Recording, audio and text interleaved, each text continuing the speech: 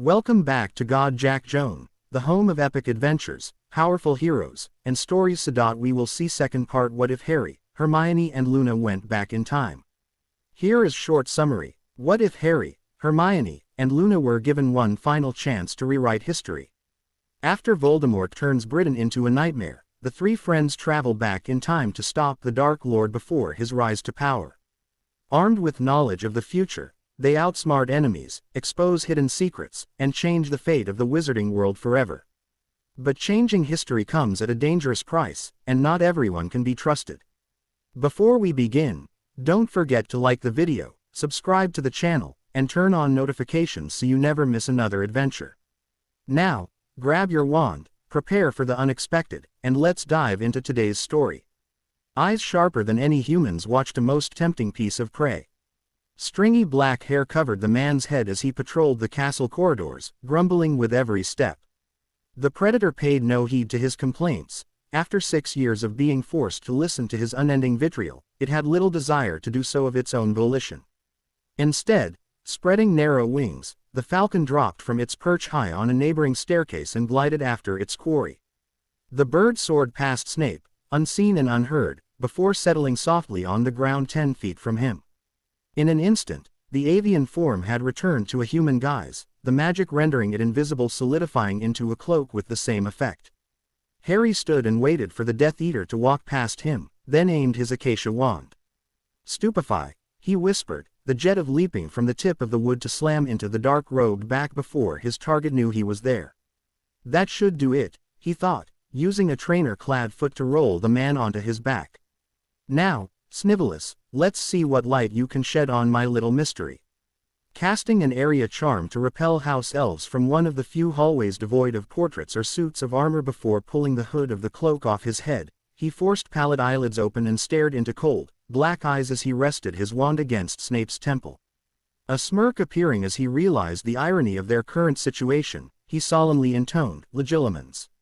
He immediately encountered Snape's occlumency barriers, not that those could stop him.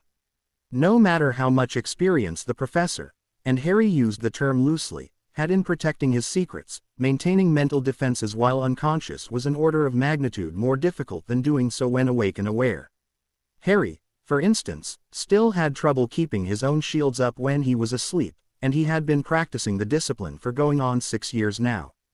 Of course, he had a reason for weak shields, and though it made keeping his secrets more difficult, particularly when said secrets involved a certain Christmas presents, he was more than happy with what he received in return. His natural talent for mind magics, including legilimency, left him well armed for tonight's plan. The probes of many legilimens, of which Snape's was a typical example, were magical battering rams, breaking down doors to access people's thoughts and memories. His own, however, was more like a lockpick, subtle, focused, and leaving far less evidence of his intrusion. Not that it will matter, he admitted to himself as he ignored the faint twisting sensation he normally felt when bypassing strong shields. He won't remember when I'm through with him, after all. His goal was simple. He needed, to know if the theory he had developed earlier that day in Hogsmeade was correct. After all, it is possible that I'm being exceedingly paranoid and igning blame to Dumbledore that he doesn't actually deserve this time. It partly depends on if my luck was the same while I was in Mum's womb as it is now. There existed the chance, however small it was, that the fates had simply and truly conspired against him and brought Snape, Dumbledore, and Trelawney into close proximity before unleashing the prophecy. It wouldn't explain why the old goat was meeting the two of them in a public place for job interviews, but I'll focus on figuring that out should I be proven wrong. He dived into the dungeon bat's memories. Severus crept up to the door, sneer in place as he heard a woman's airy-fairy tones seeping from the room inside. And next, the hanged man. Sacrifice for a greater purpose. His expression became more severe if such a thing was possible. Everyone with even a modicum of intelligence knew that divination was a crock. He was therefore surprised and, not that he would ever admit it, somewhat unnerved when the quavering voice trailed off only to be replaced by a harsh and guttural rasp. "The one with the power to vanquish the Dark Lord approaches, born to those who have thrice defied him, born as the 7th month dies."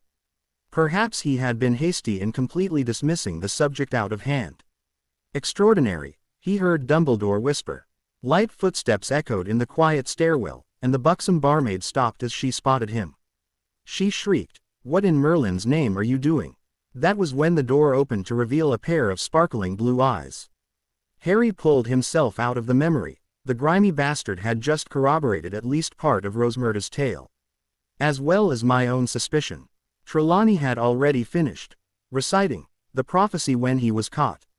That also explains why Voldemort went ahead and attacked us even though Rookwood never brought him the Ministry's recording. He probably just wanted confirmation that Snape hadn't made up the whole thing.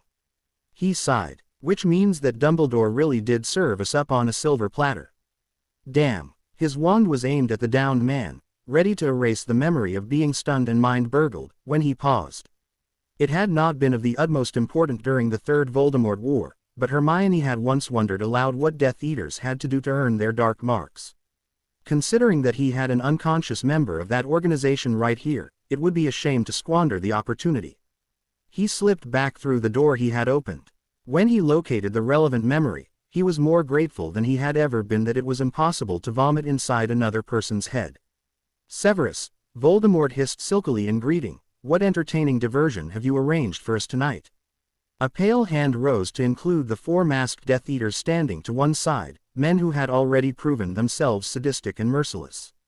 The 19-year-old wizard bowed low, but his smirk could be clearly heard. "The torture and death of a Muggle couple, my lord."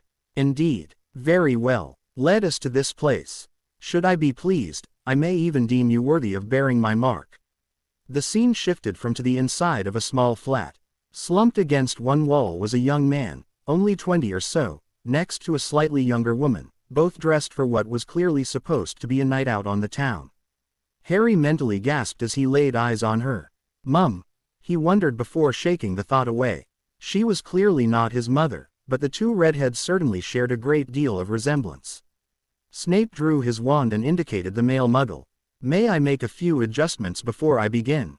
"Very well." With a nod from the serpentine head, Snape proceeded to cast a glamour over the unconscious man, turning his blonde hair black, then conjured a pair of bulky glees in front of his eyes.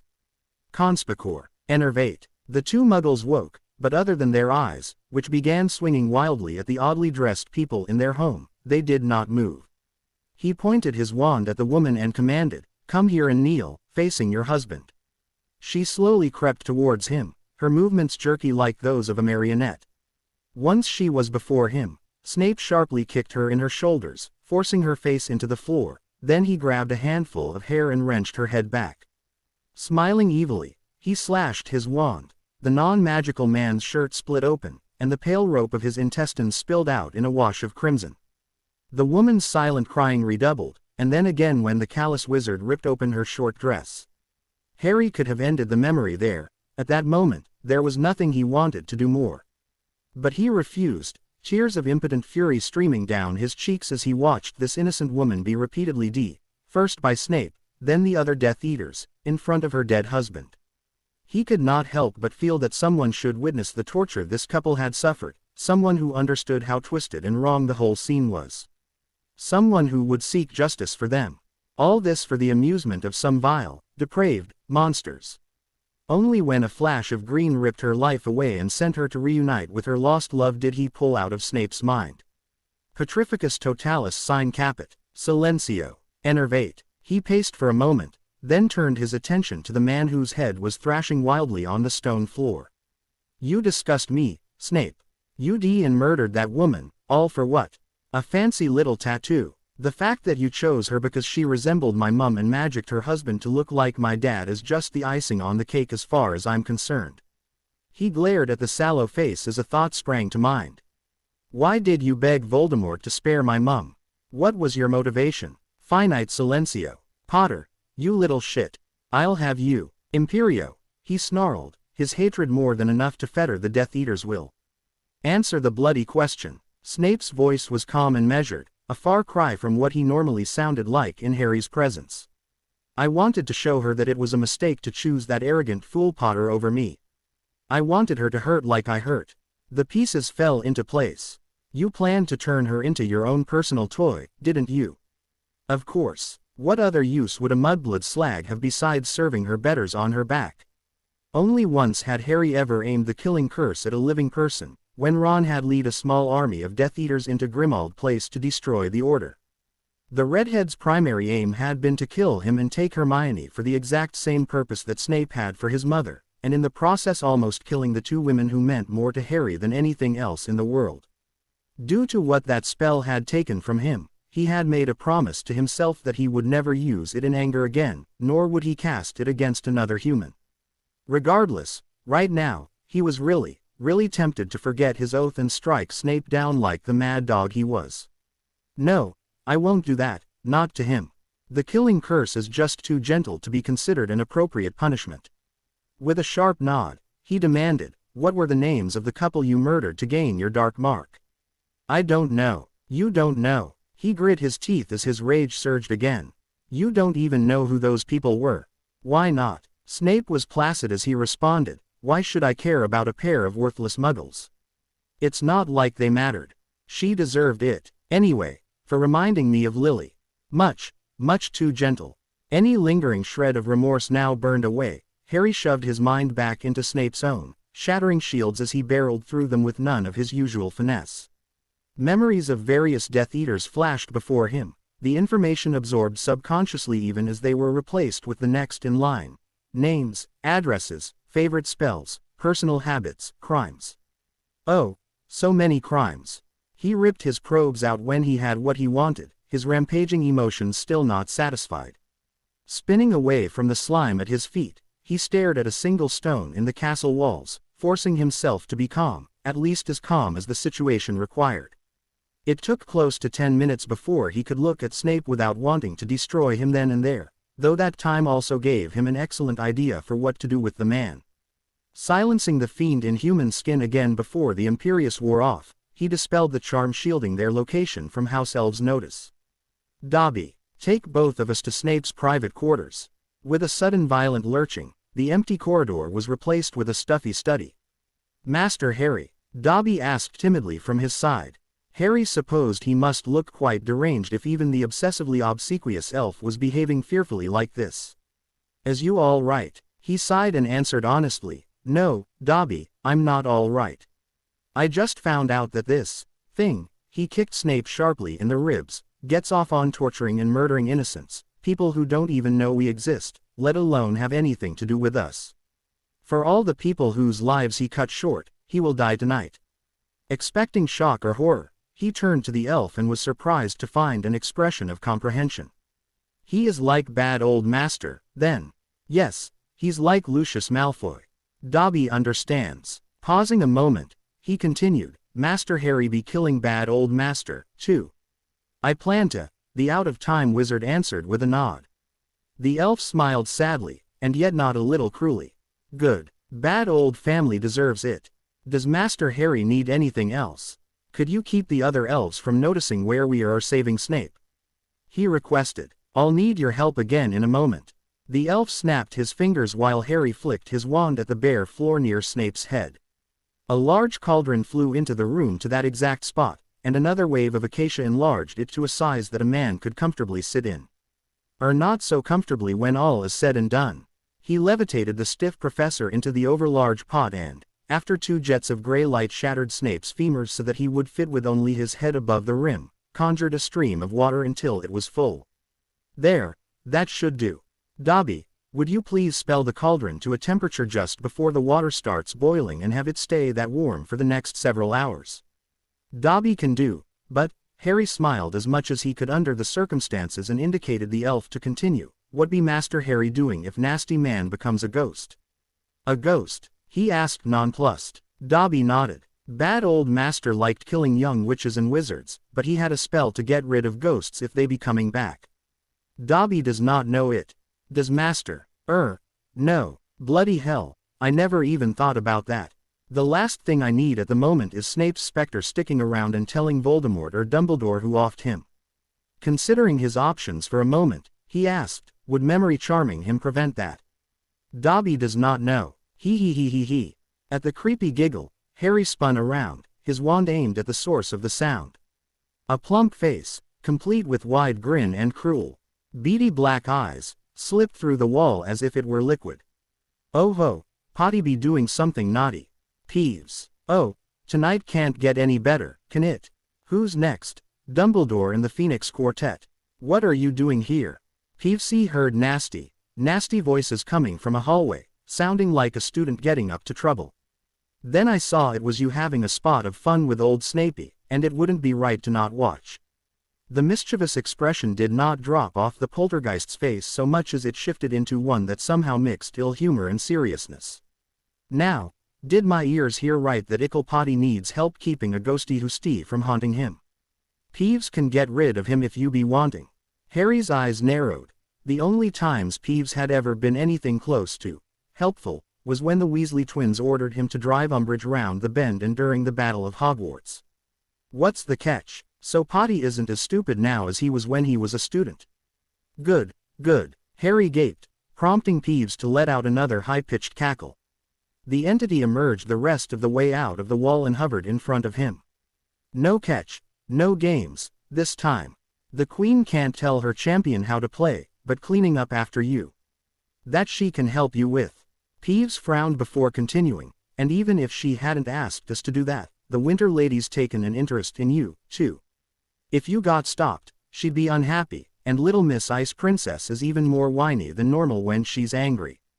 Queen, Winter Lady, bits and pieces of information whirled together and finally made a coherent picture. You have color, you're not transparent, you love pranks, you can touch anything you want, and you feel pain. He smiled at that, recalling Lupin shooting a wad of gum into Peeves's nose. My first year, the ghosts even said you weren't one of them. In the centuries you've been living in the castle, how did no one realize that you're Phi? The revealed fairy shrugged. Humans are idiots. That Harry couldn't dispute at the moment. So, he began, if Snape comes back, you can send him on to his eternal punishment or whatever.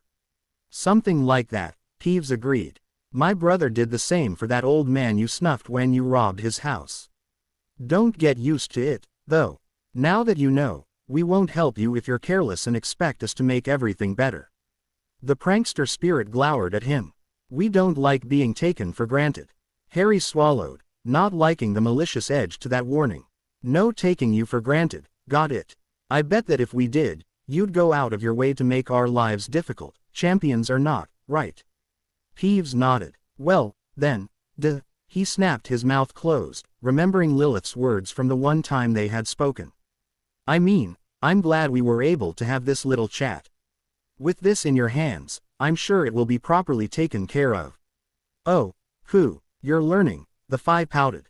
He shrugged and erased Snape's memory of the night, just in case. Stunning him would probably also keep him from becoming a ghost, but Harry wanted Snape to enjoy the full agonizing experience. Okay, Dobby, let's cook the bastard and get out of here. Yes, Master Harry. A clap of Dobby's hands had the bottom of the gigantic cauldron glowing cherry red. After another sudden jerk, the pair were back in the Gryffindor fifth-year dorm. Do Master Harry or his missies need anything else? I don't think so, but go ahead and check that they're sleeping okay before you return to the manor. We'll probably stop by sometime tomorrow. Really, he said with a wicked grin. We have an empty Death Eater abode to rob, after all. Spinner's End, Harry observed, was a decidedly gloomy place. The houses were deserted, the animals were silent, and even the GR and trees were withered and gray. With false cheer, he asked, well, girls, shall we get started? No reason not to, Hermione replied, edging closer to him as they walked down the empty street. I wonder why there's no one here. Luna turned to face them, her silver eyes bright and twinkling from the Magicite charm applied by the wand tip at her temple. Oh, that's simple, there is a Muggle-repelling charm over this entire block. I guess Snape didn't want to risk anyone seeing magical belongings and was too cheap to buy a summer home in a more isolated location. Of course, he's also mildly diminished his real estate value. Few enough people would pay top galleon for a house in the middle of a Muggle town like this anyway, let alone when it's so derelict. Point to you, love, the brunette replied. It certainly works out in our favor, he noted, glancing once more over the boarded windows. No witnesses, especially good since someone hasn't finished the disguises yet. Luna rolled her eyes at his mock chastisement. I told you, they're almost ready. I should be done by Wednesday or Thursday, definitely in time to raid the Greenbras next Saturday. Besides, I clearly remember all of us agreeing that we shouldn't pull a heist every weekend. I know, but we have only a small window of opportunity here. Dumbledore shouldn't realize that there's a pot of Snape stew on the boil until tomorrow, but as soon as he does, he'll probably get the Bats' property ceded to him. After that, there's little chance we'll find anything valuable. Little enough chance now, Hermione muttered. Sniffing disparagingly, the skipped a mite faster to pull ahead of them. And as I said this morning, I have a good feeling about today. Wards are in sight, she suddenly announced. The other two drew their wands in preparation. Keyed apparition, no surprise, anti-portkey, phoenix repelling, how interesting. In fact, the only one I see that would pose even a minor problem is the proximity ward, but since that one's an open ward and the recipient is dead, it might as well not even be there. We can walk right in through the front door. Check for mines, he said seriously. They did not want a repeat of the Lestrange debacle. Having just one of his girls that furious with him was bad enough, both would be intolerable. Nope, no mines, no animated statues, no traps of any kind. About the only possible obstacles are plants or creatures, and let's be honest, can you see Snape using either of those? Acknowledging her point, they moved forwards quickly but still slightly cautiously. Once at the door, they double-checked the outer walls for charms before they unlocked it with a simple Alohomora and waltzed right in. So, this is it? Hermione asked as they glanced over the dilapidated sitting room. I don't think the quid we'd receive from that sofa would be worth taking it, and that's the best piece of furniture I can see. About the only valuable objects are those books. Of which there are many. Yes, Luna, there are many, but considering that we probably won't sell them, it wouldn't increase our bank account. Harry snorted lightly as he moved away to investigate the bookshelves. My own, our vault holds just shy of 150,000 galleons. I don't think we need to worry about it just yet. Besides, this house may hold more secrets than we're giving it credit for. Oh, like what? Stepping back a couple of paces, he raised his space-extended burlap sack and summoned all the books from several shelves in the middle of the set. With that done, he gestured sharply with his wand. A loud groan preceded the bookcase ripping itself off the wall and falling to the ground. Behind it was a narrow staircase. Like that, for instance. Both girls gaped for a minute, though Luna was the first to regain her voice. Harry, how in the world did you even know that was there? When you're beaten for leaving the tiniest speck of dirt in the kitchen, you get very, very good at spotting small details. I noticed that though all of the bookcases were identical, the shelves on this one were a full centimeter higher than the rest of them. From the pull on the top and the hole in the wall, he pointed to each of them in turn. I suspect this was to keep the case off the floor so it could be used as a door. Hermione blinked a few times before admitting, okay, maybe there are a few secrets, after all. He nodded with a smile before stepping over the case and into the dark stairwell. With two wands behind him acting as torches, he easily noticed the jars and barrels stored in the room at the bottom with a number of cauldrons of different metals. I think this is his private lab. He has access to the potions lab in the dungeons all year long, the bushy-headed bookworm said. Why would he need one in the middle of nowhere, even if he does live here over the summer? Luna's gasp grabbed their attention. Because he doesn't have to worry about people finding rare and illegal ingredients if he hides them here. She turned to them and pulled her left arm out of a barrel she had opened at random. Clenched in her hand was a glistening lump of silvery muscle. Love, is that what I think it is? Yes, Harry, it is. Unicorn heart. Possessing one of these is a full year in Azkaban. She lowered it gently back into the barrel. There must be several dozen here. Considering how few unicorn poachers there are, this would have cost a small fortune in Nocturne. They looked about the room again with new comprehension. If all of these contain ingredients like that one did, the amount of gold this room represents is staggering, he thought in awe. I'm going to go out on a limb here and say that potions that require things like this are even more expensive than the components. Expensive, difficult to brew, and extremely potent, Hermione confirmed. Regardless of the legality or lack thereof, Street Mungo's orders questionable potions from anonymous brewers from time to time. The potion name is never given, just the purpose and time constraints. That way, if the DMLE were ever to investigate, the healers would have plausible deniability on their side. It's complete fiction, of course, and everybody involved knows about it, but since they're the only hospital in the entire country, no one is going to ask too many questions. It wouldn't do for the Aurors to be without somewhere to send their wounded. Play in politics long enough, and the shit eventually stops stinking, he muttered cynically. Pretty much. A clearing of the S throat recalled them from their conversation. While they were talking, Luna had emptied the room of its contents. If you two are done nattering, we should pack up the rest of the books and look for any other secret pages. It was in the fourth and last hidden room that they hit real pay dirt. For once, Snape being a curmudgeonly old bastard works to our advantage, Harry laughed, shrinking the reinforced space extended full of gold and shoving it inside his pocket rather than his bag. Putting one expanded space inside another rarely ended well. I guess not even the goblins wanted him inside their bank. That or he was too paranoid to trust them. I could see it going either way. Hermione tied her own sack to her belt and led them up through the trapdoor in the pantry floor. Do you think that's everything? It should be. The house isn't that large. We don't have a lot of time to waste poking around fruitlessly, either, Luna said as they walked out of the kitchen and back into the sitting room. So, should we leave our mark and get out of here? Harry shook his head. Not this time. Leaving it at the homes of regular Death Eaters or other pureblood supremacists is all well and good, but if it's in the home of Dumbledore's pet dungeon bat, that might be enough for him to shift his attention from the battle to keep control of the school onto our heists once we really get going. No, I say we just torch the place and destroy any evidence we left behind. The girls cast fire-containing charms around the property while he went back inside and unleashed gouts of flame in several carefully chosen spots, all burning even faster thanks to a few bottles of cheap spirits they had found in yet another secret chamber. When the trio departed, the blaze was bequeathing Spinner's End with some much-awaited color. On Monday morning, Harry was sure that Snape's remains had been discovered.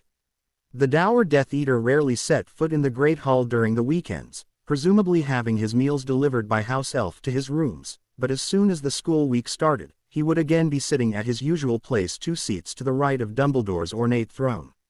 Today, however, that chair was empty, as were the other 4 at the center of the table belonging to the headmaster and the heads of houses. Still, I thought we would at least get through breakfast before they noticed something was amiss. What are the chances he calls in the DMLE? Harry turned to fix his lover with a confident gaze. Considering he covered up unicorn poaching, basilisk attacks, serious breaking into the dorms while everyone was asleep, and Malfoy nearly killing several people while failing to innate him. Practically zero. She grimaced in an attempt to smile and nodded at that bit of logic. Before they could start back in on their breakfasts, the subject of their discussion strode into the hall, his gait stiff from some emotion, though exactly what that was Harry could not tell. Dumbledore stopped at the front of the room and faced the student body. Early this morning, the old man began, his voice shaking in restrained fury, Professor Snape was found severely injured in his private quarters. He has been transferred to St.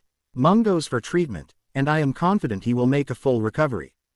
Dumbledore waited for the hubbub to die off. His affect was not improved by the muted cheering coming from 3 of the tables. That said, the conditions in which he was found are well beyond the farthest boundaries of good taste. This was no prank, but rather outright alt. If you are responsible for this act, I recommend that you come forward and confess. The punishment you receive will be harsh, but should I have to learn the facts of the matter from Professor Snape once he regains consciousness, I will have no choice but to expel the student or students who had a hand in this and turn them over to the DMLE for prosecution. If you have any information about the identity of this perpetrator, I ask that you also come and speak to a member of staff. Whatever you have to say, we will hold your name in strictest confidence. Finally, all pleas have been cancelled this morning due to the investigation, though our normal schedule will resume after lunch. Anyone who wishes to contribute a small token to wish Professor Snape a quick recovery may leave them in his office. His announcements made, the headmaster swept out of the hall again, robes flapping in a similar fashion to the late potions professor's. Harry turned back to Luna, who he noted was looking a mite pale. He whispered, "Don't worry, it was all a bluff.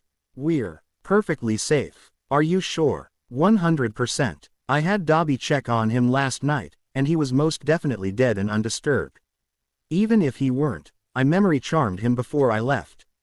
The old man's just trying to scare us into incriminating ourselves. She nodded and straightened, just in time to catch sight of the regular flock of owls enter the hall through the windows cut high in the wall. I wonder what today's news will bring. Your guess is as good as mine, Hermione replied, looking up from where she had been slumped over between them with her head resting in her hands. She blinked rapidly, her eyes clearing and a frown appearing on her face. Actually, isn't today when Umbridge is supposed to get her big promotion? He shrugged and removed one of the avian's burdens.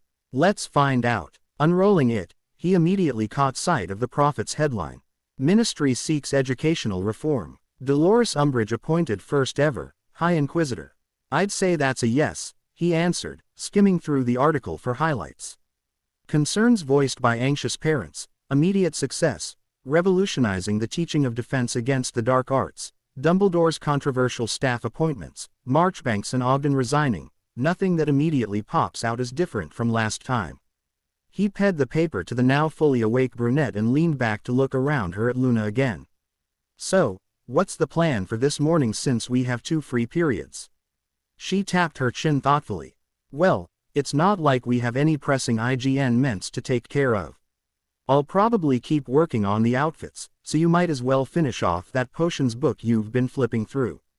Hermione, I have no idea, though she was complaining on Saturday that she was bored and might start up her experiments again. Do you think the room can make popcorn? He snorted at that. Hermione in the midst of a research project was a sight to see. For all the scheduling and color coding in her normal life, she had a bad habit of starting 10 totally unrelated experiments at once, and though she was skilled in multitasking, at least 2 of them would inevitably interact badly to create explosions, strange smells, unusual charm effects, transmogrified rabbits, or some other unpredictable and chaotic result. He had been shocked the first time that happened, but over time he had noticed 2 recurring patterns. First, it never failed to provide a diversion to occupy the in him for a short time, and second, the projects that blew up were always the least difficult or important ones. In fact, a curious glance over some of her notes at one point indicated that they were highly unlikely to pose any sort of threat when they eventually failed. Though he never sought confirmation, he was sure she was only ever working on 8 things at a time, the other 2 she set up purely for his and Luna's amusement. What outfits are you talking about? Neville asked quietly as he plopped down across the table from them. Nothing, Harry quickly answered, though he frowned at the meek shift in the boy's frame at his tone. He had told himself that he would pull the Longbottom scion out of his shell now that the DA was not in the cards, but he had forgotten just how timid his fallen friend had once been. An excuse coming to mind, he continued in a softer voice, Luna asked Hermione and I if we would join her Nargle hunting this weekend. She didn't expect us to agree, though, so she's been busy making the outfits we'll need to sneak up on them. He cut his eyes to her and smiled slightly. We've really got to work on your expectations. Luna chose the incredibly mature action of a mentally 24-year-old woman and promptly stuck her tongue out at him. Only Hermione sitting between them prevented his customary counterattack of trying to catch it with his own. That might not be a bad idea, to be honest. Our normal games would certainly give Neville an education. Aren't Nargles, you know. Neville made a vague hand gesture, apparently unsure how to phrase what he wanted to say in a polite manner, not real. Technically, they're undiscovered. They may or may not be real, but we'll never know for certain if we don't search for them, will we? After all, the drew herself up and looked exceedingly smug. Before this year, everyone thought I was crazy for believing in crumple-horned Snurkax, but Daddy and I found them. If Snurkax are real, who's to say Nargles and Slashkilters and Heliopaths aren't? Harry grinned. Very true, love, though not everyone thought that about you. After all, I only found out about dragons, phoenixes, and trolls when I was 11 years old. It was quite a shock considering I had been told my entire life that they were complete fantasy. I bet any Muggleborn or raised would be willing to give you the benefit of the doubt. Well, the majority of them, anyway, he added, thinking of Hermione's instant and condescending dismissal upon meeting her for the first time. You're absolutely right about Clyde shutting up the naysayers, too. It's hard to call something imaginary when it's sitting there in front of you. Admittedly, Neville, I would be lying if I said I expect us to see Nargles around here, if for no other reason than the sheer number of people who have spent time in this area over the centuries, but the finding isn't really the most important part, I don't think. The company is. Even when we come back empty-handed, we will still have had an enjoyable afternoon together. I couldn't have said it better myself. Neville nodded seriously as he pondered what they had said, and other Gryffindors who had been eavesdropping seemed to share his newfound understanding. Harry appreciated this thoughtfulness. It was despicable how Luna had been isolated and viciously mocked for 4 years simply because she kept an open mind and looked at the world from a different angle than the average individual. He had not been lying about the hunts, either. Every year prior to Voldemort's second resurrection, partly in memory of her father, the amateur cryptomagizoologist had dragged him and Hermione off on a tour of some empty part of Europe for a week or two to piddle around and keep an eye out for unusual creatures. She may have billed it as an expedition, but it was more of a vacation than anything else. He absolutely adored those trips. For a brief time, he was free from the unreasonable, ultimately unfulfillable expectations the British placed on him as their precious man who won, and was just a no-name nobody trailing after two pretty birds. It was a chance to relax, have a little fun, and drive their mutual lover spare as she tried her best to pretend she wasn't enjoying the time off from her healing apprenticeship just as much as they were. Maybe the three of us and Zeno can all go on another one next summer. Voldemort and Dumbledore will both be gone, the pureblood supremacists will be defanged, and we'll have plenty of money to throw away. It will just be a matter of stealing Hermione away from her parents, though there is no reason they can't come along as well. He winced briefly as just such a reason crossed his mind. Then again, do I really want all three of my, for all intents and purposes, in-laws hanging around at the same time, especially since I doubt we're going to be willing to pretend we aren't shagging each other silly every night? No, definitely not. Ugh, why am I not surprised? Hermione bawled the prophet up and tossed it away in disgust. The editors wrote an opinion piece detailing our dear High Inquisitor's voting record in the Wizengamot. Any ideas what they were saying? He sighed. I'm going to go out on a limb and guess it was full of praise for her work isolating and degrading the werewolves, centaurs, merpeople, muggleborns, so-called half-breeds, and anyone else who can't trace their magical ancestry back ad nauseum. Got it in one. You know, I see a serious flaw in her supporting that particular philosophy, Luna commented idly. After all, they might not be magical, but I'm pretty sure having a toad as a parent makes her a half-breed, too. It would have to be an exceptionally large toad, of course, and the actual mechanics would get rather strange depending on exactly which parent said amphibian was. Luna, please stop. I really did not need or want those mental images. He pushed his plate away, all appetite gone. A quick glance at the staff table was enough for him to see the wide grin on Umbridge's face. So she's that happy about her new position. Well, that just won't do.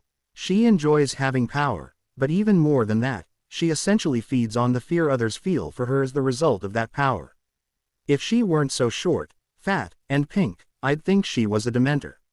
I wonder, though, what would happen if someone stopped that fear before it could really take root? If every time people looked at her, they remembered something happy or even funny. A smile appeared as a plan sprouted in his mind. It would take a little bit of time to look things up, but with morning please cancelled. Regardless of potential hypocrisy, it infuriates me that the main news source for this country is nothing more than a mouthpiece for the cesspool of bigotry and corruption that calls itself our government. If magical Britain is ever to drag itself out of the Dark Ages, an independent and factual press has to be one of the biggest priorities. Luna bristled at her girlfriend's declaration and reflexively defended her only living parent. Hermione, I'll have you know that the Quibbler has always considered truthful reporting to be one of our most important duties to our readers. Sorry, Hermione sighed. You know I didn't mean it like that. I suppose I should have said an independent, factual, and widely read press. Like it or not, your father's paper is a bit of a niche publication. Well, yes, you're right about that. Honesty should not be limited to magizoology.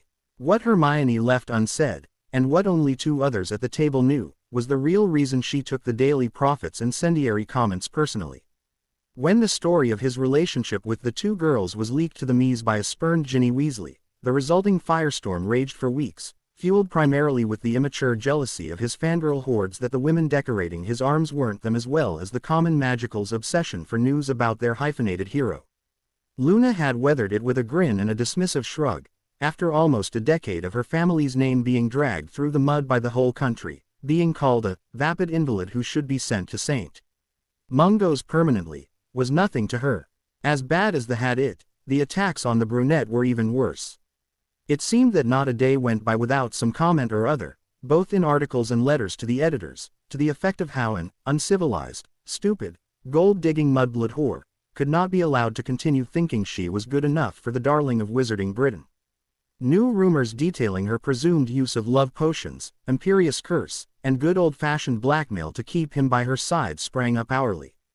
The Aurors had even taken those claims seriously and once came to Grimmauld Place to detain her while they investigated, though that plan was scuppered shortly afterwards, mostly due to him taking offense, stunning them all, throwing them through the flow back to the Ministry atrium, and then spending the next 2 hours screaming at Kingsley Shacklebolt. He had been a little upset. For all that it got the DMLE off their backs, nothing else came of the impromptu meeting. The minister had apologized but also admitted that there was little anyone could do. Apparently, the reason the prophet got away with their continuous libel is that there were no laws to prohibit it, and a charge of defamation of character only applied when an individual was, falsely, accused of a crime. That certainly explained why they had been fined so harshly after Lord Greenger bribed the Wizengamot to drop the attempted murder charges against Daphne. So long as the newspaper merely implied that Hermione had broken the law rather than outright stated it, they were not actually accusing her, hence why Skeeter had gotten away with all her muckraking. The more magical Britain's laws were looked at anyone by with a modicum of logic, the less sense they made. Hermione nodded. I think I'll go ahead and get some work done since we have the morning off. Feel free to join me in the Leary later if you want. Actually, Hermione, Neville began cautiously, and she turned to look at him squarely. I'm having a little trouble with the essay Flitwick set out for us. Would you be all right with helping me out a little? She blinked in surprise before nodding. Sure, I don't mind a bit. The two departed, leaving Harry and a pensive Luna to themselves. What's wrong, love? Hermione's birthday is coming up next Tuesday, they replied.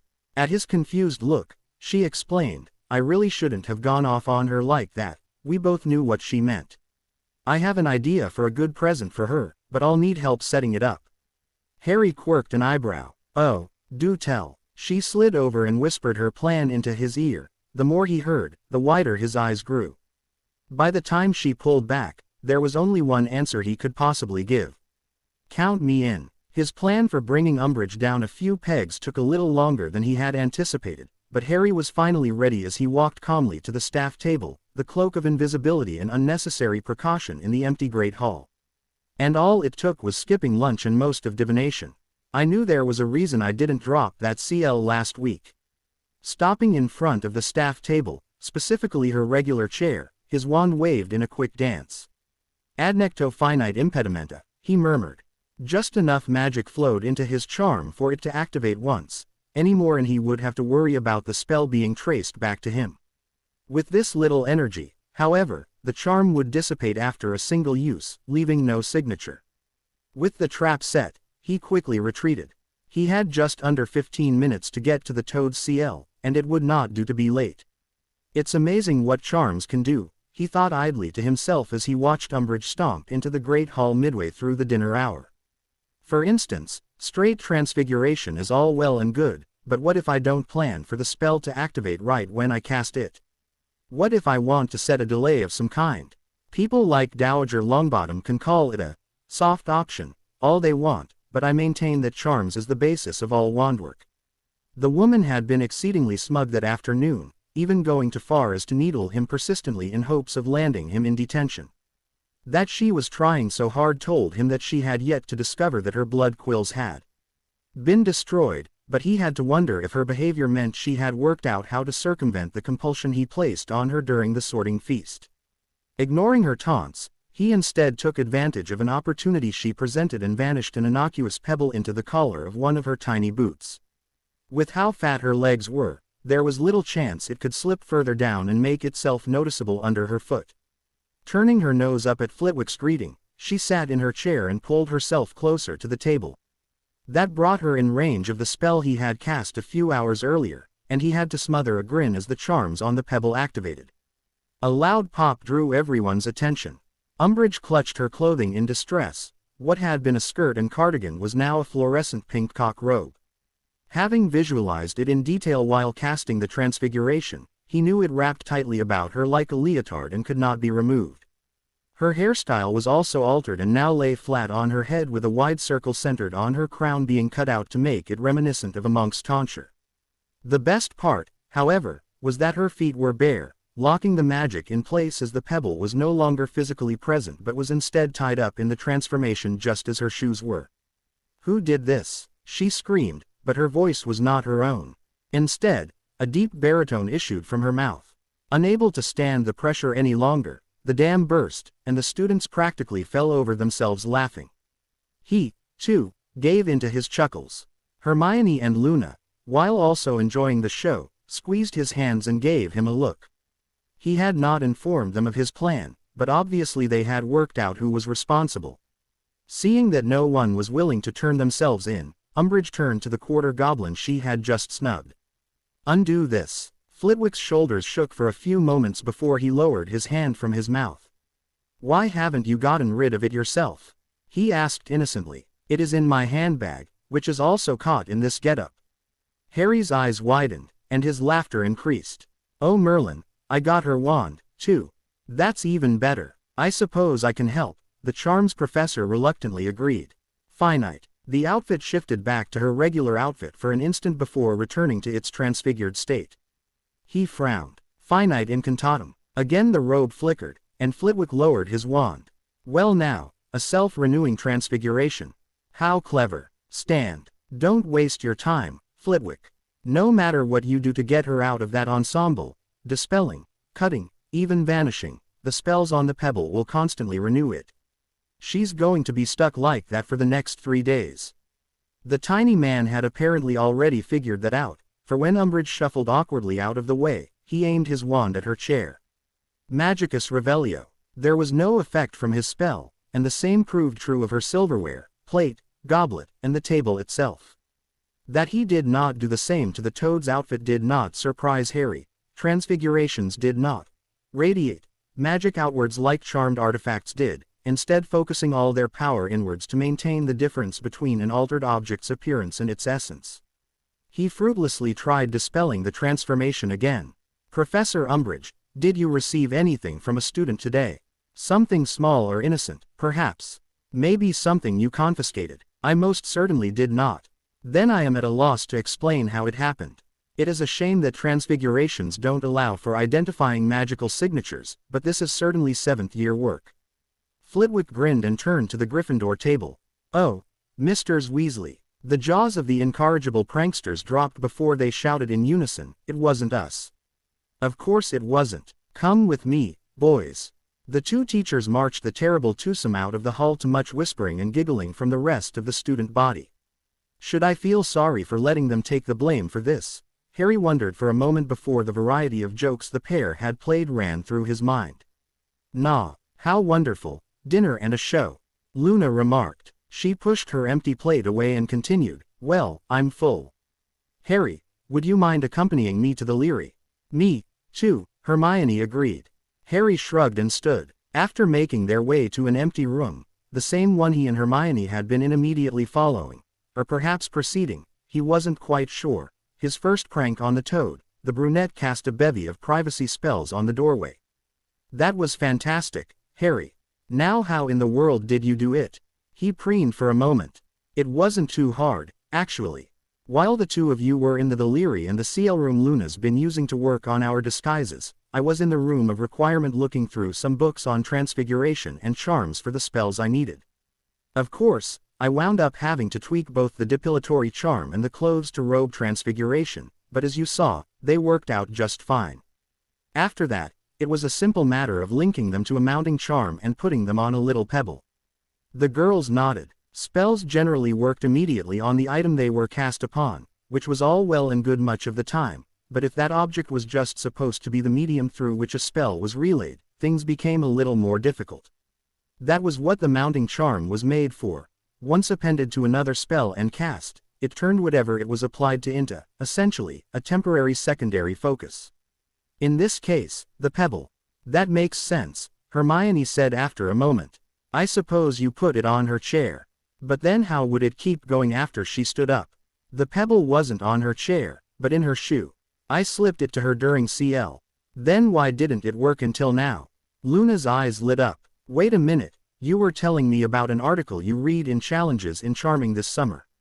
A new use for the impediment jinx. He smiled. Impedimenta was the most important part of his trick. That's right, I'm glad you remembered. During an amateur duel in Russia, one of the competitors mistimed his jinx and hit the scoreboard. The officials got it working again, but there was a charms master in attendance who became curious and tried it out on several charmed objects when he returned home.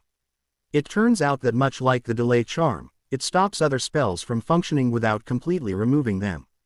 With that in mind, I used the jinx on the pebble once I had the charms I wanted on it so that they wouldn't immediately activate.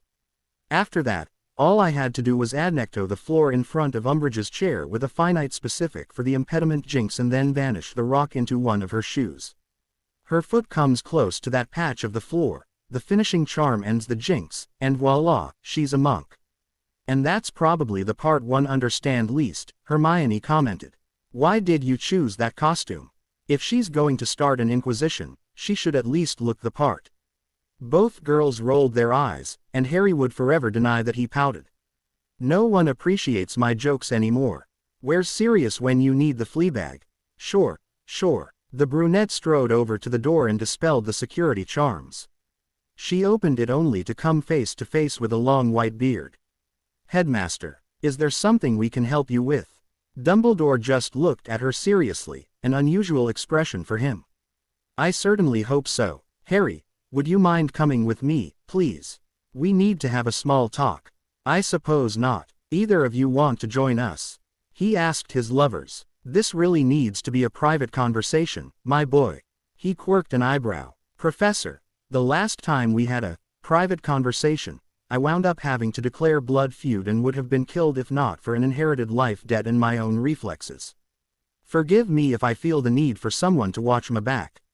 My own. You got to go with him last time, Luna stated, coming up and wrapping her arms around one of his own, so I get tonight's date in the headmaster's office. You don't mind, do you? That's fine. I can give it a miss once in a while, Hermione answered lightly. Well, now that that's settled, Harry said, motioning to the hallway, shall we? Once in his office proper, Dumbledore waved them to the chairs in front of his desk.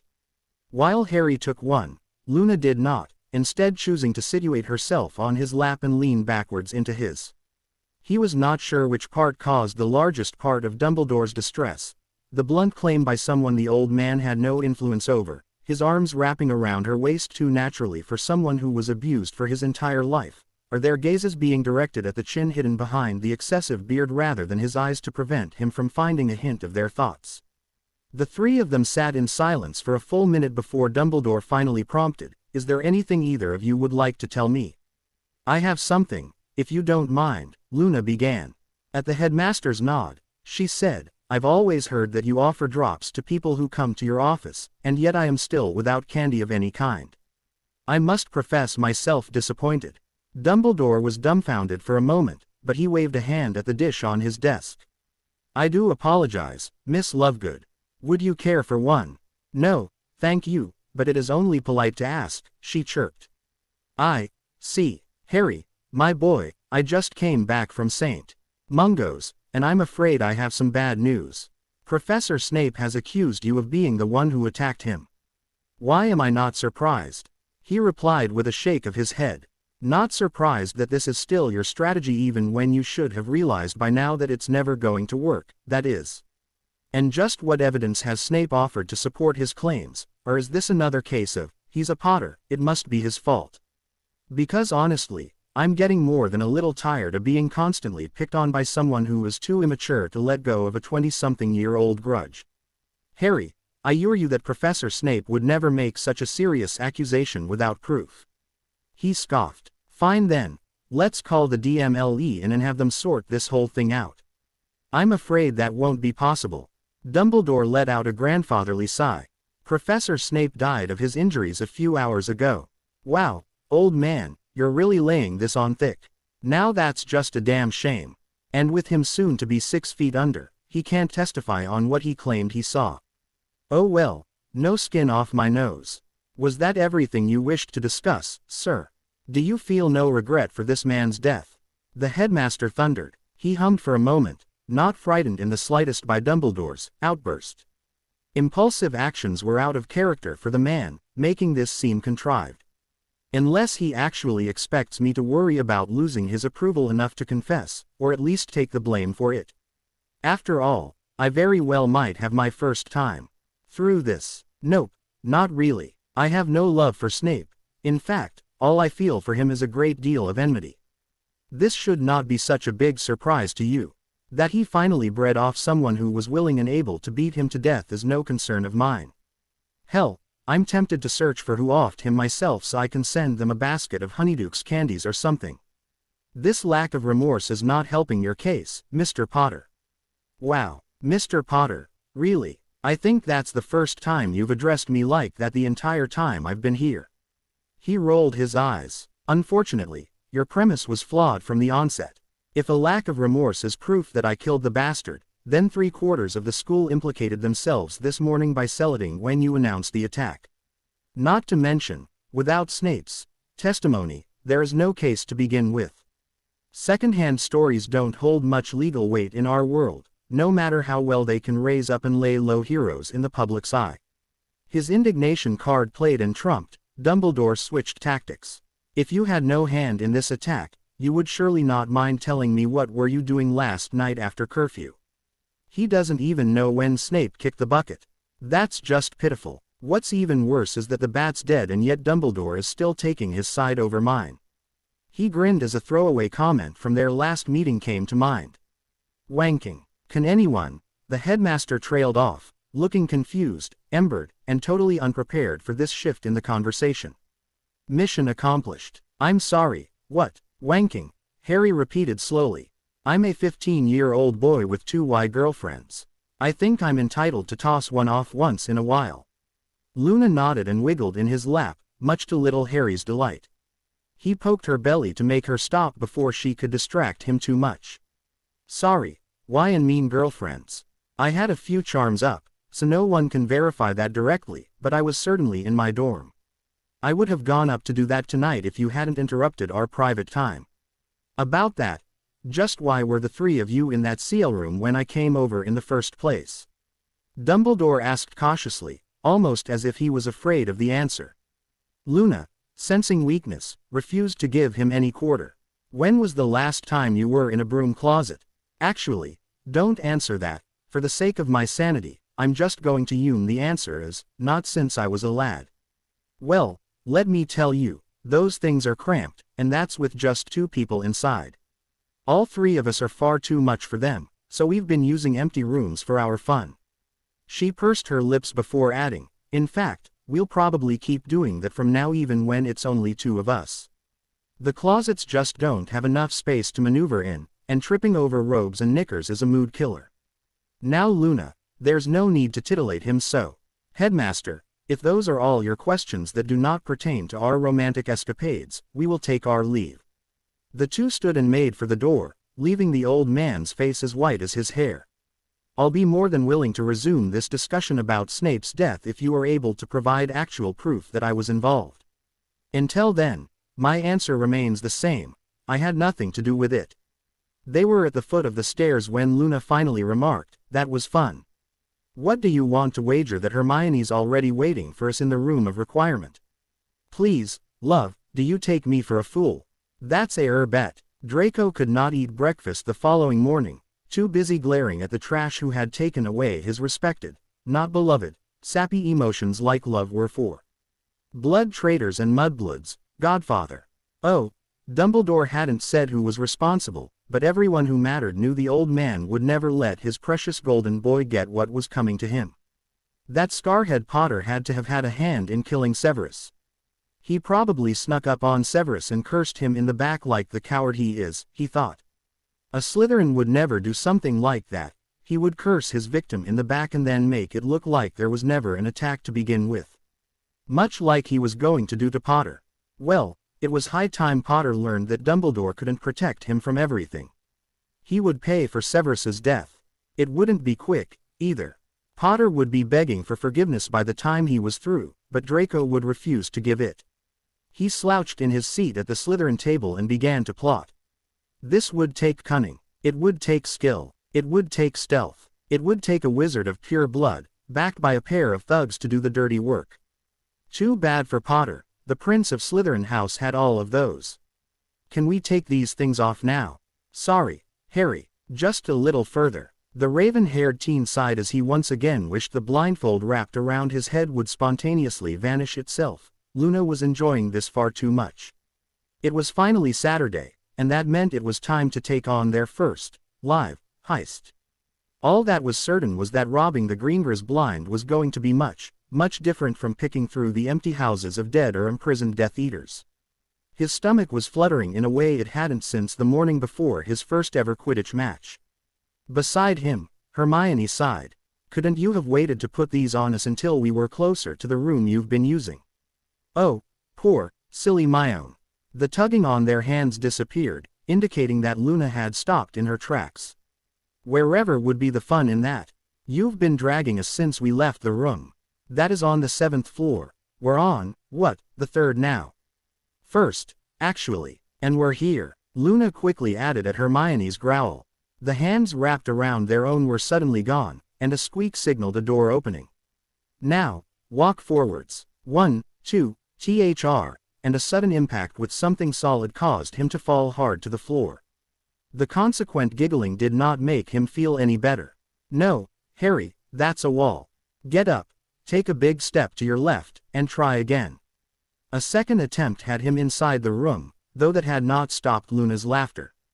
Okay, you two can take off the blindfolds. He did so with no small amount of relief and blinked in surprise at the outfits clothing 3 mannequins labeled with their names. These were not the robes he had been half expecting.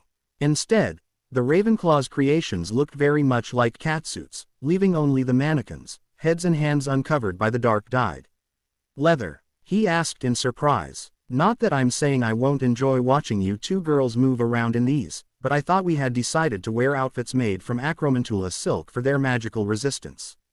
We did, but I realized when I started designing them that silk is just a bad material for protective garb, no matter how resistant it is. The original plan would have dampened the effects of curses, certainly, but the first banished object to hit it would have torn it to shreds, and then we'd be screwed. Leather, on the other hand, is lightweight, provides decent protection from moderate physical blows, and can be replaced at a much lower cost than the silk lining it. It's also easy to charm for temperature regulation to keep us cool when we're inside and warm when we're outside breaking wards. In the middle of winter. It was this or we take a break from our heists for a few months. I don't know about the two of you, but I'm not going to stand around in knee-deep snow and freeze my baps off. He stepped closer to better examine the disguises.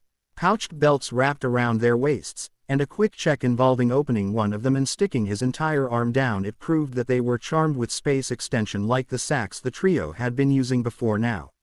Hermione had approached with him, but she was fingering the hood attached to her suit. Preventing anyone from seeing what our hair looks like is a good idea, but how do we keep them from remembering our faces and body shapes? We don't look quite like adults just yet, and tipping the DMLE off that the hooded foxes are students would make all this a moot point.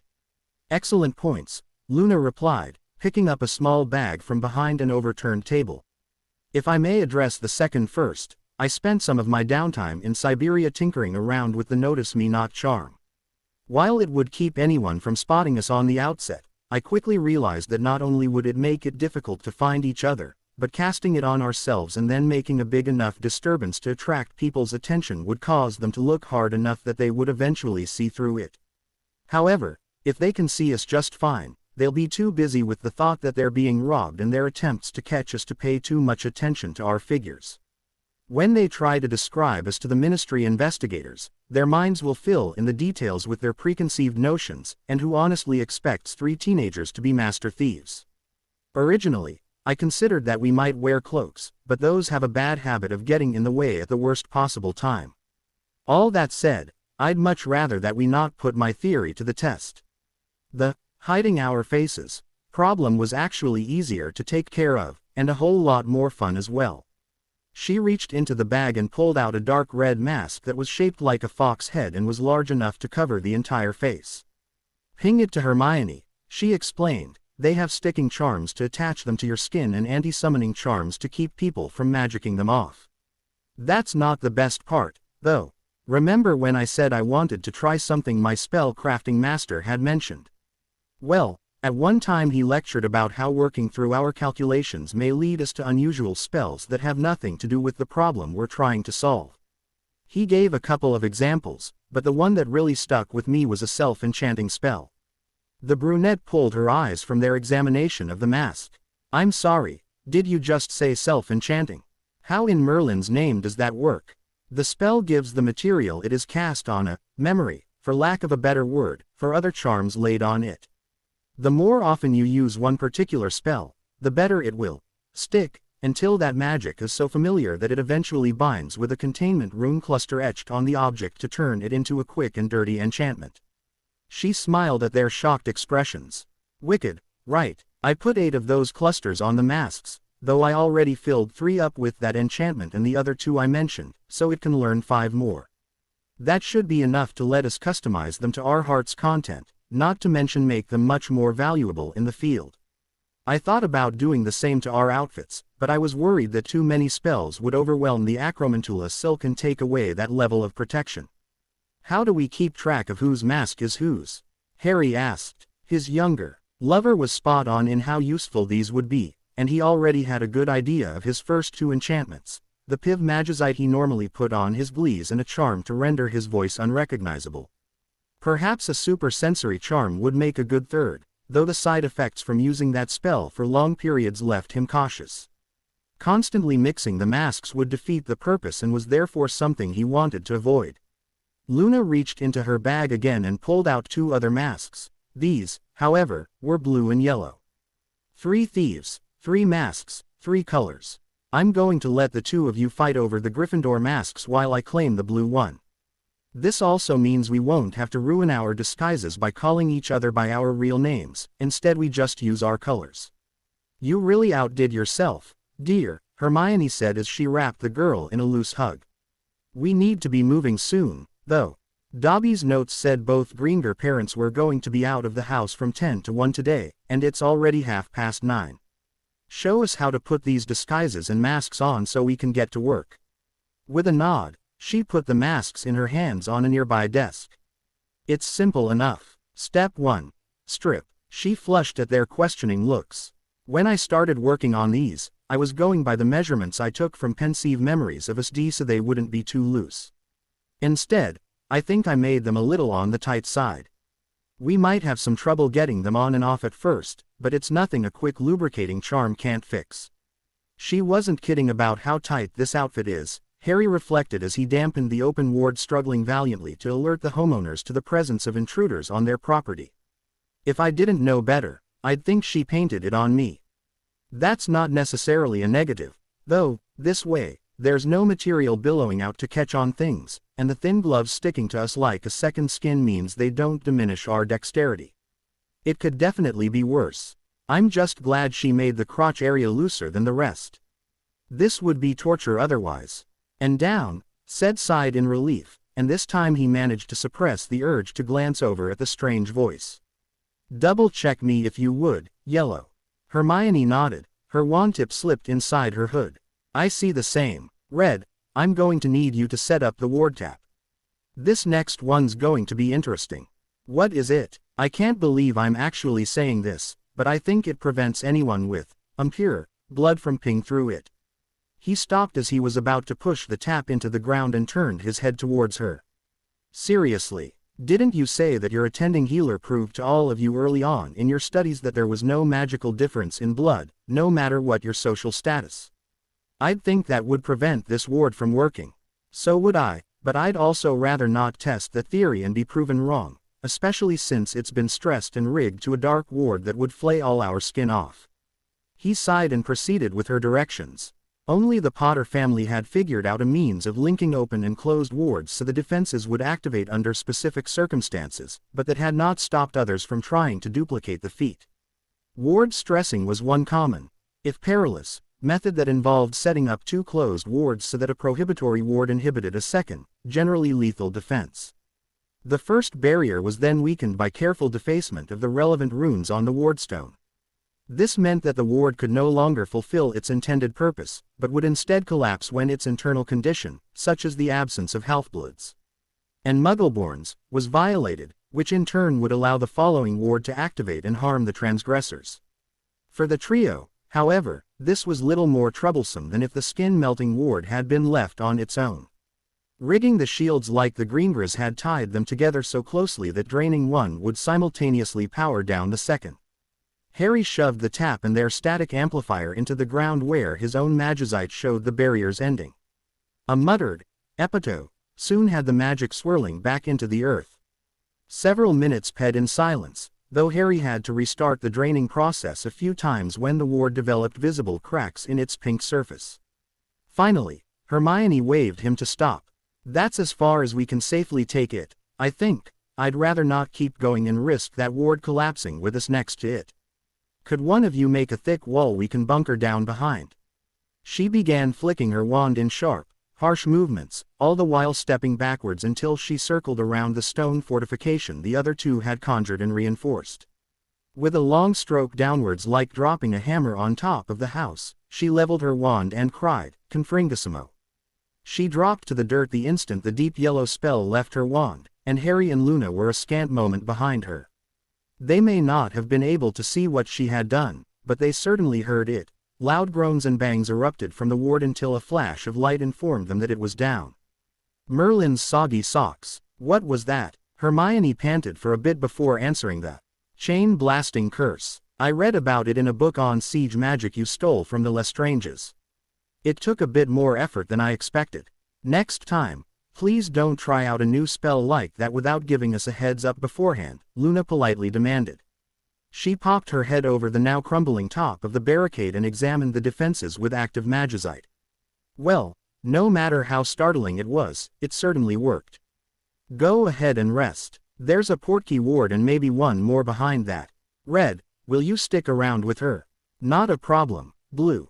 I told you, it's ultramarine. What is it with boys not knowing their colors? Shaking her head, the youngest of the three drew a set of ward picks from one of her pouches and walked towards the house. He, too, could use a break to catch his breath. The ward tap was a hungry beast, and the magic ed from the wards was not enough to sat it. From now on, we need to carry something sugary with us for quick boosts. A few seconds later, Luna returned and dropped between them. Animagus detecting ward, she explained, and he nodded wearily. This open ward would be quick to get rid of, but it still meant draping a net on top of it to keep it quiet while they neutralized it. 15 minutes later, they were standing safely in front of the entrance to the Greengrass mansion. This family clearly took their security seriously, as the door was charmed as much as the wood could handle so as to resist most of the simpler ways of demolishing it. Unfortunately for them, and for reasons none of the trio could fathom, they had forgotten to protect it from the simple unlocking charm taught to first years in Hogwarts. With a group nod, they split up to begin their ransacking. Harry had drawn the ground story when they plucked their floors from a hat, and so he started in the formal dining room. He lifted a fork from the table and tapped it with his wand. Materia Revelio. He smiled behind his mask at the word displayed in smoke. They had found that it was less irritating and more profitable simply to melt down anything gold and silver and then sell the metal than to argue with pawnshop owners that something, such as a sterling silver utensil set, was the real McCoy and not a cheap knockoff. A quick gesture had all of the precious metal as well as the plates and crystal goblets summoned into a pouch, and the 20-place table as well as the chairs and surrounding cabinets soon found themselves shrunken and stored in their new, temporary homes within another. There were no portraits in here, but a Firebird volley hex quickly immolated those in the corridor to the kitchen. Working his way through the house, he eventually entered the Lord Gringer's study. He pulled drawers out of the roll-top desk the man owned and rifled through all his papers, but other than a well-worn signet ring, he did not find anything with immediate monetary value, especially not the vault key he had been searching for. Blue, yellow, their Gringotts key is still in the wind. They might have taken it with them, but keep an eye out for it anyway. Understood, they both replied, their distorted voices becoming more recognizable the more they spoke. His exploration led him next door to a public sitting room, at least, that was what it felt like thanks to the uncomfortable-looking furniture and generally impersonal atmosphere. He glanced about the room, and his curiosity was piqued by the lone photograph on the mantel of the fireplace. Stepping closer to inspect it more closely, he finally noticed what had seemed so strange after seeing so many pureblood family photos. Of the 4 people it depicted, he recognized the patriarch and David on sight, and he guessed that the stern woman behind the boy was the lady of the house. The final member, however, was a girl who was at most in her early teens.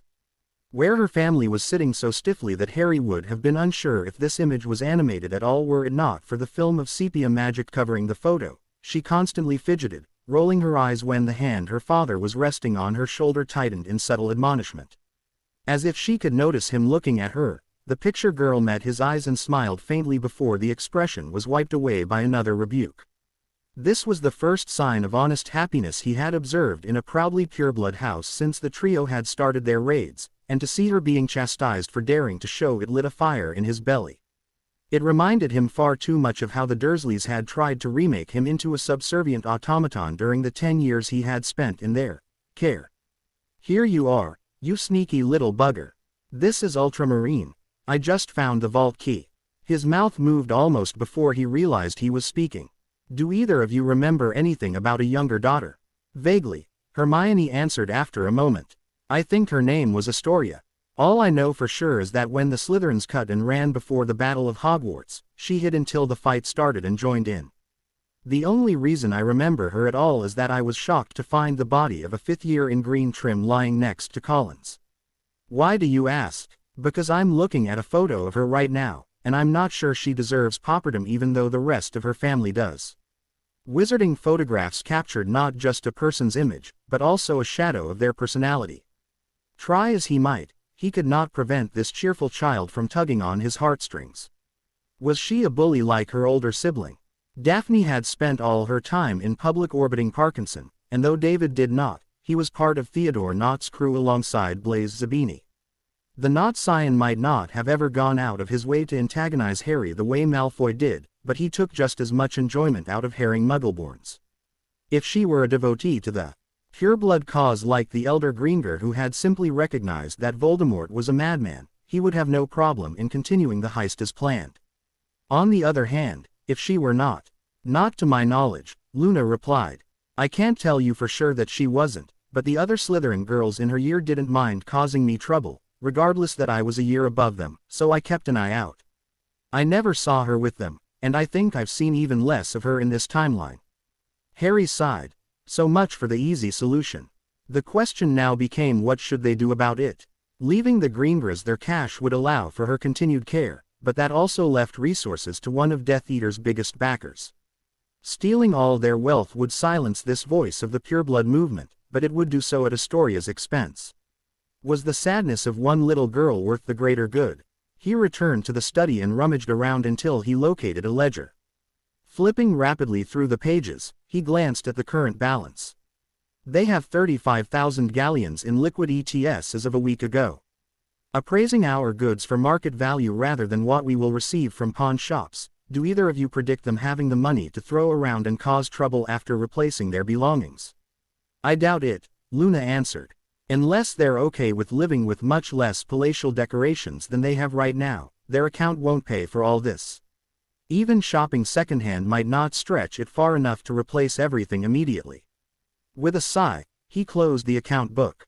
Then we won't be visiting Gringotts after this. I want to leave them a message, anyway. He glanced at the clock sitting on one of the desk's shelves before bagging it. It's 11:30. Let's wrap this up so we can get back before lunch. That hungry, are you? No, Yellow, just want to make sure we have at least a week alibi. They met in the front foyer, and Luna conjured their mark before handing him the key. He touched it against the wall and glued it there with a sticking charm. Carefully writing his message with flame in the air in a different handwriting than his usual scrawl, he pushed the words into the wall below the key and let them burn for a moment. There, that should do it. Do you think they'll listen? Hermione shrugged. Considering their house is practically empty, they would be stupid not to. I went back to the girl's room to leave her diary, gemstone collection, autographed Appleby Arrows poster, anything that looked like it held personal value, but she's still missing a lot. You did your best, though, Luna said, wrapping her arms around their shoulders. We came to rob them, and we did. That we moderated our actions so she suffers less is a good thing. Who knows? Maybe she'll look back on this day and remember that it was when her family changed their ways and her whole life turned around. I'll settle for not making an enemy out of her, Harry commented softly. As the head of the Department of Magical Law Enforcement, Amelia Bones was rarely called to the scene of a crime. Along with Dementors the Potter boys' Muggle relatives, as he had told her rather emphatically at the time that they were not his family, this made twice in as many months, much more than normal. Getting out of the office and keeping her investigative skills polished almost made up for the wagonload of parchment work that would inevitably follow. She noticed the crimson cloaks and strode towards her oars. Shacklebolt, Tonks, report. Madam Bones, greeted the large Africa-born wizard. We received a flow call from Lord Cyrus Greenger at 1:12 this afternoon, during which he told Cadet Thompson that his house had been robbed. This information was forwarded to the Magical Law Enforcement Patrol as there was no indication that the situation involved dark magic or wizards. At 1:25, Senior Patrolman Rogers requested that a team be deployed to the scene. Auror Tonks and I arrived at 1:27 and, seeing what had Rogers so troubled, sent for you. She sighed. Kingsley was one of her best. If he thought she needed to be present, this was certainly going to be interesting, though likely not in a good way. A wave of her hand had the two oars leading her into the entrance hall of the mansion, and she immediately realized the problem. That mark, Shack, you were the one who was called to the Rookwood murder robbery as well, correct? I was. The image is identical, but the message is new. She knelt to better read the words burned into the wall below the grinning fox head and key. It is only for your daughter's sake that you were given a second chance. Pure blood cannot wash away the murders your money bought. Do not make the same mistake twice. Bloody hell, she thought. This guy is willing to call Greenger out for his alleged role in funding the Death Eaters during the war, then threatens to come back and finish the job. He's got guts, I'll give him that. No ins, but guts plenty. A house like this is certain to have portraits. Did any of them provide a description of our thief? No, ma'am. All of them had been burned to ash when we arrived. She looked up at the man. All of them. Whoever he is, he knows what he's doing. The house was empty, the portraits were destroyed, and the house elf was found to have been forced into a magical sleep. There are no witnesses whatsoever. Damn, I take back the no ins comment. She looked about at the MLEP investigators milling about helplessly. How did he even get in here? I doubt Greenger lowered his wards and sent out invitations. The pink-haired woman piped in helpfully. He didn't even lower the wards for us. The thief ripped right through them. Surely you're joking, Auror Tonks. It was a well-known fact that Greenger had an intimidating and extremely expensive suite of defenses around his property. For one person to be able to break down wards of that quality like this rather than sneak in some other way implied either a substantial background in curse breaking or power at Dumbledore's level. Considering the audacity he had shown, neither of those was a good option. I wish she was, Kingsley sighed. Greenger refused to let us examine the wardstone at first, but we got a look eventually. So many of the scripts were burned out that the whole stone needs to be replaced. It's nothing more than a crumbling hunk of granite. Coincidentally, he has also been fined 400 galleons for erecting a number of dark magic wards. She laughed despite herself. It's a good thing Mr. Fox decided to leave him his key, then.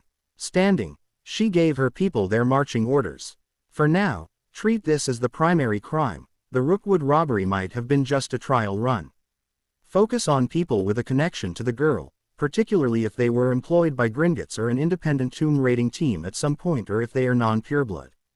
That mark is probably too old by now to lift a magical signature, but check anyway for comparison to the wands of any suspects your interviews point out. She paused before adding, also, remind all the MLEP boys to keep their mouths shut around people from the Prophet. The last thing we want is for our fox to bolt like a rabbit. What if this wasn't to help the girl? Tonks asked hesitantly. Why would he start out his message like that, then?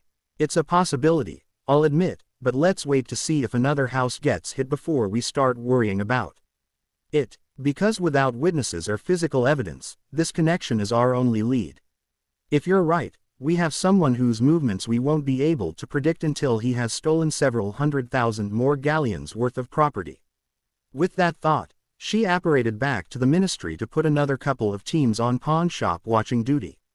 Somehow, she doubted that even these precautions would be enough. You know, we really need to do something nice for Dobby, Luna idly commented a few days later.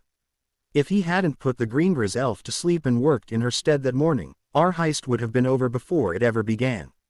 Harry grunted in affirmation as the ward came down. This was a minor thing, so Luna had elected to hang back and let him work on unwebbing the building's wards rather than drain them as he had been doing the past few times. He knew the principles, of course, having read several of the same books the girls had. It was mostly practice he was lacking, though a better grounding in runes would certainly be a benefit. It's open. Let's get what we came for and return to the other target. They moved quietly inside, and a tap on their masks improved their night vision. The object they sought was swiftly miniaturized and summoned into one of his pouches. Checking a pocket watch he had purchased secondhand on Saturday afternoon, he noted, we still have 10 minutes before Myone's portkey activates. You think we should grab anything else? May as well. We won't have a second chance, after all. After a short time filled with silent summoning, Harry asked, should we have tried to help the Greenbriz elf like we did Rookwood's? I don't think it would have worked. It takes a lot of abuse for a house elf to want to leave her family like Dobby and Floppy did. Most of the actual Death Eater's elves would appreciate freedom, but the less fanatical supremacists. Their elves would probably prefer the danger they know to the one they don't. Luna sighed and kicked a small table in front of her. Myone may have chosen the wrong way to go about it, but I can't deny that her heart was in the right place. Once everything that looked even remotely interesting was in their possession, the duo moved to the door. They glanced outside quickly to verify that the street was still empty, then aimed their wands at one corner. Incendio ingens. Differed 30 minutes. They closed the door behind them and raced down the empty streets, reaching their second destination just in time to see Hermione arrive, spinning like a top through the wards they had demolished earlier in the evening. She staggered to her feet and ripped her mask off her face to take deeper breaths than the unobtrusive slits along the fox's smile would allow. After pushing her nausea down, she glared at her girlfriend. That was truly awful. From now on, please leave the portkey making to Harry. Fine. The pouted for a moment, not that they could see it through her own mask. You could at least say you appreciate where it brought you. The bookworm finally took note of her surroundings, and her mouth dropped open. Oh, wow, are we where I think we are? We are, indeed. In the distance, a bell tolled midnight. Harry walked up to Hermione while removing his own mask and wrapped one arm around her waist. A soft prompted a smile. Happy birthday, Myone. Happy birthday, Luna echoed, her arms suddenly joining his in wrapping around their mutual lover. Do you like your present? She hummed as she pulled out of the MCE. It's okay, but I think we can make it better. Silencio. Confringo. A heavy desk exploded and would have peppered them with shrapnel if it weren't for Harry's reflexive shield charm. Would a little warning have been too much to ask for? Besides, there are safer ways to demolish this place, he chastised lightly. A twitch of his wand shattered a cheap chair upon its impact with the ceiling. See, not nearly as dangerous, not as much fun, either. Luna fiddled with her ebony stick for a moment, then jabbed it at a pair of tables. Bucking wildly, the now animated furniture raced at each other. It took a few collisions to demolish them properly, but the amusement in watching them stagger about like concussed cows between their runs made up for the delay. The trio made their way through the building, smashing, blasting, burning, and crushing every object they encountered. By unspoken agreement, they refused to pocket anything unless it was obscenely expensive, such as the diamond paperweight found in the most opulent of the offices. It was a sudden muffled whump, the conflagration Harry had conjured surging into existence now that Luna's delay charm had run its course, that dragged their attention back to the outside world. They glanced about at the destruction they had caused before turning to her companions. It needs something, some little detail to wrap it all up. I'm just not sure what. He pondered for a moment before inspiration struck. How much do we want to be R.F.'s face and his lackeys? Hermione's raised eyebrow and the hands on his lover's hips gave him all the answer he needed. We'll need to move quick, because this will definitely be noticed. The girls nodded and twisted to prepare for apparition. After setting alight the kindling they had created, he pointed his acacia wand at the ceiling and shouted, Reducto. Mors Mordra. 3 cracks signaled their departure. All they left behind was chaos and emerald sparks forming a S-tongued skull in the sky. Harry looked up at Hermione's muttering. What was that? She sighed, her eyes still focused on the Parliament of Owls floating overhead. Considering it was lunch being served at the moment rather than breakfast, such an sight was an odd event indeed. I said, this is without a doubt the most unique birthday present you two have ever given me. What about the 20-foot-tall peanut butter and chocolate bunny statue we made you? I'll admit that one was different, she told the sitting on Harry's other side, and tasty, too, but it just isn't the same as wrecking a million or so galleon business and blaming it on a terrorist group that is doing their best to stay hidden from the public eye. It was at that moment that Neville rushed up to their seats at the Gryffindor table, puffing as he tried to catch the breath lost during his sudden sprint. Did you hear? Hear what? Luna asked, not a hint of guile appearing on her face. Death Eaters. They burned down the Daily Prophet office last night. Hermione let out a fairly credible gasp of surprise, and Luna ducked her head, but not before Harry glimpsed the faint grin she was hiding. Smiling in the wake of what the rest of the country honestly believed was an actual attack by Voldemort's forces was sure to create suspicions that they would rather not deal with just now. Quietly clearing his throat, he inquired, are they sure? According to my Gran, it was definitely the dark mark floating over the building, the young lion replied, waving the letter clenched tightly in his hand. She said that it was probably in retaliation for denying that you know who was back. They were never shy about who they killed or what they destroyed last time. The ministry's facing serious backlash from this since, you know, they spent the entire summer covering it up and calling you a liar. That's terrible. I need to tell my parents right away, Hermione finally managed. She rose and fled the room, Harry and Luna nipping at her heels. She eventually stopped in an empty room on the 4th floor immediately off the stairwell, placing it just a few minutes' walk from McGonagall's CL room for the 5th years and Binz's room for Luna. The brunette locked the door and cast a quick silencing charm over it before laughter spilled unimpeded from her mouth. A minute later, finally calm again, she explained, sorry. I just couldn't sit there any longer with a straight face while Fudge and Umbridge's plans went up in smoke like that. I mean, 3 months of libel to destroy your reputation, and it took one spell to turn the tables on them. Luna's smile faded away, replaced by a sharp frown. Oh, bloody hell, what? I just realized that we've also completely cocked up our own plan. This is as bad for Fudge as when he and the other department heads saw Voldemort after we broke into the ministry. If he gets ousted like last time and Scrimgeour takes his place, we'll be in serious trouble. Even minor crimes were enough for suspicion of being a Death Eater and therefore spending time in Azkaban. I don't think we'll have to worry about that, necessarily, Harry answered slowly, calling forth his memories of the summer in question. I may be totally wrong about this, but I'm pretty sure he only got the job because Madame Bones, his boss at the time and now, was I-nated. She's still alive, and while I've only met her the once, she didn't have that whole, slimy politician, feel like Fudge and Scrimgeour do. If she does get offered the job, I suspect she'll turn it down, and I doubt Mr. Chuck M. All in Azkaban would immediately be considered after that. I have no idea who will take his place, though, and that's assuming that Fudge even loses his position. It all comes down to Dumbledore. What? Both Harry and Luna asked. I thought it was obvious, said the brunette with a shrug. The old man lost his international post and his position as chief warlock, but his real power base always came from being the headmaster of Hogwarts.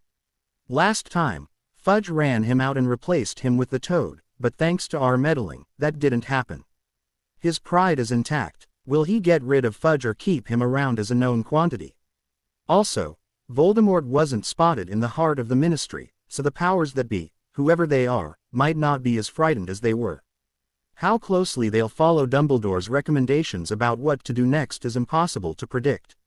What we do know for sure is that we helped Dumbledore out when we needed him overwhelmed and preoccupied. He is going to be busy in the short term, but in the long term, he'll come out stronger than he was in the old timeline. We got too clever for our own good and cursed ourselves in the collective foot. Harry sighed and paced for a minute, thoughts whirling furiously through his head. At last he said, "All right, we'll just have to be even more careful what we do in the castle. I know we were tossing around the idea of offing Umbridge, but that plan will have to be shelved for the time being unless Dumbledore gives her the boot." Both girls groaned. "I know, I don't like having her around longer than absolutely necessary either, but the farther from Hogwarts we can keep his attention, the better position we'll be in. We might have to manufacture some Death Eater attacks if they won't cooperate, just to make sure he's too busy to pay us much mind. Attack the Black Gates so Sauron won't notice the two hobbits scurrying unseen through his lands," Hermione joked. "Exactly. This situation isn't as bad as we're making it out to be, or at least it won't be so long as we play it smart. Let's keep our heads down for the next few weeks, see which way the wind is blowing. Before we make our next move," Fudge is tossed out on his ear, "I say we rob his home, first weekend in October," he suggested. The girls both nodded. That bit of business settled, Luna grinned. "So, now that we've got the boring stuff out of the way, Cressy time." She pulled a small but brightly colored item from her bag and set it on the floor. A wave of her wand enlarged it until it stood 6 feet tall. "This is your major gift from the both of us." "Oh, you shouldn't have," the brunette said in a mockingly high voice, though her smile revealed her amusement. She stepped closer to rip the wrapping paper from the mystery object. "It will be hard to top letting me trash the Prophet offices, seriously. You're giving me something I need to fix before I can do anything with it. You better have kept the receipt. I want to return this at the first opportunity." "Sorry, love, but that's just not possible. I'm afraid the shop we found it in kind of burned to the ground last night," Harry replied. Hermione nodded. "So that's what that noise was." She looked over the black and gold cabinet critically. Vanishing cabinets were rather uncommon artifacts, and since the trio had been in the general area the previous night and already had access to the matching unit, her lovers felt it foolish to leave it where the Death Eaters could get their grubby paws on it. Reducing Borgin and Burks to ash in the process was just gratis. "Don't complain," Luna chastised playfully. "All it needs is a couple hours' work, and then you'll be able to visit your parents whenever you want without worrying about sneaking out of the wards. I'll even help with the repairs." "You better," replied Hermione. She gave her girlfriend a swift in thanks, then repeated the favor for her boyfriend. Shrinking it and summoning it into her bag, she said, "Lunch is ending soon. If we want to avoid suspicion, we'll need to act like perfect angels for a while, and that includes being on time to our clees." Harry rolled his eyes. Probably a good thing Snape's deader than a doornail, then. In Hogwarts, finding bullies was not an overly difficult task. Perhaps because of the stone halls, acoustics, perhaps because of the tease abundance in this corner of Scotland, perhaps because magic was just strange like that, their jeers would echo throughout the building, allowing them to be stalked from half a castle away. The time traveler rounded a corner, ebony wand out and tapping against her thigh in readiness for some fast cursing. Luna despised bullies. Sure enough, there were 3 girls laughing and shoving a fourth against a wall. One of them taunted, "Still think you're too good for us, huh? Think you're so special?" She whipped out her wand and caught their victim with a stinging hex. "Well, let me remind you of something. You're poor now. You're nothing. You should have come back to us on your hands and knees, and maybe we'd have ignored you after letting some of the older boys have their fun with you. But no, you didn't. You pretended everything was still the way it used to be. Well, Greenger, it's time to teach you a lesson." That line told Luna exactly who they were talking to, and her anger flared even higher. With a nonverbal incantation and a simultaneous flick of her wand, the bullies found themselves with empty hands as their foci flew past her and down the empty corridor. A couple of lessons, actually, which you need to learn as well. First, never get too comfortable with your level of skill. There is always someone better. Second, there are people in this school who may not have a prefect's badge but will still put a stop to disgusting displays like this one. Now, this little party is over. Move along before I decided to do some bullying of my own. We'll be done when we're done, not when. The ringleader's diatribe was cut off as a jet of yellow light slammed into her belly. Her mouth opened again, but it was solely to allow a torrent of slugs to pour forth. Her cronies grabbed her arms and began hauling her away. One of them turned back and shouted, "You'll be sorry. We'll make you pay for this." Sure. Snape's not here to protect you anymore, and I can take all of you on in my sleep." Swallowing the rest of her mutterings, Luna stepped closer to the fallen child and knelt beside her. "You all right, kiddo?" Astoria Greenger looked up at her savior in confusion and not a little residual panic. Why would you help me?" There are many possible answers to that question, the simplest of which is that I hate bullies, having been their play toy myself for far too long. "Come on, up you get." She helped her fellow to her feet and began walking, her hand never releasing its gentle grasp on Astoria's own. "How long have they been treating you like this? They've never acted like that before." Luna turned her head to look at the younger girl with one eye. "You see the blue trim on my robes? I'm a Ravenclaw. Don't treat me like an idiot. Physical intimidation doesn't just come out of nowhere, at least not with us girls, and there's much more to bullying than just hexing people. Try again." They traveled down several corridors before Astoria spoke again. "Since last weekend, they've never liked me much because I wouldn't join in their fun with our yearmates in other houses, but they didn't move beyond insulting me behind my back until my family was robbed." Her gut twisted uncomfortably. "Fun, huh? You mean they didn't like that you're not a blood purist?" she asked rhetorically, carefully not looking at the girl whose life she and her lovers had knowingly made difficult. "How did you know that?" Astoria gasped, feet grinding to a halt. "Wasn't hard. Ravenclaws are jeered at for disagreeing with what's written in books, Gryffindors for not charging recklessly into danger, and Hufflepuffs for being introverted or self-sufficient. Why wouldn't Slytherins be ridiculed for daring to have a sense of decency?" She tugged the stupefied girl back into motion, traversing halls and stairs until they stopped in front of a painting depicting a bowl of fruit. "Know where we are, Astoria?" The isolated S spluttered at the uninvited informality for a moment before responding, "No." "Should I?" "Probably not. Can you keep a secret?" At the other teen's hesitant nod and the tiny beginnings of a smile, she grinned back and reached out a hand. One tickled pair later and the frame rotated inwards, granting the 2-page. "Welcome to the Hogwarts kitchens." As if by, magic, 20 house elves appeared in front of them. "Missy Lovegoody, can Wes be helping you?" the lead one asked. Luna looked over Astoria and nodded to herself. "Some hot cocoa, I think, and maybe a few biscuits if there are any available." The pair were rapidly seated at the tables set up for this precise purpose and handed their refreshments. As was becoming common, several minutes of silence followed. "So, the house elves know you by name. Do you come here often or something?" She smiled at the cliched pickup line, even though she knew that was not how the younger meant it. "I started visiting late in my first year. It gave me some time away from my housemates, where I didn't have to worry about embering spells hitting me from behind or having my belongings mysteriously disappear. If I hadn't had this place of peace, I think I would have snapped and either gone on a murderous rampage or withdrawn so far into myself that no one could get me out. The latter of which came far too close to reality.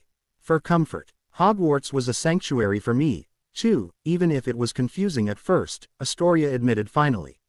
"My family is all about proper composure and blood purity and reclaiming our world from the Muggleborn infestation.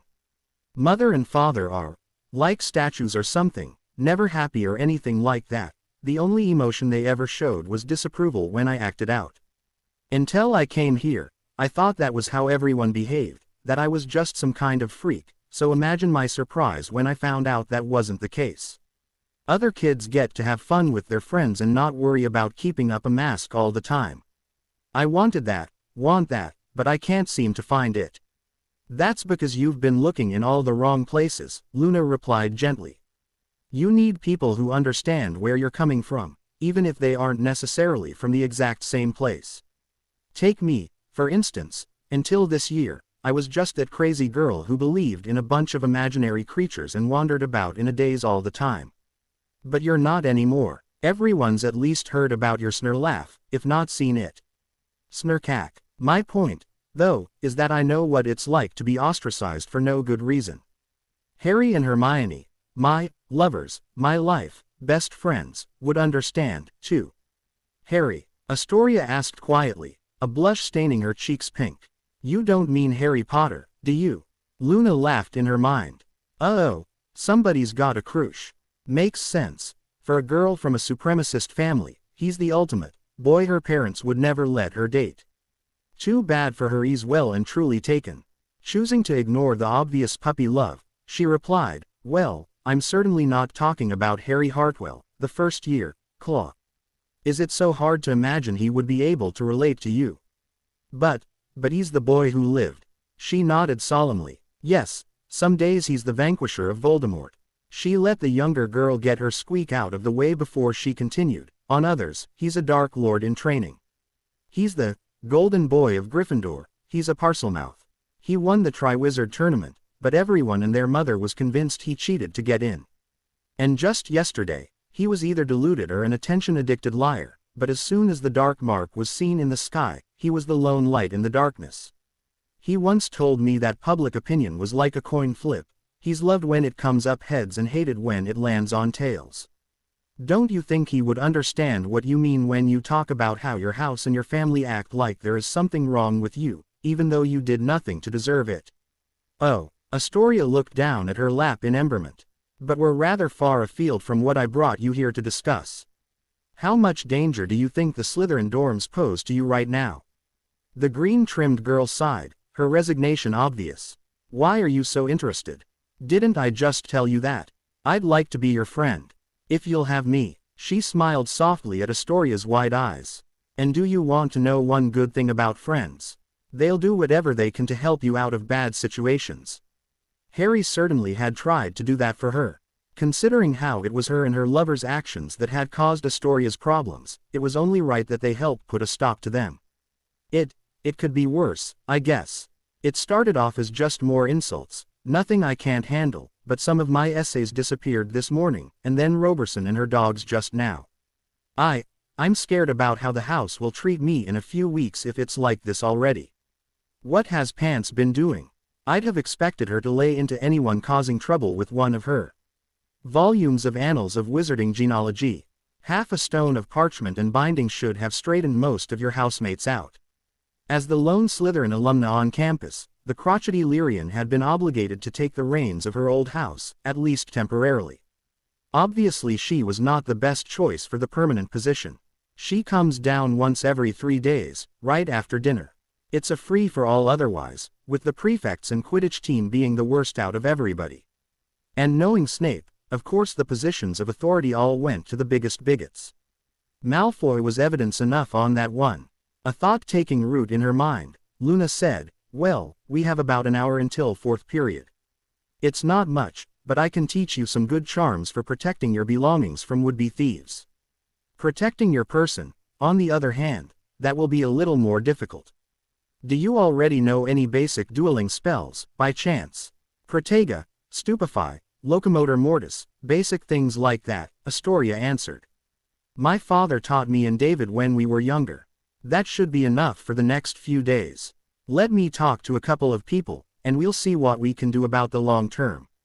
So, here's how you cast the ankle noose hex. I'll show you how to turn it into a paling, a sort of temporary ward, once you've got it down. The thump of GL inkwell on wood drew Hermione's eyes from her book. What do you want now, Ron? I need help with my essay, he answered, dropping a roll of parchment onto the table. McGonagall said it has to be done by tomorrow, or I'm going to get AT for it. She blinked in surprise. What essay? McGonagall didn't IGN any homework on Tuesday. Effects of latent attributes on inanimate conjuration, he read from the top of the parchment. Ron, that was due last Friday. Are you seriously saying that even after missing the deadline and being given an extra week to work on it, you're still not done? Well, no, I've been busy with, prefect stuff. You mean playing chess with Seamus and ogling Lavender's tits, she corrected sternly. The other occupants of the common room grew quiet. Said girl was not present, though knowing the Hogwarts rumor mill, she and the rest of the school were sure to hear about this in short order. Why should I spend my time helping you when you're perfectly content wasting your own? Because if you don't help me, I'm going to fail, he replied, the barest hint of a smirk on his lips. In the previous timeline, he had used almost the exact same excuse, and she had predictably caved.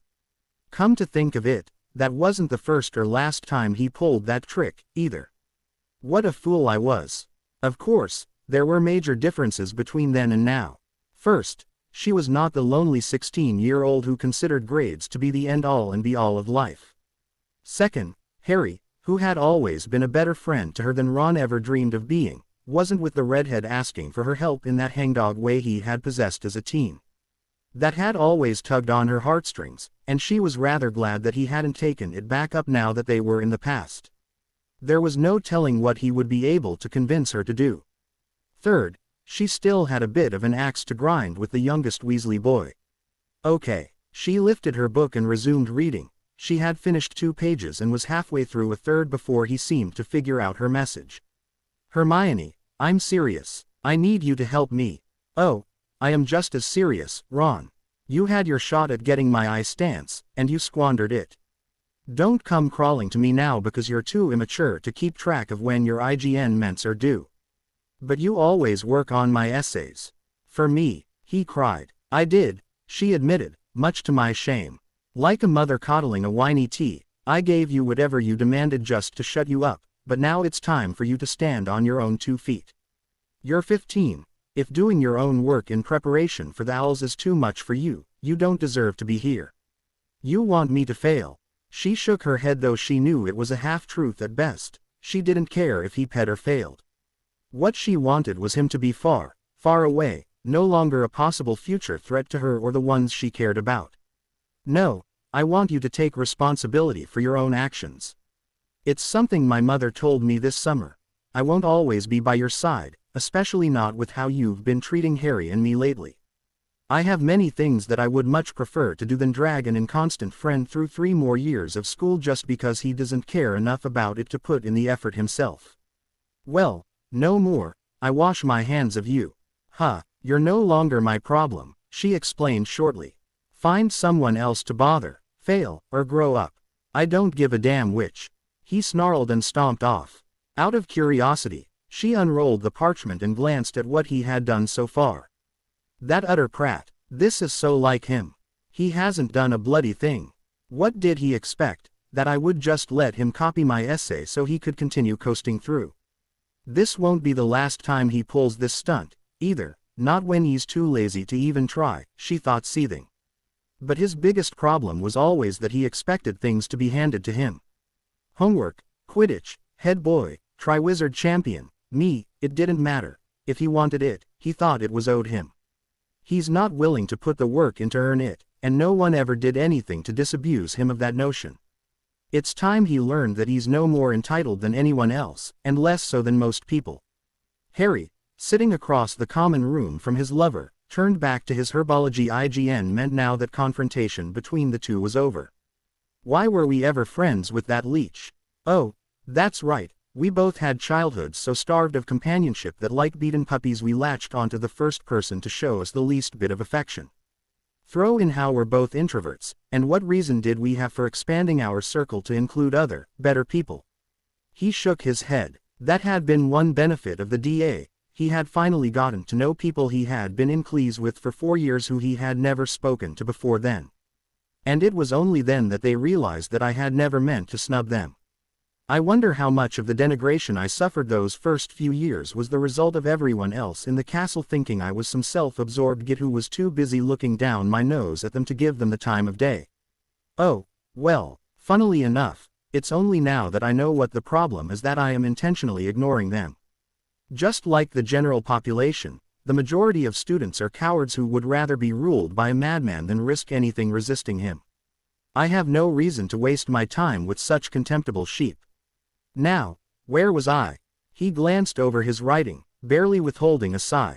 Sprout, Fair-minded Hufflepuff that she was, had added a potions component to her lessons, detailing how certain plants would react in brews and how to prepare them.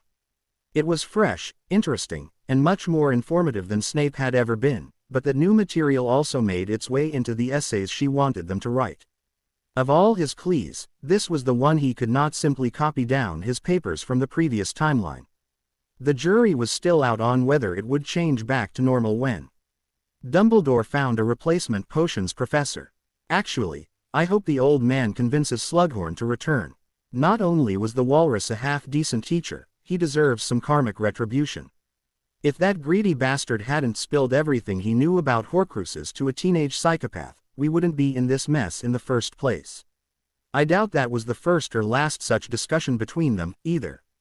How much special attention did Voldemort receive from the head of Slytherin in return for boxes of candied pineapple? Shaking those thoughts away before they appeared on his face, he reread the previous paragraphs, and an idea unfurled as he took in what he had written about Jasmine. That's perfect. I'll get Dobby.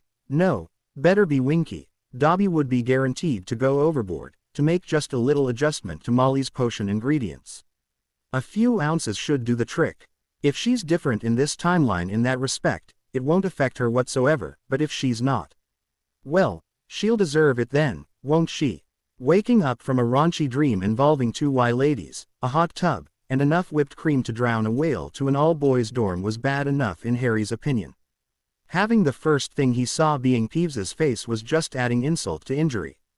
Ah, he screamed, batting the fairy away. It took a couple of breaths to slow his pulse from one a frightened rabbit would envy. Peeves, what the bloody hell do you think you're doing? Do you know what today is? The semi-corporeal prankster asked, ignoring Harry's discomfort entirely. Saturday. It's the autumnal equinox. Peeves loomed and leered. You have an audience with Her Highness at noon, and you will not miss it. Harry looked askance at their guide. This isn't some trick, is it?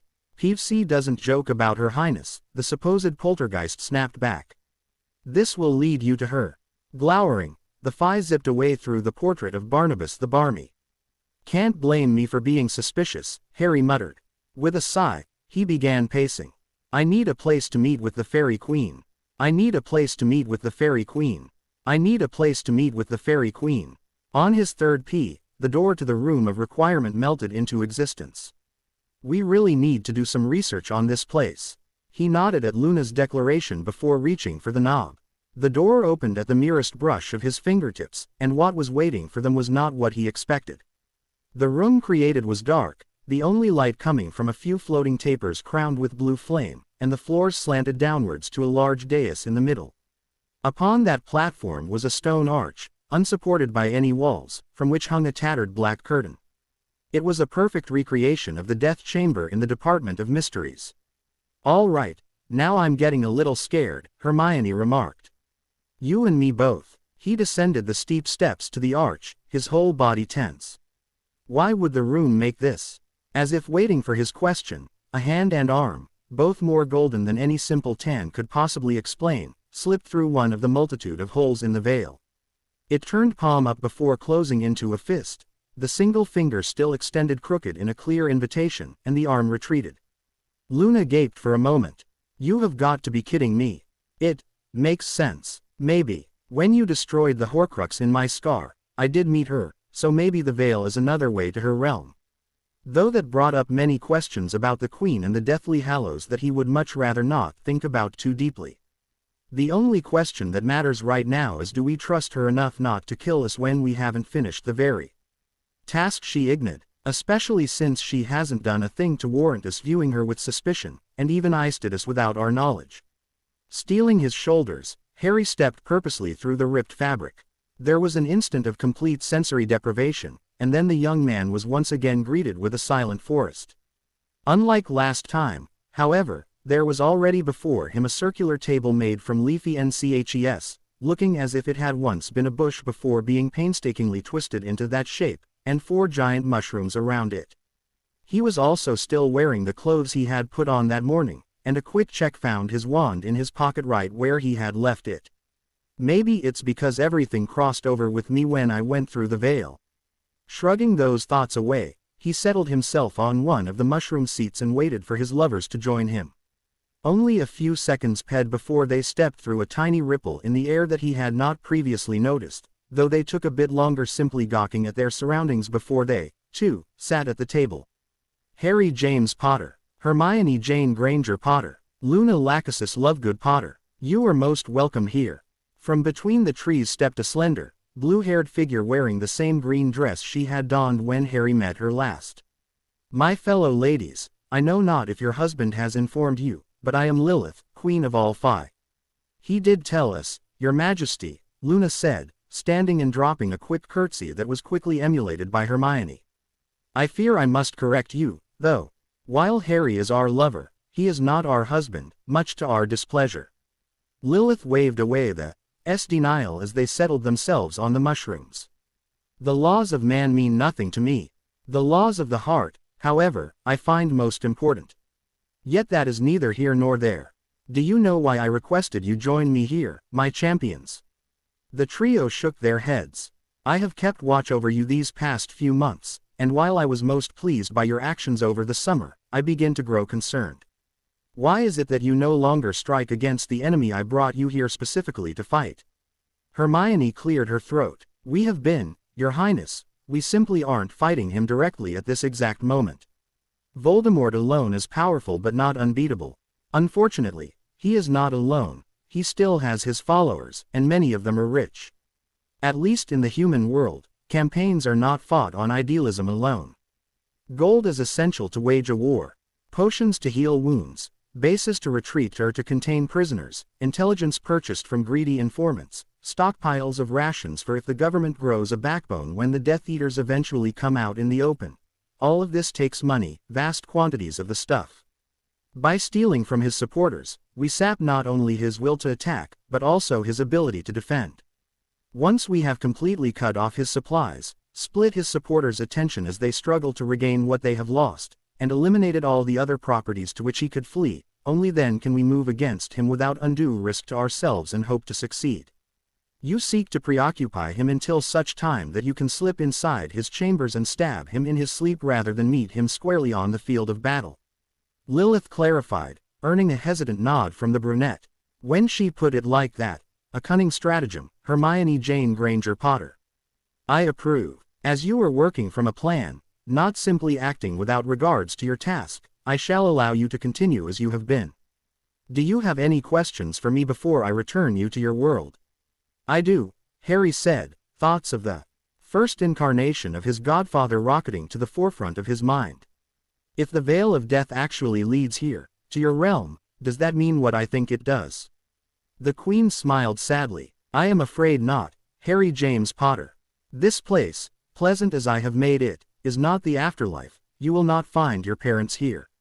This veil, as you call it, is one of a pair of gates, created to facilitate communication between our races long, long ago.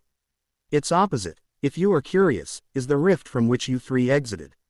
I rarely open my side of the path, and so those who cross through it generally find themselves whisked to their ultimate destination. But when Luna hit me with the killing curse, I came here. That is because I, for lack of a better term, caught you before you could reach Death's realm, an act one could only make due to your new connection to me. Had those not existed, you likely would have found yourself in your mother's MC until the Anchor Tom Marvolo riddle forged for you dragged you back to the land of the living. The elfin woman smirked. That you died, and did not greet death left him much perturbed. Long has it been since he threw a tantrum as he did following your escape. Harry's face fell. Oh, so when Sirius fell through the veil, your godfather was one of the few I was willing to greet, knowing of his mischievousness and the value he held in the eyes of a child of prophecy, but he chose not to enter here. He was far too eager for his reunion with your parents.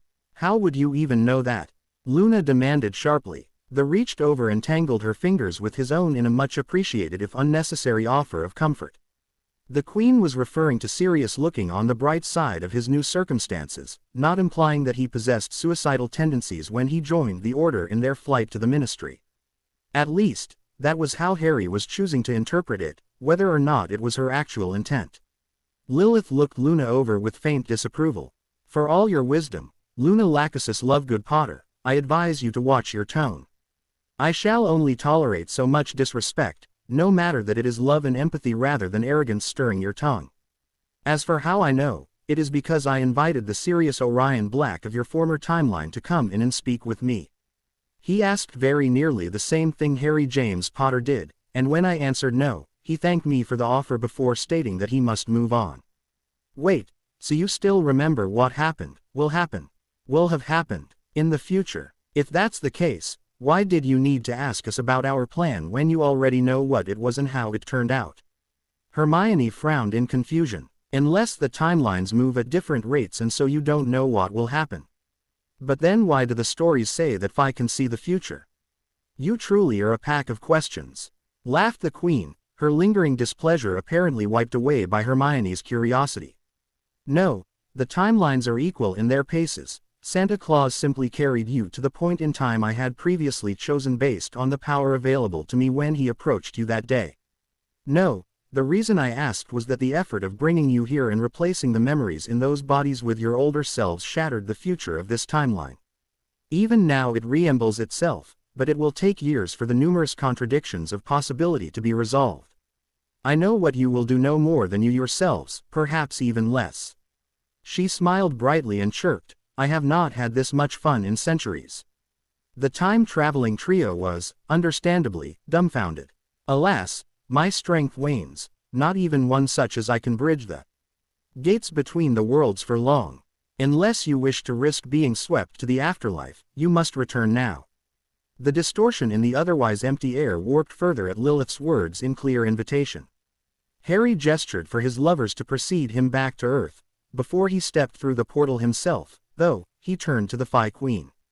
We only recently discovered that Peeves and others of his kind have been watching out for us.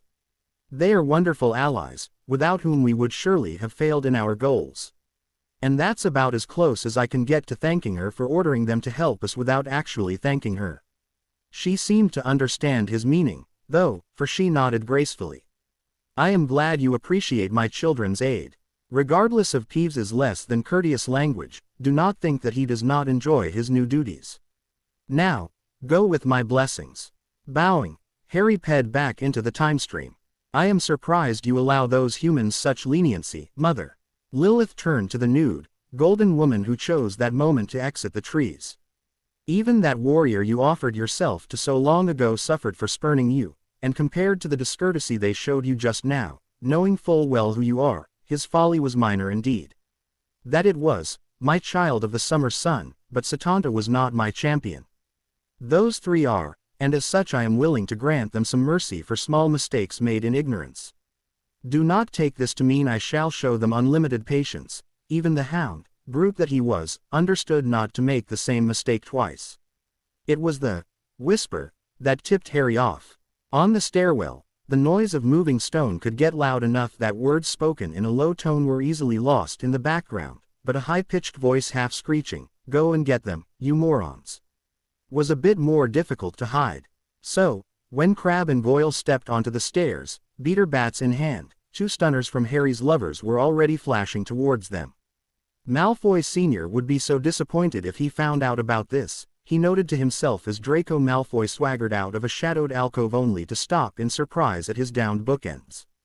Lucius, at least, is a real challenge. That was pitiful, even for you, Harry remarked, pulling Malfoy's attention to him. Did you honestly expect those two to be able to reach us before we drew our wands and hexed them? Especially with you practically screaming your plan for the whole school to hear. Malfoy swelled with emberment and rage. It doesn't matter. I'll get you for what you did to Severus. A third stunner, this time from the raven-haired boy himself, hit the pureblood. Why in Merlin's name did I waste so much time fighting with him when we were in school together?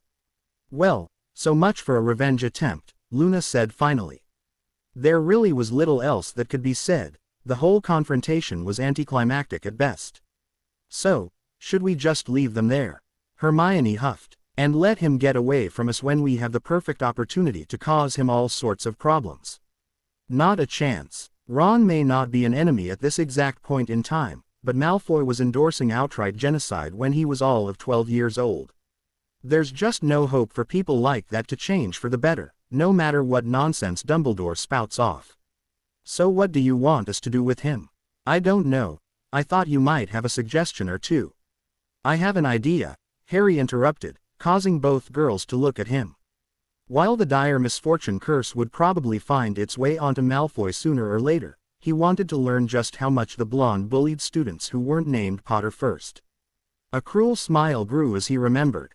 All the poetic justice Dudley had suffered from the jinx he had laid on the baby whale, a spell that caused Dudley to endure all the pain and bruises he inflicted on his victims. Half on his wand, half on the entrance to the Slytherin dorms. With strange hexes and curses now part of the equation, I wonder how this is going to work. Oh well, only one way to find out. Libera Peña ad eorum. Fudge resigns in disgrace. Chief Warlock Acting Minister. It is with great sorrow that I formally resign my position, announced former Minister of Magic Cornelius Fudge yesterday afternoon. Britain needs a steady hand at the tiller in these stormy times, and I must now yield the wheel to someone who will be more capable than I feel I can be. I want to thank every British wizard and witch for all the support they gave my office over the past 6 years. What remained unsaid was that the reason for former Minister Fudge's resignation was his refusal to send orders to arrest the person or persons responsible for casting the dark mark above Diagon Alley last week, a decision that sparked massive outrage all throughout the country. Many of our readers will recall that this spell was the calling card of you-know-who and his Death Eaters during the last war, marking the locations of their violent raids. The hole in our government will not remain empty for long. Even as this article is being written, candidates are putting their names forward to be elected the new Minister of Magic. As the voting is currently being organized with an election tentatively scheduled in the early spring, the position will be held in the interim by the current Chief Warlock, Alexander Callahan. I look forward to the changes Chief Warlock Callahan's administration will yearly make, said Mr. Lucius Malfoy of Wiltshire. I have known him for many years now, and he is a courageous man with a strong love for our society. There are no doubts in my mind that under his leadership, the fearmongers who incited such panic using the dark mark will soon be brought to justice. Editor's note. We at the Sunday Prophet wish to thank our sister publication, Teen Witch Weekly, for graciously allowing us to use their printing presses until such time as we can replace those destroyed in the Diagon Alley attack. In London, several government officials clinked glees together with members of high society, happy that the public outcry had been silenced, allowing them to resume business as usual. In Wiltshire, a wizard who resembled A.S. more than a man folded his paper with satisfaction, a potential threat to his plans neutralized. For all his other faults, Lucius had a talent for placing patsies where they would do the most good. In a castle in the Scottish Highlands, an old man prepared for his meeting with the wizard who replaced him as Chief Warlock, confident that he could convince even an ally of Lucius Malfoy to see sense and fight against the dark. After all, surely the successor to one such as he could understand the importance of the greater good. And in Nottinghamshire, 3 individuals who resembled nothing more than ordinary teenagers threw their own copy of the article away, disgusted that their attempt to stir the British magicals to action had been so blatantly ignored. They would have to try harder next time. A flat ringing drew Luna away from her enjoyment of the warmth suffusing her. Lifting her wand, she aimed in the general direction of the alarm and finitated it. She muttered, "We need to get going. Is it, huff, that, huff, huff, time, already why. The tail end of Hermione's question was lost in a squeal of ecstasy as her legs squeezed Harry's head harder. The rolled her eyes as she staggered out of the large bed, pausing a moment to lightly swat her boyfriend's bare ass. There are days I wonder if the real reason Parselmouths are reviled in Britain is because they are such better lovers than normal wizards. Come on, you two. We have things to do and people to see. Harry lifted his head and licked his lips. Are you sure we can't just stay here and switch the two around? You promised, love, she replied, looking pitifully at him. He cringed at her puppy dog eyes. When I explained how I wanted to help Astoria, you said you'd do it so long as we kept the numbers small and didn't invite any traitors. We did, they weren't, so unless you want to teach them here again with us still being D, you need to get dressed so we can join them. He sighed before crawling off the bed and looking about the room for the rest of his clothes. Astoria, Do you remember when I mentioned talking with a few people about how you could defend yourself from the other Slytherins?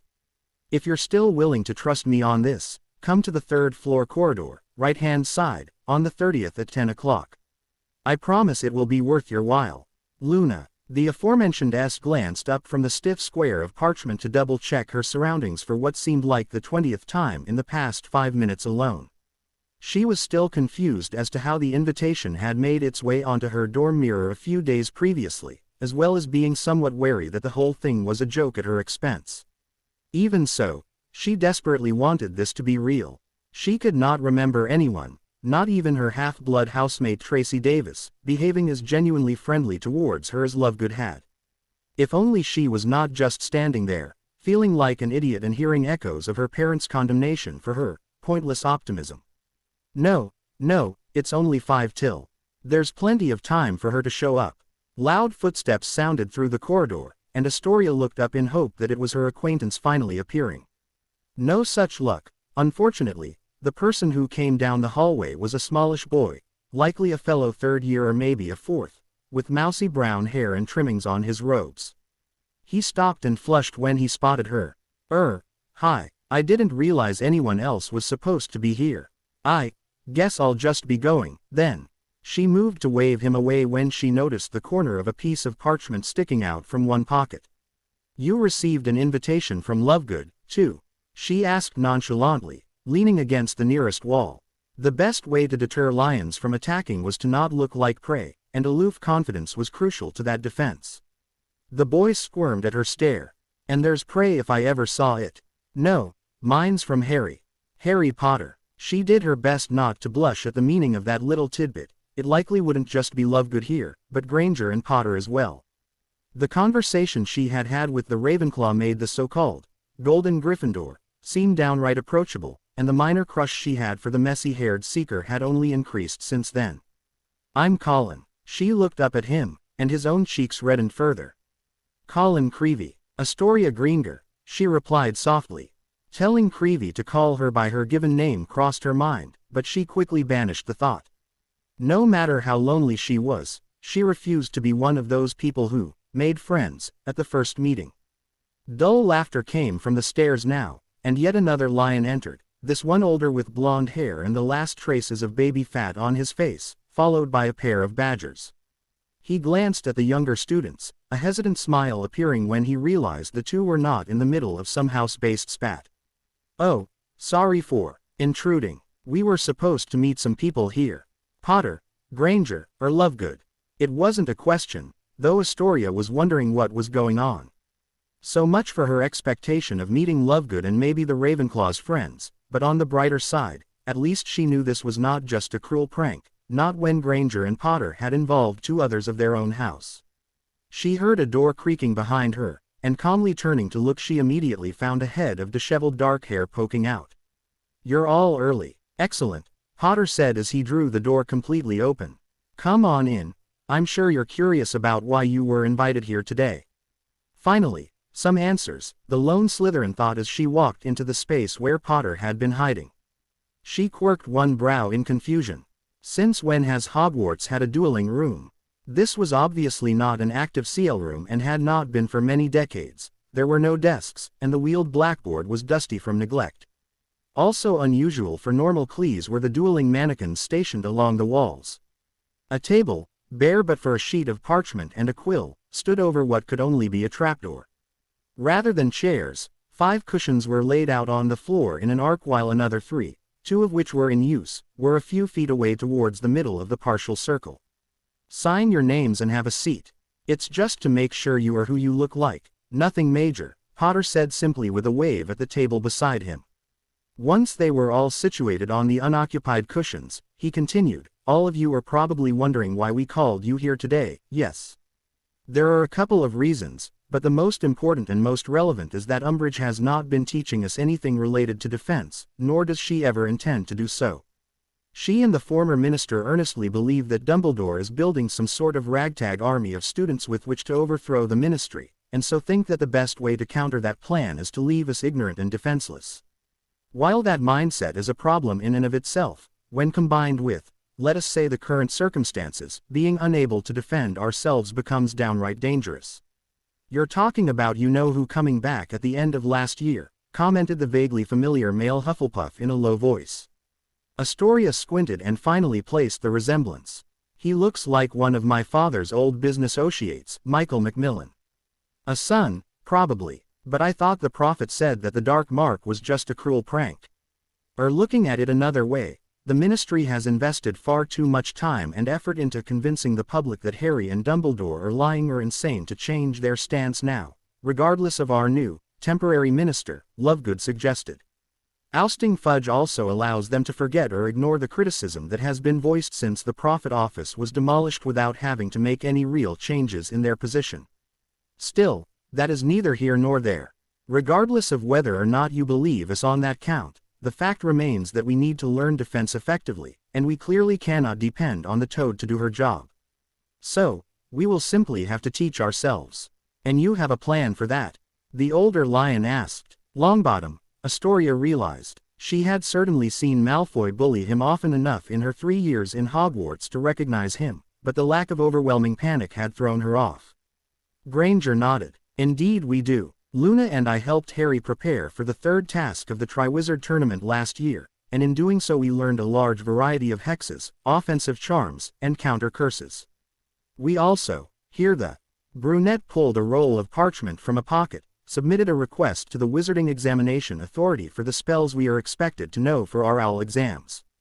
The good news is that the three of us know everything on this list, and we are willing to teach you 5 all of it by year's end at the very latest. What about Granger and me? While you two, like Luna, don't have to worry about your owls just yet, it doesn't hurt to learn this now, especially with the track record for the Dada position. You might not have another chance, Potter answered Creevy. However, if at any point you decide your time is better spent studying something else, you won't hurt our feelings by leaving. Despite the relaxed tone, Creevy visibly cringed. The lone redhead in the room, the head of the DMLE's niece, Something Bones, timidly raised her hand. Why did you only bring us in? I know several people in my house who will also want to learn this when I tell them about it. I'm afraid you can't do that, Lovegood admitted. We don't have the time, space, or desire to teach a large group. If you want to show them what you've learned here on your own time, kudos to you, but our names and this location have to stay out of the conversation. As for why it's you 5 in here, it's because we chose you specifically. Some of you have been or are currently being bullied. Astoria was glad when the Ravenclaw's eyes did not stray towards her. Some of you have had your lives put in immediate danger during your time in this school. Some of you have little to no confidence in yourselves. No matter the exact reason, we feel that you 5 will not disappoint us by wasting our time. Potter clapped his hands. Unless there are any other questions, we'll go ahead and get started. Everyone stand in front of the dummies we set up along the walls and cast the spell we read off the list. If you don't know it yet, don't worry, you'll learn it soon enough. 3 shadows worked silently in the night to force their way into the extravagant manor before them. Being the Minister of Magic sure doesn't pay well, does it? Harry asked sarcastically. Luna shrugged, peering at the runes of the ward pick in her left hand while a faint white light shone from the wand in her right. Sighing, she slipped it back in its sleeve and drew out another. Well, where else were the bribes he took from Malfoy supposed to go? At least we now know that he didn't blow all the money on high-priced prostitutes. Thank you for that mental image. I don't know how I could have gone the rest of my life without picturing Fudge doing the horizontal tango with a call girl. Happy to help, she replied, finally finding the secondary focus she had been looking for. Would you return the favor and explain to me again why we're robbing his house in the early morning rather than in the afternoons like we've been doing? 2 reasons. First, Dobby said his wife leaves the house at irregular intervals, so waiting for a decent opportunity means we won't necessarily be as prepared as we need to be. Second, you were the one who wanted to restart the DA. Even if it's only 5 of them, we still have to worry about arranging times to meet, and I have a feeling Saturdays and Sundays are going to be the most convenient days for everyone. That means either slowing down our heists, thereby giving the purebloods more chances to improve their wards, or doing them in the dark. His lover huffed and ran her chosen pick along the ward boundary, disabling the last of the manor's defenses. My own, are you still casting that stay asleep charm? Dormire, dormire, per totem noctem dormire. Done. A yellow mask turned to regard the Ravenclaw. And correct me if I'm wrong, but I'm not the one who suggested keeping them unconscious while we robbed them blind. You're wrong, answered Luna, her tone light with laughter. Come on, let's get this over with and return to the castle. Agatha Fudge woke with a pained groan. Why is the bed so uncomfortable this morning? Cracking her eyes open, she blinked a few times before what she was seeing registered, and then she shrieked. Cornelius, Cornelius, get up. Huh, wha, goin' on, honey? She grabbed him by the lapels of his sleeping shirt and shook him fully awake. His jaw dropped as he took in their beautiful bedroom, or at least what used to be their beautiful bedroom. All the portraits in their golden frames, the rich velvet curtains, the mahogany dresser, her overflowing jewelry box, even the bed they had been sleeping in, everything was gone. All that was left was the blanket the two of them were laying upon and an ugly painting of a smiling fox head on the ceiling above them. Call the Aurors. We've been robbed. By order of the High Inquisitor of Hogwarts. All student organizations, societies, teams, groups, and clubs are henceforth disbanded. Any organization, society, team, group, or club is hereby defined as a regular meeting of 3 or more students. Permission to reform may be sought from the High Inquisitor, Professor Umbridge. No student organization, society, team, group, or club may exist without the knowledge and approval of the High Inquisitor. Any student found to have formed, or to belong to, an organization, society, team, group, or club that has not been approved by the High Inquisitor will be expelled. The above is in accordance with Educational Decree No. 24. Dolores Jean Umbridge, High Inquisitor. I didn't realize it until just now, but she's going to have a really hard time trying to enforce this one. Oh, Harry asked, turning to face Hermione. The offensive woman certainly hadn't had any issues last time. Why do you say that? Think about it. A regular meeting of 3 or more students. How often do you see students in groups of more than 2? In the halls, in the common rooms, in the Leary, every student would have to go up to her multiple times for her to approve them. I know that's not how she meant it to be taken, but as written. Except we both know she will interpret it however she wants, not as it's written. I'm just glad that Dumbledore's no expulsion policy will prevent her from tossing any of the students out in the short term. Even if most of them are sheep, I can only think of a few people I'd like to see suffer in the hands of that madwoman.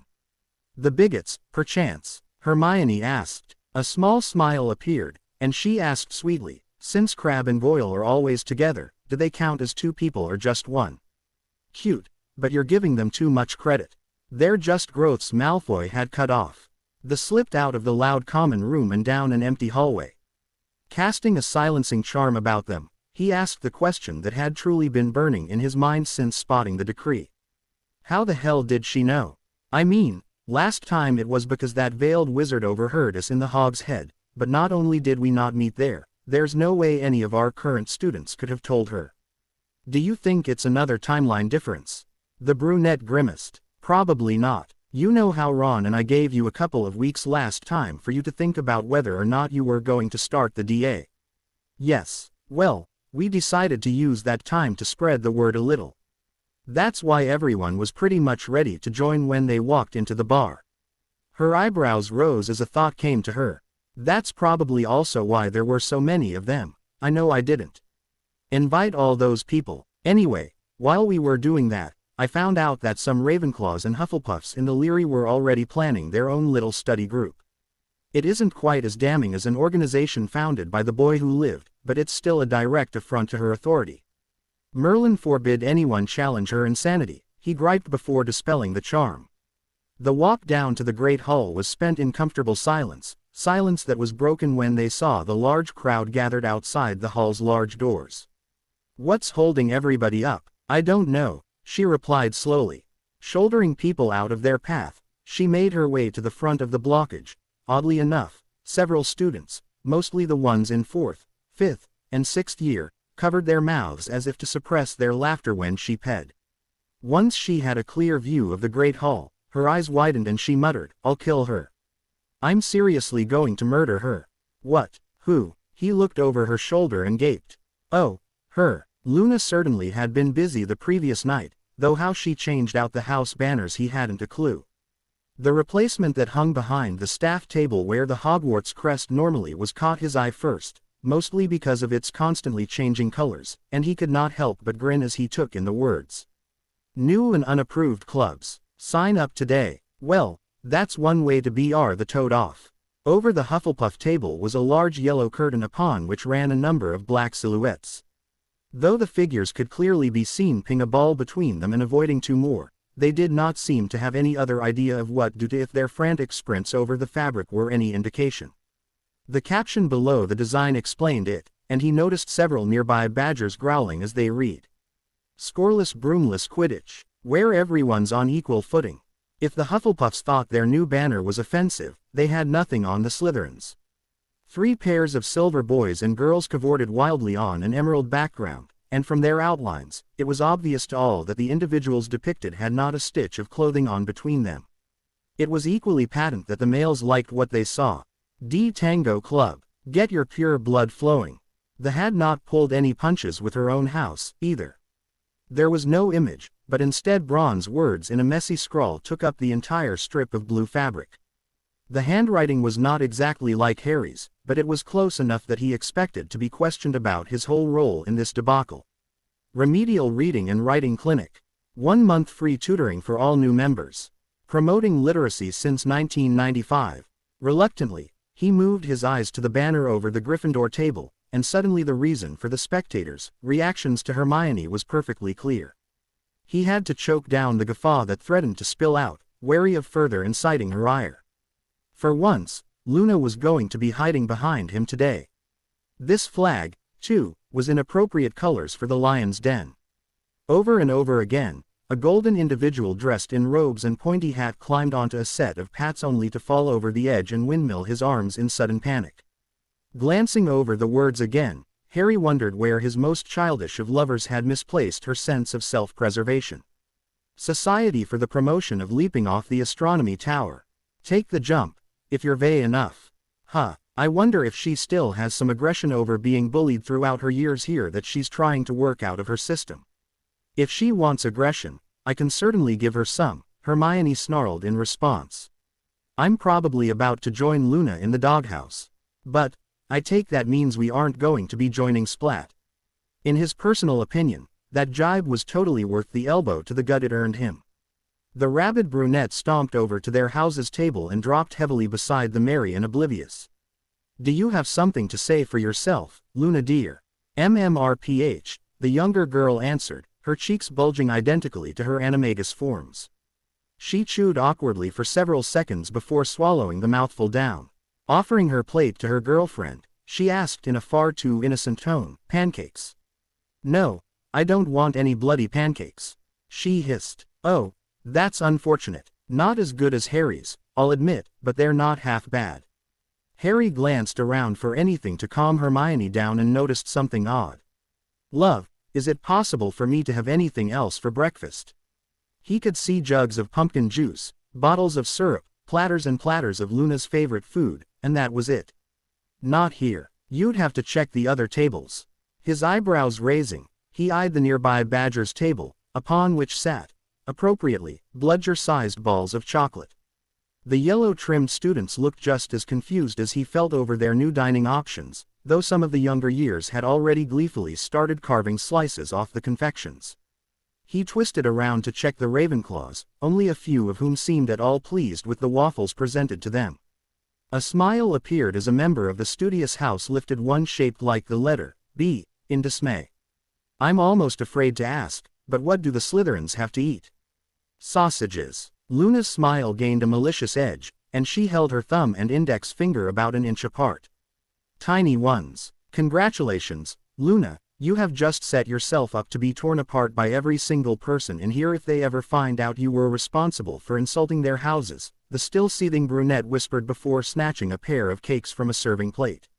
Angrily taking a bite, she chewed for several seconds, the motion progressively slowing. These taste familiar. They should. I had the house elves mix vanilla and honey in the batter before they poured it on the griddle.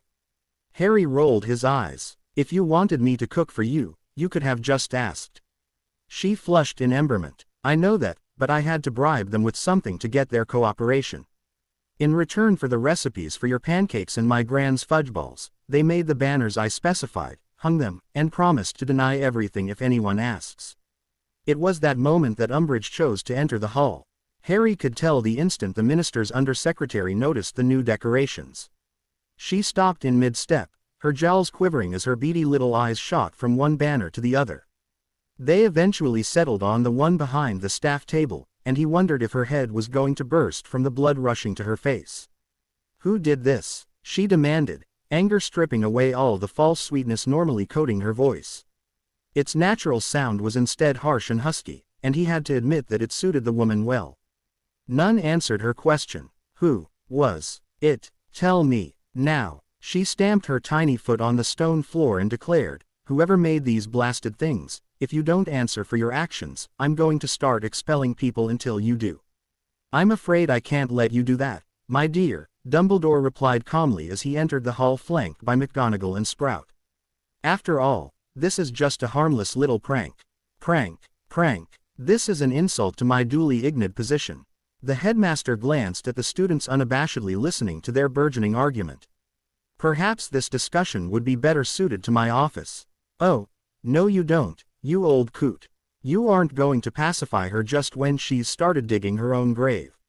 Surreptitiously drawing his acacia wand out of his sleeve, Harry aimed the pale stick at Umbridge and mentally incanted, Compulso.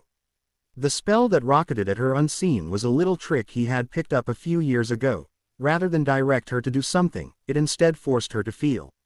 Specifically, he was amplifying the anger and belligerence she was already experiencing, which, she had been on the receiving end of Dumbledore's patronizing attitude before, could very well cause her to reject his proposal on sheer principle.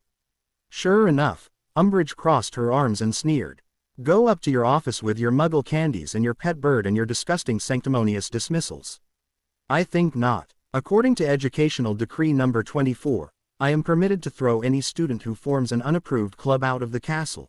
Joke or not, the person who is responsible for this defiance has formed 4 of them and now has to suffer the consequences of his actions.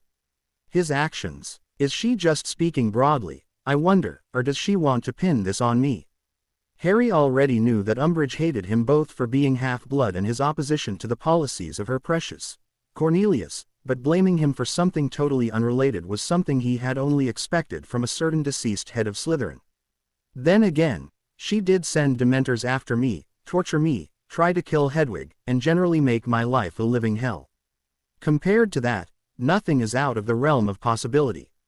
Throw in how I've kept my mouth shut and denied her the pleasure of introducing me to her blood quill, and of course she'd jump on any opportunity to make an example of me that comes her way.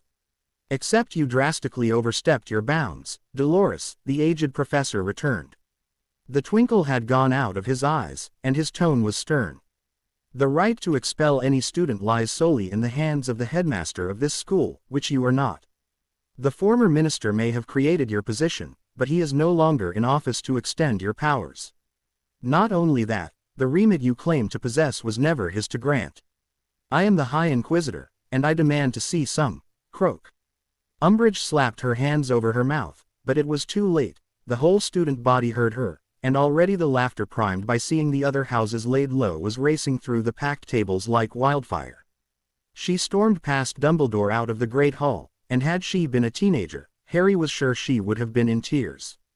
Dumbledore took his place in the middle of the staff table and raised his hands for silence. That's enough, everyone. While I'm sure whoever set up our new decor meant it as a simple prank, I will say that they took it a little too far. Get rid of it before lunch, and there will be no discipline handed out. Not a problem, Luna muttered as she poured herself another GL of pumpkin juice. That was part of my original deal with the elves. You certainly thought this whole thing through. Harry raised his own goblet and lightly tapped the rims of the vessels together. Va, my love. It was later that day that the first repercussions of Luna's prank raised their ugly heads. Harry, McGonagall and I need to talk to you, Angelina said hollowly after entering the common room. He looked up from his charms essay, and he heard more than saw his lovers do the same. Oh, what about? Look, She'll explain it better than I would. Can we just go see her now? Depends, he replied seriously. Where is this meeting taking place? She blinked in confusion. Her office. Why, just the three of us. Of course. Harry, what's going on? He waved the question away and flashed her a comforting smile. Nothing. Nothing. I've just become a little wary of conversations that a certain individual might decide to stick his nose into. Rising from his chair, he turned to the other time travelers. If I'm not back in 15 minutes, arrange a rescue mission. It's on the list, Luna replied, her attention back on her parchment. I can't push back the search for Antarctic snow worms any further, but we can write you in right before our planned observation of Hagrid's toe fungus. Your concern for my continued health and safety is just overwhelming, really. He leaned down to drop a quick in her hair. And you, my own, don't look at me for help. I get half your stuff if you kick the bucket. He rolled his eyes at his girl's antics. Keep that attitude up, and I might just find myself developing a taste for redheads. Their raucous laughter followed the two Quidditch players through the portrait hole. You know, you shocked everybody when you showed up this year with those two hanging off your arms, Angelina commented as they began the short trek to their head of house's office. He glanced at her from the corner of his eye, and she clarified, I mean, we all knew you were going to end up with Granger sooner or later, that much was obvious 2 years ago. Having a second girl, though, and Lovegood besides. That certainly threw the betting pool out of whack. You have a problem with me dating Luna. She waved her hands in emphatic negation at the soft, cold tone of his question. No way. I mean, yeah, I've heard some gossip and stuff about her, but she's a real sweetheart and not, you know, a total nutcase. His glower made her wince. Not to mention, while I generally don't go around telling boys that they should collect girls and make a harem or something, you three fit well together. You're certainly happier this year than you've ever been before.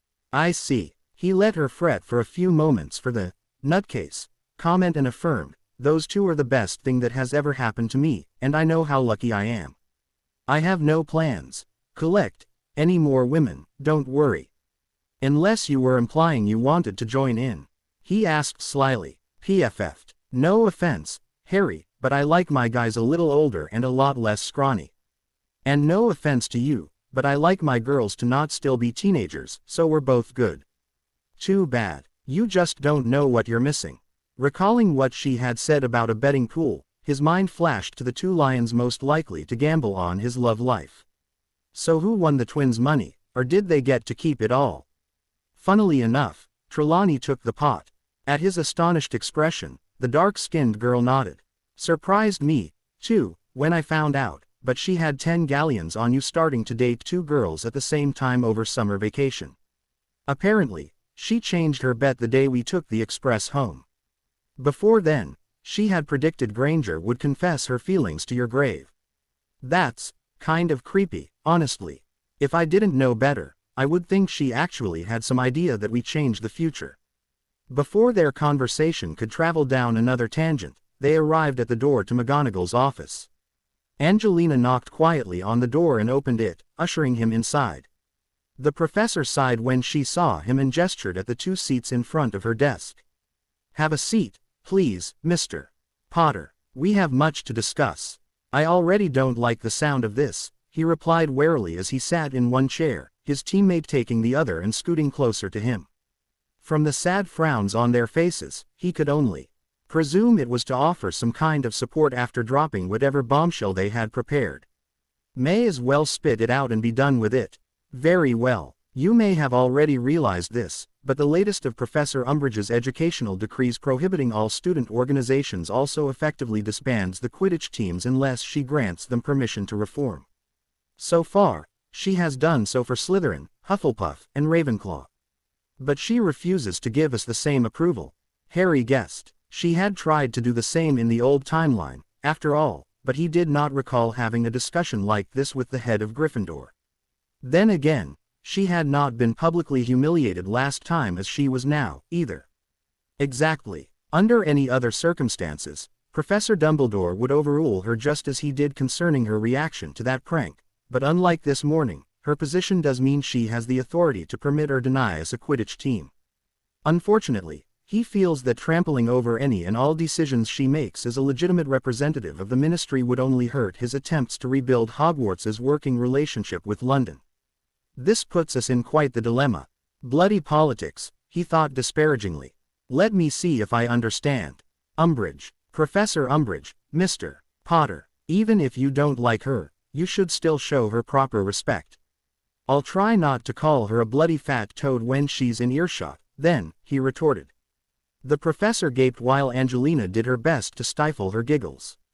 Umbridge got mad that Dumbledore called her out on her little abuse of power earlier today, so now she's throwing a tantrum and refusing to let us compete. Dumbledore, meanwhile, is too concerned with playing politics to slap down the ministry's stooge fudge planted here, even though he was forced to resign and no longer has any form of power whatsoever. If that was the end of it, you would be announcing this to the whole team, so based on us having this private meeting along with how Angelina looks like she's about to ambush me with a hug, said girl shifted in her seat with a weak smile, I can only presume some compromise was reached that involves me and that I'm not going to like. How am I doing so far? McGonagall blinked rapidly and murmured, there's obviously more of your mother in you than I thought. Flushing brightly when she realized he had heard that, she cleared her throat. Yes, well, you are correct. Professor Umbridge did offer to reform the team on one condition, that you were no longer on it. Wow, if I didn't know better, I would think she has some kind of vendetta against me, he remarked sarcastically. She had a very close relationship with Minister Fudge, she replied, and so she took you and Professor Dumbledore aligning yourselves against him at the end of last year rather personally. Not to mention she's a blood bigot of the highest order and is not a Death Eater solely because the amphibian look isn't what they want to hold up as the natural consequence of their whole world of purebloods plan. Actually, is she a marked Death Eater? That's something we really should check at some point. You have acted much more mature this year than last, so as the one most affected by this choice, I will leave it up to you. If you wish to remain Gryffindor's seeker, I will keep trying to change her mind, but I do not expect to be successful. But if I resign today, you can hold tryouts in short order and get my replacement up to snuff in time for the Gryffindor-Slytherin match next month. The Transfiguration teacher nodded and reluctantly admitted, Madam Hooch informed me that she has reserved the pitch for us this weekend. Please do not let that sway your decision. Sure, just don't guilt-trip me or anything. I don't think I could stand it. He huffed and leaned back in thought. So, is being a pain and not backing down while Dumbledore is on his knees in front of the new minister so he can get his old positions back. Why am I not surprised? I do enjoy Quidditch, but it's not like I'd get to play anyway under the circumstances. McGonagall might even try to fight the Toad about it, she's Quidditch mad enough if nothing else, but that would just be a pointless waste of time. However, if I quit, that would mean no more practices early in the morning, not to mention 6 weekends that my own, Luna, and I could use to either work with the DA or, better yet, go on heists. Having to resign for the good of the team would also give me a reason to skip going to the games at all, and of course it is only proper that my girlfriends would be with me wherever I'm hiding to sulk. No one would look for us, so no one could possibly know that we're nowhere near the castle in the first place. Not to mention, even though this means Umbridge wins a minor victory, what she really wants is to keep the whole team grounded. Knowing the rumor mill, it would eventually get out that I'm the reason they couldn't play, and that would be enough to turn the school against me just as happened in my first, second, and fourth years. He mentally grinned. Well, we can't have that now, can we? He opened his eyes, not having noticed that they had drifted closed while he pondered, and looked squarely at his head of house and now former captain. So that's the way it has to be, is it? I'm afraid so, Mr. Potter. McGonagall looked down at her desk. Had I any other option, I would gladly take it, but I do not. If you wish to look at the somewhat morbid silver lining, however, we have not had a single defense against the dark arts professor return for a second year since the late 1950s. I guarantee that you will have your position back next year. Don't make promises you can't keep, he said and intentionally ignored the instructor's immediate flinch. Rising and nodding at each woman with a soft, Professor, Angelina, he silently exited the room. Because with the way things are going, I don't know that we'll be coming back next year at all. With a deft twist of his wrist, Albus tied up the intruder charm and led himself into the house. The individual he was after was a hard man to track down, and hopping from one bolt hole to another every other week made the task even more difficult. If it were not for Mundungus's efforts, he was sure his quarry would have taken even longer to locate. Once inside, however, it was obvious where the man was, and Albus allowed himself to drift along the currents of light jazz that flowed through the hallway and into the sitting room.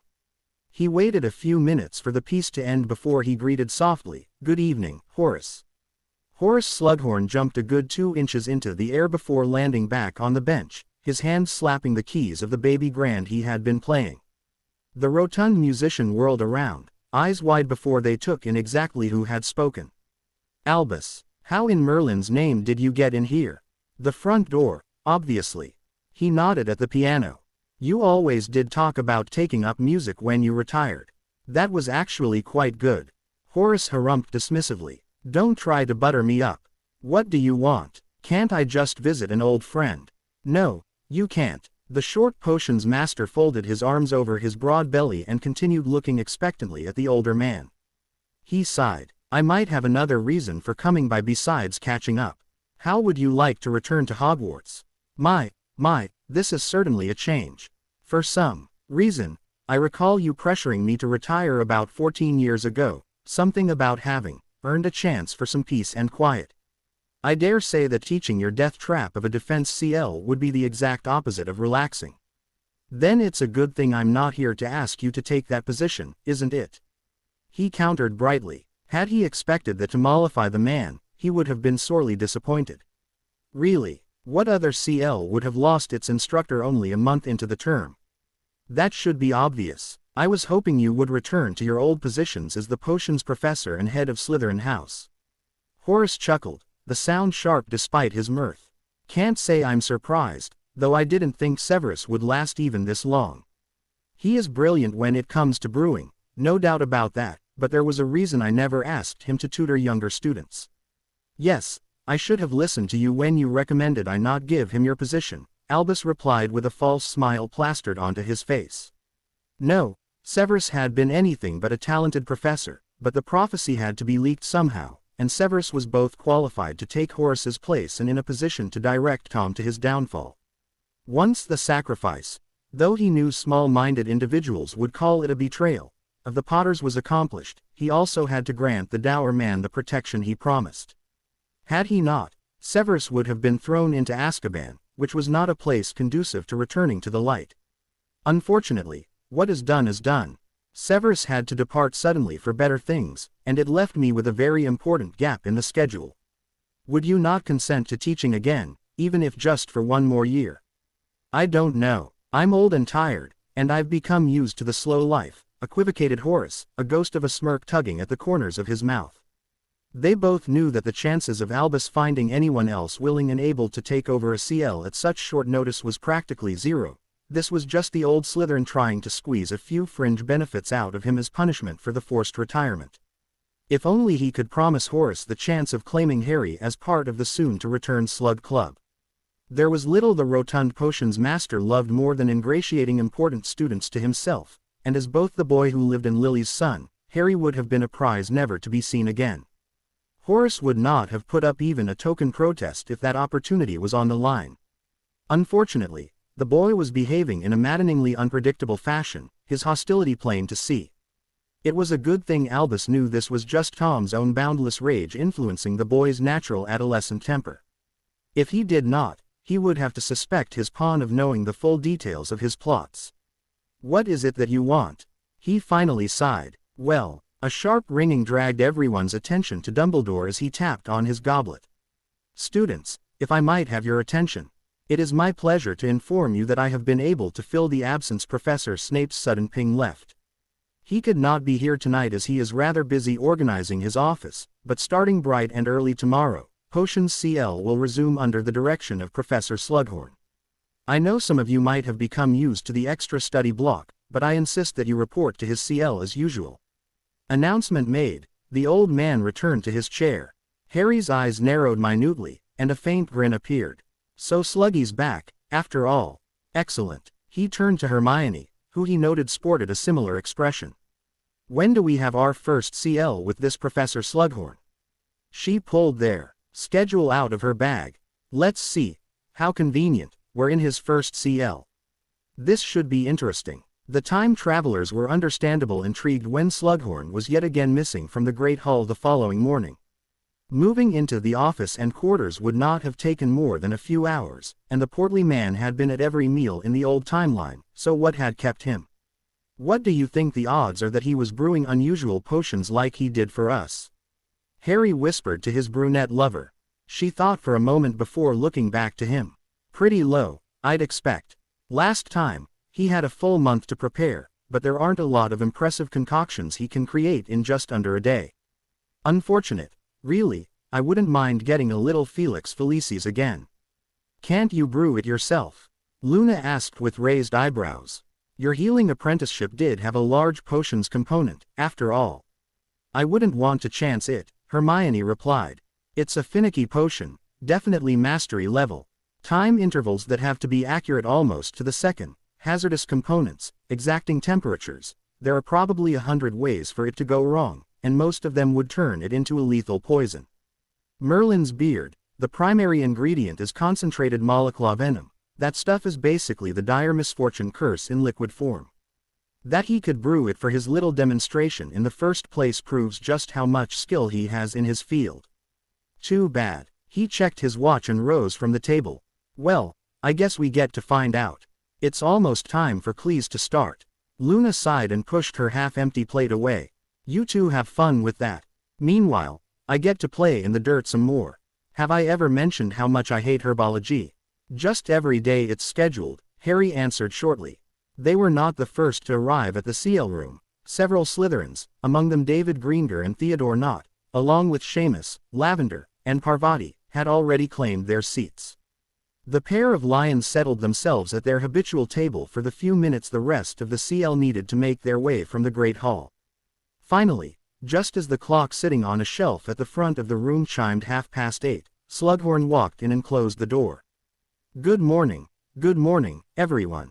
The man called as he picked up a roll of parchment from the desk at the front. Let's see, Miss Brown, where are you?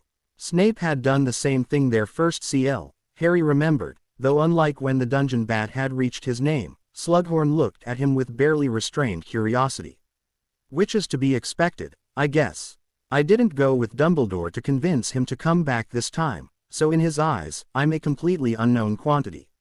Mr. Weasley. Ron did not answer as the others had, and a quick glance around showed that the redhead was not in the room. Hermione shrugged when he glanced at her, and Neville, who had taken the seat Ron normally sat at, mirrored the gesture.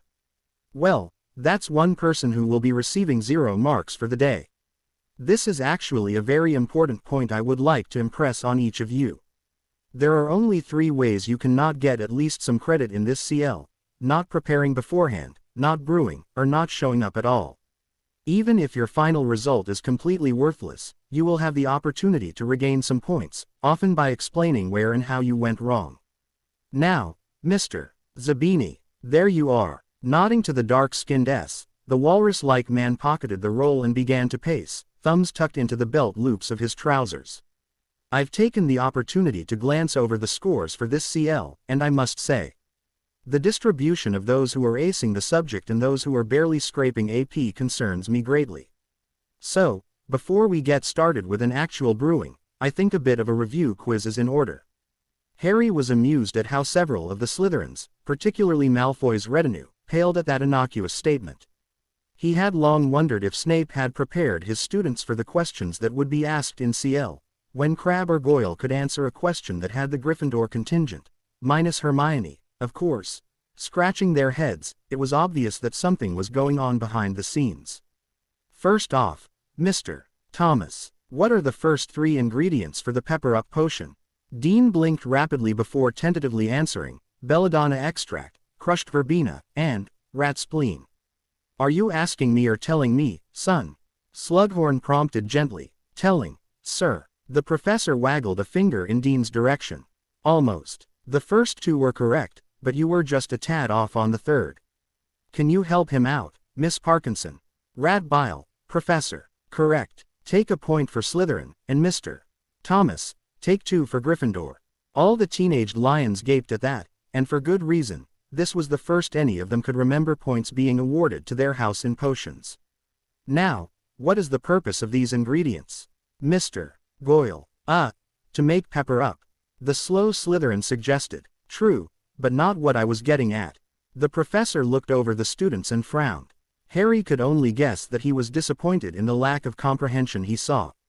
Okay, let's break it down. Who can tell me the properties of belladonna? Hermione raised her hand after a moment, and he nodded to her. It excites the body, causing increased heart rate, breathing, and reflexes among other things. Slughorn beamed at her. Very good. Why would that be important for this particular potion? Stimulation is the essence of what Pepper Up does. We're trying to get the drinker up and moving, even if she has been working the entire day. For that reason, this potion is the most widely abused substance among witches and wizards undergoing their mastery training. Take 3 points for that excellent summary, Miss Granger, and another 2 for the extra tidbit. While true, it's not something often talked about in polite society. He walked to the blackboard and began writing. Knowing the characteristics of the first ingredient, or base, of any potion is essential. Oftentimes, the rest of the ingredients are just there to alter the effect or, in this case, remove a toxicity the base has. Belladonna taken by itself will excite you straight into a heart attack, and I personally would rather claim my 40 or so winks on the lab bench and just deal with the lecture afterwards. A few hesitant chuckles followed that declaration, causing his left eye to twitch minutely. All of you are going to need to lighten up, or you'll find this CL most tedious. Next, the verbena. What property does this plant have that makes it useful for getting the weary wizard back on his feet? Neville timidly cleared his throat. It also has stimulant effects, not to mention it's a mild thickener. Indeed, I was going to ask why we would use this plant rather than some other restorative agent, but you beat me to it. 3 points to you, as well. Neville blushed at the effusive praise while Slughorn looked over them with a gimlet eye. This next question is the hardest so far. We have belladonna, we have verbena. Why in the world did we just add bile taken from a poor rat to our cauldrons? Armadillo bile. In fact, bile from all land animals, as OCIATED with the element of fire. Great care should be taken when introducing strongly fire ingredients to a mixture, as while they allow the brewer to reduce the flame under his cauldron, adding too much can have the opposite effect and actually raise the internal temperature higher than is safe for more delicate ingredients, hairs in particular. Who knew that Potion's reaction book was going to come in handy this quickly? Harry asked himself as he raised his hand. Biles contribute heat to potions, which means we can lower the flame we're using before we add the next ingredient. Porcupine quills react badly with high temperatures, something we've all seen firsthand in this room. Exactly. My boy, yet another 3 to Gryffindor. You lions are just racking up the points this morning. Mr. Malfoy, maybe you can turn the tide. Why do we want to use bile in this potion as opposed to, let's say, shredded ginger? This clearly stumped the blonde, and he grimaced for a moment before grudgingly responded, I don't know, sir. Not to worry. This is a tricky question. Miss Davis, do you know? At her shaking head, he continued, Miss Bulstrode. Mr. Greenger, Miss Pottle, nobody. I had hoped one of you would know.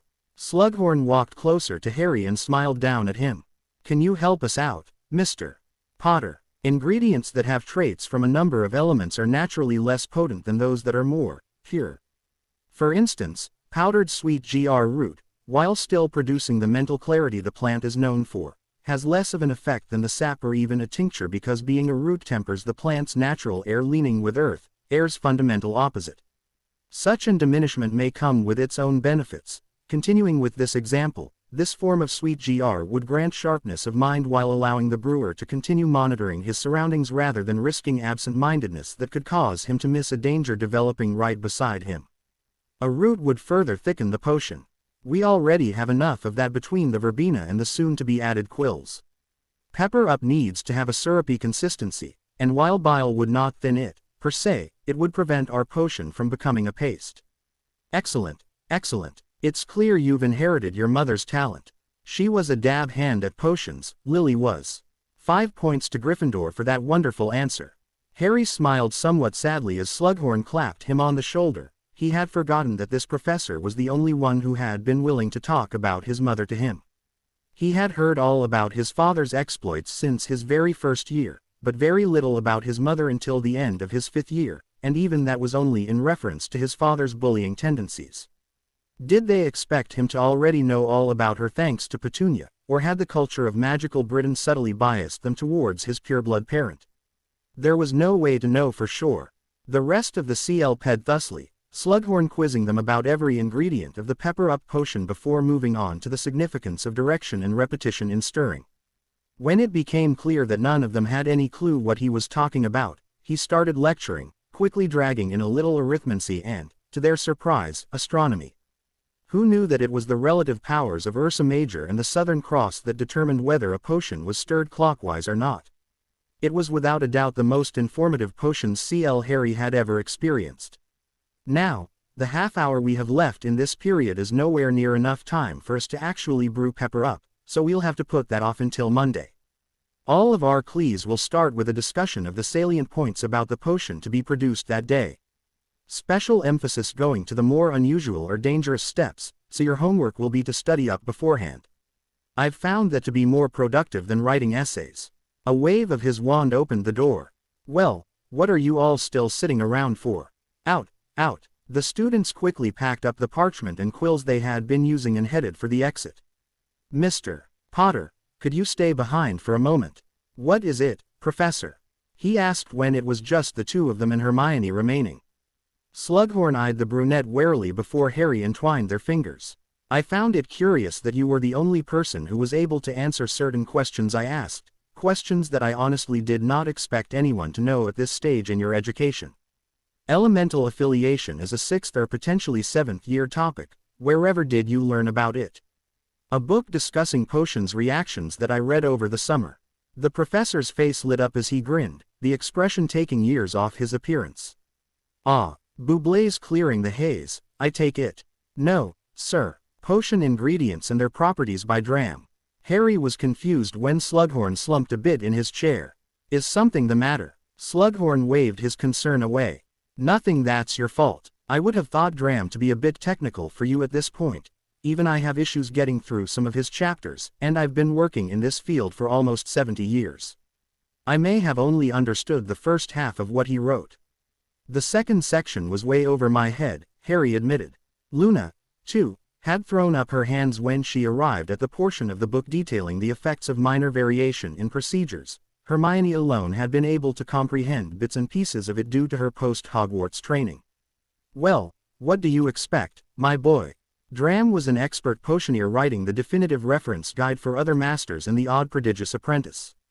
The idea that enterprising 5th years might try to wade through it probably never crossed his mind, the portly man laughed.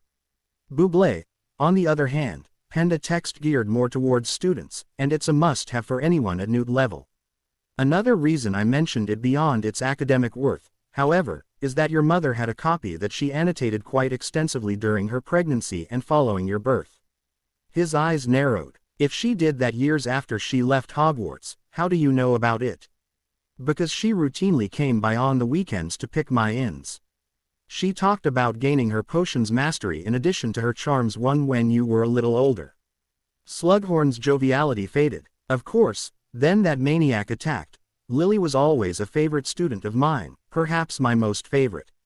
It may be wrong of me to say this, but her dying was the worst part of the war. The professor drew himself up and roughly cleared his throat.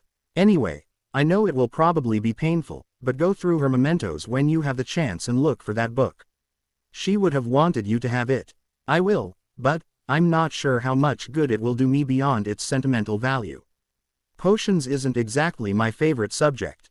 I'm not surprised by that. Disappointed, but not surprised. As I said in the beginning of the CL, I looked over the scores Professor Snape recorded for all of you. Slughorn met his gaze squarely. When two of the only 3 people who can answer questions about application are at the very bottom of the CL, there is something seriously wrong. Harry pasted a carefully neutral mask over his face. Let us just say that Snape's personality, rather than his competence, created a few issues. Oh, dear, I suppose I need to have a chat. With Minerva, Pomona, and Phileas, then, the rotund instructor muttered to himself as he waved the pair out. 4 corridors later, Hermione threw up a silencing charm around them.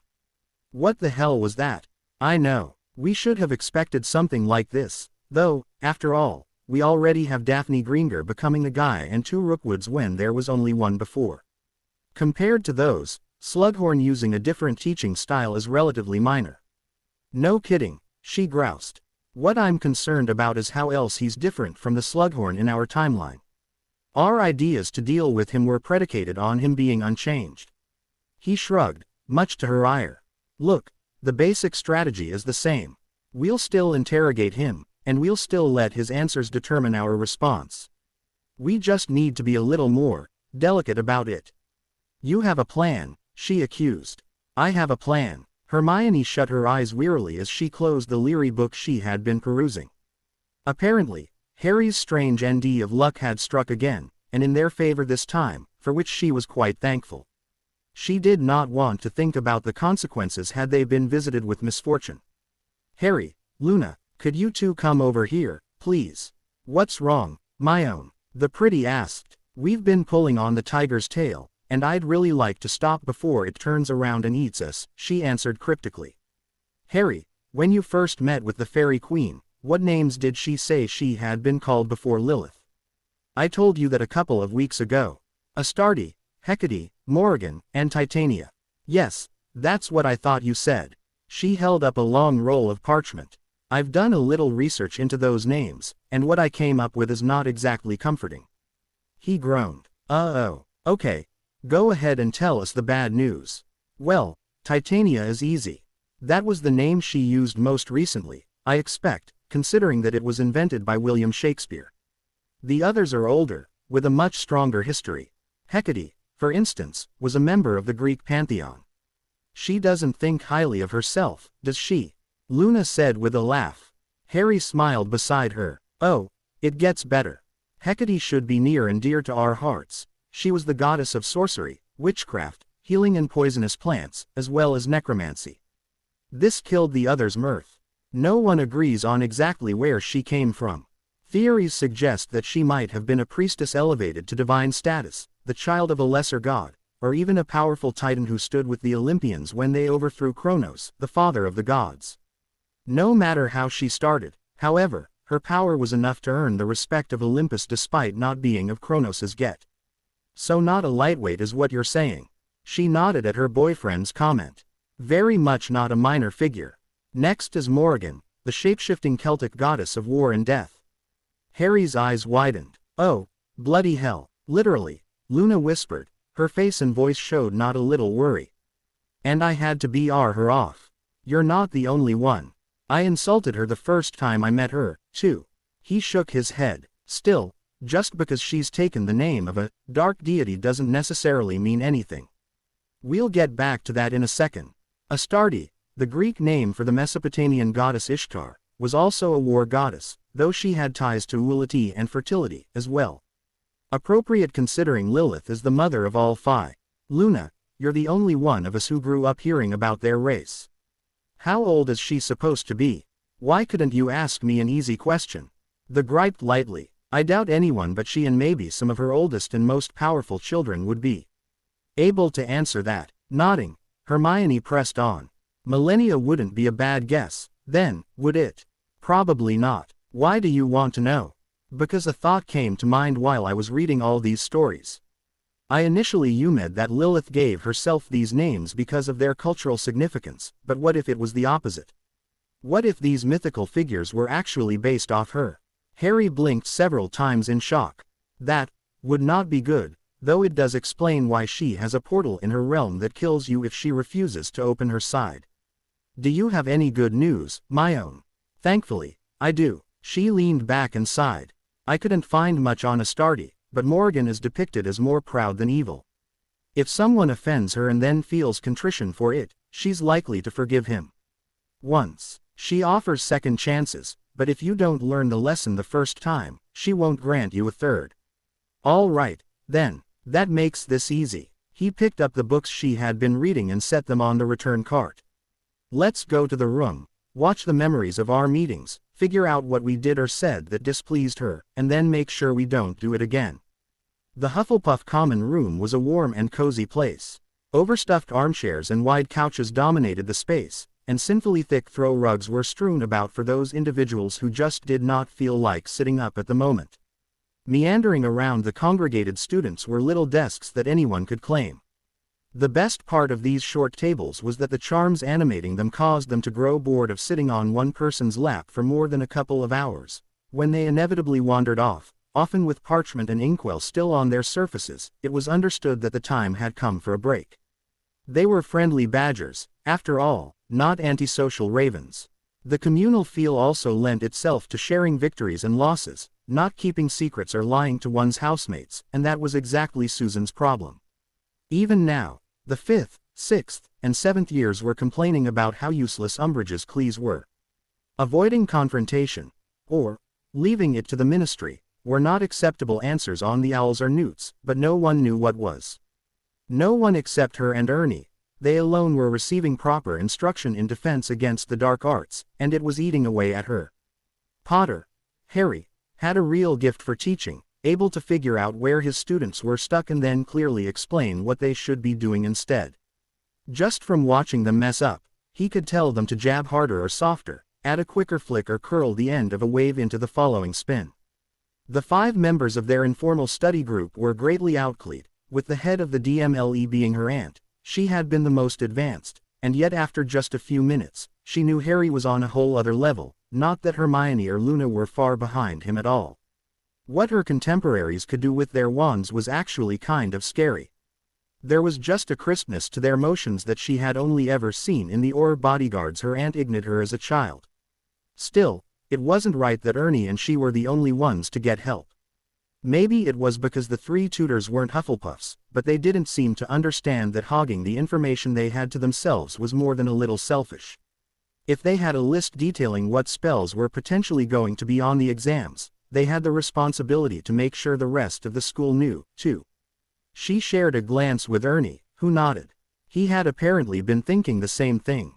Justin windmilled his arms wildly. I mean, by this point she may as well quit pretending to teach us anything. We all know she won't tell us what we need. Unfortunately, with her suspending Hill and Richards, no one's going to volunteer to start up tutoring groups. That's not entirely true, Ernie interjected. The other badgers turned to him. Draco Malfoy organized an informal knitting club a few weeks ago. We meet every Monday morning in Umbridge's quarters, and I'm sure you'd be more than welcome to join if you want. Everyone goggled at him, Susan included. Merlin's beard, what is he talking about? The boy flushed minutely. What, did you hit your head or something? Megan Jones asked quietly. No, why, you just told them that Malfoy's teaching us how to knit, Susan explained. No, I didn't. I said we're learning knitting from Malfoy. He glanced around and frowned as the others started to chuckle faintly. What now, have you started on little baby socks yet? Hannah joked with a snicker, and that set the rest of the group off. Even Susan laughed as Ernie scowled more and more, but at least she was not as bad as the upper years laying on the rugs who were literally rolling around. Fine, I won't tell you any more about it. We'll see who's laughing if Dementors attack and I'm the only one who can make a security blanket. The redhead joined her fellows on the floor. Justin patted the scion of Clan Macmillan on the arm, though he drew back his hand warily at the other's snarl. Don't worry, Ern. Your secret's safe with us. Well, I don't know about his knitting CL, but we are part of a great group, Susan sighed as the last of her giggles faded. Harry's been teaching us how to defend ourselves. It's not the same as defense against the dark arts, but it's probably more useful in the long run. Silence once more, though when she glanced around, disbelief warred with horror in everybody's eyes. Suze. Tears streamed down Hannah's cheeks, but a resolute expression was nonetheless on her face. I'm sorry, but I can't room with you anymore. I just don't think I would trust you alone with Christopher. She blinked in confusion. What did Hannah's cat have to do with anything? Okay, something odd is going on. What do you mean, Ernie? She asked, but then a suspicion struck her. She turned to the rest of the common room. I know what I said, but what did all of you hear? You said Peeves was teaching you how to mutilate kittens, and that it's not the same as drowning babies but probably more useful, explained a sixth year rapidly. A low rumble of rage clawed its way from her throat, and the badgers seated around her scooted farther away. Why the bloody hell do you just look like a poofter while I sound like an utter psychopath? She demanded from the other member of Harry's club. He snapped his fingers. I got it, McGonagall. What? When Dumbledore had his frolic D in his office, she must have done something to our clothes. That's why we can't talk about what really goes on. It took her a moment, but her jaw clenched as she figured out what he meant. Oh, when I get my hands on Hermione, I'm going to make her regret that. Stop. Just stop, Wayne Hopkins requested gently. I don't know what you two are trying to say, but I don't want to hear anything else about killing babies or titillating Dumbledore or having revenge with the Grey Lady. Tonight's been weird enough already, and I can't handle any more. Shall we eat a little mud with Filch Tuesday? Ernie asked ominously. We shall. Thanks for agreeing to work with me on this today, Neville said as he and Harry entered the previously forbidden corridor on Saturday. I know you'd probably rather see the Quidditch tryout. Harry shrugged. Honestly, he was a bit miffed, but not for the reasons the other Lion thought. He, Hermione, and Luna had planned to ransack Avery's house that morning, but with only the girls able to slip away, they had instead decided to diagram the ward scheme on that property as well as a few others. Trying to identify set wards without negating the superficial layers was possible, but it required much more finesse than they usually had time for. It would, however, make breaking in that much faster, which would be handy if they did another night job as they had with Fudge. Not really. Call me self-centered or bitter all you like, but after playing Seeker for so long, I can't say I'd be very gracious to whoever takes my place. Honestly, I'm not sure I'll want to watch any of the matches this year, at the very least not our own team. No, I understand. It must be hard to have all your hard work stolen from you, Neville remarked in an obvious attempt to comfort him. It was unnecessary, but the gesture was appreciated. Angelina had not hidden the real reason for his resignation, and the rest of Gryffindor had clearly decided that no matter their other issues with him, an attack on their Seeker could not go without protest. Painting him as an absolute nutcase was one thing, but interfering with Quidditch? Unforgivable. The Weasley twins had even sprung 2 pranks on Umbridge before McGonagall swept in and dragged them out by their ears. Harry would have been touched by the house's response if he weren't flabbergasted at just how messed up their priorities were. Thanks, he replied. He pointed to a dummy, already set up and waiting to be hexed into oblivion. So, the reductor curse. Let's see what you're doing, and maybe we can find out where you've gone. The door chose that moment to slam open, and 2 fuming Hufflepuffs stormed inside. Harry Potter, you have a lot of nerve, Ernie shouted. More than is good for me, I expect, he shot back. What's got your knickers in a bunch? You jinxed us. That paper you made us sign the first time we came in here, there was some spell on it, wasn't there? He had to work to withhold his grin. Why would you think something like that? We were trying to tell some other people about this study group, Susan answered, but every time we did, we said completely random things instead. We couldn't hear what we were actually saying, either. Now I owe Hermione, he muttered to himself. At their questioning glances, he explained, she and I had a little bet going on about this exact topic. I thought you'd make it a month before you started blabbing, but she told me I obviously don't know a thing about badgers and that we'd be lucky if you waited 3 minutes after leaving the room. 2 weeks isn't really much better. So you did jinx us. Ernie, do you remember that first meeting, when we explained the rules to you? Luna said you couldn't tell other people about this. Not shouldn't. Not that we didn't want you to. Couldn't, as in we made sure it wasn't possible. We weren't sure we could trust you to keep it a secret, and clearly our concerns were valid. The 2 puffs gaped at him for a few moments before Susan regained her voice. But this isn't fair. If you have a list of what we need to know for the owls, you should help everyone. Why? It's what's right. The whole school deserves to know about this, not just a few of us. Ernie gulped as Harry glared at him. The time traveler approached the paling badger, drawing his wand and rolling it between his fingers. Right there. He tapped the left side of Ernie's with the tip of his focus, then moved over to the redhead before repeating the gesture. And there, moving back to his beginning position, He asked, "Do either of you remember what is so significant about those places?" "Not exactly." He pointed at Susan. "Last year, you both wore badges on those spots that read, 'Support Cedric Diggory, the real Hogwarts champion.' That I won't argue too much about, but I seem to recall them saying something different if you tapped them." "What was it?" "Oh, yes, Potter stinks." The pair had the decency to blush. "The tournament, and before then, the Chamber of Secrets fiasco. Twice in 4 years the people in this castle have turned against me at the least provocation, and don't think I didn't notice how hostile everyone was when we first came back this year. The whole school deserves to know. I don't owe the school a single damn thing. What's more, you two seem to have mildly misunderstood something. I'm not a professor. I don't get paid to teach you this stuff. I'm doing it solely because Hermione and Luna persuaded me to give up my time to make sure you three, and Colin and Astoria next year, don't completely fail your defense owl. That means I get to determine who and how many to teach, and no one has any right to criticize me for it. Besides, as we told you when you asked about this very thing, there's no reason you can't instruct your house on these spells all on your own." "But we can't teach this as well as you do," Ernie protested.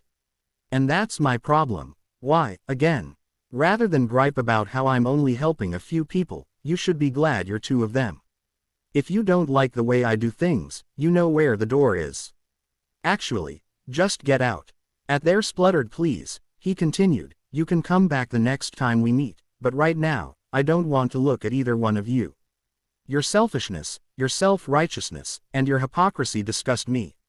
Neville forced a weak grin as the Badgers staggered out the door. "I think you broke them." "I had forgotten. When I look at Ernie, or Susan, or even Neville to some extent, I see who they will be, not who they are." Susan in the old timeline had already lost her aunt, had fought against Snape and the Carrows for a year. She understood that just because she knew something didn't mean that everyone needed to know. Ernie realized that being fair to everyone meant losing the advantage in a fight. The second war against Voldemort ripped away their naivety, and the third killed the rest of their house pride. Yes, fairness is a wonderful thing, and loyalty and hard work are essential in almost every situation, but a pure Hufflepuff, or a pure Gryffindor, or a pure Ravenclaw or Slytherin will not survive a war. Just as there is a time to be diligent, there is a time to find an easier path. Battles can't be won without courage, but when you're outnumbered 5-1, running away to fight another day is the best decision.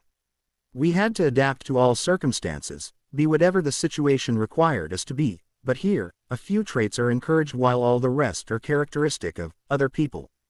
Hogwarts teaches its students that a badger shouldn't be vague, a lion shouldn't be wise, a raven shouldn't be crafty, and a shouldn't be loyal. I had forgotten just how unprepared these kids are for the real world.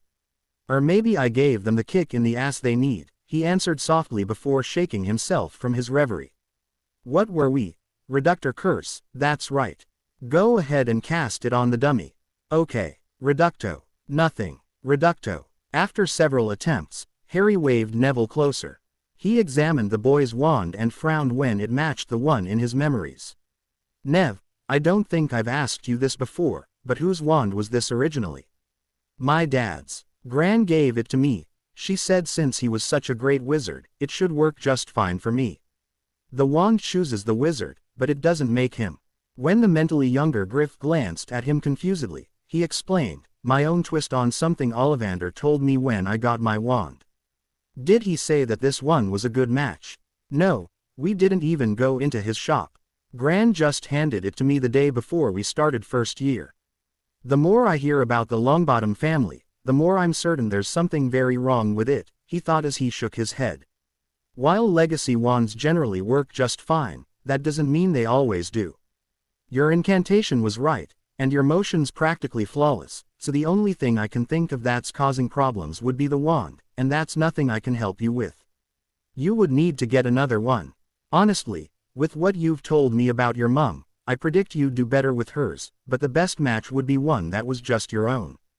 Do you think your Gran would mind taking you to Ollivander's over winter holidays? Neville looked down miserably. She'd put the blame on me, like she always does when I tell her it doesn't feel right. She'd say, your father always did such wonderful magic with this wand, or, see, I can cast with it just fine. It's a no-win situation with her. Well, then, if we can't get it done following the rules, we'll just have to ignore them.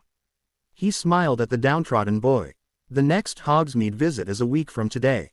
If you wanted, we could flag down the day bus and ride over to Diagon to see the old man. No one besides Myone or Luna would ever have to know, and they would only so they could provide us with alibis. The young man continued staring at the ground for a moment, and Harry could tell he was tempted. Finally, Neville raised his head with a slight frown. I think I want to keep trying to make this wand work for a while longer. Thank you, though. Shrugging his shoulders, the time traveler responded, okay, if that's what you want to do. If you change your mind, though, my offer will still be on the table. Just say the word. Thanks. Neville shook himself. So, since I can't seem to get this spell to work just yet, what's next on the list? Incarcerus, Reducto, I do believe it's the disillusionment charm after that. An old favorite of yours. Let's see which is stronger. Your skills or that wand's stubbornness. My gold is on you. Luna stumbled forwards, her hands held by her two lovers in a blindfold hiding the world.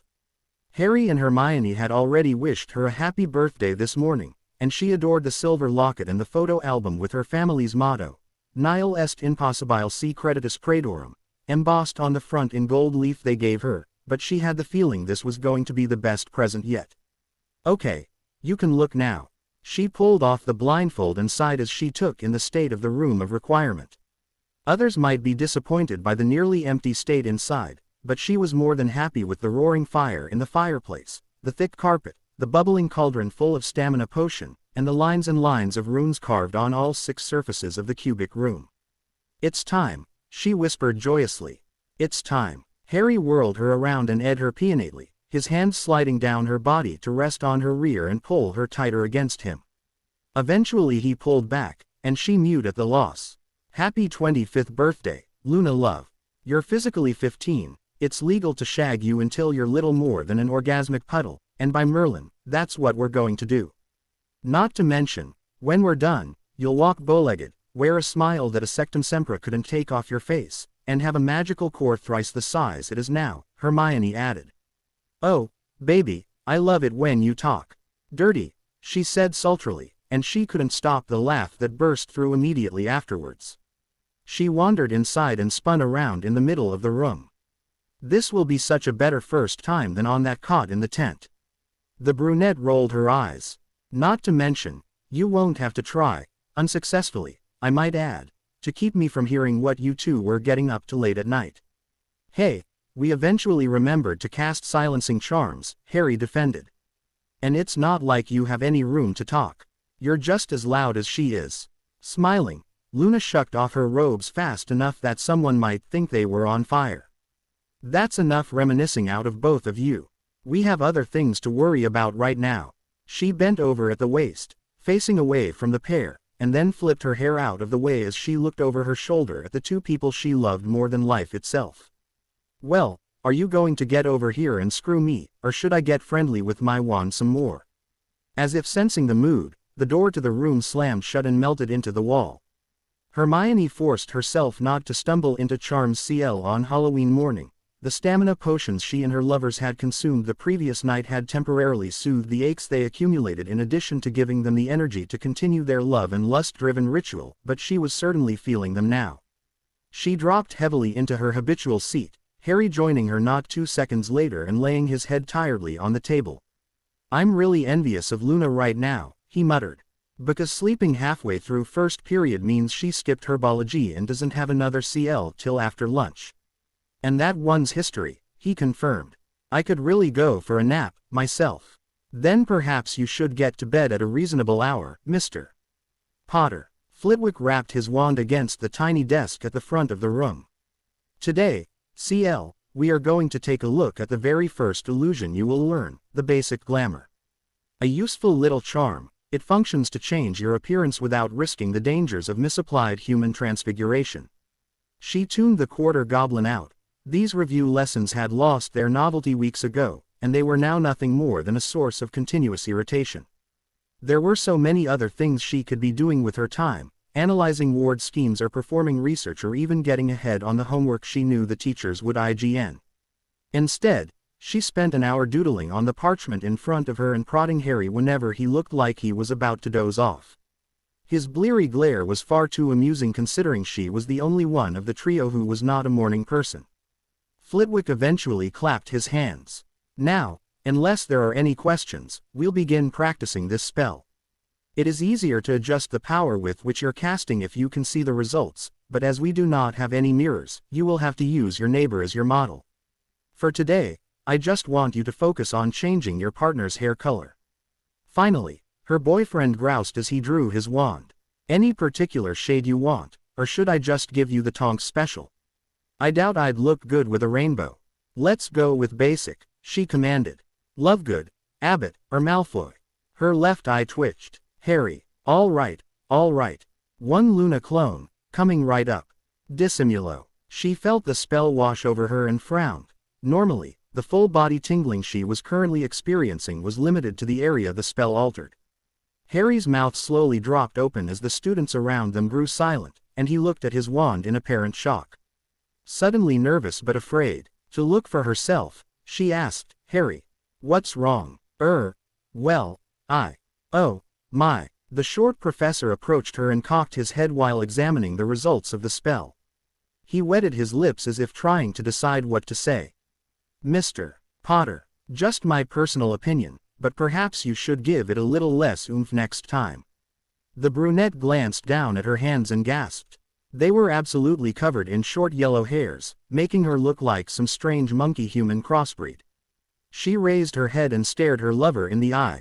Harry James Potter, you better not have done what I think you did. Dean Thomas tried and failed to hide his snickering, setting off the rest of the CL in the process. Great choice for a Halloween costume, Hermione, though it's definitely a surprise. I never pegged you as a Chewbacca fangirl. Harry hastily cast a finishing charm to rid her of her fur coat before she could do something drastic. There, all gone. He sighed and glared at the holly focus. This thing's a lot harder to get right than it sounds. Harder to get right. He's been casting glamours for years, how could they have suddenly become difficult? Unless, Flitwick's pronouncement repeated itself in her head.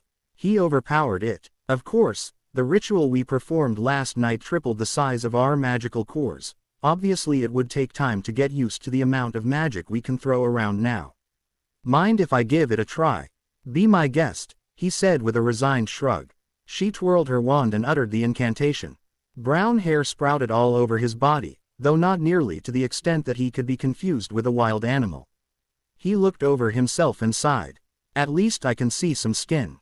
You're right, this is going to require a more delicate touch than we're used to. Flicking her eyes around the room to make sure no one was watching, she undid the charm and cast it again, this time silently. The glamour gave him the appearance of a scraggly beard in addition to shifting his hair color, but that was much closer to the image in her mind's eye. She whispered, our cores are too big. Bleed off the excess. Harry smiled as he figured out what she had done. That makes sense. Prepared for another Wookiefication. Please don't. I finally got the power down to the right level just before CL ended, Harry said before finishing off his pumpkin juice, but I had to use nonverbal point casting to do it. Do you think we messed up the ritual somewhere? Luna thought for a moment before shaking her head. I don't think so. If you or Hermione copied a rune down wrong, it's more likely that it would have turned us into charcoal. Bad rituals don't give better results. I double and triple checked the rune strings. They were exactly as the book described, the brunette announced. Not to mention that while I'm having a little trouble, it's about what I anticipated. Have you noticed a difference? No, but I also haven't cast anything, just lazed around in here. The drew her ebony wand and made a simple swish and flick. The picnic basket Dobby had provided them flew into the air before landing in the opposite side of the room. So my silent magic is now approximately as strong as it was verbally. A gesture with her left hand called into existence a translucent shield. Wandless has also gotten stronger, but again, no more than expected. Hate to say it, Harry, but I think this is just fate having a bit of fun at your expense again. He grumbled and leaned back into his chair. Just once I'd like to catch a break. Before we start throwing blame, even onto a personification, we should at least make sure we aren't having any negative reactions to the ritual, Hermione advised. Either of you mind me checking your cores? The other time travelers shook their heads, and the brunette cast a spell on herself before doing the same to Luna.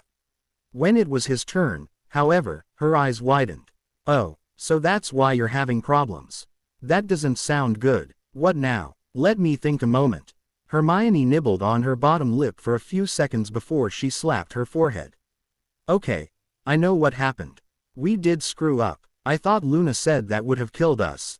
He demanded. If the issue was the runes, sure, but that wasn't where we made the mistake.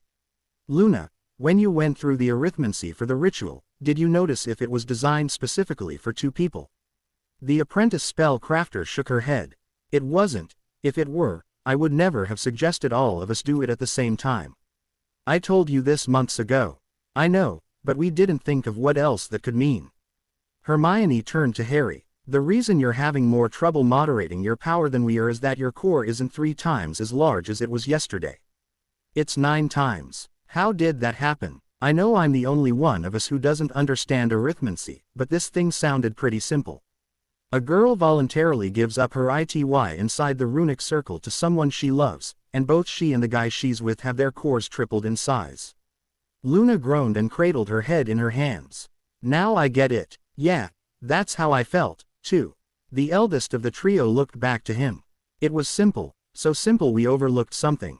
When Luna gave you her ITY, her power tripled and your power tripled, right? He nodded. Then, when I gave you my ITY, my power tripled, and yours tripled again. We thought having 3 people wouldn't make a difference so long as we were all in the circle at the same time, but what actually happened was that you did the ritual twice. Honestly, that doesn't make me as happy as you might think. An idea sprang to mind, and he warily flicked his wrist at her. He grinned gratefully when nothing happened. Thank Merlin. What? I was just making sure that this little accident didn't turn me into some kind of magical superhero. I don't think I could handle that on top of everything else. A wave of his left hand called the overturned basket to his side, though try as he might, he could not magic it away. My wandless magic's stronger, but I don't think I can cast every spell in my repertoire that way, just the 6 I spent time mastering. Luna laughed. Most people would be disappointed at that. What spell did you try to cast? This one. He pointed his wand at her, and she jumped out of her chair as his spanking hex hit home. What clues do we have this afternoon? My own. Transfiguration, care, and herbology. Are you planning on skipping? Much as it pains me to miss yet more lessons we've already learned, yes. He drew his acacia wand from his left sleeve and gave it a twirl. I apparently need to practice if we're still going to see Sluggy tonight. Just a little more, there. Horace smiled as the last drops of wine dripped into his GL. Vanishing the empty bottle of 1926 Malfoy Cabernet he was about to finish off, he raised the goblet to the portrait of the 78 Slug Club that was centered on his mantle, his toast going specifically to the red-headed young woman laughing on the left side. Another year gone by, my dear. I recently met your son. He definitely inherited your talent, at least in my CL. Flitwick says he isn't the most dedicated charm student, but from what I've heard from Minerva, he is an absolute prodigy in defense. He has your curiosity and stubbornness, too. Would you believe that he was actually trying to slog his way through Dram? The rotund man laughed lightly at that. Not even you reached that far beyond your abilities, though that could be because we were actively holding you back and keeping your feet on the floor. From what I can tell, the rest of the staff mostly lets him do whatever he wants. They're so worried about not favoring him that they've gone overboard and basically ignore him. He shook his head and sighed. It's rather disappointing, to be honest. I can't help but wonder how much further along he would be in his studies if he had had someone showing an interest in his progress from his very first year. On the bright side, that lack of oversight hasn't turned him into, what did you call James? An arrogant, bullying toe rag. Oh, if only you could see him now. You'd love him. A mother does not have to see her child to love him. The wine GL slipped out of his suddenly slack fingers and shattered against the floor. His heart pounding in his, Horace slowly turned around and stared at the source of that all too familiar voice. What little blood was left in his cheeks fled until they were as pale as the spectral form hanging in the air in front of him. LL Lily. Good evening, Professor. The spirit drifted closer to him, and a hint of a smile appeared on her lips. Whatever is the matter? You look like you've just seen a ghost. But, how? Have you been a ghost this whole time? She shook her head, transparent white hair swirling through the air. Of course I haven't. Tonight is Halloween, All Hallows' Eve, the Day of the Dead. Surely you know that on this night the veil is at its thinnest, that the dead can temporarily cross back over to the world of the living. So you're here to visit Harry. He had always thought that to be an old wives' tale, but staring a returned spirit in the face, he was having trouble believing it. Do you come back every year to see him? No, he is my son, my flesh and blood, so I do not need to return here to know what his life is like. Her eyes narrowed. No, I am actually here to speak with you. I recently heard a very interesting rumor, something about you telling Voldemort how to create a Horcrux. He stumbled backwards and tripped over a footstool. Ignoring the spilled wine staining his trousers, he whispered, "How do you know about that?" So it is true. I had hoped that was not the case. She stalked closer before bending at the waist in a way no human was capable of. Her ethereal face inches from his own, she demanded, "Who else knows that the Dark Lord is immortal? Who have you revealed that vital bit of information to?" I think Albus knows. He's certainly hinted at it. Her eyes hardened even more than they already were. Are you telling me that you have been keeping this a secret? Did you not think that it might be important to reveal that? What was I supposed to do, Lily? He shouted. Should I have just gone up to the old goat one day and said, "By the way, I think he who must not be named might have split his soul, possibly multiple times"? Yes, you should have done something rather than sit on your ass doing nothing while he went around killing people. Fear and anger boiling over, he sneered at his favorite student. I had forgotten how much of an idealist you were. Life isn't that simple. If I told Albus what I know, his first question would have been how I found out about the subject to begin with. Horcruxes are necromancy. I would have been thrown in Azkaban faster than you could say, dark wizard. My entire life destroyed because I made a mistake and fell for Tom's pretty lies.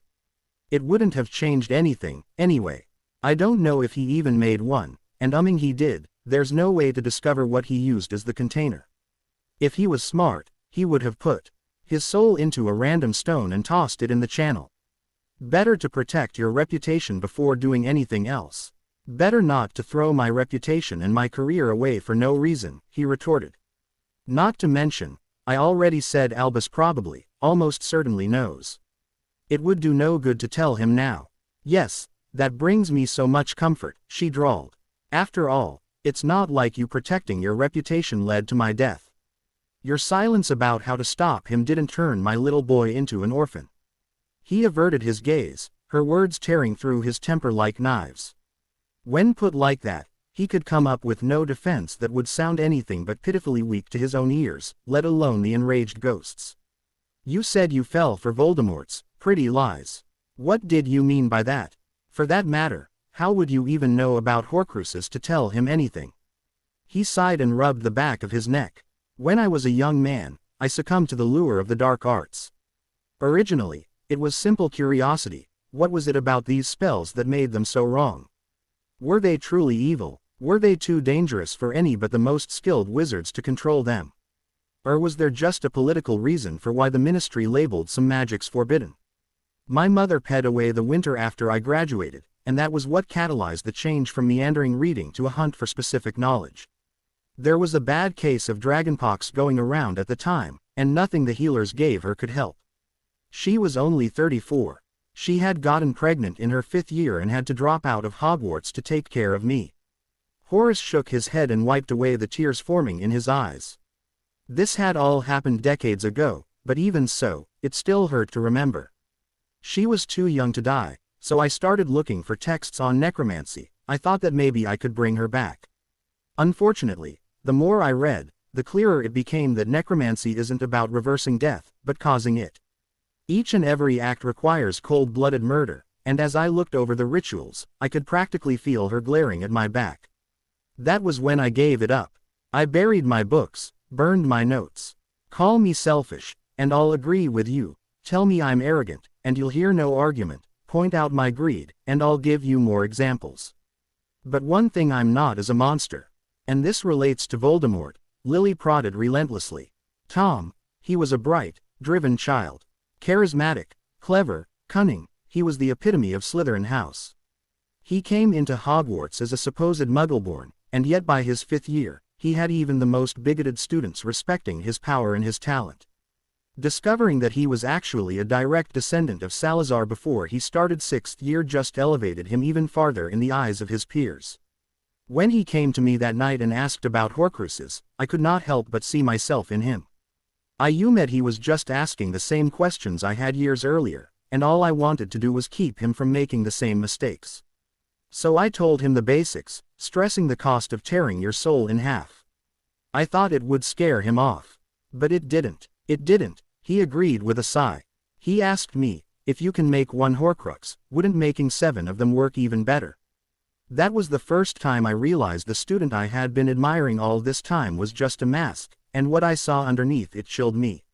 I kept a closer eye on him, and it was only then that I noticed his cruelty and his callousness.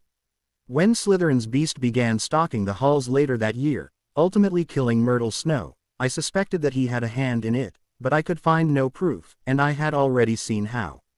Armando Dippet, the headmaster of the time, ignored Albus's own distrust of Tom.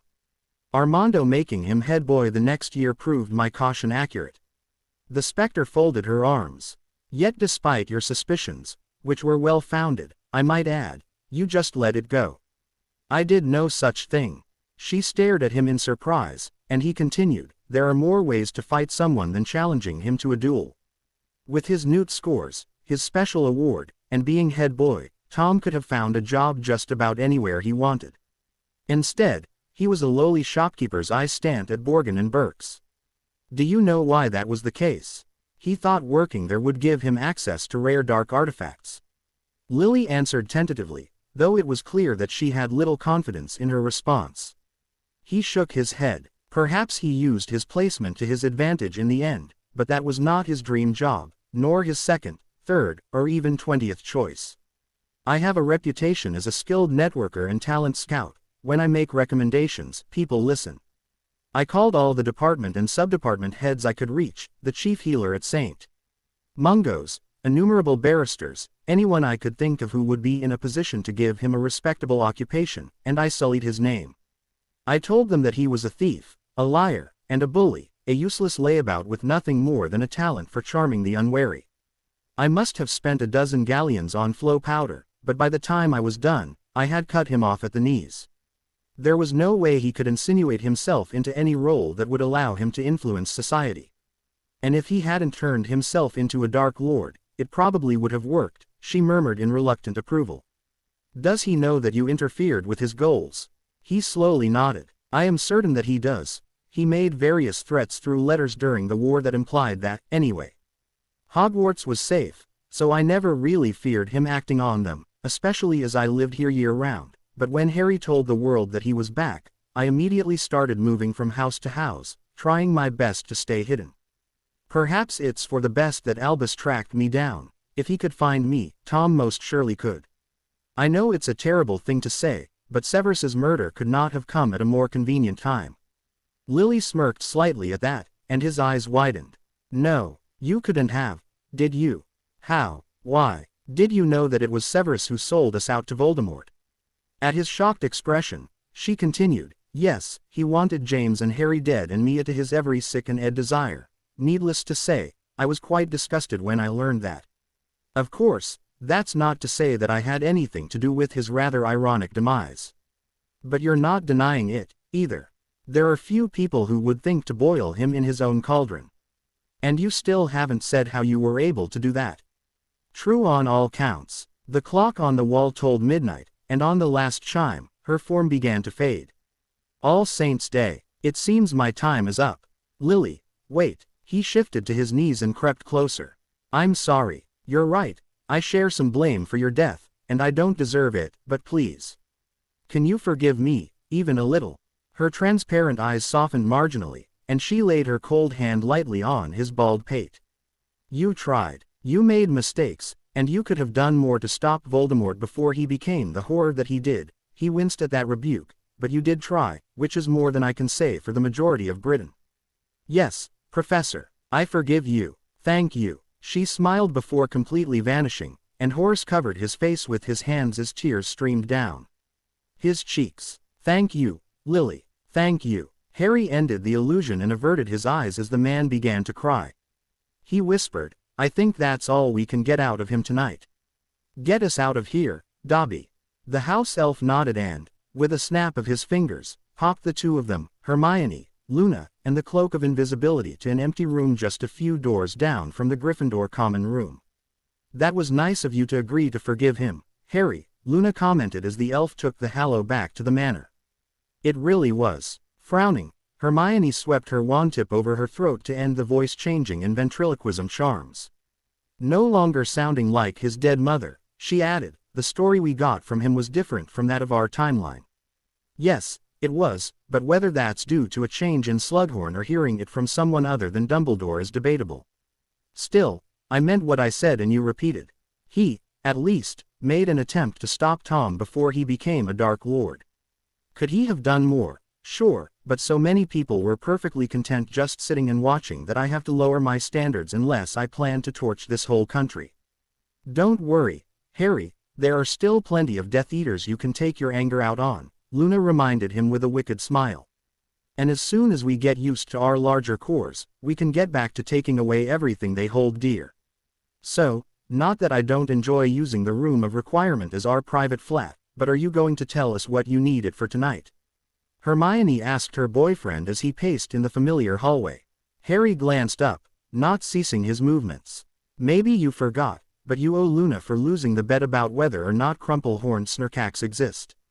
The brunette mentally cursed. She remembered just fine, but for a few days she had held hope that the others hadn't. Your only stipulation was that the forfeit not happen until she was physically 15, and guess what? The 3rd of November is after her birthday. Fine. Fine. Merlin, damn it, why did Harry have to come up with something like this? Obviously Sirius was a bad influence this summer. One belly dance, coming right up. Luna interjected with a wag of her finger. Standard forfeit, my own. That's 7 nights of dancing and raunchy, not just one. The door to the room faded into view, and Harry opened the portal and waved them in with a flourish. Stepping inside, Hermione noted the stage in the middle of the space, the exact contents hidden behind a curtain, as well as 2 more doors set on either side, one bearing the letter H, and the other an L. Harry, what is this? This is me claiming my bet. He smiled wickedly at the. If you'll recall, we had a wager going that Hermione couldn't finish 2 whole weeks without getting frustrated about having to redo a year's worth of homework. Oh, you are a conniving bastard, Luna said, her left eye twitching. There was no real heat in her voice, however, they all knew that she enjoyed playing dress-up the most of the 3. I'll have you know that my parents were happily married, thank you very much.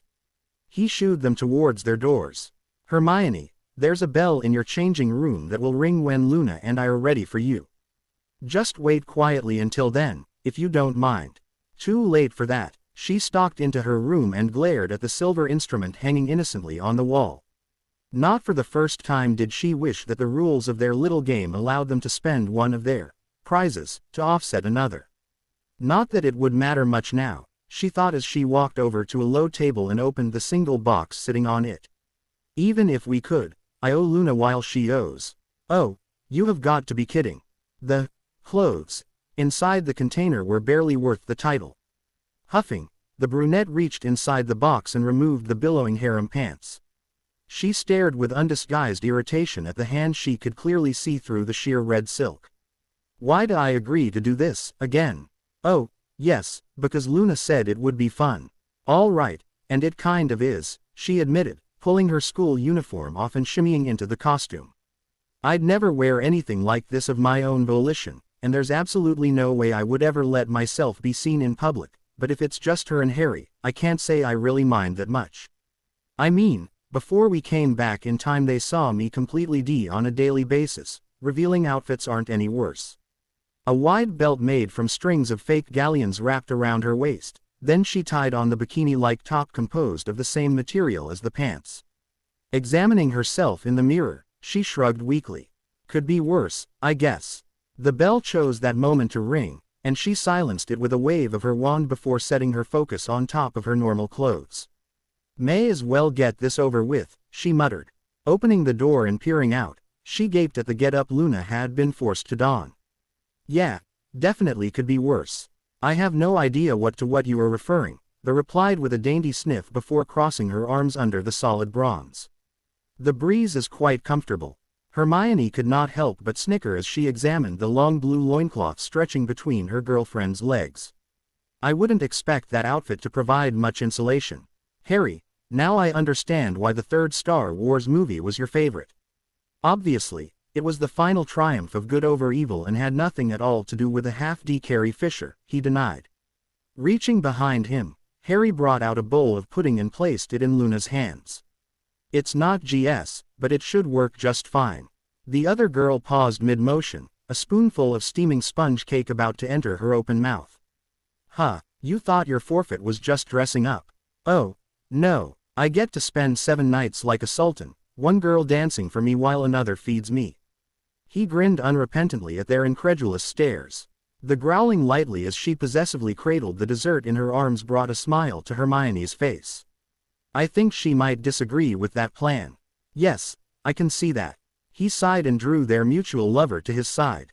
Split it. Fine. Excellent. Music, please. A steady drumbeat thrummed from the walls, and Harry gestured towards his fellow lion. If you need a little inspiration, the room provided me with a spell that will let you dance even though you've never done it before. She arched an eyebrow at him and stepped into the middle of the empty space, colored lights shining down on the floor and slowly revolving around her. Even if she were not worried about him overpowering the charm, it was ultimately unnecessary. While she had been hoping her lovers would forget this arrangement, that was no reason not to prepare for it, even if that required slipping inside the most wonderful room in Hogwarts and taking lessons she would probably never use again. If nothing else, it was something new, unlike their CL work. And so, Hermione began to dance. Harry and Luna both seemed to enjoy her undulations as they froze in amazement before settling back onto their puffy cushions, hunger of the more carnal sort burning brightly in their eyes. That was not to say that they did not try to satisfy their desire with mere food. Luna's visage took on a decidedly displeased cast whenever she offered the loaded spoon to her boyfriend, a look that disappeared again when it was her turn to enjoy the dessert. After several minutes of frenzied dancing, the empty bowl vanished and Harry leaned over to steal a last taste from the lips. The brunette frowned, her movements slowing, as Harry's shirt and Luna's went sailing into the air. If they forget I'm here and just shag in front of me, so help me all. My own, what are you still standing over there for? Just have to join them in the fun. Harry frowned as he peered through the omnioculars at the house. It was just 2 stories tall and the least sprawling of all the properties the trio had raided since they came back in time, a rather modest place, all told. No one would ever think that this pleasant-looking building with its brick exterior held one of the most men living in Britain. At least it will be a quick job. It's just getting in that's the problem, Luna countered. Winky's been watching for the past 2 weeks, and she said McNair stays cooped inside all weekend long. Getting pissed? He asked hopefully. A drunk enemy was far less dangerous than a sober one. Normally, anyway, he had only made the mistake of fighting Amicus Caro after a weekend bender once. The shrugged. We don't know. With that house elf ward up, she and Dobby can't actually sneak in and scope out the place. That's just what they've been able to tell after observing him from a distance. Wonderful. He probably only leaves the house to work at the ministry, so the only time we can break in is the least convenient for us. Why can't Death Eaters just be polite and make it easy on us? I'm still wondering why McNair isn't with his friends in Azkaban, Hermione muttered. Obviously he isn't rich, so how did he bribe the Wizengamot to accept the Imperious defense? An axe leaves very different marks than a cutting curse, too, so it isn't that he could claim he didn't hurt anyone. All his murders would have been readily identifiable. Luna promptly offered. Malfoy floated him a loan, I expect. You're probably right, he agreed, but it could also be that he's clever enough to talk his way out of trouble. Cunning and vicious don't make for a good combination, at least not for us. I was hoping that we could continue relying on click pureblood stupidity. For some reason, I feel like I should be offended by that, remarked the lone pureblood in their little family. Hermione snorted. First, you can't deny that the majority of purebloods, even Neville, much as I like him, are oftentimes completely blind to solutions to their problems that are laid out right in front of them. I'll admit that by the end of Hogwarts, those of us who grew up in the Muggle world have generally picked up that bad habit as well, but it's much more prevalent in the wizarding raised. Second, you're anything but a proud pureblood. How else do you explain why we had so much trouble dragging you away from the telly this summer? The stared at her with wide eyes. My own, your parents have Animal Planet, a whole station dedicated to Muggle magizoology. How could I not watch? It's not Muggle magi, you know what? Never mind, I don't even care anymore. About time you learned that trick. If it's not a matter of life or death, just let sleeping Grims lie, Harry said with a snicker. That isn't even a real phrase. Is now, Luna giggled before she flopped onto the ground beside him. What's the plan? My casting still isn't up to snuff, he reluctantly admitted, so the best thing to do would be wait another week or two. We could come out here one day in the afternoon, strip the house, then use a time turner to slip back into school during the lunch period. I hate having to throw off our internal clocks like that, but I don't see much other choice unless we want to fight him in a straight duel. Let's avoid that. Hermione's eyes unfocused as she flipped through their schedules. How about the 20th? It's a date. A knock on his door drew Horace's attention from his cauldron, and he barely withheld a sigh as he heard the Malfoy tea hobbling into his private lab without waiting for his permission to enter. Mr. Malfoy, what can I do for you at such a late hour? It happened again, Professor. Ah, yet another attack from your mysterious ailment. He cast a stasis charm over his half-brewed potion and finally looked at the boy before forcing himself not to laugh. Bright red boils stood out starkly against the prefect's pale skin while mucus bats stretched from his nose and fluttered idly above his head, likely exhausted from beating themselves against his face. Small bruises were scattered over his hands and arms, obviously the results of a stinging hex, and dark blue horns poked out of blonde hair. A foul odor wafted to the man's nose and caused him to gag. What is that? The boy grimaced. Bowel-loosening hex. Great Merlin, that reeks. Don't you dare sit on any of my furniture. A deodorizing charm diminished the smell enough that he wouldn't immediately send his student away for fresh robes. Did you even catch a glimpse at your attacker this time, or has he safely gotten away once again? I don't think it was another Slytherin, Professor. Horace perked up at that. Had Malfoy finally figured it out? I think it was Potter. No, obviously not. And what would Mr. Potter have been doing hiding out around our common room, He was waiting for me. The boy screeched, puffing up like the peacocks Lucius had always been obsessed with. He has an invisibility cloak. I saw it 2 years ago. So if I went up to Gryffindor Tower and asked him about this, he wouldn't instantly deny any and all knowledge of this. He wouldn't be able to produce witnesses who saw him sitting in their common room while you were on patrol. Horace sneered, the expression unnerving the younger S. And if I went to the hospital wing or the other houses, I wouldn't find students who had suffered the exact same hexes you did. I wonder who they would point the finger at as their attacker. They're lying. Do you think I'm blind? He roared in fury, Malfoy blanching in response to his sharp tone. I have heard all about the abuse you heap on your fellow students, and I am not pleased. Severus may have ignored your disgusting behavior, but trust me when I say that I will not. The only reason I haven't punished you yet is that your attacker has been doing a much better job at driving the consequences of your actions into your head than point losses or detentions ever could, and I, for one, applaud his or her effort. What? The hooligan stuttered. You heard me. He stomped past the blonde and ripped the door open. A prefect is supposed to be above reproach, the best student his house can offer. You, Mr. Malfoy, are nothing more than a spoiled bully. Get out of my office. When my father hears about this. Ooh, I quiver with fear. His threat ignored, the boy scurried out like a prideful mouse. Horace slammed the door shut and paced for several minutes before dropping into his chair. Stupid, stupid, stupid. I should know better than to lose my temper like that, but oh how I've wanted to give that little shit a piece of my mind. What Severus could have possibly been thinking when choosing Malfoy as the fifth-year prefect, he would never understand. The T was anything but clever or cunning, just a brutish oaf who felt entitled to anything and everything around him. He demanded and demanded in a loud voice, and when he did not get what he wanted the minute he wanted it, he threw a tantrum reminiscent of a spoiled toddler. The foolish child couldn't even find the charm on the common room's entrance that was causing him so much grief. Horace snorted. It's been there for over a month, probably placed before I retook this post, yet he still hasn't discovered it even though I noticed it not 5 minutes after he first came to me to complain about his dorm mates ambushing him. It truly was a marvelous bit of magic, activating only when a second charm came in close proximity and raining the exact curses the boy used to torment the other houses. The head of Slytherin was not sure exactly where that other half was located, but it had to be something Malfoy carried on him constantly. His wand, perhaps. Recalling what Minerva had told him about the spats between Harry and Malfoy throughout their years in the castle, he paused to truly consider his prefect's accusations. As Lily had recently reminded him, she had a penchant for cooking up deliciously ironic punishments for those who earned her ire, and had not he himself noted how much like her Harry was? It was certainly something to consider.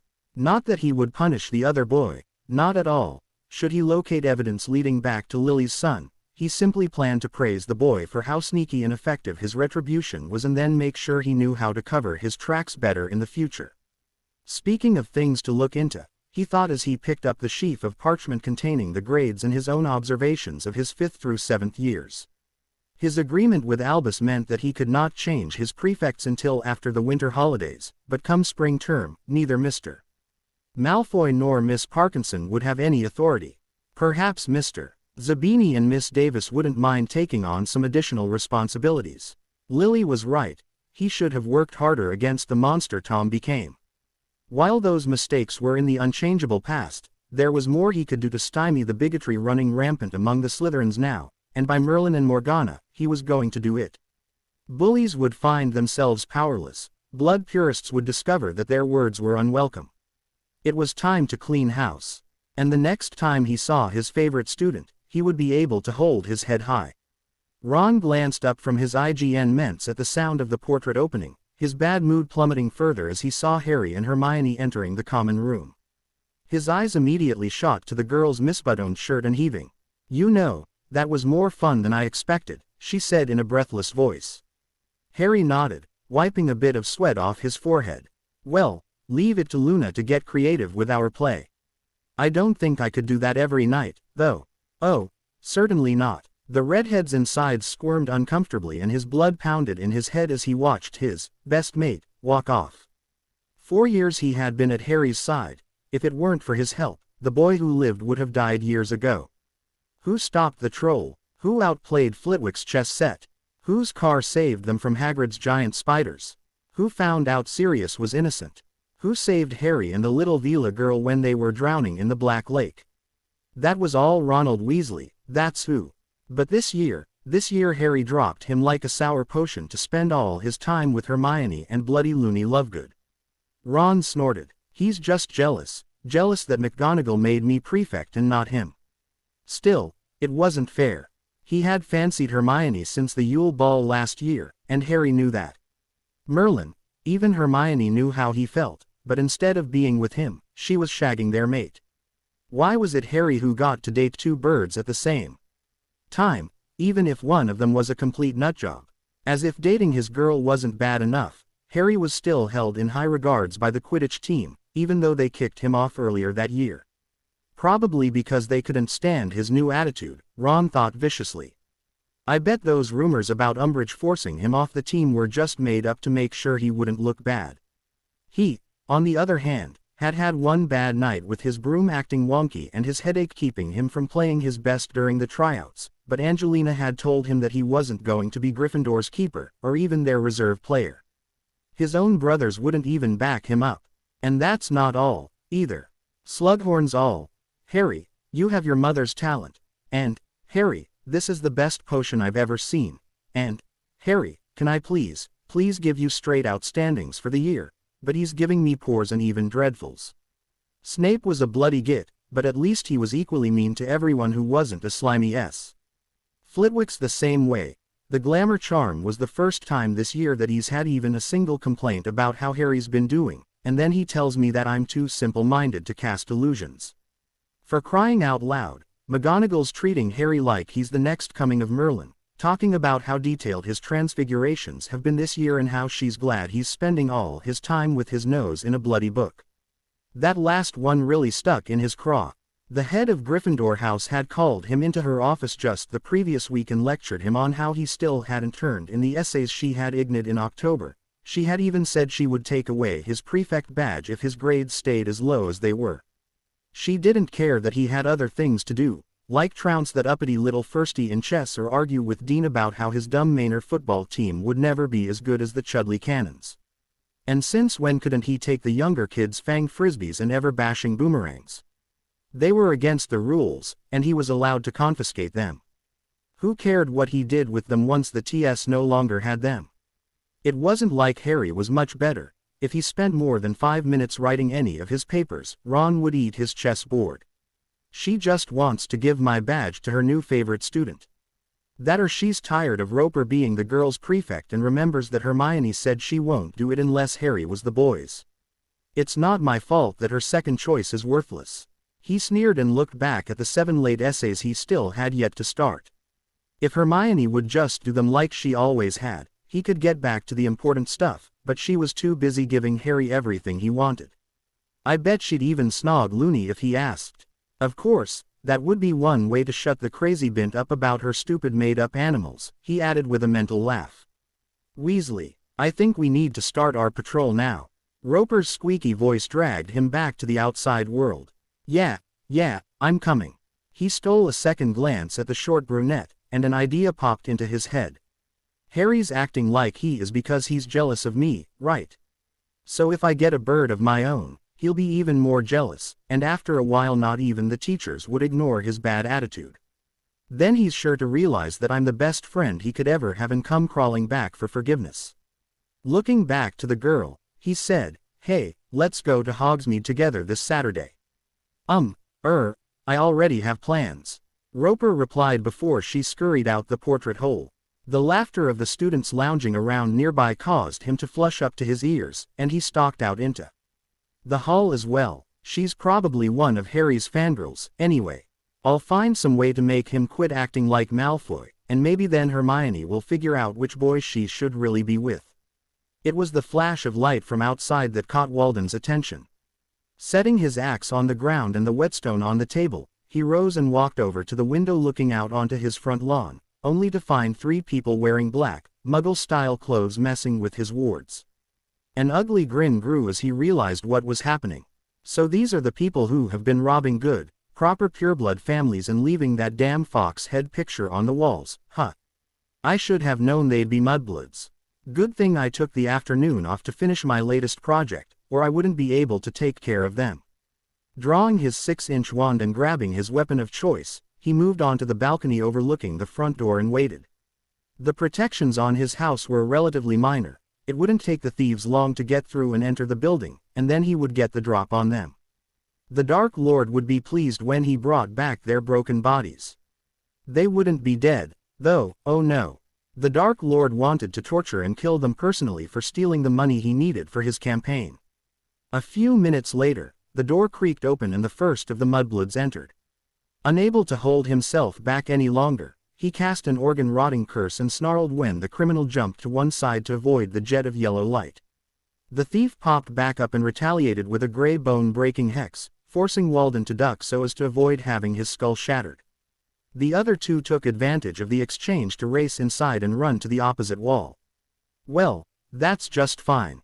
I've always been an up-close and personal kind of guy, anyway. He spun in place, vanishing with a loud crack and reappearing right behind the leader of this little crew. His axe swung in a wide arc that would have cleaved the man's head from his shoulders if he hadn't dissipated away as well. Sharp reflexes let him cast a shield charm behind him to block the blue spell aimed at his back. Too slow, he shouted, turning around and sneering at the red fox mask peering out from under the dark leather hood. They sure are nursing a semi for those beasts, aren't they? A low snort came from the thief, and he retorted in a metallic voice, "Too stupid." His pale wand fired a blasting curse into the ground between them, throwing up a cloud of dust and cobblestone shards aimed at Walden's face. A shield charm prevented them from ripping through him like he was Swiss cheese, but it also forced him to dodge the enlime spells that came from the two remaining bandits. Walden apparated to their side of the room, but his attempt to flank the pair was pointless. As soon as he appeared, they each launched a spell before vanishing as well. "Bugger, they're gone," he muttered as he shouldered his axe and dropped his protega. "I wanted to take them to the Dark Lord, too." "Oh." He whirled around and glared at the red-masked thief standing nonchalantly on the stairs. "What could Voldemort possibly want with us? You don't ever say his name, you damn mudblood." Another curse left his wand, doing nothing but destroying his staircase. "And he wants you dead." One of the menaces, Walden thought it was the Blue Fox man, but he was anything but sure, laughed, his tone higher than his red friend's. He was hidden well, though, no matter where the executioner looked, he couldn't find the thief. "I think we'd be better off not meeting with Moldy Shorts if that's the case." Did he just call the Dark Lord, Moldy Shorts? "You seem surprised," rang out a third voice that could only belong to the yellow thief. "We have plenty of other things to call him. Voldmonkey, the Dork Lord, V.D. Mort's face, always a click. The noseless one, he who must not sunbathe." A pause, then, too long, blue. "Sorry, yellow, how about, you no clue." "Better. The dark idiot, I got nothing. Sectem sempra." Burning pain suddenly ignited in his wrists, and Walden looked on in shock as both hands fell from his arms and blood spurted from the remaining stumps. Bereft of axe and wand and in too much agony to apparate, he was undefended against the body bind that hit him in the back. Leather boots faded into view inside his limited field of vision. "As I said, too stupid. Stupefy. I found McNair's Gringotts key, though considering the state of everything else here, I don't know that we'll get much out of his vault." "Copy that, Blue," Harry answered absently as he examined the chairs scattered about the Death Eater's sitting room. After raiding opulent manors for several months, this particular house was rather underwhelming. Second-hand furniture, tin-eating utensils, no books or paintings. Voldemort certainly didn't pick McNair to join his little club because of the money he could bring to the table. Probably it was due to him being such a vicious fighter, which makes me more glad than ever that Hermione and Luna know the ventriloquism charm. Without him putting all his attention into finding them, I would have had a much harder time sneaking up on him. If you have a sharp pair of eyes, noticing someone moving around while disillusioned is entirely possible. The cloak is the only way to attain true invisibility. All right, this was mostly a waste of time. Let's pack it up and... Harry, Luna, Hermione. The young man sprinted out of the room and swiftly transformed into a falcon to slow his dive off the balcony. Returning to his human shape just in time for his feet to hit the ground, he fell in step behind the who had raced around the corner and past the staircase. Their panicked run led them through the small home to their mutual lover as she bent over, her mask in hand as she vomited profusely onto the floor. "Luna, stay with her." He did not bother looking back to see if the youngest of the trio was doing as he ordered, instead creating a bright ball of light above his left hand before charging through the dark doorway that had previously been hidden behind a removable wall panel, his wand end dished like a sword. The Lumos charm lit his path and revealed what had so drastically disturbed the brunette, stopping him in his tracks and causing his eyes to widen in horror. "Dear Merlin, Harry, what's down there?" Swallowing harshly, he called back, "Luna, stay up there. Don't you dare do something heroically stupid. If there's a trap, tell me so I can get you out." "It's not a trap. It's, just stay where you are. You don't want to see this." He shook his head in a futile attempt to make sense of the scene. This is why Voldemort wanted McNair as a Death Eater. He sensed a fellow monster. As Hermione okay. There was a pause before Luna shouted, "She says she's doing fine, but she doesn't want me going down there either." "What the hell did you two find?" His shock and abhorrence morphing into boundless rage, he grit his teeth and spun away from the gruesome sight. Stomping up the stairs, he stared at the fearful face and the brunette's wan one. "I'm now very, very glad I didn't immediately kill McNair. It would have been far too quick." "Hermione, Go back and reattach his hands. Luna, do you remember the transfiguration you read about in Rookwood's book that you were telling me about? We're going to cast it on McNair.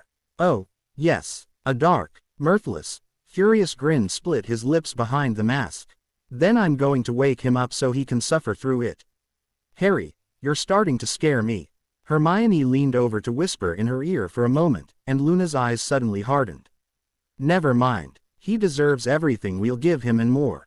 Amelia Bones strode into the house of Walden McNair, barely paying the now customary Fox head plastered on one wall more than a cursory glance. This was the 7th house, Mr. Fox had hit in the past few months, 12th if she included the unmarked manors they recently discovered had been broken into. To make matters more complicated, each and every one of them had belonged to Death Eaters or their sympathizers. Which must be why he hit this house, even though McNair wasn't rich like his other victims. That more than anything says that the money is a secondary consideration. What he really cares about is his vendetta. Damn it all, why can't he be just a plain old selfish thief? She turned to the ashen MLEP investigator beside her. Where is Orr Shacklebolt? He's in the back, ma'am. Thank Merlin it's not me down there, the man murmured. At her arched brow, he weakly offered, it's bad. I don't know who the guy was who got McNair, but if we ever find him, I'm shaking his hand and buying him a pint. Worry now warring with curiosity, Amelia dismissed the shaken man and eyed the shattered staircase before walking down the hall. Her subordinates weren't hard to find, their voices filled with anger and disbelief. Report. Walden McNair, executioner for the Department of Control of Magical Creatures, age 47. Marked Death Eater, the African wizard rumbled, his mouth twisted by a scowl. Her concern grew. In all the time he had worked for her, she had never known her best agent to get this worked up over a case. He left the ministry at noon on Monday and hasn't been seen since, at least not by anyone who's come forward. Magical forensics estimate time of death to be between 24 and 48 hours ago, earlier more likely than later. I guess the killer broke in and wanted to play, who's the darker wizard? I know it must be difficult, but can we at least try to stay professional? He winced at her mild rebuke. Sorry, ma'am. Cause of death was a transfiguration that turned his blood to mud over the course of several hours. The Maffies don't know when during the spell he actually expired. What they can tell us is that he was still alive and awake when Mr. Fox posed him for us. Posed. She looked at the doorway in the wall, ever-burning candles brightening the foreboding stairwell. Shack, what's down there that has everyone so disturbed? I don't think words could do it justice, ma'am. Squaring her shoulders, she marched down the stairs, doing her best to ignore the stench. McNair was hanging from the wall and had been stripped to his waist, manacles clamped around his wrists while brown veins stood out starkly against his white skin. He was not alone, however, on either side were bodies that were just beginning to show evidence of rot. She could easily tell that the pair had been tortured. The one on the left had had all of his skin peeled off while the other was covered in long, cauterized wounds, likely caused by any of the numerous pokers organized on the opposite side of the chamber above a cold fireplace. The second body had also had his eyes cut out, and both were missing their legs from mid-shin down so that even if they had managed to free themselves from their bindings, they would not have been able to run away. While her eyes were taking all that in, Amelia's mind was stuck on the small size of the victims. Both of them were children. Riley places their ages between 8 and 10. Shacklebolt said softly from behind her. After so long, any magical signature would have long since faded away, but he and I agree that they were probably muggles. Muggle or magical, they were still children, she snapped back, her anger cooling ever so slightly at his solemn nod. Her sight roved over to a stack of boxes covered by a conjured blanket at the far side of the room. The pink kittens gambling on the blue background inexplicably filled her with dread. Please tell me those aren't. The wizard sighed. More bodies, all about the same age. Some were nothing more than skeletons. We went ahead and made coffins for all of them. Figured it was the least we could do, that and giving them a proper burial. McNair was at this for a decade at least, probably continuing something he had done when he followed you-know-who. Dear Merlin. Susan was afraid of him the first time she saw him waltzing about the ministry. I should have paid more attention to her concerns. She shook her head. Any signs of torture on him? Besides the transfiguration, no. Pity. Shacklebolt looked up at her in surprise, to which she smiled grimly. After finding this, just about anything could have been justified. Even lowering himself to McNair's level. The dark-skinned Auror asked. She eyed him sternly. You've been spending too much time around Dumbledore. There are some people who just need to die. McNair was obviously one of them. At his grimace, she climbed the stairs, doing her best to ignore the urge to desecrate the Death Eater's body further. An unlucky curse during the war had robbed her of the ability to bear children of her own and made her extremely unsympathetic to anyone who would intentionally hurt them. We already knew that Mr. Fox was going after Death Eaters, and now it's clear that he's not afraid to get his hands dirty. I had hoped that Julius Rookwood's death was accidental, an unfortunate reflex when the old man was throwing around killing curses, but I'm starting to doubt it. It's probably a good thing that he's done his best to hit properties when the occupants were elsewhere, otherwise I'd have a far harder time keeping this information in-house. Amelia sighed deeply when she exited the chamber and the unraveling anti-apparition jinx over the Chamber of Horrors. Appearing directly in her office, a privilege she had as a department head but one she rarely used, she pulled a form from her desk drawer that would seal all cases related to the mystery thief, the information accessible only to herself along with Auror's Shacklebolt and Tonks as the primary investigators. She had to move quickly, before the Wizengamot caught wind of any rumors. The last thing she needed was the heads of the dark houses putting pressure on her to imprison the vigilante who had clearly made it his mission to turn anyone who had ever supported Voldemort into penniless paupers. I hate cases like this, she thought as she stamped the last bit of parchment work. On the one hand, I understand and completely agree with his motives. These animals need to face justice for the crimes they committed, both during the war and after. On the other, the law exists for a reason. There probably were people who were actually under the Imperius and therefore cannot be held accountable for their actions. Unless he's interrogating his targets, which he can't be if he strikes while they're out of their homes, there's no way he can know the difference. Justice without proof is nothing but persecution. Hopefully we can find him and convince him of that before he does something we can't ignore. Harry and Hermione trudged through the knee-high snow, the cold staining their exposed cheeks and noses red. The grounds were empty besides the two of them. The rest of the student body was gathered inside the castle following the Ravenclaw-Hufflepuff Quidditch match that morning, probably filling their bellies with warm cocoa, and Luna had begged off so she could read through the various notes Augustus Rookwood had taken for Voldemort concerning their next target. So, alone, they made their way to the small cabin located at the edge of the school, where for the first time in months a stream of smoke rose from the chimney. Hagrid was back. He's late, the young man muttered as he tried to tug his coat out of his girlfriend's grasp to keep himself warm. Hermione was, despite her fervent denials, a certified blanket hog in the winter months. He and Luna often had to let her have the covers on the bed while they pulled more out of the linen cabinet for the two of them. Stealing his jacket, however, was an all-new low. In the old timeline, he returned in November. I know, maybe he ran into more trouble this time. Shivering from more than just the cold, Hermione tried to push deeper into his warmth. I'm not looking forward to this. Neither am I, to be perfectly honest. The last time the pair of them had spoken to Hagrid was about a year before the Third Voldemort War began, and it had ended with the half-giant almost literally throwing them out of the house. Harry had always considered the big man a friend, but when forced to choose between believing him and Dumbledore, Hagrid had made his position clear. As far as the groundskeeper and care professor was concerned, the leader of the light was and always would be infallible. They therefore approached the tall wooden door with some trepidation. This Hagrid would not remember the heated arguments they had exchanged, but their opinion of the elderly headmaster had fallen even farther since that day. Harry raised his fist and let it slam against the door once, twice, thrice.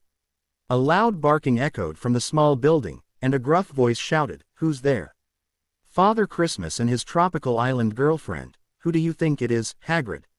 Let us in, will you? It's cold out here. I shoulda known it'd be yay." The door swung open, revealing the homeowner in all his 10-foot-tall glory.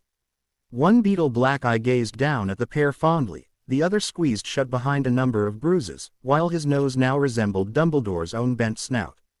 The dark beard that normally adorned his chin had been completely shaved off to showcase the lumpy left side of his jaw, and the wide neck of his shirt allowed the time travelers to see a multitude of bandages peeking out from where they were wrapped around his. Seemingly unaware of Harry's shocked inspection, Hagrid slapped him on the back nearly hard enough to send him to the floor before he reached around him to pull Hermione into a crushing hug for a few moments, finally dropping her to the ground so she could take a full breath.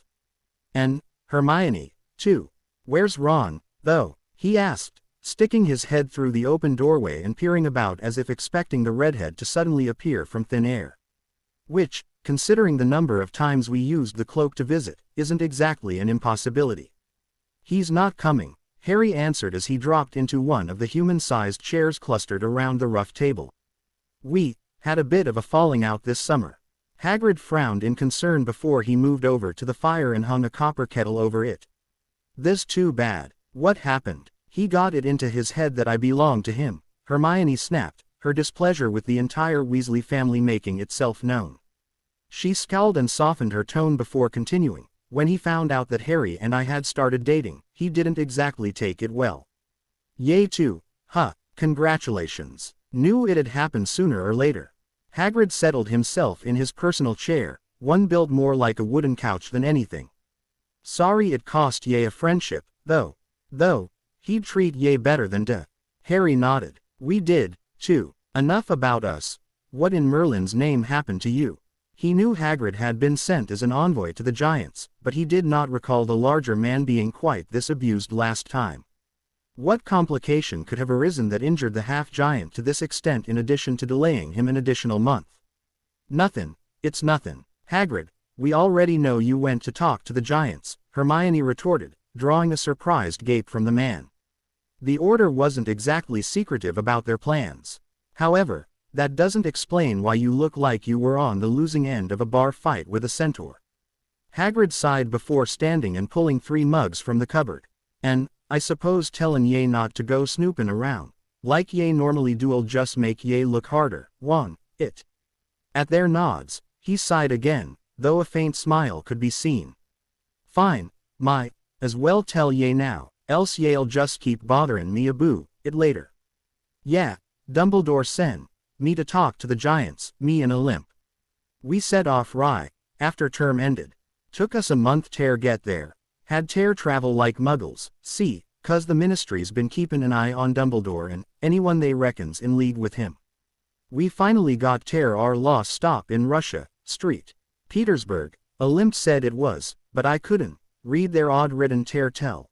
And then we had to hike the rest of the way to a mountain range to the east from there. Needed another week after to find 'em, with not us and magic. Giants Aaron. Exactly big fans o' wizards, Ye see. The whistle of the kettle diverted his attention from his tale as he prepared the tea. Hermione accepted the bucket-shaped cup with quiet thanks. So what happened when you finally found the colony? Well, we waited till mornin' to go down and see 'em. Didn't want to go sneakin' up on half-asleep giants in case they though. We were tryin' to hunt 'em down or someat. There's a trick to talkin' to giants, Dumbledore told us. Ye gotta bring a gift, somethin' the Gurgle like. Shows respect, Ye know. Gurg? Harry asked, turning the word over in his mind. He vaguely recognized it, but the last time he had listened to this story was 10 years ago. Oh, the Gurg's the chief o' the colony. Wasn't hard to tell who it was, to be honest. Ye just had to look fair the biggas, the uglies, and the lazies, one o' 'em. Sittin' there waitin' to be brought food by the others. Name o' carcass. So we walked down there and offered the first gift we brought, a ncho Gideon fire Dumbledore enchanted, and I said, a gift to the Gurg o' the Giants from Albus Dumbledore, who sends his respectful greetings. And thes when things got tricky. What? Demanded the brunette. What do you mean, tricky? Well, it turns out we weren't the first ones to talk to carcass. A couple o' Death Eaters had shown up before us and were already tryin' to talk him into joinin' with you-know-who.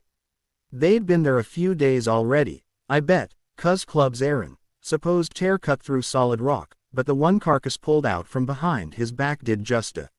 Yea Don, give a giant a weapon on the first meetin', Dumbledore told us. If an ye do, they're more likely to try it out on ye than listen to what ye got to say. Anyway, If it weren't fair a limp pullin' out the fast spellwork I've ever seen, I don't think we'd a gotten out o' there with our heads still on our shoulders. But we were in trouble then 'cause we'd used magic against 'em, and tha's what they hate most aboo, wizards. We had tear leg it out o' there right quick, and we knew there was no way we'd be able to just walk back in. I don't remember exactly how the story went last time, but I know this wasn't it, Harry thought furiously. Damned alternate timelines. Hermione's face showed she was equally stressed by this new twist. So the giants are definitely allied with Voldemort now. Don, say his name, Hagrid reprimanded her with a shudder. And, no, strangely enough. Ye see, a limp put a listenin' charm on a stump while we were fightin' our way out of there, so we got to hear what was goin' on fair the next few days. Carcass didn't speak a word o' English, so he had to have translators tell him what they were sayin' in giant's tongue. He wasn't sure aboo, linen his giants up behind you know who, ye know, and he kep, the Death Eaters comin' back day after day fair more talkin', always with more gifts as well. This went on fair about a week or so, then he gave them his answer. Which was? Harry asked eagerly. Well, I'm guessin' it was a no, 'cause he used the same club he pulled on us and killed 'em both. Hagrid nodded at their dropped jaws. We were watchin' through Olimpe's Farsean spell, so we saw the whole thing.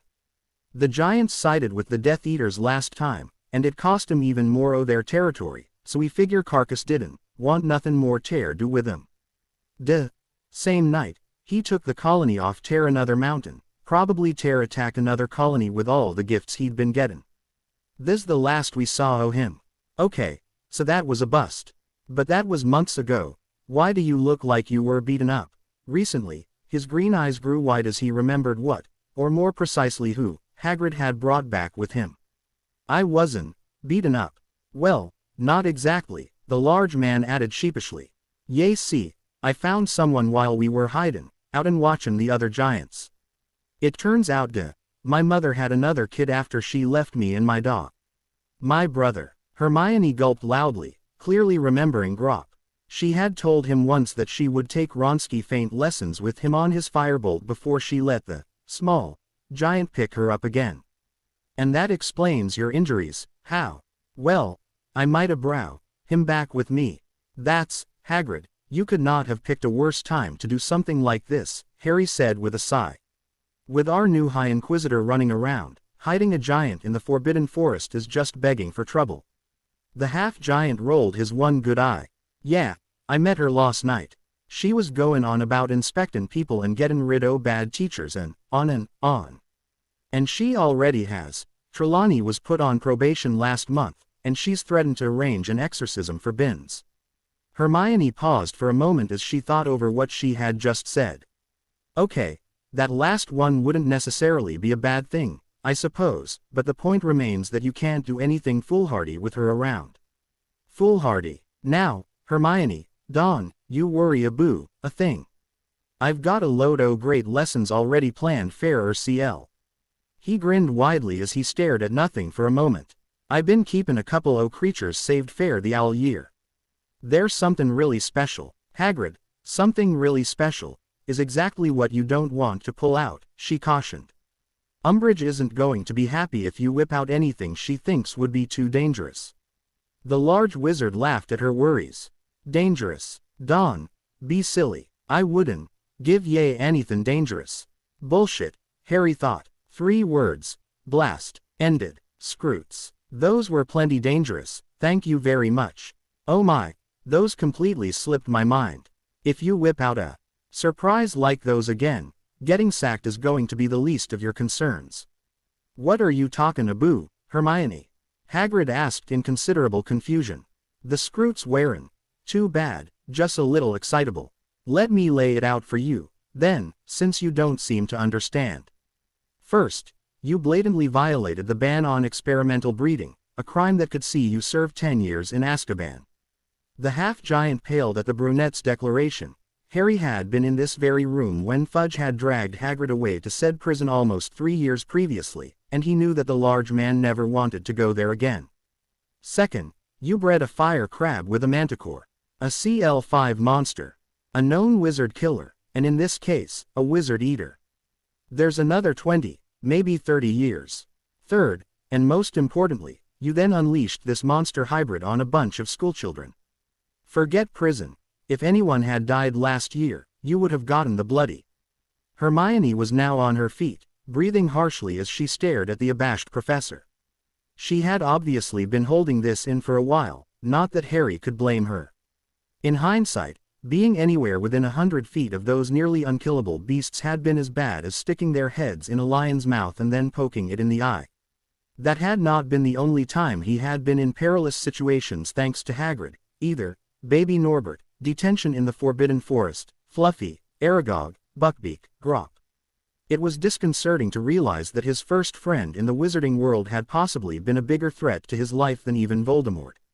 Unaware of Harry's less than complimentary thoughts, Hagrid crossed his arms over his and frowned at the girl.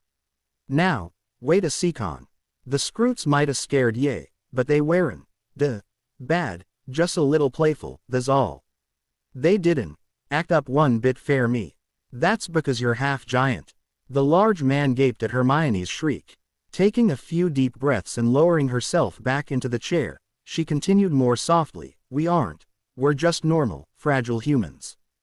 Beasts you consider playful and exciting are deadly to us. Hermione, I never meant tear. I know you didn't mean to put us in danger, Hagrid, but that doesn't change the fact that you did. That's what I'm trying to tell you. You can't do that now, not if you want to keep your job. Dumbledore is too concerned with regaining his spot in the Wizengamot to stand in Umbridge's way, especially when the interim minister, and therefore her boss, is one of Malfoy's allies and won't rein her in. She reached across the table to lightly pat the hand of the visibly ashamed man. If you're still willing to listen to my advice, go talk to Grubbly Plank. She's been focusing on the creatures we need to know for the owls, and she might even have an idea or two about safety precautions you should take so you can at least show your favorite creatures to the Newt students. Yeah, I just do Hermione. Thanks fair tellin' me da. Hagrid pulled his hand out of her grasp and gripped his large mug tightly. I hate tear have tear run ye two out, but I think I need some time tear think-a-boo, what ye said. All right, Harry replied softly. If you want to talk later, you know how to reach us.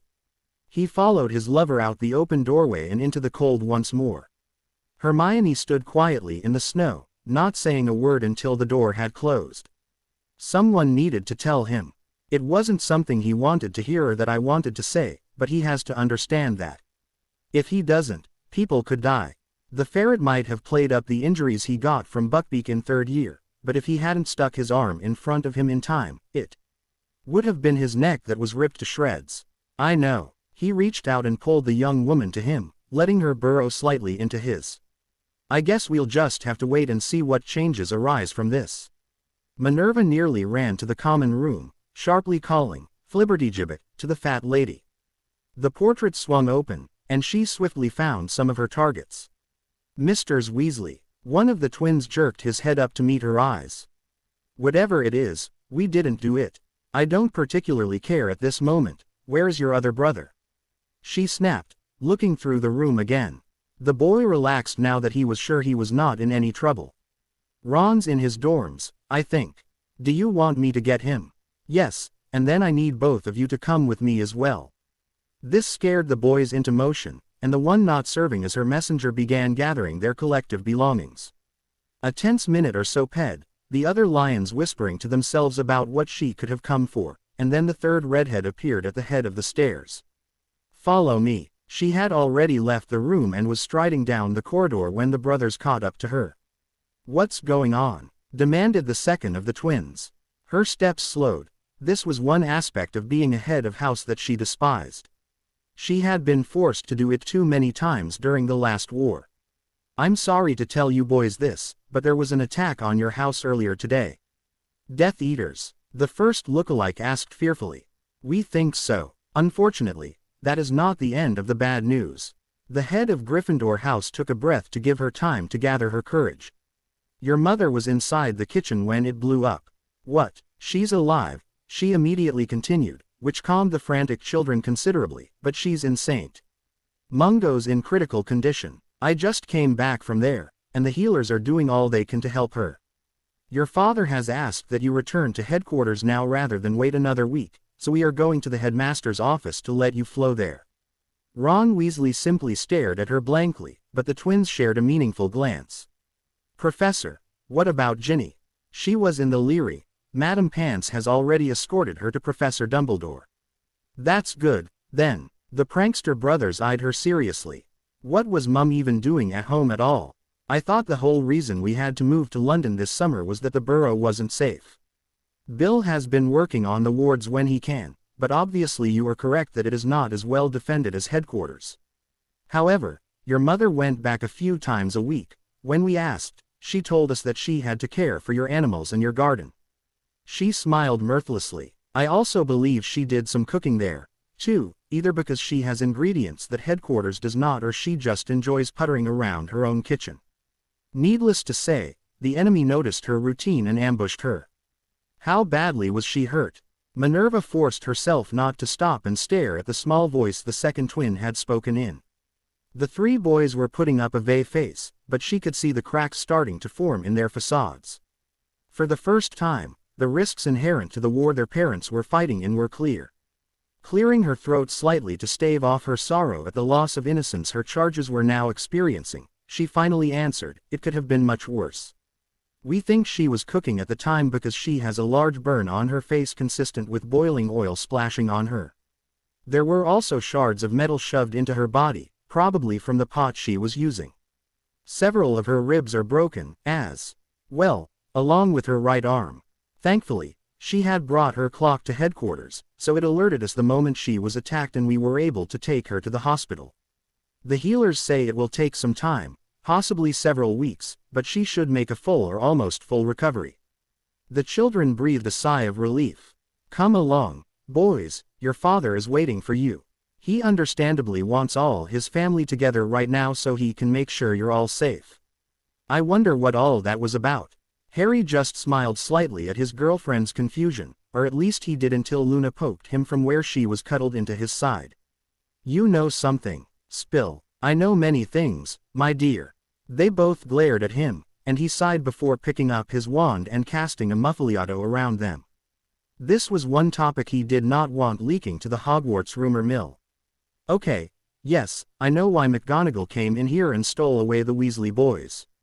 It can't be because of Nagini attacking Arthur. She isn't due in the ministry until next week, and that's the only time I can think of when she did anything like this."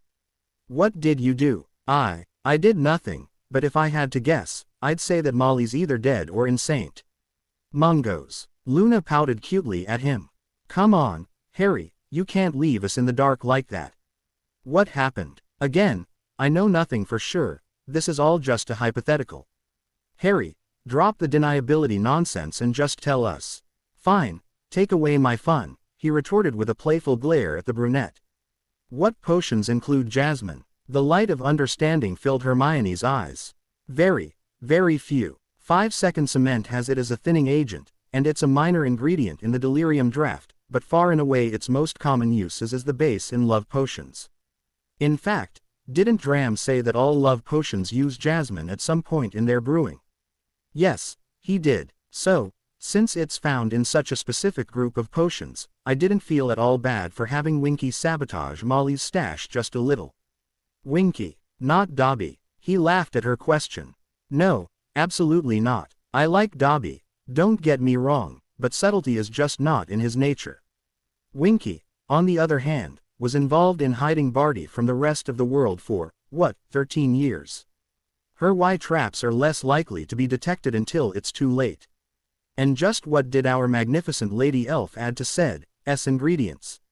asked Luna. Harry shrugged nonchalantly. "Not much, just a couple of ounces of erumpent hair." The girl's twin looks of confusion were priceless.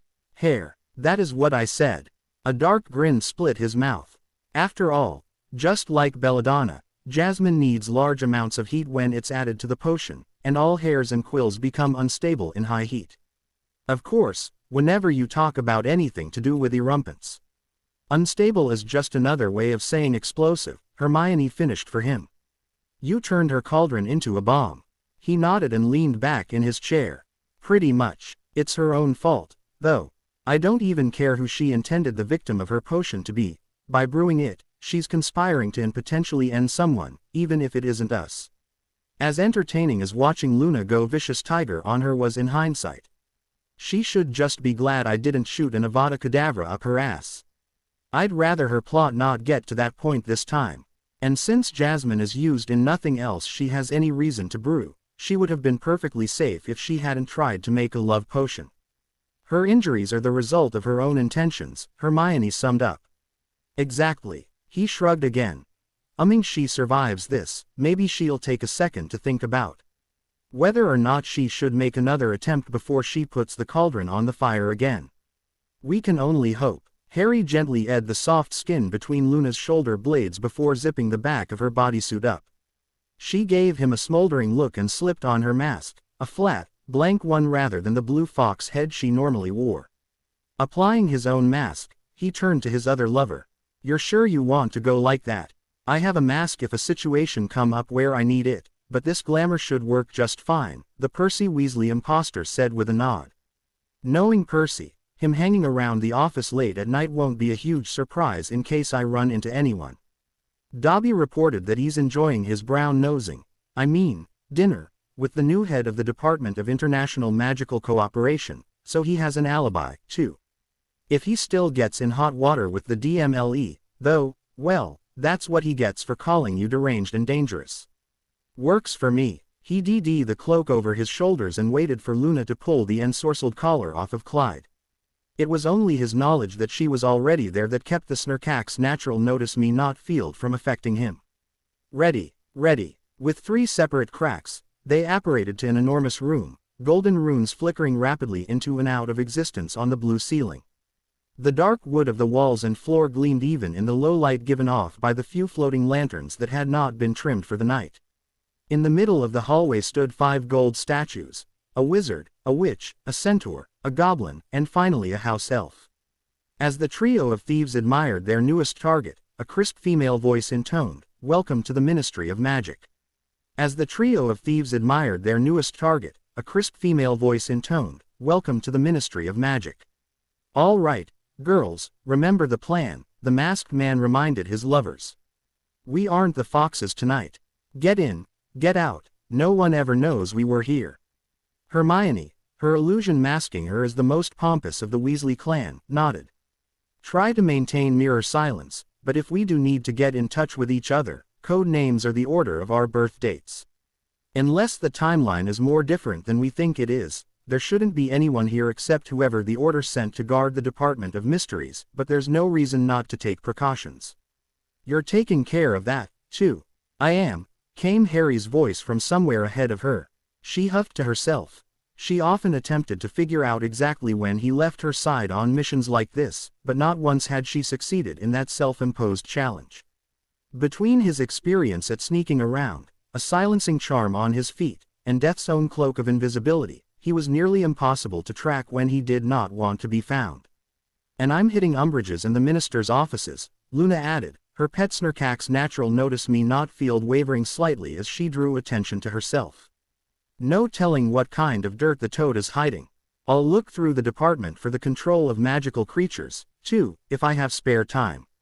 Since McNair's been dead for almost a month, I doubt they'll have kept any of his personal effects, but you never know. Maybe there will be something linking him to Death Eaters we don't know about. Understood. She, on the other hand, would be looking through the law enforcement floor of the ministry. It housed both the improper use of magic office, the bane of all Muggleborns, as well as the Administrative Registration Office, more commonly known as the Hall of Records, and the place that would hold addresses for the rest of the Death Eaters. Not to mention, she was curious what the DMLE knew about their other heists, and the Auror and Law Enforcement Patrol would be the best places to find that out.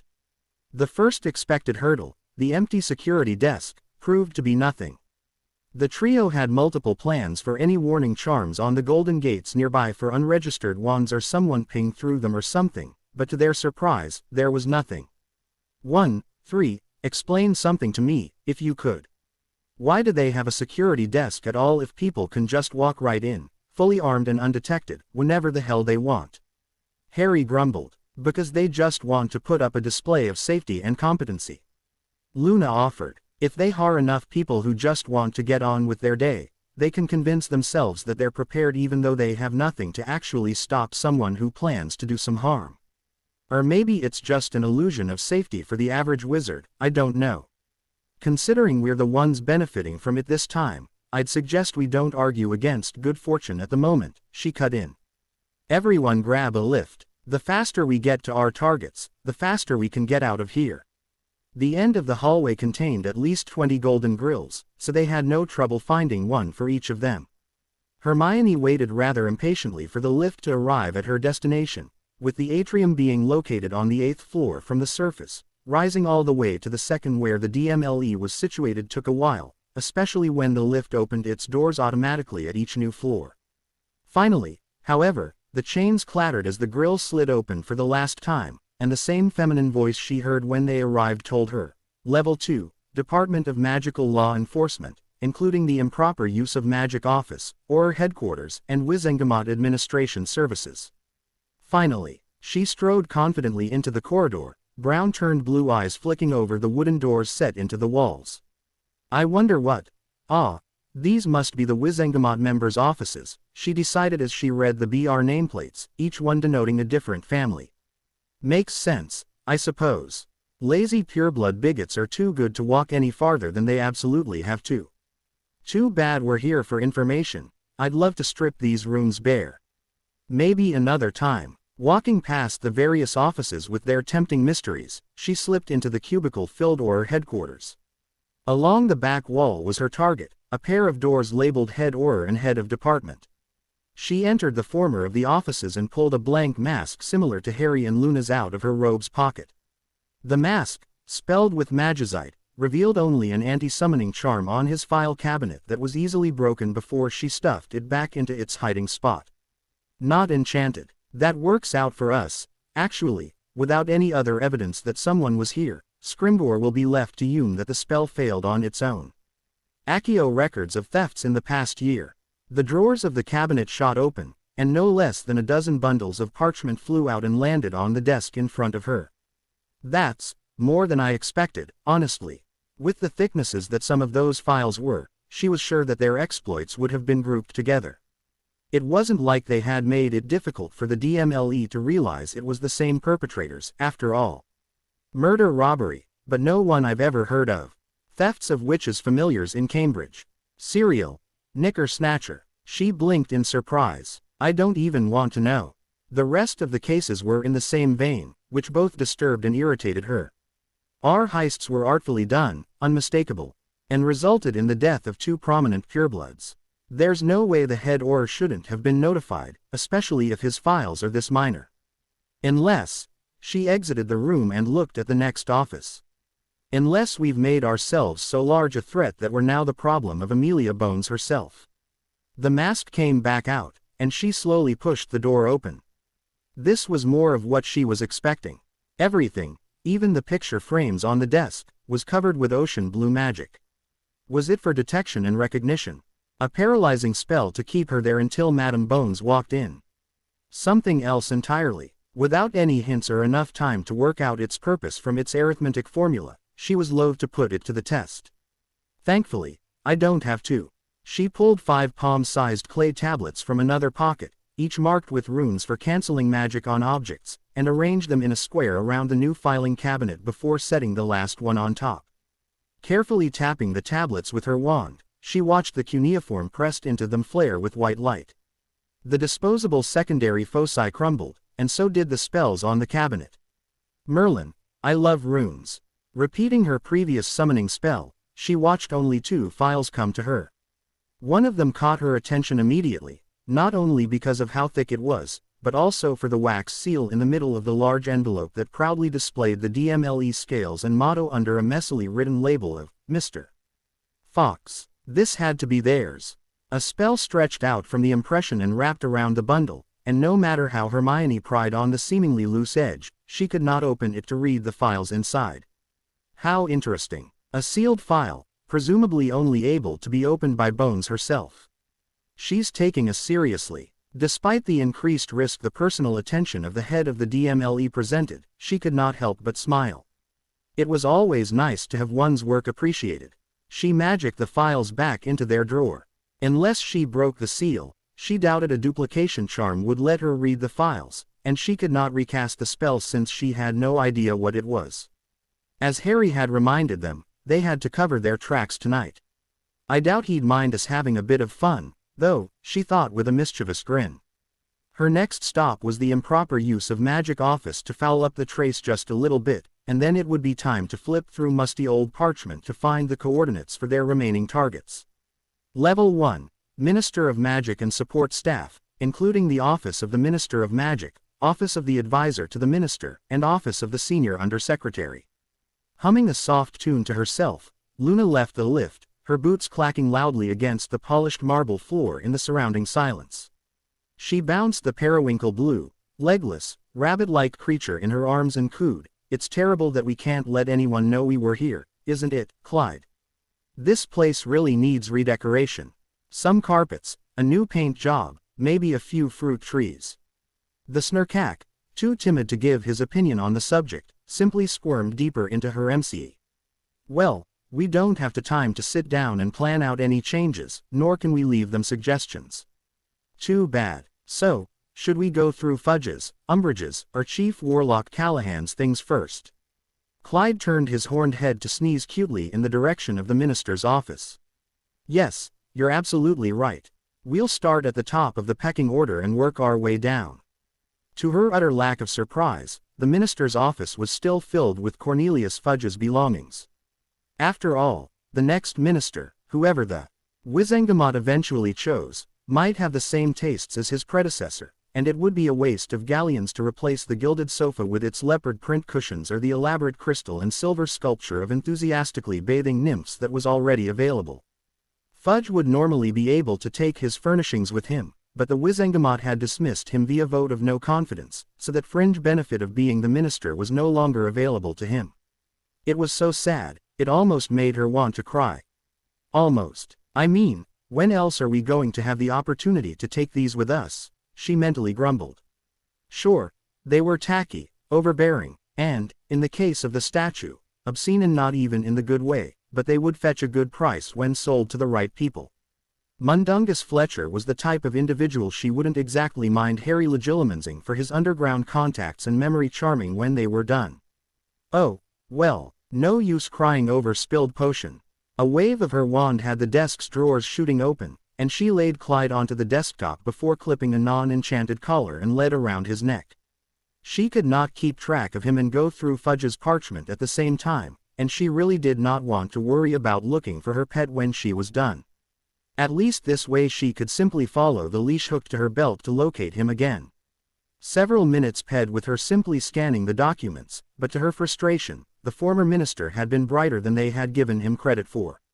All his records seemed perfectly above board, not a single mention of mysterious donations, financial incentives, or outright bribes anywhere.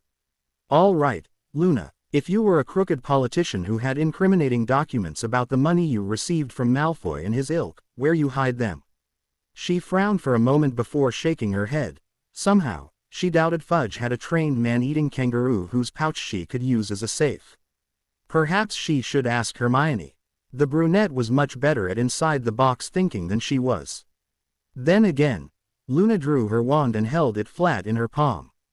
This certainly could not hurt. "Point me minister's hidden safe." The ebony focus slowly spun in a circle once, twice, before coming to a halt with its tip aimed at the wall behind the desk and just slightly to her left. "I did not expect that to work." The 4-point spell was a handy charm, but its usefulness in finding things rather than due north was diminished by the fact that even a basic paling would disrupt it. For Fudge not to use any kind of protection for his safe, either her increased estimation of his intelligence was premature or he was far more confident than he had any right to be. Not that it really matters, she decided.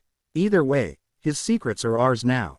Accio Minister's hidden safe. A loud crunch preceded a bronze box ripping itself out of the wall and flying over her suddenly ducked head to crash into the nymph statue, shattering it into thousands of pieces.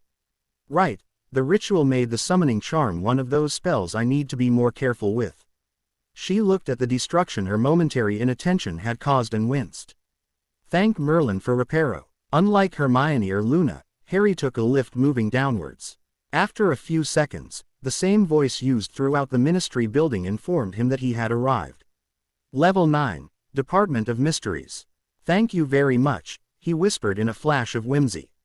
The doors rattling open let him out of the small container, but it also alerted the guard from the order that someone was there who was not supposed to be.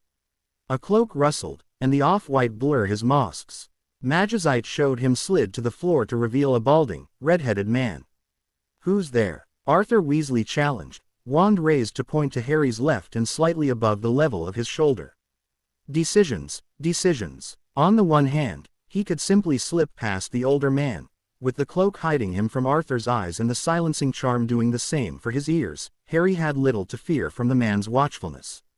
On the other, he no longer had a connection to Voldemort's mind, so if the Dark Lord decided to send Nagini earlier than he had in the previous timeline, the time traveler would be in no position to save the Order member. The safest thing to do in that case was to disable the Weasley Patriarch and hide him somewhere, but Harry tried to avoid memory-charming people he liked. We still have time, he told himself as he calmly walked by the man, unseen and unheard. 90 minutes tops to go through the Department of Mysteries. I doubt that's long enough for him to fall back to sleep, especially after this little scare. He'll be able to spot a giant S coming at him and at the very least make enough of a racket for me to hear. His conscience soothed for now, he made his way down the hallway, the golden runes twisting on the ceiling doing little to alleviate the darkness of the corridor. He approached the solid black door, and just before he was close enough to touch it, it swung open on its own. Instincts born from years fighting against wizards and muggles both made him leap to one side. It was a good thing, too, a jet of shot like an arrow through the space his body had occupied a moment before. Damn it all, he cursed as he drew his pale wand and aimed it at Arthur. Confundus. The man lowered his own wand, a puzzled expression making its way over his face, which allowed Harry to approach safely. Stupefy. Finite. Obliviate. He looked down at the unconscious man. He hated memory-charming people he liked, true, but that did not mean he could not or would not do it when need be. Well, I only stole away a minute of his memory, he roared himself. Not long at all, and nothing important. Still, it did not wash away the guilty feeling he had as he walked down the hallway again and through the open door. Facing him now was the same ring of doors that had confounded him and his friends back in the previous timeline. Rather than close the entrance to this strange room, which he knew would set them to whirling wildly to disorient him, he simply chose a black door at random and pushed against it. It swung open without resistance, allowing him inside. Ah, fantastic. The Aquavarius maggot in things. Lovely. The door snapped shut behind him, leaving him alone in this hall of horror. The lanterns dangling from the long chains attached to the ceiling left plenty of dark space for his imagination to torment him with, but he forced himself to take a deep breath and move deeper into the room. Unfortunately, that took him closer to the GL tank in the middle, inside of which drifted pale white lumps of flesh, black tentacles floating behind them like mockeries of jellyfish. Because the research performed in this department was so cloaked in secrecy, he had never been able to learn exactly what the unspeakables actually did with these things, but that had not stopped them from making appearances in his nightmares. It was not long after Ron betrayed him and the New Order by selling his soul to Voldemort that Harry had started to wonder if it was their misadventure here that set his former friend down the path of darkness. Perhaps it wasn't entirely his fault, he had thought in his sleepless nights. Perhaps the Ins implanted memories or behaviors into his head that changed him into the enemy he's become. Coming back in time had nullified that possible argument. However, Harry could even now see the seeds of the jealousy, entitlement, and ultimately betrayal that led Ron to become a Death Eater in the old timeline, which meant there was little blame he could rest on the Ins' metaphorical shoulders. Not to mention, discovering that at least some of the Ins had come from people caught in Rookwood's wards ruled out the idea that they were all necessarily from evil people. Still, that did not mean Harry wanted to reach in and pet the things. Sidling by the tank, he went to the back of the hall, where two more matte black doors could be found. All of the rooms in this department were connected to each other not just by the spinning room, but also by these doors so one could travel directly to the neighboring offices. Not that I know where I'm going, he reminded himself. The three of them had done their best to plot out where the different rooms in the department were from their memories of the battle that took place here, but when comparing their maps, they had all been very different. Hermione had blamed the skewed results on the Ministry being unplottable. Harry and Luna had simply shrugged and reminded her that cartography was not one of their collective talents. So, his task was ultimately going to be no less of a random search than the girls were. Choosing the door on the right side of the room, he pushed it open and found himself in a short hallway, another door situated across from him and a third on his right. Curious despite himself, he laid his hand firmly on that portal and pushed against it, but not even the full weight of his body could force it open. This must be that locked room we couldn't open, the one that melted Sirius's knife. Dumbledore had told him later that the unspeakables studied love in that room, but he had reasons for doubting that that was the truth. Not the least of which was that he wasn't sure the manipulative headmaster would know true love if it came up and bit him on his wrinkled old ass. Thankfully, the last of the three doors led to a familiar locale. He smiled as his eyes found the sparkling bell jar centered on the back wall of the new room, a hummingbird inside floating to the floor on air currents that also turned the bird into an egg that would then rise to the top and hatch in an unending cycle. The tick-tick-tick of the thousands of clocks framed on the walls filled the empty room with a constant background melody. His larceny-sharpened gaze drifted of its own accord to a GL-fronted cabinet inside of which hung numerous hourgles. Time turners, all available for the taking. We've been doing this too much. He clenched his fists, the fingernails of his left hand digging into his palm. I'm starting to wonder if we'll be able to give up the thieving lifestyle once the Death Eaters have fallen. The rush of breaking down a manor's defenses, of slinking through the halls, of taking everything that isn't nailed down and even a few things that are. Will we be able to just hang up our masks and say, okay, that's done with, and good riddance? I don't know. Reminding himself sternly that not 10 minutes ago he had told his lovers not to take anything that would be immediately missed, he forced himself away from the gleaming gold prizes and through the next door. The ceiling of this room was too high to be distinguished, giving it a hushed, reverent feel. As far as the eye could see were towering bookcases, small, dusty, GL orbs lined up in neat rows on each shelf. Prophecies, millions of them, starting from Merlin knew when and stretching to the present day. How many seers had their words recorded here? How many dire threats were predicted years, decades, or centuries before they would come to? How many children's lives had been ruined just as his had been by the foretelling of people they had never met and possibly would never meet? It's rather hard to sympathize with Candra when you're on this side of the table. Shaking away his idle thoughts, Harry kept an eye on the rows as he walked, more precisely on the numbers nailed onto the sides. He arrived at row 97 and turned down the small space it made with row 96, his focus sharp as he examined the yellowing labels sitting beneath each orb before he moved on to the next. Finally, he found it, the purpose of his search. SPT to APWBD. Dark Lord, and Harry Potter. Trelawney's first recorded prophecy, he murmured, lifting the GL ball off the shelf. The mutterings of an old drunk who said the wrong thing at the wrong time to the wrong person. The same mutterings that killed my parents, stuck Neville's parents in St. Mungo's, and crippled the Order while Dumbledore waited for me to accomplish my destiny. Well, bugger that, Evanesco. At his sharp tone and with a flick of his wand, the blasted prophecy vanished, reduced to nothingness. A twirl created a replica, the smooth surface indistinguishable from all the others around him. He smiled then.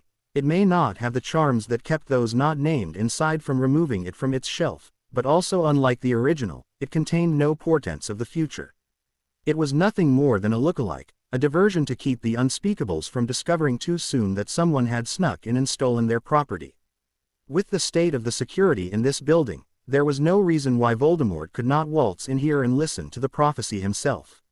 No matter if it was spending his time with purebloods or tearing apart his soul that had rotted his common sense, Harry was thankful, with that intact and added to his power, his cruelty, and the tactical ability that had led to him seizing control of the Ministry twice and almost doing so on his first attempt, the entire magical world probably would have fallen under the bootheels of an immortal wizard king in short order.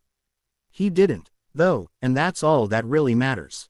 His mission accomplished, he continued to the middle of the room and swung to his right, moving to the door he was sure was at the end leading back to the spinning room. Several minutes passed as he walked the near 100 rows to the exit, and he stepped through and shut it firmly behind him. He immediately realized his mistake.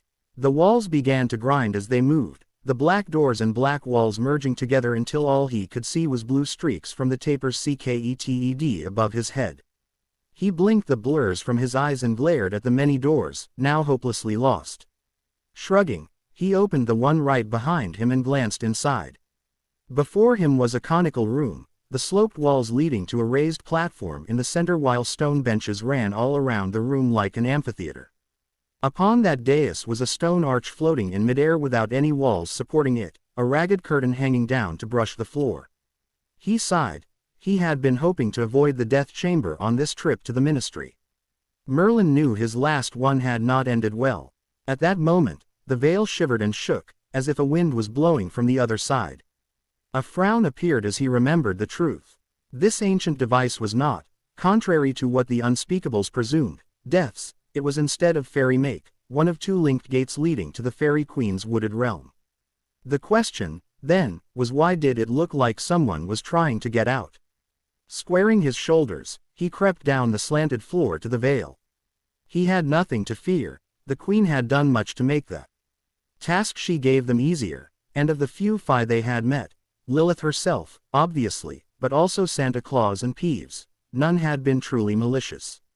That did not change the fact that shivers were racing down his spine and his hair was standing on end as cold fear swept over him. Wait a minute, he looked at the dais, surprised that ice was literally forming on the surface. Scratch that, it's just normal cold. The veil was not immune to the freezing winds emanating from the dimensional rift, for it grew stiff and still, billowing out to make a page from this world to the darkness beyond. A tinkling giggle broke the silence, and a swift patter of footsteps heralded the approach of this monstrous power. Harry tightened the grip on his wand, panicking as he realized that perhaps he should have been more cautious. Rookwood's notes had warned them of this. The wide-ranging cold could only be from one being, the Winter Lady. Not only was she one of the two princesses of the seasons and one of Lilith's advisors, she also had another role, a far more dangerous one. The Winter Lady was the Queen's chief enforcer, a cold-blooded and who eliminated threats to the Phi races with extreme prejudice. The Death Eater's research included photos of the unspeakable who had been researching fairies before she came and murdered him. The man's remains had been scattered across 3 different rooms of the department. Another terrifying giggle reached his ears, and a small head of white hair poked out from behind the veil. The entity looked up at him with large, dark eyes despite the protection of the cloak and happily chirped, "Hi." Hi." Apparently rurred by his greeting, the Winter Lady stepped out fully. He quirked an eyebrow. However he had pictured her, this was certainly not it. The fairy looked to be no more than 10, her skin the blue of a frozen corpse and her modesty preserved by ice crystals scattered densely over her torso to look like a sparkly one-piece bathing suit. "You expected me to be older," she said, not an accusation or a question but a simple statement of fact. At his hesitant nod, she smiled. "It's okay. Everybody does. I'm sorry about that." The invisibility of the cloak pointless, he pulled the hood down. It did not improve her ability to see him, but considering the magical muscle she was said to have, there was no reason to be rude and every reason not to be, though he was starting to doubt the validity of Rookwood's notes. The more he looked at her, the more he wondered if she could even hurt a fly. "I mean no offense, my lady." "Maeve," she interrupted with a delicate little frown. "My lady is so grown up and boring. All my friends call me Maeve." "Okay, Maeve then." The childlike Phi beamed at him. "You're not what I expected." Her outburst of laughter was not expected, either. After a moment, she calmed herself down, though a bright smile was still on her face. "I know. You humans always think my sister's the nice one and I'm all mean and stuff. You forget that summer's sun burns and dries out everything while winter is the time for snowball fights and hot cocoa around the fireplace and Christmas presents." Yeah. This conversation reminded him forcefully of some of the discussions he had had with Luna when they first started dating. He had never been able to come up with a good response to her points then, either. "So, Maeve, why exactly are you here?" "I wanted to meet you, silly." She shot back, scampering over and grabbing hold of his hand. "Mummy's been telling me all about her new champion, and I wanted to see what you're like for myself." He sighed good-naturedly. Better get used to it, Harry. You know your and Luna's kids are going to act exactly like this. Crouching down to put himself at her level and pushing his mask to the top of his head, he asked in mock seriousness, "And what does the lady think now that she's seen me?" Maeve tapped her chin as she looked him up and down, stared at him with one eye with her tongue sticking cutely to the opposite side, and pinched the lobe of his left ear. "You need to eat more raspberries," she answered with a definite nod, "and maybe play with some dolphins, but otherwise I think Mummy made a good choice." Another frown appeared, and she cocked her head. "Do you have a girlfriend? Please, please tell me the Winter Lady doesn't have a puppy love crush on me like Gabrielle does." He cleared his throat nervously. "Yes, two of them, in fact. They're both really smart, and one loves her books and putting everything in its place while the other one is always up to doing something silly and funny." She clapped her hands joyfully. "That's good. You need them." Her eyebrows shot up as if she had just remembered something, and she leaned in close to whisper, "Just remember, they love you. If they say they don't, it's a lie." "What do you mean?" he demanded. "You'll understand," was all she said in reply. "When the time's right, you'll understand." Okay, I'll remember that." He shook his head in the hopes of clearing his confusion, though it worked no better than it did around Luna. "Hey, Maeve, is it okay if I ask you something?" She nodded cheerfully. "Did you come here about 40 years ago?" At her confused pout, he added, "There was a man in an office, wearing gray robes and a hood. He had drawings of other fairies around him." She shook her head, and he sighed. In light of what he had just learned, he did not expect this cute little girl to be the one who had literally ripped apart the unspeakable who tried to steal Phi power in the 50s, but it never hurt to check. That did bring up the question of who the Queen's Inn really was, though.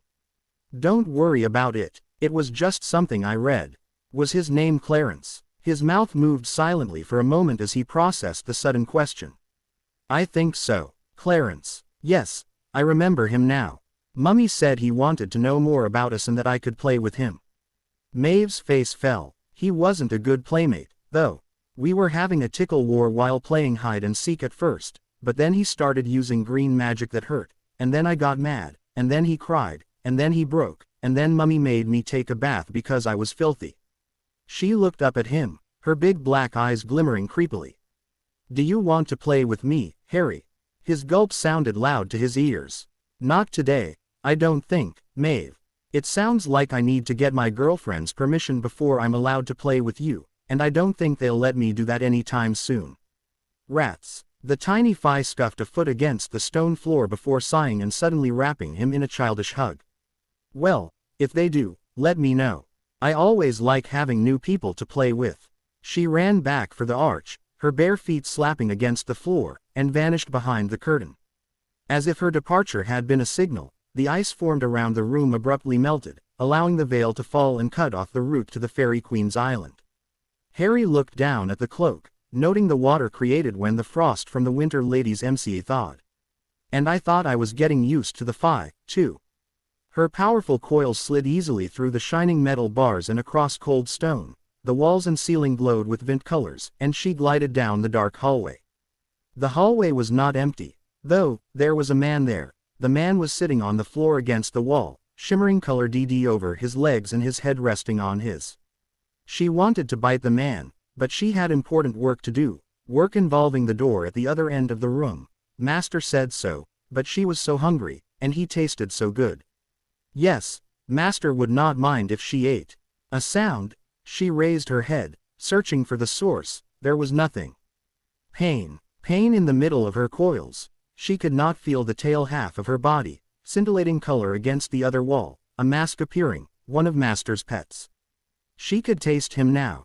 She pushed her body forwards. Maybe she could reach him before his wand moved again. Too slow. A word, a wave. Pain.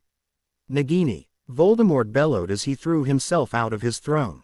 He had been half dozing, letting his mind drift along with his familiars as she made her way through the ministry and planning gleefully at the lax security in the building, when the S's unknown ailment cursed her. The pain she felt, the pain still echoing around his waist, and the second strike, combined with the violent way his connection was broken, could mean only one thing. His familiar, his Horcrux, had been destroyed. How? How could anyone know that he would send Nagini to the Department of Mysteries? No one knew. He froze. No, his inner circle knew. He had informed them the other day that he would soon send Nagini to the ministry to get a glimpse of the security. They were the only ones. That fact and the mask, too similar already to a Death Eater's, could mean only one thing. He had been betrayed. Severus's death made so much more sense now. Someone within his own organization, had realized that the potion master only claimed to be on Dumbledore's side and had decided to dispose of the spy. At the time, he thought it the work of a student, but if it was the work of an adult. There were too many coincidences. The raids against his followers' estates, the destruction of the Daily Prophet with his mark floating above the ruins tonight. It all made sense. Someone had decided to depose him, to take up his rightful place as the Lord of the Dark and the future Emperor of the Wizarding World. Someone who wanted to see him, Lord Voldemort, trampled to the ground. Well, he would not let that happen. He would find this traitor, and he would make that coward pay. Now that he had narrowed it down to his inner circle, the search would be simple. No, it wouldn't. What if Severus was the traitor? His death might have been a hoax. Even he would admit that the idea that any of his servants could sneak through the front doors of Hogwarts was simply ludicrous, and he had been in the inner circle, so he could still respond to the signals coming from the Dark Mark. All the Death Eaters wore their hoods and masks while before him, a sign that his cause was more important than any of them individually, so all the man would have to do was eliminate another of the inner circle members and take the vacant place. No one would ever be the wiser, for all one could do was count the masks. He would have to unmask the inner circle to find where Severus was. But wait, what if Severus was indeed dead? One of his servants would have to be the guilty party, so if he could not find a dead man walking among them, he would use legilimency on them to find the guilty party. But what if one of them was memory charmed before entering his presence and then had his memories restored when he returned home? He would need to observe his servants at home, see which of them secretly despised their places by his side. What if the traitor was in league with the thief robbing his servants' homes? Would it be one who had yet to have his belongings placed in peril? Or was it one who had already been robbed? Or were the thefts a total coincidence? So many possibilities. Too many possibilities. He would need to be careful, very, very careful. Still, the traitor had only attacked Nagini because he knew she was a familiar, not because she was a Horcrux. His other soul anchors should be safe, yes. He had never told anyone about them. Yes, his ties to this world were surely still in their places, for who could get past the traps he himself had erected? It was one thing to counter plans he had spoken of publicly and robbing the houses of his loyal followers, it was quite another to divine truths he kept safely to himself. The coward was clueless about the mechanism of his immortality, and he intended to keep it that way. Perhaps he would move them to another location once he had established his rule of Britain. But first, he had a traitor to catch. Harry surrendered in the battle against his yawns as he flopped clumsily into a seat. He had thought that doing a heist just before they climbed aboard the Hogwarts Express was a clever idea. He had been very wrong. Fun as last night was, let's not make midnight raids like that a common occurrence, okay? No argument from me, Hermione said as she collapsed next to him. Between the uncertainty while waiting for you to deal with Nagini and then organizing the information I took, I don't think I got more than an hour of sleep. With a giant yawn of her own, she leaned her head into his shoulder. I'm just going to take a quick nap. Not yet, you're not. A bounding hop had Luna diving across their laps. Okay, good night. You know, since we were so busy last night, we never did get a chance to tell each other how our tasks went, Harry observed, idly carting one hand through the hair. Well, I found Fudge's records. Turns out he was a meticulous note-taker. Every deal he ever made, even ones from when he was in magical accidents and catastrophes, was written down. Why would he even want information like that lying around? He had to have known that if it was ever found, the scandal would ruin him. Insurance, Hermione replied vaguely to his question. He bumped her shoulder, so she continued, the only people who would know that he was crooked are the same ones who gave him that money to get whatever they wanted in the first place. With those kinds of records, he could bring them all down with him, and I bet he made sure they knew it. Mutually destruction. No one wants to throw the first punch. He frowned at that. Then shouldn't he have grabbed it when he was thrown out? He couldn't. Since he didn't resign but had his position stripped from him, he was barred from returning to his office, and everything inside came into the ministry's possession. Luna rolled over and gazed up at him like an overgrown house cat. He won't miss it, and besides, I think it would make a good present for someone once I've had the chance to go through it more closely. Okay. Eyes narrowing at the people sneaking glances through the window of their compartment, he drew his wand and fired off a series of charms onto the door to keep everyone away. He was not in the mood to deal with anyone other than the two girls with him right then. Luna blinked a few times and asked, "Did either of you find anything unexpected when you were looking around?" "Why do you ask? Did you?" "I did, actually, my own. I hadn't thought about it before now, but did you notice how Umbridge has been rather subdued even since Fudge got tossed out?" Hermione nodded, as did Harry. That had been bothering him somewhat. It was out of character from his memories of the toad-like woman. "Well, I found out why.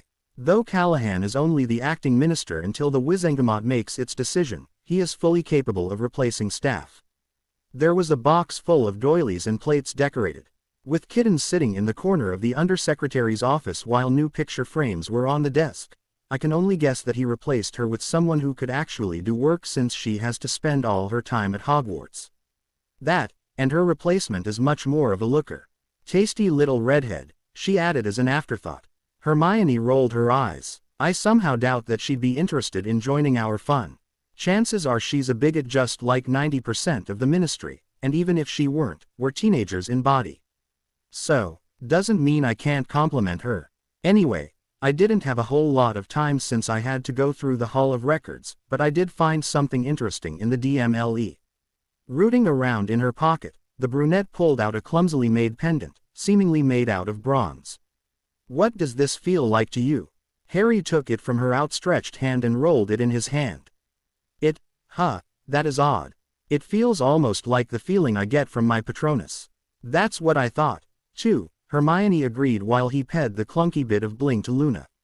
It was hanging on the wall next to a rotation schedule for the Azkaban guards. "I'd put money on it being how they can stand around without worrying about having their souls ed out by the Dementors. If the average DMLE investigator has trouble casting a shield charm, a Patronus is undoubtedly beyond them. I grabbed 3 of them on my way out. I thought we could use them over the break." "Not bad. Mine isn't as immediately helpful, I'm afraid, but you should have some fun with it nonetheless." "Merry Christmas, my own." Harry removed a small vial from his pocket and slipped it into the girl's hand. "Don't use it all at once."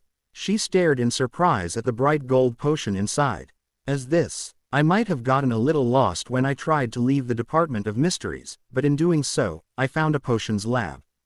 They had a cauldron full of Felix Felicis, so I figured they wouldn't notice if a bit went missing. It's not much, but I thought you could use it to brew a batch of it first yourself." "Maybe. The potion's so complicated that I don't know if luck alone would be enough to brew it correctly, but at the very least, it shouldn't be toxic if I screw it up. I'll have to find the recipe and study it before I even think about trying." She slipped the luck potion into her own pocket before leaning back into him and closing her eyes.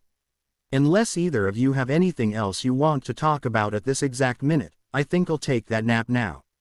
"Me, too. Me, 3. Luna, shut up and go to sleep." Miranda shuddered as she tried to rid herself of the sensation being pulled through a seemingly solid wall had created. 2 tons of ghostly brick scraping across her skin was something she was never going to get used to. How Hermione could bear it without a single grimace she just did not understand, though it did help explain why her eternally curious bookworm daughter had been sorted into the House of the Vey. "Thank you again, Mr.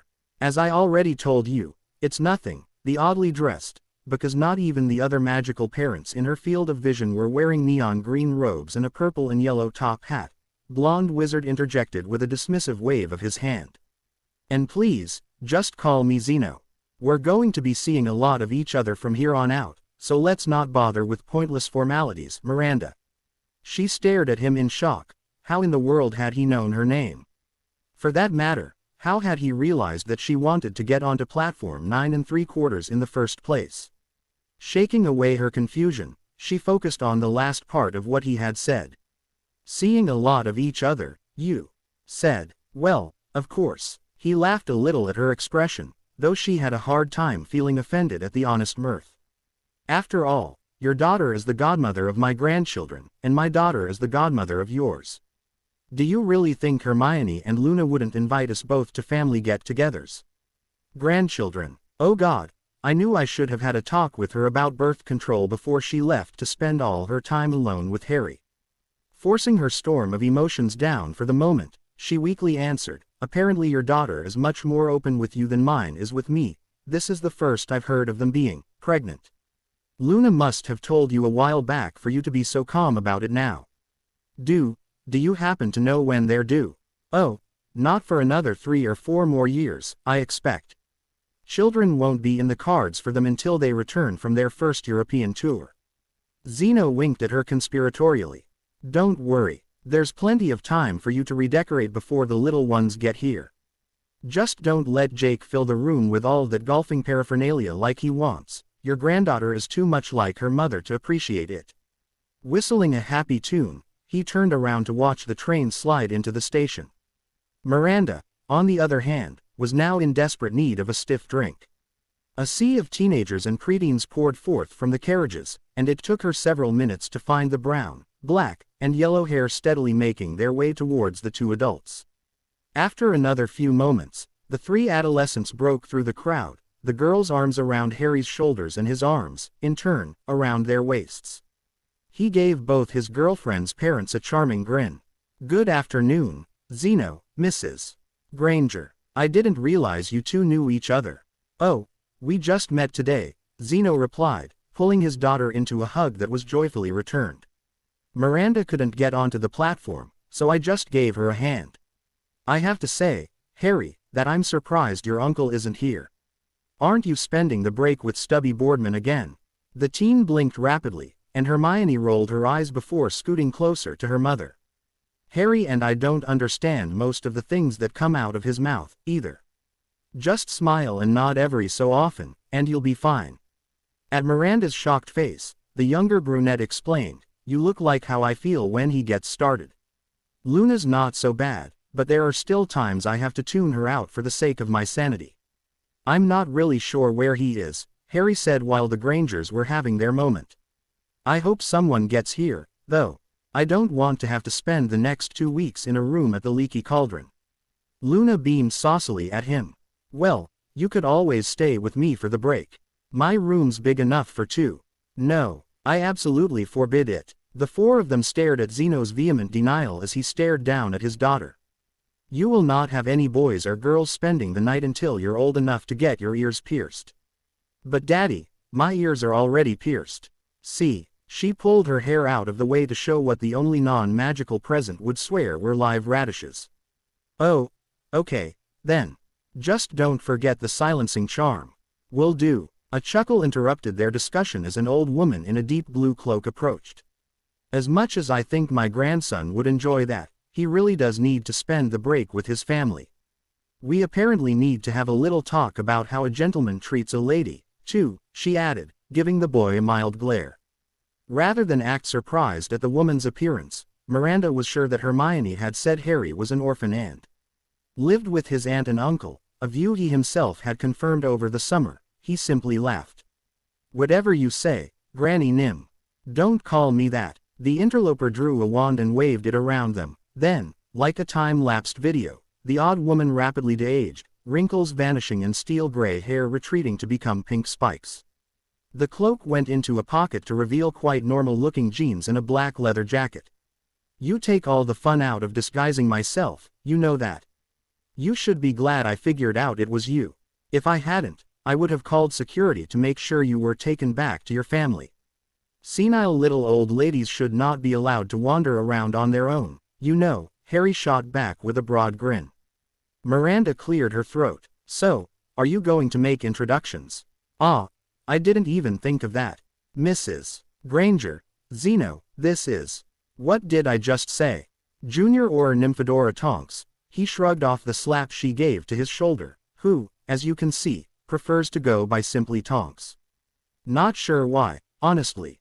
That's because your mother wasn't fool enough to name you, Nymphadora. I don't know what that woman was on when she made that decision, Tonks griped.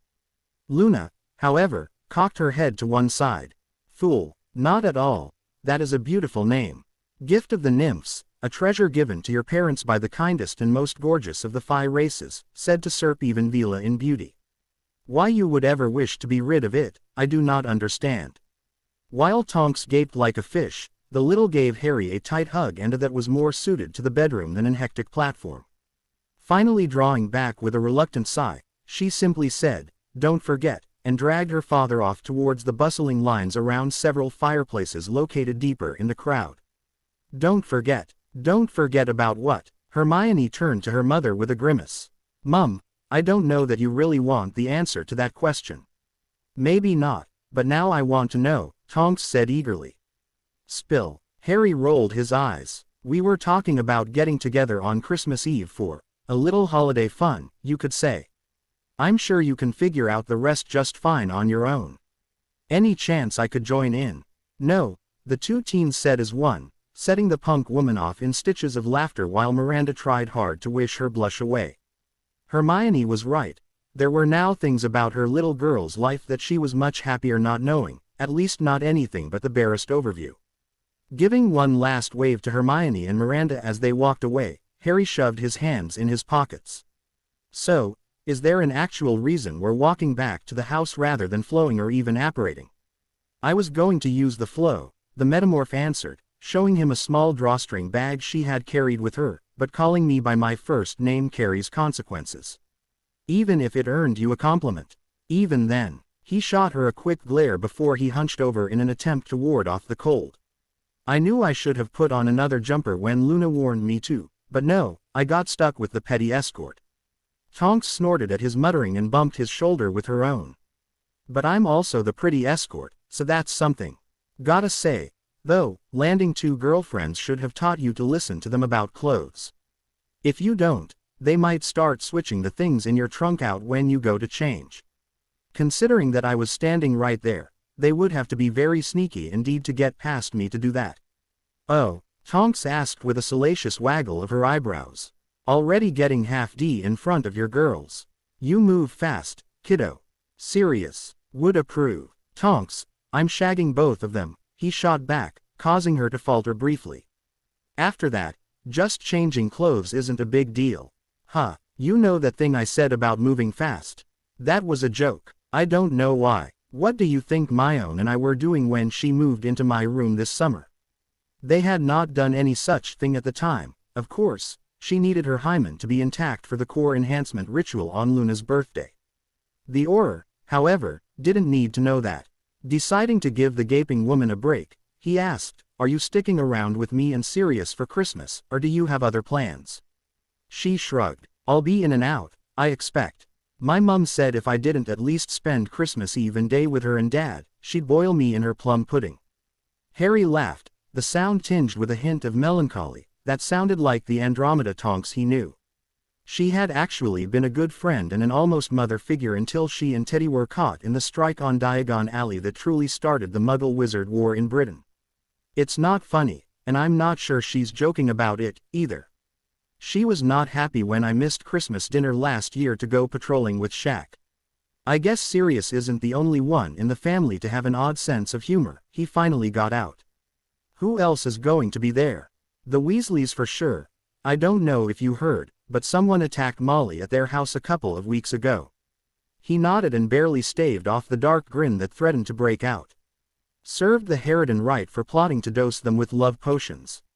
Arthur is spending most of his time now with her at St. Mungo's, but the others will be there.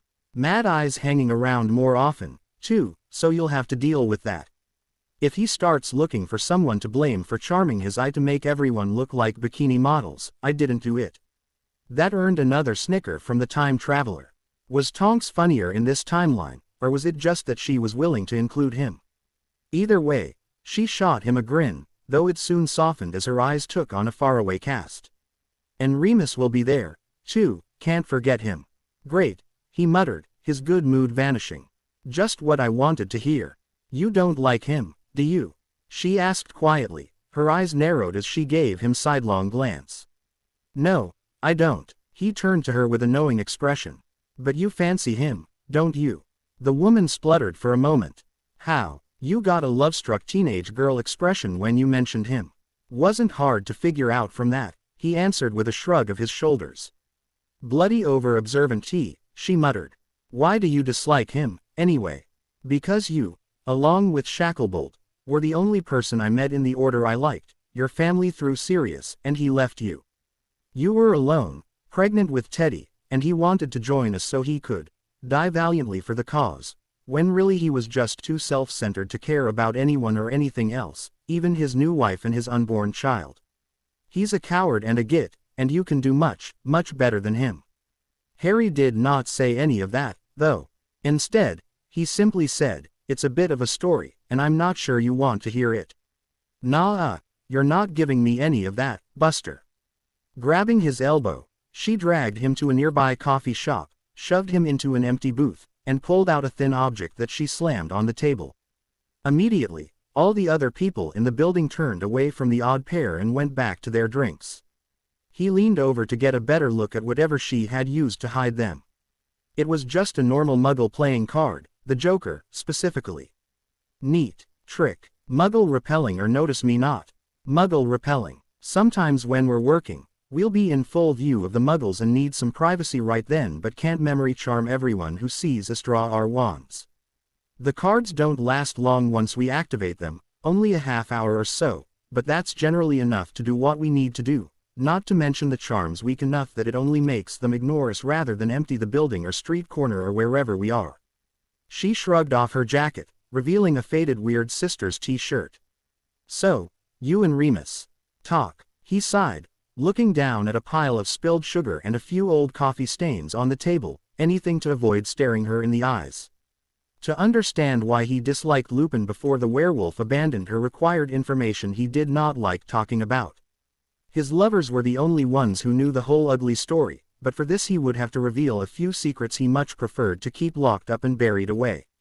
When my parents were murdered, Dumbledore left me in the care of my maternal aunt and her husband, as I'm sure you've heard. What you don't know is that the Dursleys don't like magic, they hate it, in fact, and everything and everyone to do with it.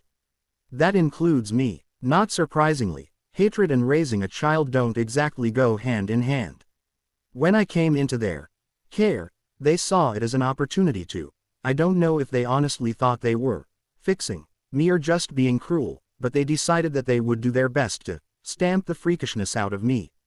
He finally turned his eyes up from the random designs he was drawing in the sugar and saw Tonks's horrified expression, her hair white as snow and hanging limply around her face. Merlin, Harry, do you know how much I wanted someone, anyone, to come save me? He asked softly, his rhetorical question hanging in the still air. When I was told my parents were drunken layabouts who died in a car crash, do you know how longingly I hoped that a relative on my father's side would find out about me and take me away? Or when I was older and gave up hope of things ever changing for the better, do you know how hard I wished that I could turn back time and die in the wreck with them because living wasn't any better than dying? Sometimes, I think the Sorting Hat sent me to Gryffindor partly because of how reckless I was. I could be vague when others faltered, take risks no one else would, not because I was more of a lion than my housemates, but because I didn't really care if I survived the experience or not. Hermione says it's called PIV suicidal ideation, but all I know is that I had been told my whole life that I was worth less than nothing, so who would it really matter to if I died? Might as well throw my life away doing something worthwhile. My third year, I thought I had finally found someone I could look up to. It was our defense against the dark arts teacher, one Remus J. Lupin. Unlike Quirrell or Lockhart, he actually knew what he was doing. Unlike the other professors, he made it clear to us why we were learning the spells and strategies against dark creatures that he taught us. When the Dementors constantly harried me, lured in by the darkness of my childhood, I went to him and asked him how I could protect myself from them, and to my surprise, he actually agreed to teach me how to cast a Patronus. He even told me a few stories about my father, just little things that he still remembered about a fellow Gryffindor he had last seen over a decade earlier. Harry slammed his hand hard against the table, making Tonks jump in surprise. Then came the confrontation with Sirius, and I found out that no, he wasn't just someone who knew my dad in Ping. He wasn't someone willing to help a random kid who came to him with a serious problem out of the goodness of his heart. He was one of my dad's best friends. With my parents dead, Pettigrew believed to be dead, and Sirius in Azkaban, he was the only one left. Even if he wasn't my godfather, he had a responsibility to at least make sure I was happy and healthy, not stuck in an abusive home. If something happened to one of the Weasleys, at least one of the ones I don't wish dead, you can be damn sure I'd check that their kid wasn't being beaten or treated like a. But no, he couldn't be bothered to get off his bloody ass even once. His hands were shaking as he forced himself back to his seat, anger and not a little distress coursing through his veins like poison. He had known he would have to spill some of his secrets to her. He had not, however, planned to spill quite so many. I'm sure he had reasons. Yes, his little, because I'm a werewolf, spiel, Harry spat with a sneer. I can't check on the only legacy of my closest friends because I'm a werewolf, even though the curse can't be transmitted through letters or even visits when the moon's not full. I can't keep my only living friend company while he's hiding outside the country for a crime he didn't commit because I'm a werewolf, even though he's an animagus and the wolf couldn't care less about animals. Harry eyed the woman knowingly.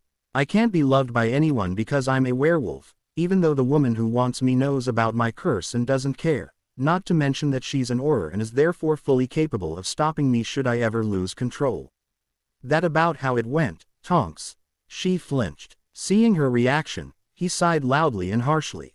She had asked him why he had issues with her future self's husband, true, but that did not make her a suitable target for his vitriol. He took several moments to soothe his flaring temper and return his voice to normal before he dared continue. Lupin. He lets his lycanthropy define him. In his mind, he's not a man with a disease, he's a wolf in the guise of a man. The 3 nights of the month where he's transformed are infinitely more important to him than the 25 that he's not to mention the fact that he doesn't change at all during the day. His mind's made up, and no matter what facts or valid arguments you bring to him, he won't change it. I fully admit that I'm biased when it comes to him, but I think he's too wrapped up in himself to accept your feelings for him. I'm sorry. The woman wrapped her arms around herself, her hair shifting to a mousy brown. I thought he'd understand. Being treated like you're just the one thing you're known for. Being looked down on because of something you can't help being. Because metamorphmagi are widely considered to be living toys. He prompted gently, smiling sadly at her nod. I know what you mean, Tonks, I really do. The boy who lived, the Dark Lord in training, the hero of thousands, the deluded attention seeker. Being seen as something other than who you are. Here's the thing, though, do you see your ability as a curse or a gift?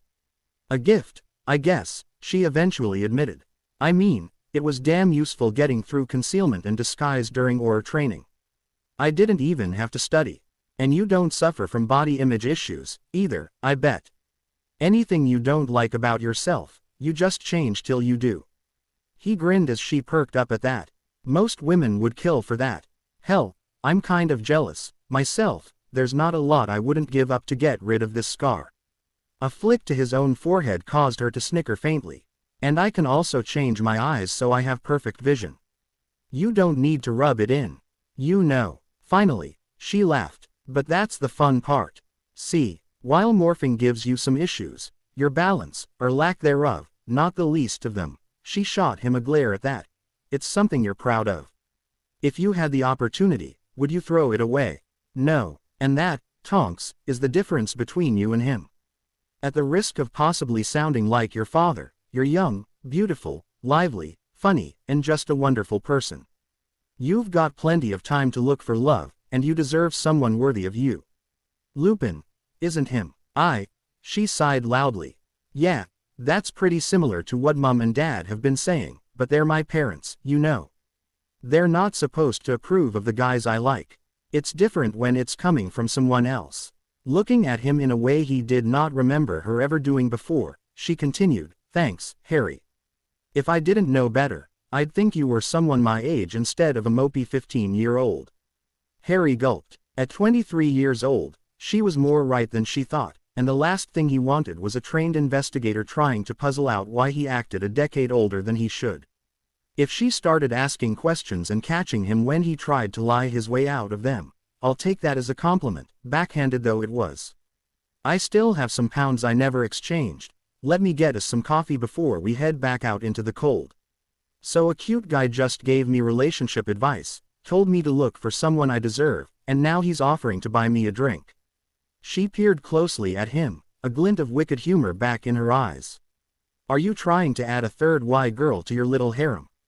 Tonks, no offense, but I already have 2 girlfriends. I'm outnumbered enough as it is. You know we're going to wizarding hell for this, right? You suggested we do it, Harry reminded Hermione absent-mindedly as his wand danced. The Knot family had 10 living members, 3 elves, and a number of particularly bad-tempered attack dogs. Hitting them when they were all absent was impossible, and breaking in while they were awake and aware was suicide. Rather than pee up such a magnificent target, however, they were using the same strategy as when they ransacked the fudges and draping a sleeping charm over the entire estate. Having his core nonupled in size due to their little oversight on Luna's birthday was now showing itself to be quite a happy accident. The 2 girls scurried around him, taking turns to break down the wards since he was too occupied with chanting to power the ward tap. After nearly an hour, a far cry from their average time, the blue mask nodded to him. Okay, that should be it on our end. We're ready to go as soon as you're sure they won't wake up. I've been done, he replied, shaking his arms to force some feeling back into them.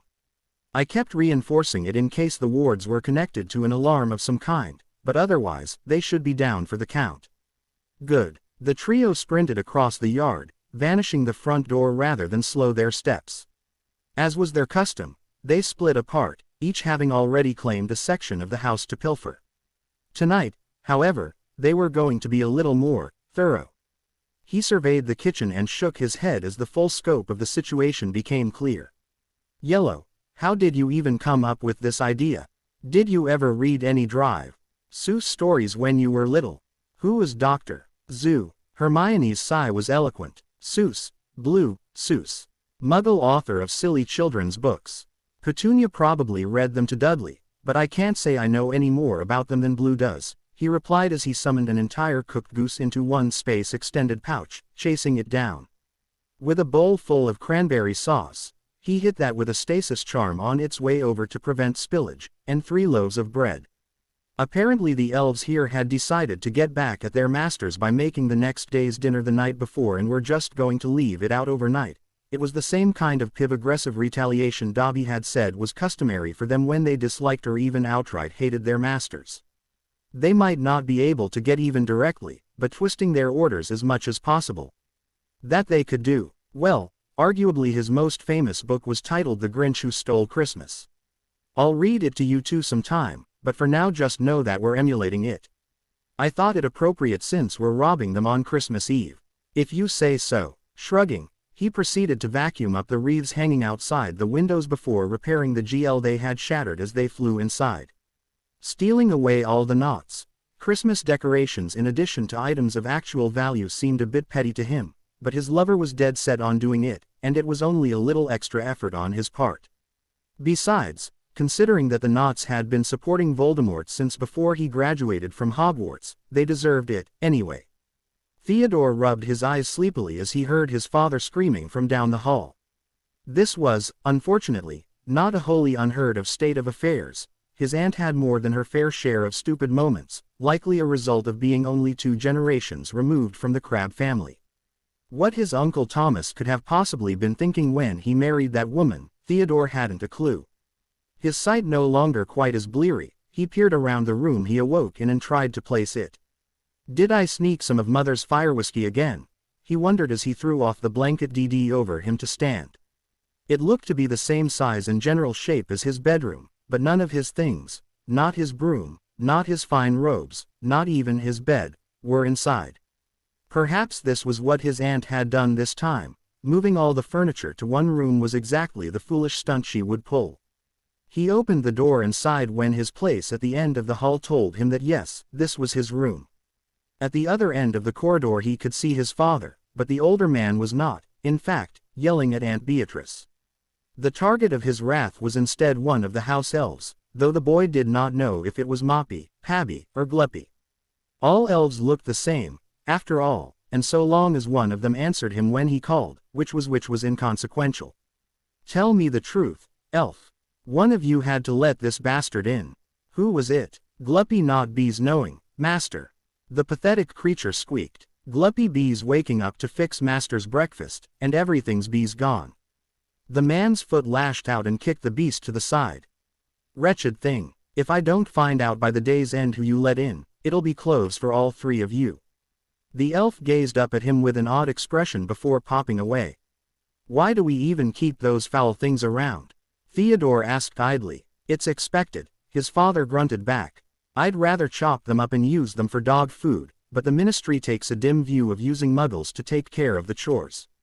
Time was a man could keep a whole stable of S and no one would bat an eye, but hex one muggle to get him out of your way and the DMLE comes swooping down with a fine for being cruel to the animals.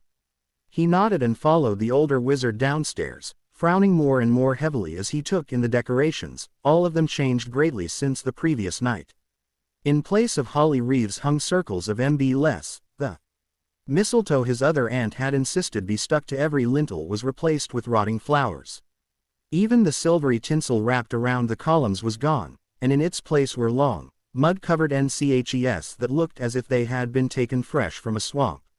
He wondered to himself, who did all this? That's what I want to know, growled his father.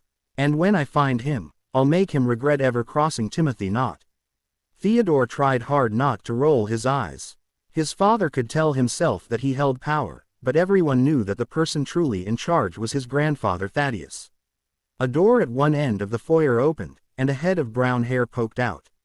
Timothy, Theodore, you need to look at this. The men simultaneously frowned and followed the woman, Theodore taking a moment to gape in astonishment at the tree in the middle of the room. In place of the majestic pine they had decorated stood a withered old yew, spider webs and dried wasp hives acting as parodies of the decorations that had been in their family for generations. From the mess on the floor, it was apparent that the tree had been recently uprooted, likely from the same marsh the NCHES had come from. He turned his attention to where his father and aunt were standing around the hearth. On one corner sat what had caught the woman's attention, a chipped and cracked clay plate covered in moldy biscuits and a GL filled with what looked to be curdled milk.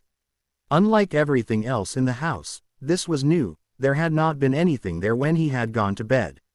This isn't one of our dishes, Aunt Beatrice observed. We can all see that, Theodore's father snapped. What I want to know is who put it there. The woman shrugged weakly. Maybe the answer's in these, she asked, pointing to the 10 bulging burlap sacks hanging from the mantel where their stockings had been, nails forged from a green metal that Theodore would only guess was copper pinning the rough material to the wood. Pulling the bag nearest to her free, she turned it over and jumped back with a gasp when black dust and numerous chips of coal poured out onto the floor. Timothy, what could this mean? I don't know. Harry could not help but grin as he took in the additional decorations Sirius must have thrown up at the last minute.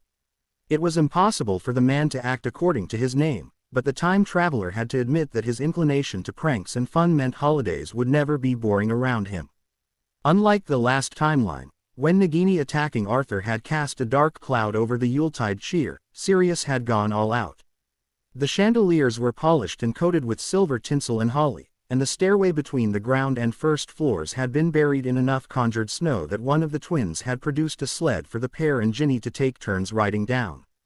What had really surprised him when he first entered the house, however, was the smaller differences that had been made.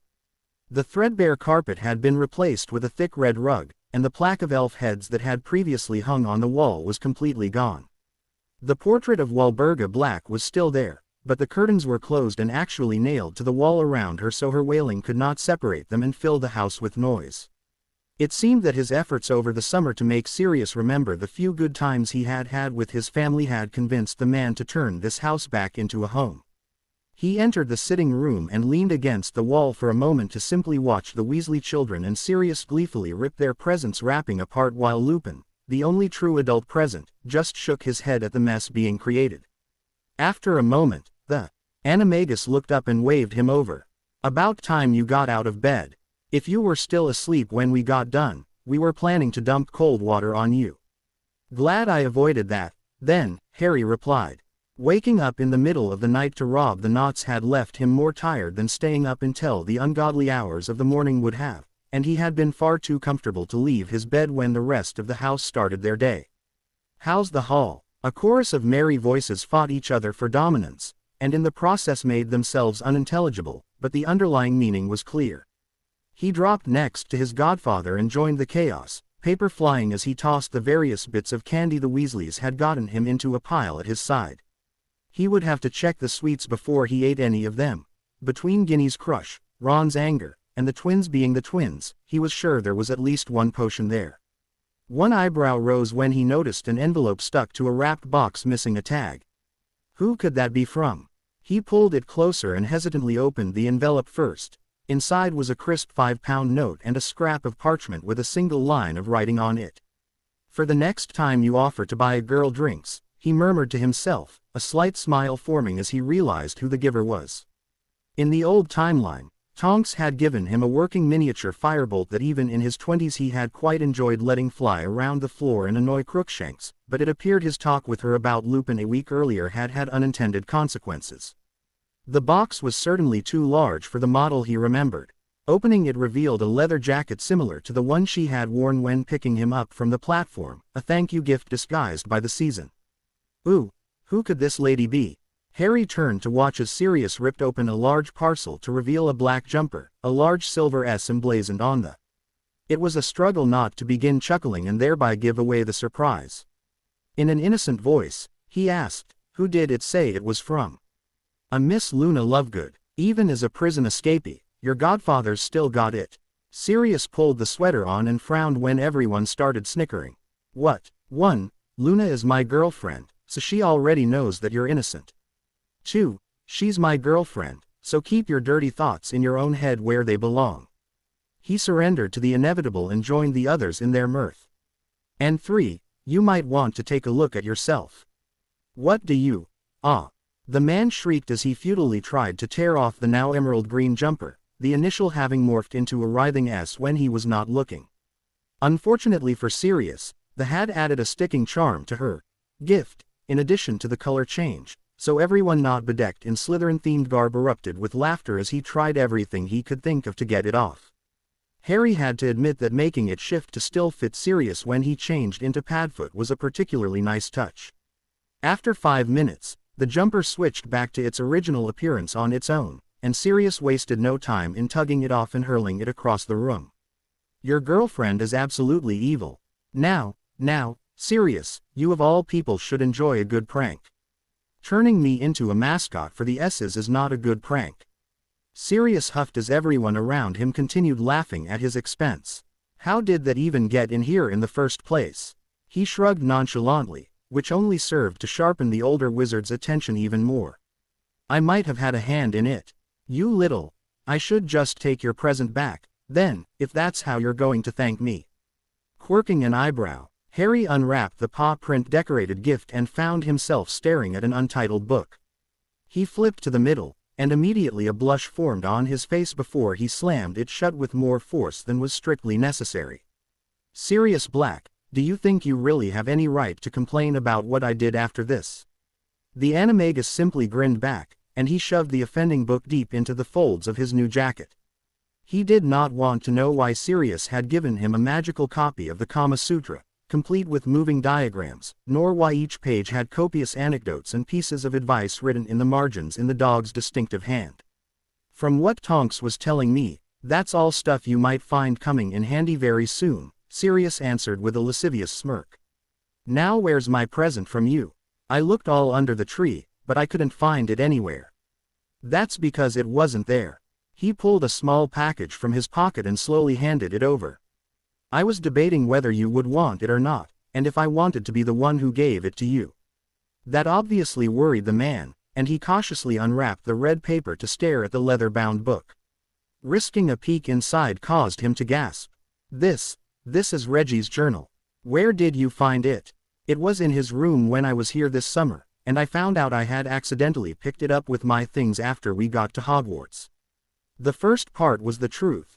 Harry had finally found it when he had searched the room for some of the young man's leftover belongings, and his detection charm had located a hidden compartment in the bed frame, but the rest was most certainly not. Take a look at the last entry. Sirius complied, and the words written within drained the blood from his face. Harry had to work hard to suppress a grimace. Giving his godfather a lie, even a pretty lie, as a Christmas gift made him feel dirty in a way mere water could not wash away. The journal was Regulus's, but the last entry was not. It was instead the product of numerous hours of practice at forgery, a talent he had never had reason to learn before now. Using his future knowledge as a base, he had constructed a fake note and added it to the end. Practicing the handwriting, tone, and message itself so often had practically carved it into his in, and the words rang in his ears despite Sirius's silent reading. The 13th of March 1979. I have returned home from the latest meeting of the Death Eaters in great distress. Even now, I hesitate to put to parchment exactly what disturbing knowledge I recently acquired. The Dark Lord was boasting to our emboldened ranks, as is his habit, and I was nearly ready to ignore his pontificating as I could see several others doing when he mentioned how his power had usurped even Merlin himself. No one can say that I am unread in the varied and ultimately laughable attempts of men who sought to make themselves the strongest wizard in the world, and so I found myself curious as to exactly what he meant. I wish now that I had not. I refuse to write down exactly what I fear he has done. Let it only be said that, if he speaks the truth, he has violated more than man's laws. Even for those of us who feel that the dark arts should be said the same as all other forms of magic, there are lines that are not meant to be crossed, lines that the Dark Lord intentionally and blatantly ignored. I joined the Death Eaters because I wanted to protect our way of life, but how can the Dark Lord claim to protect anything when he is willing to watch the world burn to achieve his true goals, whatever they are? Never have I felt such a fool. Even as I pen these words, the resolve to do what I now know I must bolsters me and shields me from the terror nipping at my heels and warning me of the consequences if I should fail in my self-appointed task. Rushing headlong into danger without regard to the myriad of ways it could all go wrong is not the Slytherin way, more the Gryffindor impetuousness Sirius always espoused, but it is the very caution I have lived my life by that led me under the sway and pretty words of the monster whose mark one now shamefully bear. Listening to it would see me shove away these thoughts and do nothing, and that inaction would in turn stain my soul black with so much guilt that nothing I could ever do would see me clean again. And so, I must prepare myself. Tonight, I will strike at the seat of the Dark Lord's power. Tonight, I will betray my vows of loyal service and the lessons I long learned at mother and father's knee. Tonight, I will do not what is sensible or proper or traditional, but what I can only explain as my heart knowing what is right. Let people say what they will about me when I am gone, but I refuse to be known as one who would not take a stand against true evil. In the safety of these pages, I must confess that I do not expect to survive to see the morrow. Indeed, if the Dark Lord protects his source of strength half as zealously as he lashes out against the Muggles, I am doubtful that I will even be able to reach it in the first place. The smart move would be to wait, to plan, until I was sure that I would succeed, but I cannot. My brother's face haunts me. As a child, I wanted nothing more than to be like him, and as a youth, I wanted nothing more than to not be like him. But I am a man now, and I am forced to wonder if perhaps his way, always so strange to me, was not the right way all along. Should I survive this adventure, I swear to myself that I will go to him and seek absolution for the words of said and the things of done. Only after tonight will I feel that I deserve even the slightest forgiveness. I can only hope that I live long enough to do that. A soft gasp dragged Harry back to the real world, and he watched with shame roiling in his belly as Sirius closed the journal to protect it from the tears rolling down his cheeks. Reggie, you fool, you dumb, reckless, vain fool. Why didn't you come to me first? We could have helped you. Maybe you would even be here today if you hadn't run off like that. Acting without thinking was my job, not yours. Reaching out, Sirius grabbed his godson and pulled him to his. Thank you, Harry. Thank you so much. This is the best gift you could have ever given me. Don't thank me, Sirius. A liar like me doesn't deserve it.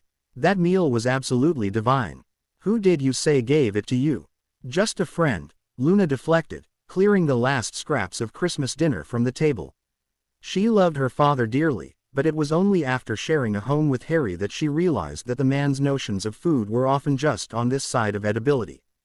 Delicious as the meals prepared by the castle elves were, she had always assumed the tiny beings were simply better cooks than humans could be. Harry, though, much as she hated knowing that he had been abused for much of his life, she could not deny that years of cooking for the 3 Dursleys, equivalent to fixing meals for 7 normal people, had turned him into an excellent chef. His menu positively pampered her palate. Thankfully, neither of her lovers had offered any complaints to her request of taking the Knots meal so it could feed her and her father, and it was far better than the watercress and plum jam sandwiches he had been planning. She still could not wait until the 3 of them had their own place again, and while her unofficial husband's cooking was not the only reason, it was certainly a wonderful benefit. Her hands cleaned the dishes as she reflected on the life she had once had and would have again, and only when they were all returned to their cabinets did she turn her attention again to the shiny green book sitting innocently on her chair in the living room. She had unwrapped it just that morning, curious who had given it to her considering that there was no name on the white and red striped wrappings, and found that it was a cookbook. Not just any cookbook, however, but one filled with recipes for all sorts of biscuits and cakes and custards. The gingerbread men illustrated inside were just begging to be baked. Literally begging, it turned out. The caption continuously changed, becoming more and more desperate if she stayed on that page. She did not know if following the directions would make them stop or if they would keep demanding until she turned to another recipe, nor was she all that eager to find out just yet. While having a collection of dessert recipes was a good thing, that was the only aspect of cooking that she could compete with Harry in, as his experience was with proper entrees. It was the anonymity of the sender and the material of the binding that made her wary. The color and pattern were identical to the scales on Nagini, and the feel of the material was what she would expect of skin leather. All in all, it was a wonderful gift. Except for the slight wrinkle where they had vanished the serpent's corpse after Harry killed her. Where do vanished objects go? Into Nonbing. That is, everything. It was one of the most common riddles to enter the Ravenclaw dorms, one that first years quickly learned the answer to even though they would not cover vanishing spells until 5th year. It was also wrong, or at least the subject of heated debate between Transfiguration and Charms masters. Transfiguration theory taught that when a witch vanished something, it disappeared from reality, making vanishment an opposing discipline to conjuration. Charms, however, stated that vanishing simply translocated an object to another location, making it essentially a long-range banishing charm. That second theory was the basis of vanishing cabinets, which allowed the transportation from one cabinet to its partner, but the first explained why living things could be partially vanished without dying, since while the creature would be half in being and half in non-being, it was still whole, unlike what happened when someone splinched herself. Most wizards and witches, Luna and Hermione included, eventually sided with the Transfiguration camp, though she knew Harry, with his post-education interest in charms, agreed with those experts. This, however, was forcing her to re-examine her position. Even with fairy magic, because who other than Santa Claus himself could or would use the skin of a dead Horcrux to make a cookbook and sneak it under their tree, the idea that objects could somehow be reclaimed from complete non-existence was foolish. Perhaps vanished objects were just sent into another world, a humanly inaccessible Phi realm similar to the Queen's Inter-Timestream Island. It was something to consider, if nothing else. Either way, Harry would be insufferable when he found out. You're trouble enough when you're sober, serious, Harry laughed with a roll of his eyes as he stood from his chair. You'll have to excuse me if I refuse to take responsibility for whatever mess you get yourself into when you're drunk. Most kids your age would love to be allowed to get drunk with their godfather's permission, Tonks lamented, pulling out a trio of shot glees from the cabinet. Somehow, Sirius, this is your fault. The animagus simply huffed good-naturedly at the pair and pulled the bottle of fire whiskey closer to himself. Just for that, you don't get any, either. Shut up and pour the damn drinks, Moody growled. Taking that as his cue to go, Harry gave the 3 an exaggerated bow and left the room. He appreciated the offer, but there was no way he was going to let himself be caught in that situation. Joining Sirius for what the old dog said used to be a Marauder Christmas tradition would have been fun, and Tonks was definitely treating him with more equality than she had in the previous timeline or even that summer, but Moody was a deal-breaker. Much as he liked the paranoid semi-retiree, there was no way he was going to be even slightly inebriated in front of the man. Moody was just too clever. Myone remarked more than once that I have looser lips than I ought when I'm too deep in my cups, he recalled as he walked up the stairs to the 3rd floor, and giving mad-eye hints that I'm not exactly who I claim to be would be very, very bad. The neutralizing potions are good, but they don't last forever. All they would need to do if they believe I'm an imposter is wait it out and force-feed me Veritaserum. Our secrets need to stay secret to everyone but the 3 of us. He shrugged his concerns away for the moment and pushed open his door. Immediately upon seeing what was inside, he turned around and glanced back at the stairwell to make sure he was on the right floor. Unfortunately, he was. Ginny, would you like to explain to me exactly what you're doing in my bedroom? The redhead smiled faintly. I was waiting for you. I can see that, he allowed suspiciously, but why were you waiting for me? Well, that is, she took a deep breath and pointed to the gold ribbon she had tied into a bow around her throat, her blush rising past her cheeks to turn the tips of her ears the same shade of red as her hair. I have a present to give you. Don't you want to unwrap it? Closing his eyes wearily, he let out a deep sigh. Was it too late to go back down and join in on the drinking? Ginny, I really don't have the patience to deal with this right now. I just want to go to bed. Okay, she said, not getting up from where she was sitting on the side of said bed. That was a nice way of saying, get out. She stood this time, but rather than walk out the door as he was hoping, but not expecting, she would, she crept a few steps closer to him. Harry, I know you don't mean to, but you're hurting me so much. Every time I see you laughing with Luna or cuddling on the couch with Hermione, it feels like my heart is being torn out of my. I love you, and. No, you don't. The girl blinked in shock at his statement. You don't love me. You don't even know me. I understand that you have a crush. It's not a crush, she screeched, shocking both of them. After a moment, she continued in a softer voice, it's not. I know what I feel for you. I've loved you my whole life. You loved the boy who lived, he interrupted again. She looked at him in confusion. What you are so attracted to isn't a person, you're after an idea, a hero figure who never really existed. I'm not him, and to be honest, I wouldn't want to be. I'm perfectly happy just being me. She shook her head. But you are a hero. You defeated you-know-who when you were a baby. You saved me from the basilisk and from Tom. Why do that if you aren't a hero? Why charge into the chamber if you don't love me? Trust me, there have been times when I've wondered if I shouldn't have let you die down there. It would have made my life that much simpler. He was being unfair. He knew, at only 11 years old, she had done absolutely nothing to deserve dying alone in a hole in the ground. It was her older self, especially her 18-year-old self, that he had on several occasions wanted to feed to a giant S. There's the mistake you're making. I didn't beat Voldemort, my mum did. Time to shatter her little fantasy, he thought with a mental grimace. How many lies was he going to spin this holiday? And I didn't go into the chamber to save you. Yes, you did. No, I didn't. I went down there to kill the basilisk because there was talk of closing Hogwarts. I couldn't let that happen. That was the first place I ever called home. That I figured out where the chamber was hidden on the same day Tom made his play was pure happenstance.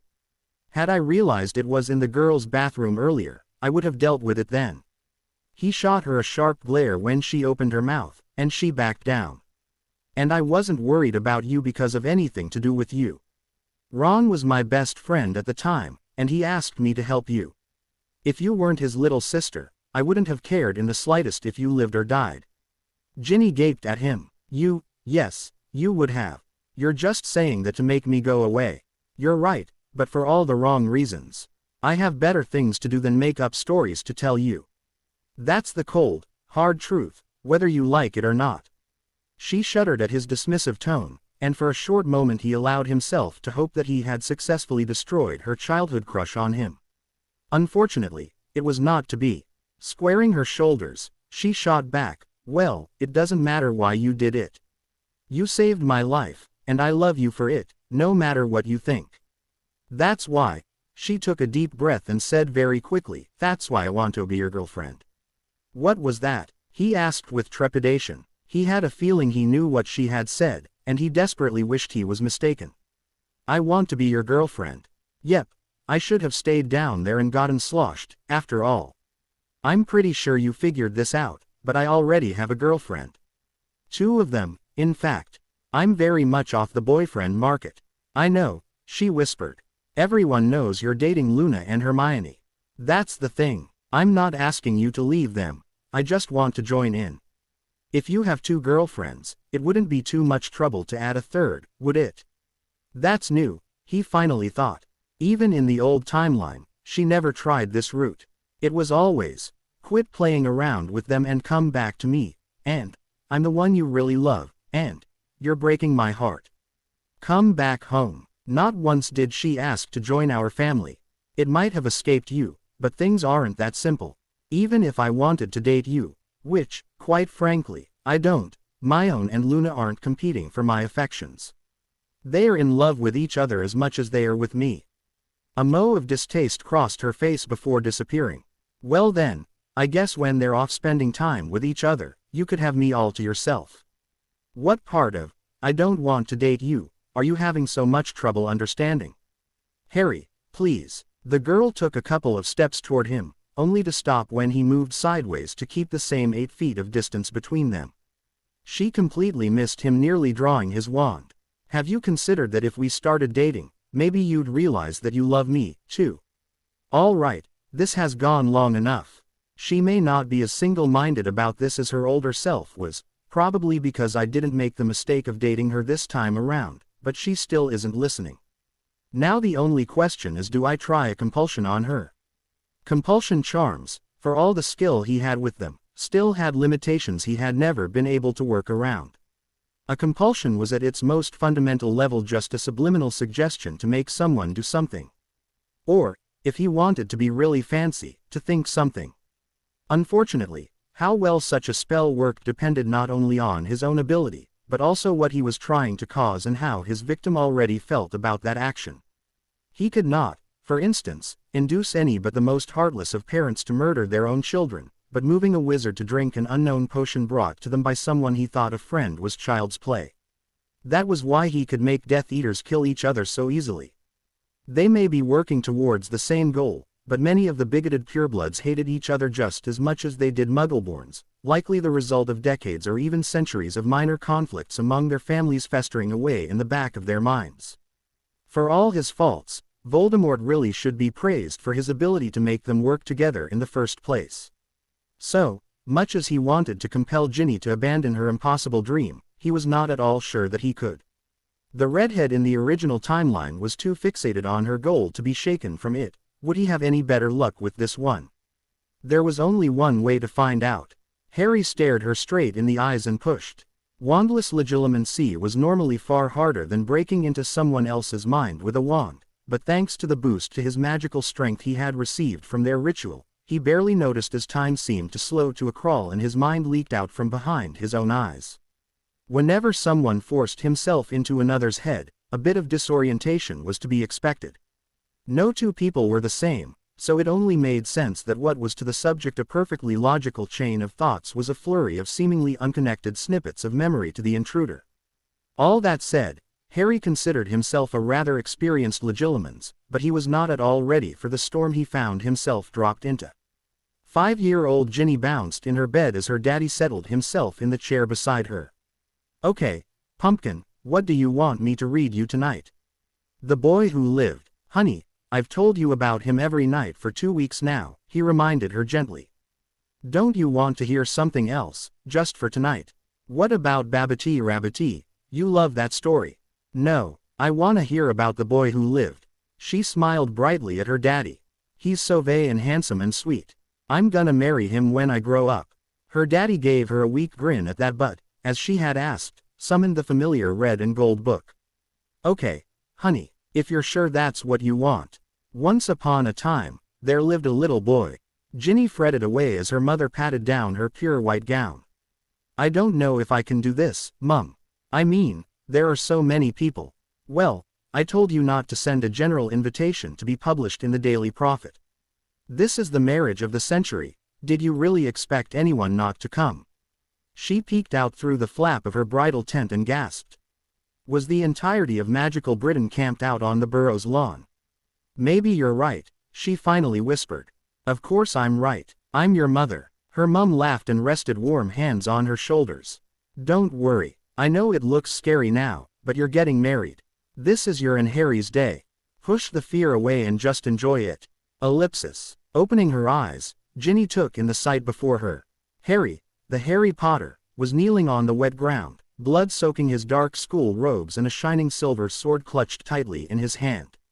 He offered her a weak grin that made her insides feel funny, and averting her eyes so he wouldn't see her blush, she noticed the tiny black book that had made the past year a waking nightmare.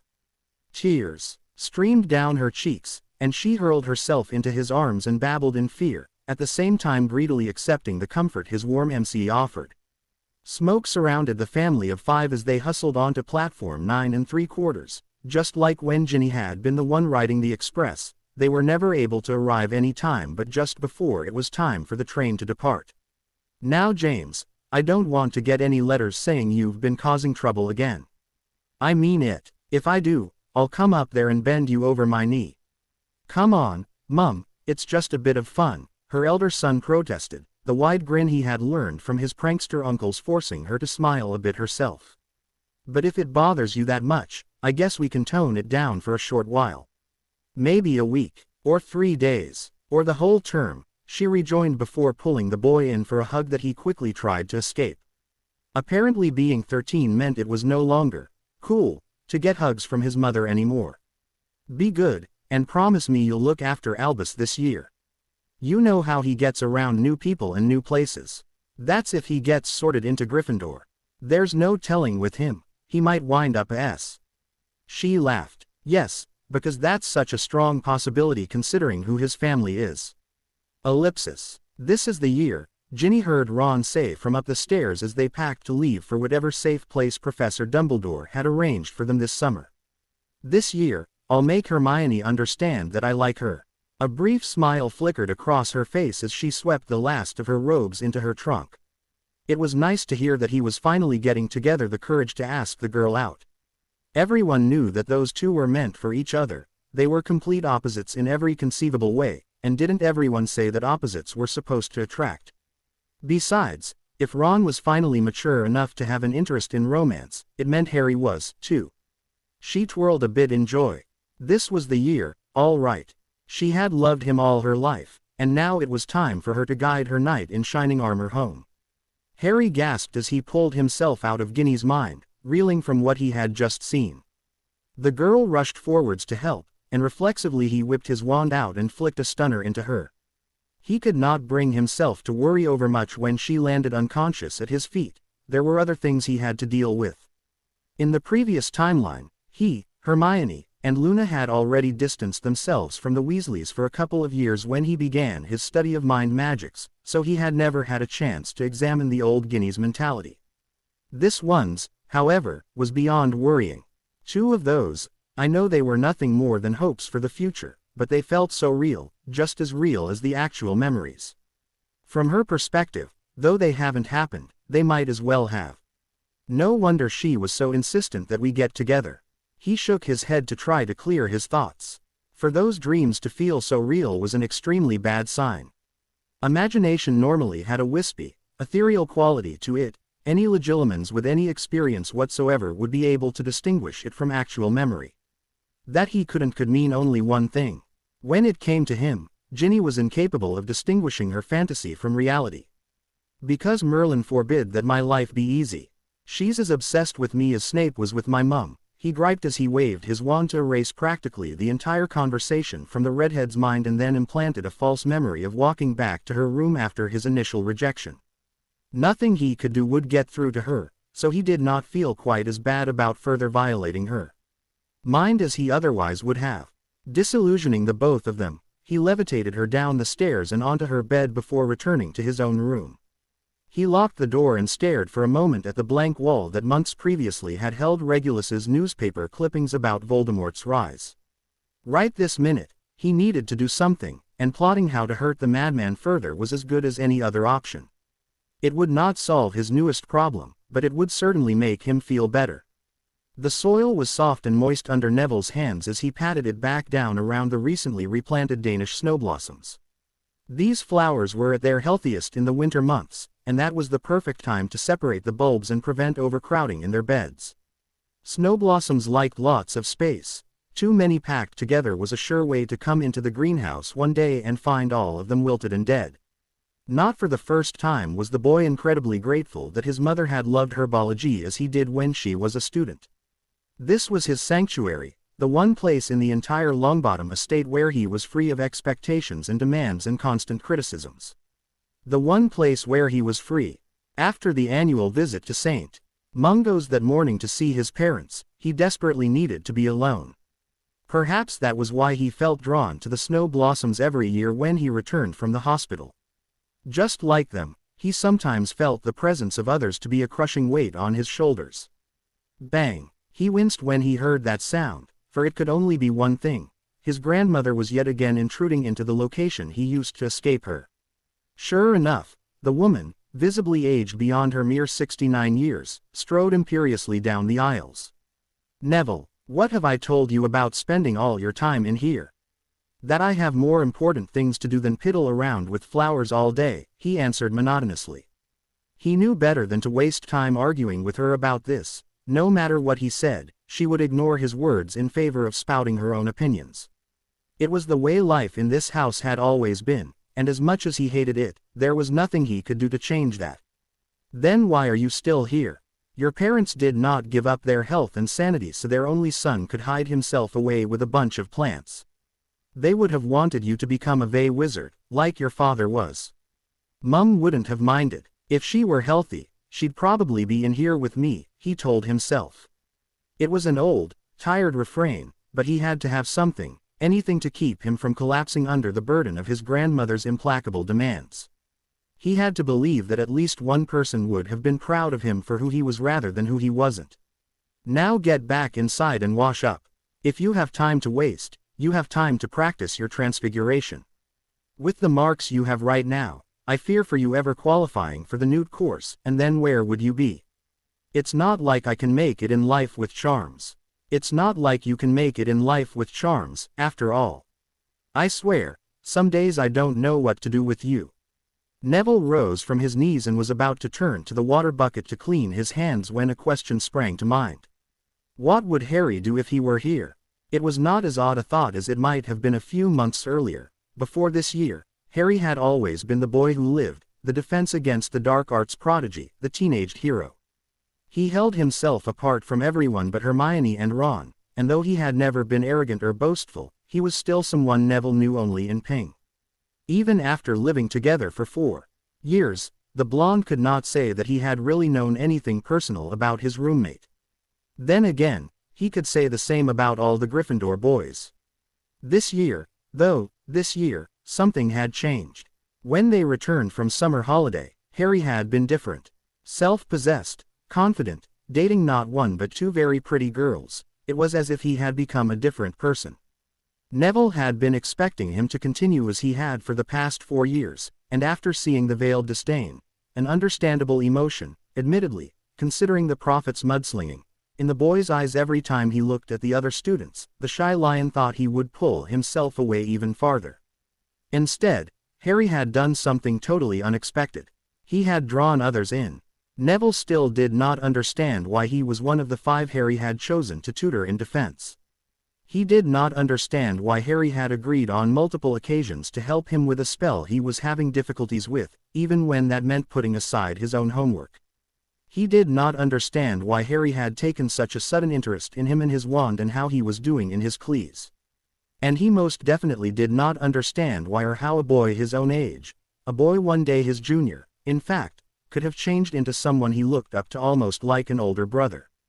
But, much to his consternation and delight, he did not need to understand. All that mattered was that, for once in his life, there was someone standing by him. Teaching him, encouraging him, guiding him. What would Harry do if he were here now? Neville was not entirely sure, but he knew what Harry would not do. He would not bend to someone else's demands. No. His grandmother turned around at his quiet denial. "What was that?" "I said no." The woman stared at him in incomprehension, and a tiny flame flickered into being inside his. "I'm not leaving right now. I'm not doing any work in transfiguration. For once in my life, I'm doing what I want to do. Neville Franklin Longbottom, I am your grandmother, and you will treat me with respect. The flame flared, filling his body with uncomfortable heat. Why, you never treat me with any.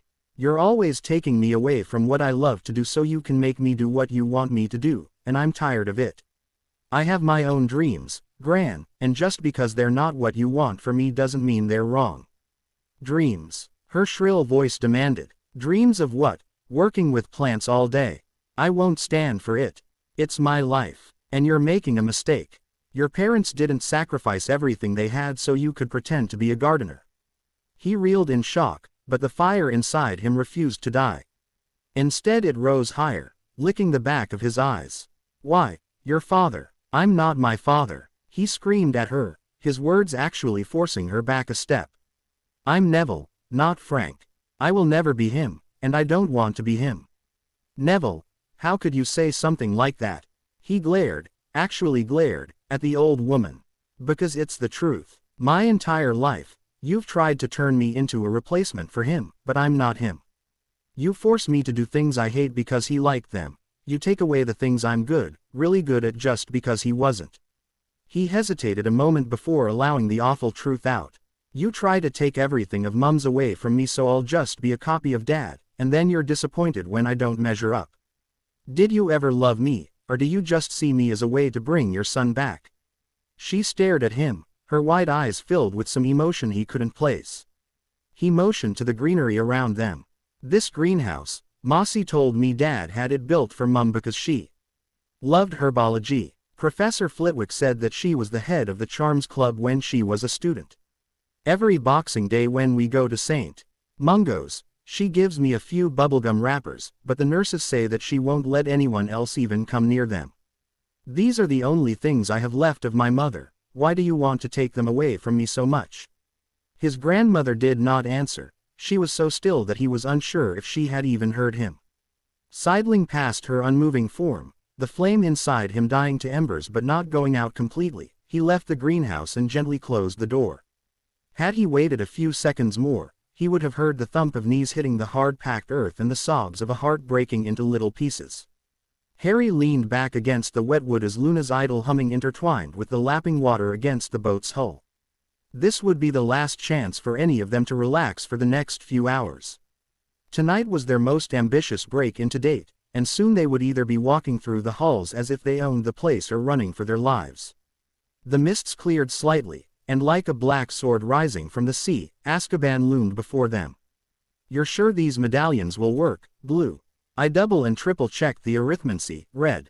Their equations are close enough to the Patronus charm that, while they won't exactly scare anything off, they'll certainly keep the Dementors at a healthy distance.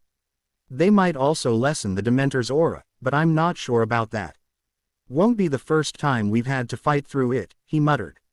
Almost a year after the Muggles officially entered the Third Voldemort War, the Dark Lord had lost control of those monsters, and they had gone on a feeding frenzy, consuming whole towns and breeding in the abandoned buildings.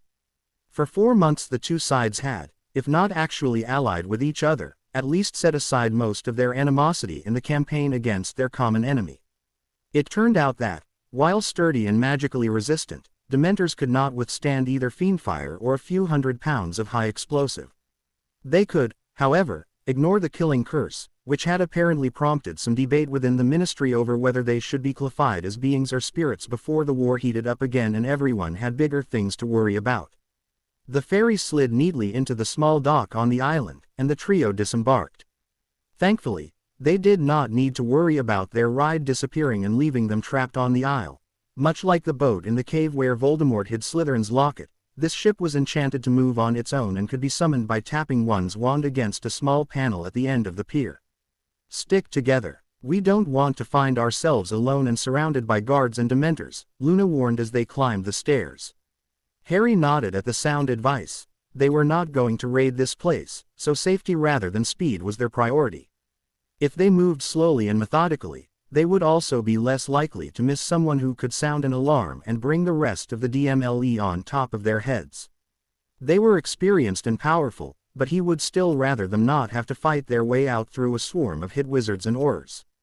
The doors opened silently at their approach, and a guard blinked drowsily at them. Stupefy, Harry softly intoned, the man collapsing before he could shout out a warning to his fellows. Quickly transfiguring the officer into a mouse and summoning him to put in a belt pouch, the time traveler pointed at the intersection ahead of them. We go left and work our way back here before we leave this level, that way we won't have to worry about anyone catching onto us and sounding an alarm.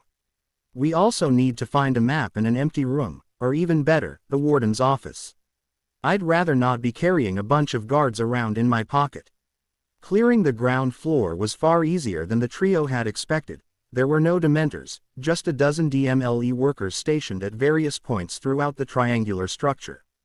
Only 2 pairs of guards had a clear line of sight between them, which meant that as long as the thieves were quiet, no one knew that their numbers were rapidly dwindling. The warden's office was located at the back of the floor and clearly marked, so the intruders forced their way through the door, stunned the man inside, and moved him along one wall with his untransfigured subordinates beside him. Hermione grabbed the large ledger-like book on the desk and quickly flipped through it. Found them. The Death Eaters are on the top floor, just like we expected. Now the question is just how do we get up there? The stairs, of course, Luna answered, laying a wide scroll on the warden's desk and unrolling it. Back right corner, a single stairwell leading all the way up. Do you have cell numbers? Locating their targets on the map, they left the office to find the stairs. There were 13 stories in the building, with the inmates contained within having committed progressively more heinous crimes as one climbed. The air also became colder, which the trio interpreted as there being more Dementors present. Harry shoved open the ice-caked door at the top of the stairwell and jumped back in shock when he saw a Dementor stationed immediately behind it. The creature screeched and waved its clawed hand at them, though it did not attempt to move any closer. While he was glad that the medallions worked as advertised, the crowd of demons gathering behind the first was more than a little worrying. Hermione cleared her throat softly. So, what's the plan for getting past them? We don't know how to cast Fiendfire, and I'm fresh out of bombs. We don't have to destroy them, much as I would like to, he answered, aiming his wand at the heart of the foremost Dementor. We just need them away from us. Expecto Patronum. The spell, fueled by the joy and love he always felt in the presence of his lovers, burst out of his wand in a wall of light that flung the Dementors away before coalescing into a ghostly heart. It pawed the stone floor with one foreleg and lowered its head in preparation for a charge. The Dementors, apparently reading the signs as well as Harry did, chose prudence over valor and fled. The monster's gone, he let the spell die. Let's hope you didn't just give our identities away with that, chastised the brunette. The Ministry knows your Patronus is a stag. If the Dementors tell them what they saw, we're in trouble. It won't matter if they do, the blue-masked girl rejoined. She pushed her way past them and started walking down one hallway. The Ministry knew about it because they put him on trial this past summer in the old timeline. That didn't happen this time, so the only ones who know that fact are the 3 of us. So long as you don't go blabbing. I would never. Harry rolled his eyes and followed the pair to one of the cells. A glance inside revealed a short, emaciated man, his brown hair matted with grime. Augustus Rookwood, who wants to know? The former unspeakable asked, turning to gaze at him with dull eyes. You sure don't look like a guard. Nice mask, if a little childish. You talk like your own was any better. Rookwood shrugged one shoulder apathetically. It had its uses. With everyone wearing the same thing, no one knew how many of us there really were. A dozen, 50, 100. Were we even human, just our simulacra animated by the Dark Lord? That uncertainty and the fear it caused was a powerful weapon. His jaw clenching, he asked tightly, do you regret what you did? The people you killed, they shouldn't have stood in our way. If they had any pride as wizards, they would have supported us. What about the Muggles? You said people, Rookwood scoffed. Wizards are people. Muggles, they don't even qualify as animals, at least animals you can get some work out of. They're just worthless scum plaguing the earth, and the mudbloods they spawn. Reducto. Blood and bone splattered against the far wall, and Rookwood's headless corpse fell to the ground. Harry sighed, but he could not say that this was a surprise. Their plan was simple. In the previous timeline, Voldemort had attacked Azkaban shortly after the students returned to Hogwarts to free his imprisoned followers, and the time-traveling trio would not let that happen again. At Hermione's recommendation, they would visit each cell individually, using verbal questions or legilimency to ascertain which, if any, among them were different in this timeline than in their original one. Any who regretted his choices and was willing to stand against his old master would be freed. Any who wanted to stay out of the coming conflict would be left here to continue paying for his past crimes, and any who still believed in Voldemort's cause. Well, the Dark Lord could not be allowed to regain his most devoted supporters. Dolohov was next on their path, and a peek into his mind revealed that 14 years in prison had not changed his views. Mulciber was the same, Travers, too, Selwyn, Rhodes, Montague, the Lestrange brothers. None of them survived his interrogation. Harry was silent as they walked to the last cell. This was the person whose mind he wanted to enter the least should talking fail, but of the three of them, he was the only one with any skill or experience with mental magic. The snout of his mask slipped between the bars in the door. Bellatrix Lestrange. A huddled lump in one corner stirred, and the M of kinked black hair on top shifted slightly. Someone's come to visit little Bella. Who could it be? Who I am is unimportant, he answered evasively. You merely need to know that I am the one who will decide your fate. Decide? My fate? The question was soft, tentative, and Harry feared that his nightmare was about to become truth. Bellatrix was one of the few people he could say that he hated with all his heart. If changing timelines meant that the woman who had murdered Sirius was undeserving of this punishment, he did not know how he would respond. Still, he forced his emotions away and replied, yes. Are you still loyal to the Dark Lord Voldemort? He sent you. He leapt away when the woman surged forwards and shoved her left arm through the grate to grab him, dark mark standing out starkly against her pallid skin. I knew it. I knew he would come for me.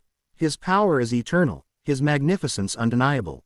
Take me to him that I may kneel at his feet once more. Ah! Her arm from the elbow down fell to the ground, and she immediately retracted the remaining stump.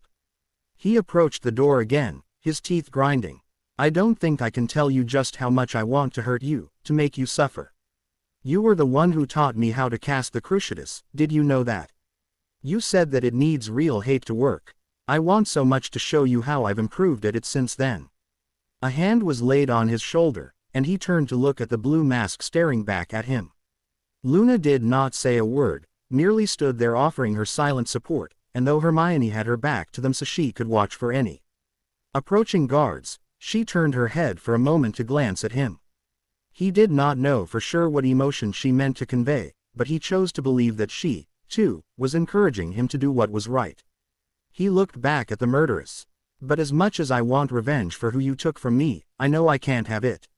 I can't be the one to kill you. If I were, I would enjoy it too much, and I refuse to go down that path again. Blue, I hate to ask you. And you know you never have to. The took his place at the door and aimed her wand between the bars. Reducto. A wet splash signified the woman's demise. The long walk down the stairs to the first floor and back out to the docks was quiet, the silence broken only by Hermione casting Voldemort's dark mark into the sky above them as an additional taunt.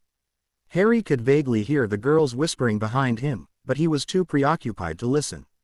Strange likenesses, a young Tom Riddle had once told him.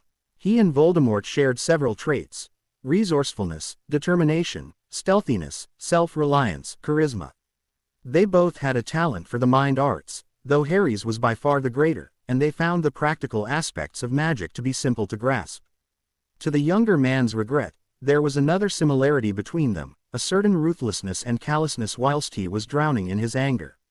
He still recalled his first successful use of the Cruciatus curse. Would any normal person have been able to muster so much hate over such a minor offense as Amicus Carrow spitting on McGonagall? That was why, after Ron's betrayal of the Order of the Phoenix during the Third War, had made an oath to himself that he would never again cast the killing curse at another living person. He felt the redhead had deserved to die, as would likely any outside observer, but there was a difference between a just execution and relishing in revenge. It was a fine line in his life, where he had again and again been at the center of a war, but also an important one. His promise, therefore, was about more than just using an unforgivable If he could not divorce his motives from his emotions, decide solely with impartial reason that death was a necessity, he refused to be the one to cast the fatal curse. The encounter with McNair the previous month had blurred that crucial line and reinforced the need for emotional distance. One of his greatest fears, second only to the loss of his loves, was waking up one day and realizing that he had become the man he had stood against his entire life. The boat nudged gently against the shore, and Harry looked up to find that they had already returned to the mainland. Had he really been that out of touch with his surroundings? Hermione's hand on his arm drew his attention. Did you tell anyone that you were leaving, or did you just sneak out? Snuck out, obviously. What was I supposed to say? That I had to go so I could break into Azkaban and kill a few Death Eaters? There's no need to be rude, she retorted. Luna and I were talking it over, and I'm going to spend what's left of the night with her. Are you coming, too? You really shouldn't be alone right now, Luna agreed. He smiled behind his mask. This was the reason he did not concern himself with his fears too often. These two wonderful women would always keep him on the right course. We'll need to get up early so you can apparate back to your parents' house and I can return to Sirius's, you know. They giggled. Silly Harry, that's what time turners are for. Well, in that case. A short series of cracks farther up the road interrupted him, and he barely withheld a groan. Now what? Do you think we tripped a silent alarm? Hermione questioned. Could be that, could be. Voldemort's making his play earlier than last time. Thinking quickly, he pointed to the thin forest flanking them and ordered, disillusion yourselves and get behind some trees. If this is an enemy and you have a clean shot, take it. The girls nodded and disappeared into the shadows. Summoning a rock to his hand and quickly charming it, Harry waited to greet their unexpected guests. Do you think we tripped a silent alarm? Hermione questioned. Could be that, could be Voldemort's making his play earlier than last time. Thinking quickly, he pointed to the thin forest flanking them and ordered, disillusion yourselves and get behind some trees. If this is an enemy and you have a clean shot, take it. The girls nodded and disappeared into the shadows. Summoning a rock to his hand and quickly charming it, Harry waited to greet their unexpected guests. Amelia appeared with a soft crack in the middle of the cobblestone road, and the sound echoed around her as the rest of her retinue arrived. She glanced up and sighed at the sight of the emerald skull and S glittering evilly in the night sky. I was hoping they just panicked, she whispered to herself. Not 5 minutes earlier, the next shift of Azkaban guards had barged into her office, gibbering in terror about the dark mark floating above the prison. Though she had finally managed to calm them down somewhat, she was not looking forward to her new duty. This was the second time in less than 6 months that Voldemort's mark had been sighted, and the previous instance had been bad enough. Diagon Alley in the dead of night was one thing. Azkaban, where the worst of the worst were housed, that was quite another. Should we call in the rest of the department, ma'am? Shacklebolt asked, his deep voice soft at the implication of the mark appearing here. She shook her head sadly. I doubt it would make any difference. Whoever cast this is probably long gone. Tonks, Dawlish, take point. Let's get to the island and get the casualty figures. You heard the boss, Johnny boy, the metamorph chirped, grabbing the older wizard's shoulder and shoving him ahead of her. Meat shields go in front. Take your hands off me. I've been doing this job since before you even had a wand. True, Tonks allowed, her wide grin gleaming in the light from their collective wands. But I'm not the one who cursed his own bollocks off. Get walking, Junior or. Dawlish grumbled bitterly but did as his new superior commanded, and despite the current circumstances Amelia was hard-pressed not to smirk. She had not been pleased with the man the previous summer. He had served on Fudge's security team for the past few years and apparently forgot just whose orders he was supposed to obey. The minister could not IGN tasks to his bodyguards outside of those directly related to his protection, and attacking an underage wizard as Dawlish had young Harry Potter most certainly did not qualify. Unfortunately, she did not have the manpower to justify firing the man as she wanted to, so she instead had to get a bit creative with her punishment. John Dawlish had been a senior Auror with almost 20 years of experience in the department. As a result of his incredible lapse in judgment, all recognition of his service in that time period had been stricken from his records. Officially he was the same as any new recruit, and to further tweak his nose, she had been placing him under Tonks's authority when possible. She was well aware of how he had treated the peppy witch during her final year of training and even her first year as an official Auror, so if the metamorph abused her new power just a little, Amelia was willing to look the other way. No, his stunt that summer had not impressed her one little bit. Everard Proudfoot, the fourth and final member of her entourage, frowned and lifted his lit wand higher. "Who's that?" Amelia peered into the gloom and, now that she was actively searching, noticed the still figure standing farther down the road. "I don't know," she muttered. In a louder voice, she announced, "This is the Department of Magical Law Enforcement. Identify yourself." "That would defeat the purpose of wearing a mask, wouldn't it?" came the response. She could not help but shiver slightly. This person's words were flat with a metallic ring to them, nothing like what a human should sound like. "You can come closer. Don't worry, I'm not going to bite." The five Aurors approached, their lumos charms turning to illuminate the unexpected individual. He or she was covered in some black material, but unlike a proper robe, this outfit was wrapped tightly around the person's body. A hood covered the head, and from under that hood protruded something that gleamed red, as if it had been dipped in fresh blood. Another few steps showed it to be the snout of a wicked-looking fox mask, black lips pulled back in a strange combination of a smirk and a sneer. It was a very recognizable guise. "We finally have the chance to meet face to face," she thought with no little satisfaction. This was the man they had been pursuing for months now, the same wizard who had been breaking into the homes of Death Eaters and their sympathizers and walking out with basically everything of value contained within. "Mr. Fox." The fox mask tilted slightly before the master thief nodded. "That is as good a name to call me as any, I suppose. Don't worry about telling me who you are. The illustrious Amelia Bones, head of the DMLE, needs no introduction." A thin, humorless smile formed on her lips. He knew who she was, could see that he was outnumbered, but his body language was the epitome of relaxed. He was supremely self-confident, but she already knew that. Not just anyone would raid the Death Eaters. Still, to find him here, of all places, and under these circumstances. "Do I have you to thank for the fireworks?" "Perhaps, perhaps not," Shacklebolt rumbled. "I thought you were working against the Death Eaters." "Well, I'm certainly not working with them. Yet you use their mark. Only for tonight, Mr. Fox replied with a metallic chuckle. "A message to their master, you could say. If he's going to call his followers Death Eaters, he has only himself to blame should they take that name literally. Quite a few monsters ate death this night." "You believe Professor Dumbledore and Harry Potter, then?" Tonks questioned. "You think they're telling the truth about you-know-who returning?" "I do," he answered. "They placed their reputations and credibility on the line when they made that claim, and what reason would they have to lie? There is little to gain and much to lose should their words prove to be anything but the truth." Amelia pushed that opinion to the back of her mind where she could examine it in closer detail at her leisure and asked, nearly demanded, "And the guards? Did you murder them, too?" The fox head shook in the negative, granting her more comfort than she would ever let him know. "Your men are all safe and sound, simply stunned in the warden's office. And I do not care for you accusing me of murder. What I have done is more properly termed execution. That is a very important distinction." Like with McNair, he agreed. "There is not to do with rabid dogs but to put them down, the quicker the better for everyone involved. That way they can't hurt anyone else." Can't argue with that. McNair certainly deserved what this wizard gave him. Still, there was one major topic that needed to be addressed. "But how can you be so sure that the dog is rabid?"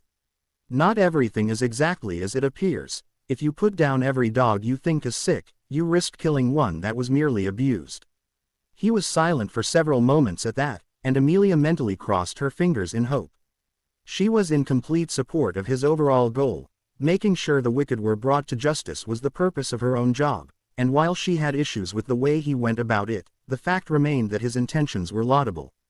If she could get him to realize that they were on the same side, that working together and sharing information was in both their best interests. "You would ask me to trust the Wizengamot to make sure they pay, then?" he asked softly. "The same body that many of these people, are members of their houses, serve on and that they have friends in. You tried that once before, and look where we are now. Rapists and murderers control the government, directly or indirectly, and your laws are seemingly powerless to hold them accountable for their actions. Mr. Fox snorted disparagingly. 14 years, I watched and waited. You did nothing. My actions, on the other hand, have yielded actual results. In 6 months I have ripped away the financial support of a full half of the Imperiist, Death Eaters and their sympathizers. Corrupt nobles are reduced to paupers. No longer do they have the means to push forward their agenda of oppression or to fund more direct means of changing magical society into their vision of a pureblood utopia. Why give up a method I know to work for one that clearly does not? Because your way doesn't prove anything, she shot back. That's the problem. I know you think you're doing the right thing, but your actions are also painting a target on your back. If you act outside the law, it can't protect you when something bad happens. We, on the other hand, can go after these people in a way they can't as easily defend themselves against. All I need is to know who these people are and how you found out that they are guilty. Give me some time to verify your findings, and I'd have my oars bringing them down. Merlin, I'd be leading the charge myself, but I can't do that unless you help me. He paused to deliberate for nearly half a minute before sighing and shaking his head. I'm afraid I can't tell you any of that. Of course you can't, Amelia mentally groaned. How could I forget? He might be an honorable thief, one who cares more about his revenge than the gold, but he's still a thief nonetheless. She offered, I'd think a manor where the inhabitants had been arrested just that day would be far easier to strip to the foundation than one where you have to break down the defenses and worry about the owners coming home early. It isn't like I need to leave anyone to guard an empty house. It's not about the money. Mr. Fox snapped, shocking her more with his vehemence than the words themselves. I can't tell you how I know. My sources only agreed to talk to me on the condition that no one else found out their identities, and trust me, they will know if I violate the terms of our agreement. So he's working at someone else's behest. Or did he wait till now because he had the tools but didn't know where to use them?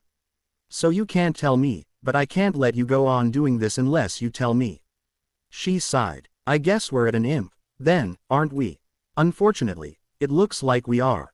The 4 oars behind her began drifting to the sides, and the thief pulled his right arm from behind his back to reveal a drawn wand, tip already glowing with the dull gray light of a bone-exploding curse. Amelia whipped out her own wand and got ready to move. That spell was not exactly dark, but it was definitely borderline, and it also had the nasty trait of bypassing most shield charms. Aggressive magic with the sheer strength breaking down series of wards on his lonesome required was a bad combination, even with him being outnumbered. Did his skills extend to dueling as well as thievery? At the moment, we might not be allies, but we aren't enemies, either. I'd like to keep it that way if at all possible. Thank Merlin for small mercies. She lowered her wand. Stand down, all of you. But Madam Bones, that's an order, Dawlish. Her 4 subordinates moved in front of her but shifted their aims to the sky, and Mr. Fox in turn moved his own focus back out of sight. Thank you. She started with surprise, so he elaborated, despite this little bit of tension, I am well aware that we, ultimately, have the same general goal. There is no good reason for us to waste our time fighting each other. Yet you refuse to help us. He nodded with another sigh. If it were up to me, Madam Bones, I would happily tell you everything I know, but it simply isn't. Can't you ask your sources to reconsider? She asked somewhat desperately. If he could give them this information, they could finally clean up the last stains of the war. Can't you go through your records and dose all the supposed Imperious victims with Veritaserum? Administering that potion requires Wizengamot approval, and as you yourself pointed out, there's just a tiny conflict of interest there, she growled. Ah, the thief muttered to himself. I can see how that would cause difficulties. He paused another moment. Yes, I will ask, but I doubt they'll change their mind. They're stubborn like that. Amelia pinched the bridge of her nose and nodded in understanding.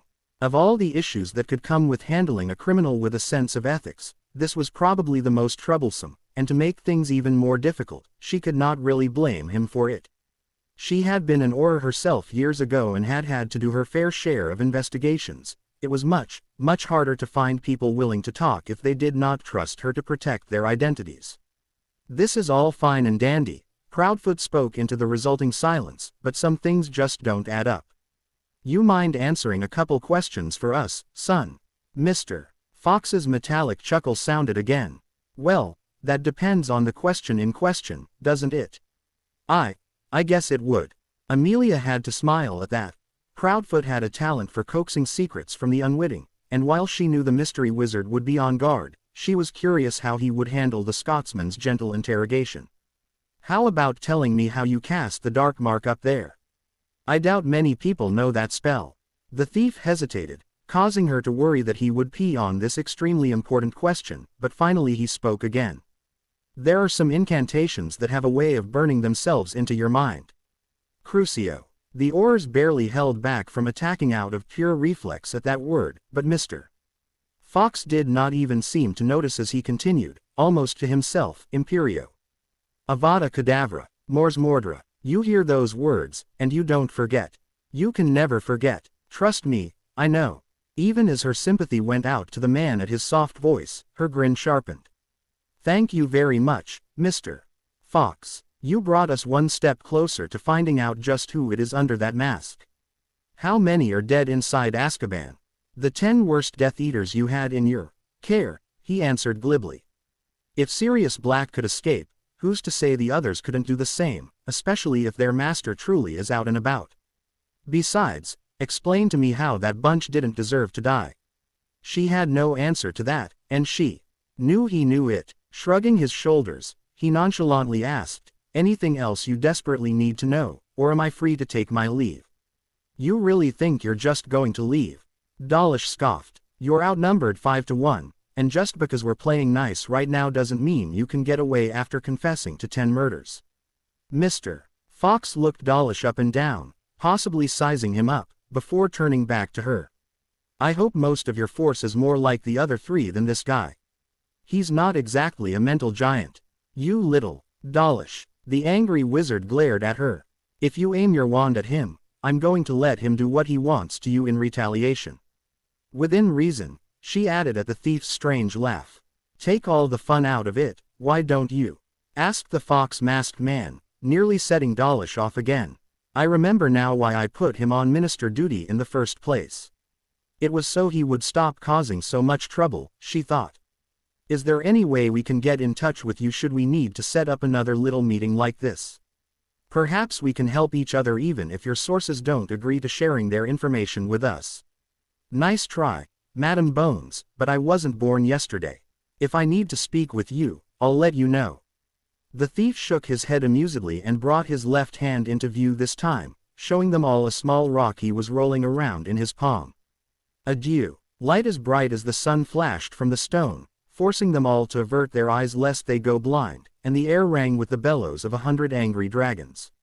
After a second or two, the light and noise vanished as quickly as they had come, and Amelia turned a watery gaze to where the wizard had been standing but was no longer. Damn it, ow, what in the name of Merlin's soggy socks was that? Tonks demanded, rubbing her eyes. I don't know, but it was extremely effective. A quick human detecting charm found the clearing to be empty except for the 4 of them. Swiftly making a decision, she ordered, Dawlish, you're under Proudfoot for the foreseeable future, both of you continue to Azkaban and double-check that he was telling us the truth. Shacklebolt, Tonks, on me. She pulled her ministry badge from her pocket and tapped it. Portus, grab hold. The 3 spiraled through the air for several moments before landing on their feet in her office. Well, she and Shacklebolt did. Tonks was thrown onto the desk and rolled off that to fall to the tiled floor. I hate portkeys. I do believe they hate you more. Shack, the African wizard stood at attention. I need you to go to all the magical schools and get a complete list of students who attended between 1970 and 1985. Focus more on the more recent years. I think our Mr. Fox might be younger than we first thought. Yes, ma'am, he said, giving her a salute. Oh, and Shack, she asked sweetly when he was about to exit her office. Regardless of your membership in Dumbledore's Little Order, not a word of this is going to reach his ears, or you'll be wishing you were in Dawlish's place when I get through with you. Understood. He slowly turned around to stare warily at her. You know about that. I wasn't born yesterday, she echoed with a sharp smile. I didn't make an issue of it because there haven't been any incidents where your little hobby would interfere with your job, but this stays between the 3 of us. If you're asked why you need that list, You say that it's on my orders and nothing more. The second's hesitation that followed nearly cost him everything, but to his good fortune he nodded. I understand. Good. The door closed behind him, and she looked at the remaining Auror. Much as I'm sure you're going to miss messing around with Dawlish, I need you to go through the Obliviator's records that cover the war. Look for any case where there was a Death Eater raid and the survivors included children aged 5 to 10 years old. Like Shacklebolt, it's probably nearer the end of that time period. I'm not sure I follow, Tonks said slowly. Why would those records be important? Amelia settled herself in her chair and pulled out a quill and the requisition forms the younger witch would need. How did Mr. Fox say he knew the spell for the dark mark? It was burned into his head, so strong that he could never forget. That's the biggest clue he gave us. If he's a Muggleborn whose family was murdered in front of him, the Obliviators on site would have tried to erase his memory, thinking he was a regular Muggle. Combine a strong will, a traumatic scenario, and accidental magic. And he could have resisted the spell, the metamorph whispered, her eyes wide in horrified comprehension. Exactly. There's also the hint he gave us about waiting and watching for 14 years. He was probably introduced to the magical world in the last years of the war or just after it, and he would have good reason to keep an eye on just what we were doing in regards to his family's killers. And he's right, we did nothing. Then, when Dumbledore and Potter, who he would understandably consider a hero, claimed that you know who was back, he decided to take matters into his own hands. Giving the completed forms to Tonks, she added, even though this was technically Shacklebolt's case as senior Auror, I'm putting you in charge from here on out. This guy is about your age, so you're more likely to be able to figure out what his next move will be, not to mention you'll have a better chance of making inroads with him the next time we cross paths. The younger Auror's eyes narrowed as she divined Amelia's true purpose. You don't want us to catch this guy at all, do you? You want to recruit him. Can you blame me? With the ward-breaking skill and the raw power he has at his disposal, along with his sense of justice, he could be doing a lot more for himself and for Britain than breaking into people's houses. We lost most of our ward experts during the war, she added in a quieter voice, and if he's right about Dumbledore and Potter, we're going to need all the help we can get. I'll get right on it, then, Tonks said, flashing her a salute with the hand containing the forms. She then winced. One thing, though, in the interest of full disclosure, you should probably know that I'm also a member of the Order of the Phoenix. With Moody as your mentor and Shacklebolt as your partner, I'd be surprised if you weren't. Oh, the woman waited for a few moments before prompting, and you're not giving me the same warning as Shack. I didn't think I needed to, especially since we both remember that you didn't actually piece stealth and tracking. Amelia shot her a quick glance before returning her eyes to the parchment work in front of her. I didn't want to throw away your talent then, and I doubt you want to do so yourself now. No, ma'am, I'll get right on the search. You do that. The door slammed shut, and Amelia allowed herself a small grin. Some days, it's great to be the boss. Oh, shite. The Dark Lord Voldemort glanced up at the quiet curse. It was not the words themselves that were strange, but the fact that he had heard them from across the throne room he had built in the Malfoys' grand basement and through the heavy oak doors. He grimaced as the movement, however slight, made him dizzy. The supersensory charm was not a piece of magic he particularly enjoyed. It enhanced every sense, and while it meant he could see movement from the corners of his eyes as clearly as if he were looking straight at the object in question and hear conversations otherwise inaudible, that same enhancement being applied to all his senses explained why no wizard lived his life under the effect of the spell. Well, Wendelin the Weird had spent nearly a decade with the supersensory charm up if he remembered correctly, but no one used that man as a role model for anything. Shrugging his thoughts away, he returned to his bland porridge. It was something he had not eaten since he had lived in the disgusting Muggle orphanage, which he had taken great pleasure in burning down to its foundations, along with everyone inside it, as a graduation present to himself, but any spices or seasonings were simply too strong for his magically enhanced sense of taste. Until he was sure which of his inner circle had betrayed him, he had to be on guard for I-Nation attempts, including tasteless poisons in his food. Once again he considered purchasing a house elf of his own rather than rely on the Malfoys, but he despised the little pests, however useful they may be.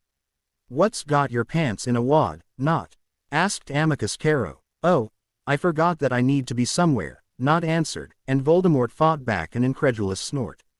Timothy Not possessed a silver tongue at times, but he had gone to school with the man's father Thaddeus. He knew full well when a Not was lying. Caro, on the other hand, apparently had no such experience. Not continued, "Here, take this and give it to the master. You know how he gets when his morning prophet is late. The skin where his left eyebrow would have been had he hair quirked upwards. Is there something in the prophet Not doesn't want me to see? But I already had, Merlin damn it," Caro growled. "What is so I am, bugger? Hey, Avery, not a chance, Caro. I already know what it says. You're on your own." Tiring of the argument beginning to brew and curious as to what they were hinting at, Voldemort raised his highly polished wand and opened the double doors.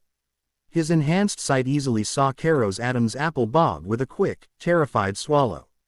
"I'm waiting." Visibly steeling himself, Caro hesitantly entered the room and made his way to his master's side. "Why your paper, my lord? If you have no further need of me, stay there," Voldemort said with more than a touch of sadistic amusement. Watching proud purebloods squirm was always entertaining, and he might need a messenger to relay orders depending on what the news he was not supposed to see turned out to be. He took a sip of his weak tea and unfolded the newspaper. Immediately he spat it out as his dark mark, grinned toothily at him from the front page. His eyes caught Caro trying to sidle away, and with white-hot rage he jabbed his wand at the other wizard and screamed, "Crucio!" After a few seconds, his fury had been sufficiently satiated that he could grab the bundle of parchment and force himself to read the article underneath the mocking photograph. He had to curse Caro another 5 times by the time he finished the final paragraph. "Out! Get out!" he bellowed, rising from his throne and kicking his Death Eater when the man did not crawl away fast enough. Throwing the paper into the air before hitting it with an overpowered blasting curse increased Caro's speed substantially, and soon he was alone again. "This spy is making me look like a fool." He had been extraordinarily cautious about I-Nation attempts since he discovered that one of his inner circle was plotting against him, since that unknown individual destroyed one of his precious Horcruxes. The supersensory charm, keeping himself away from his servants when they were not immediately needed, revealing none of his incomplete plots, all meant to hamstring the traitor in their midst. He thought that would be sufficient to deter any further attacks, at least in the short term. Instead, the spy had struck him on an entirely different front. "My servants in Azkaban, dead. Every single one of them. How did he know I planned to lead a strike there to retrieve them?" Voldemort paced the wide underground room, the closed door meaning no one saw him stagger each time he whirled around, and his too sensitive sense of balance caused a moment of vertigo.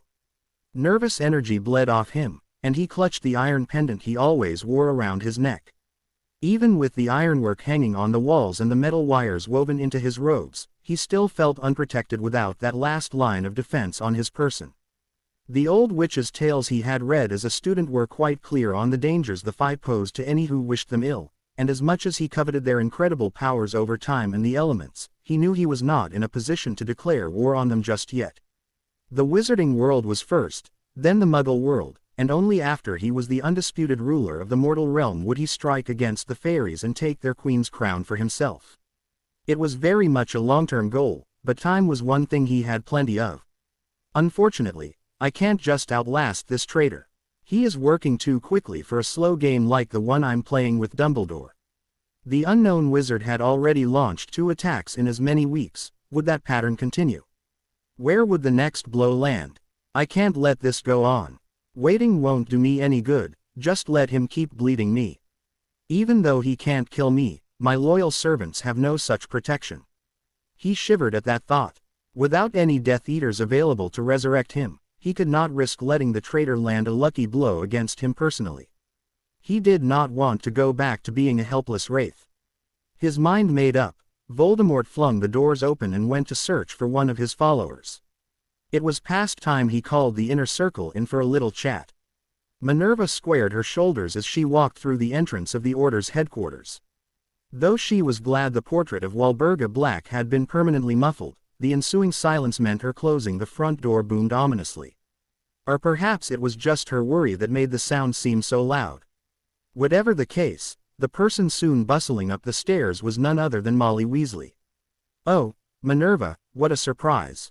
I didn't realize you would be coming over today. And I did not know that you had already been released from St. Mungo's," she returned. "Just this morning, as a matter of fact. It's a good thing, too. I was not looking forwards to spending the new year wasting away in one of those beds." The redhead rubbed her hands over the bandages still wrapped around her forearms, and noticing where Minerva's attention lay, she explained, "The healers said I needed to keep the bandages on for another few days. Everything's fixed. It's just to get rid of the last of the scars." "I see. You were otherwise well, though. We were all worried when Arthur told us you would have to be there for several weeks." Molly nodded back happily. "Good as new, though it's terrible to see how much disarray everything has fallen into while I've been gone. I've had the children going through and cleaning up the mess, though Harry and Hermione have been most unhelpful. They've spent all their time gallivanting about and snogging and who knows what else. I have to say that I've never been more disappointed in that girl. This summer she just seemed to lose all control of herself, and her carefully schooled expression did not reveal that she had tuned out Molly's rant, nor the tiny touch of disappointment she felt at learning that the Weasley matriarch, and more importantly, her mouth, was back in full force. She knew it was a terrible thing to think, but she, and she suspected most of the Order, had been more relieved than they ought upon learning that Molly would not be in headquarters ordering them about as if they were all members of her recalcitrant brood. Many had had private words with her about that habit, and Minerva herself had nearly hexed the younger woman on more than one occasion, instead settling on pointedly reminding her about who had found whom in compromising positions as a student. The head of Gryffindor House had never been all that impressed with the young Molly Pruitt, and Molly's marriage to Arthur had only worsened her more irritating traits. Though Minerva would never tell the trio, she was ever so glad that Hermione's relationship with Harry and, still a surprise, even after 6 months, Miss Lovegood had mellowed her out. If only she had accepted being the girls' prefect. That thought reminded Minerva sharply of her purpose in coming here, and she interrupted, "That's terrible, Molly, truly, but I'm afraid I don't have the time to chat. Would you happen to know where Ronald is?" "Of course, he's in the kitchen, eating lunch. I swear, I don't know where that boy puts it all. He's still skinny as a rail. Thank you, Molly. I just need to borrow him for a few minutes." She slipped past the dumpy woman and headed down the stairs. Unfortunately, Molly followed her, and at the door to the basement kitchen she said, "You don't have to come in. This is really just something I need to speak with him about. Privately." "Oh pish, Minerva, I'm sure whatever it is you want to talk to him about isn't so important that I am unwelcome." The cat Animagus's eyes narrowed almost imperceptibly. "No, really, I insist." Molly did not miss the subtle dismissal, nor did she take it well. Placing her hands onto her wide hips, the redhead countered, "As I'm sure you know, Ronnie isn't always the most forward-thinking boy.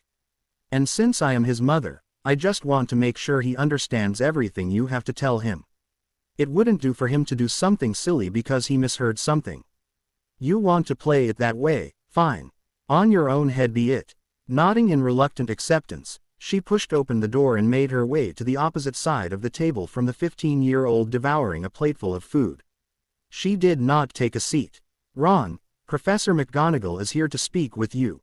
The boy looked up from the task that had been consuming his attention and hastily swallowed as soon as he spotted Minerva. "Professor, what are you doing here?" "I came to speak with you in regards to your position as the 5th-year Gryffindor boys prefect," she explained. "After this past term, I must confess that I am quite disappointed in what I've been hearing." "Huh, what are you talking about? I'm sure Ronnie's been doing an excellent job." She pulled a roll of parchment out of her robes, in her pocket. "No, Molly, he has not. I've had many complaints about how he is performing, or, more to the point, not performing, his duties, both from other Gryffindors and from his fellow prefects." Unrolling the list, she read, "Prefect Weasley is seemingly unconcerned with patrolling the corridors, often wandering to the kitchens or hexing Slytherin students sent back to their common room. Weasley keeps taking my things, even stuff that isn't against the rules, and won't give them back. He says prefects can confiscate anything they want. Possibly the worst example of a prefect I have ever seen in my 7 years here. Weasley does not take his job seriously. He arrives late to half our meetings, even completely missing several, and everyone agrees that we spend a large portion of our patrols with him making sure he doesn't break the rules. I could go on, but I think you get the point, she said sharply, glancing over the scroll at the shocked mother and son. That can't be true. My Ron would never act like that, denied Molly.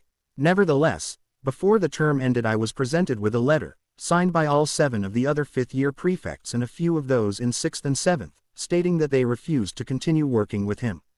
If that weren't bad enough, Professors Slughorn, Flitwick, and Sinistra, as well as Madame Grubbly Plank, have all mentioned that he has been doing quite poorly in his coursework.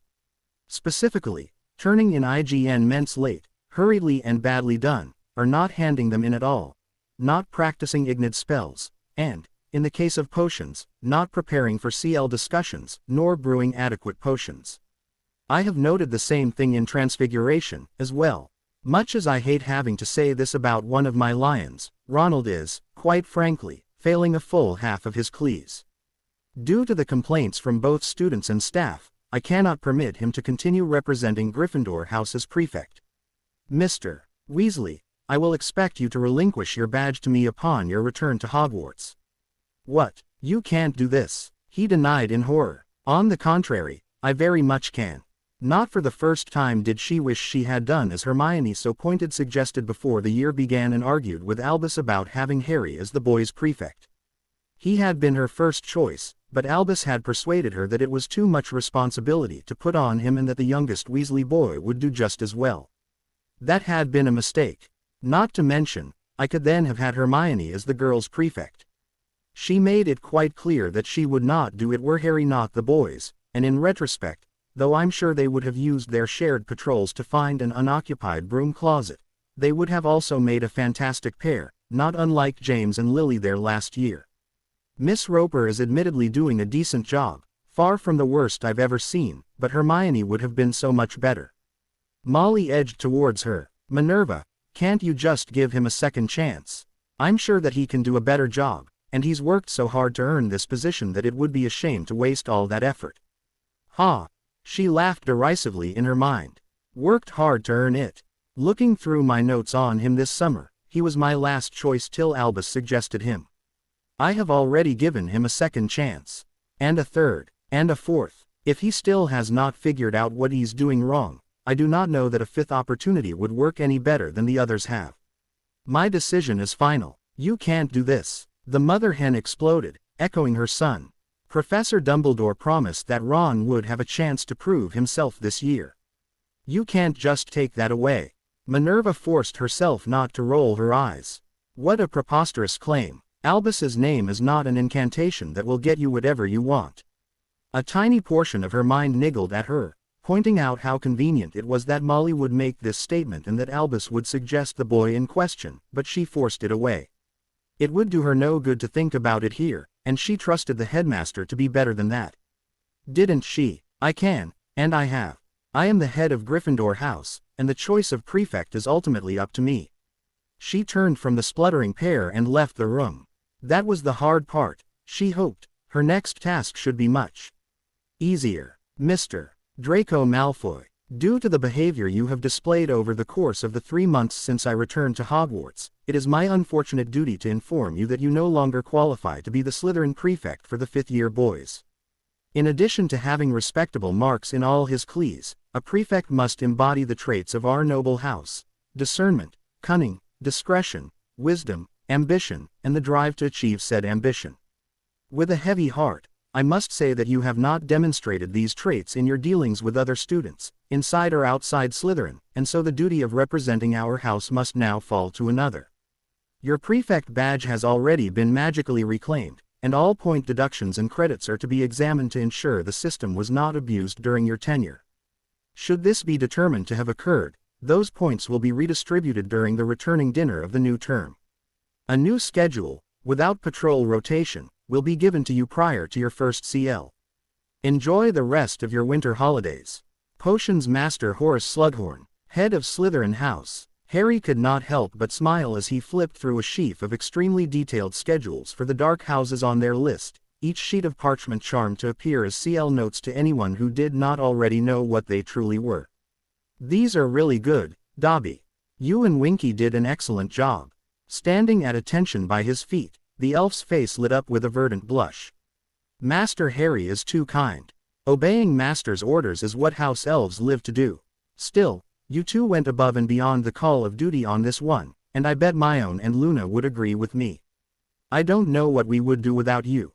Indeed, the elves had been invaluable to their illicit undertakings.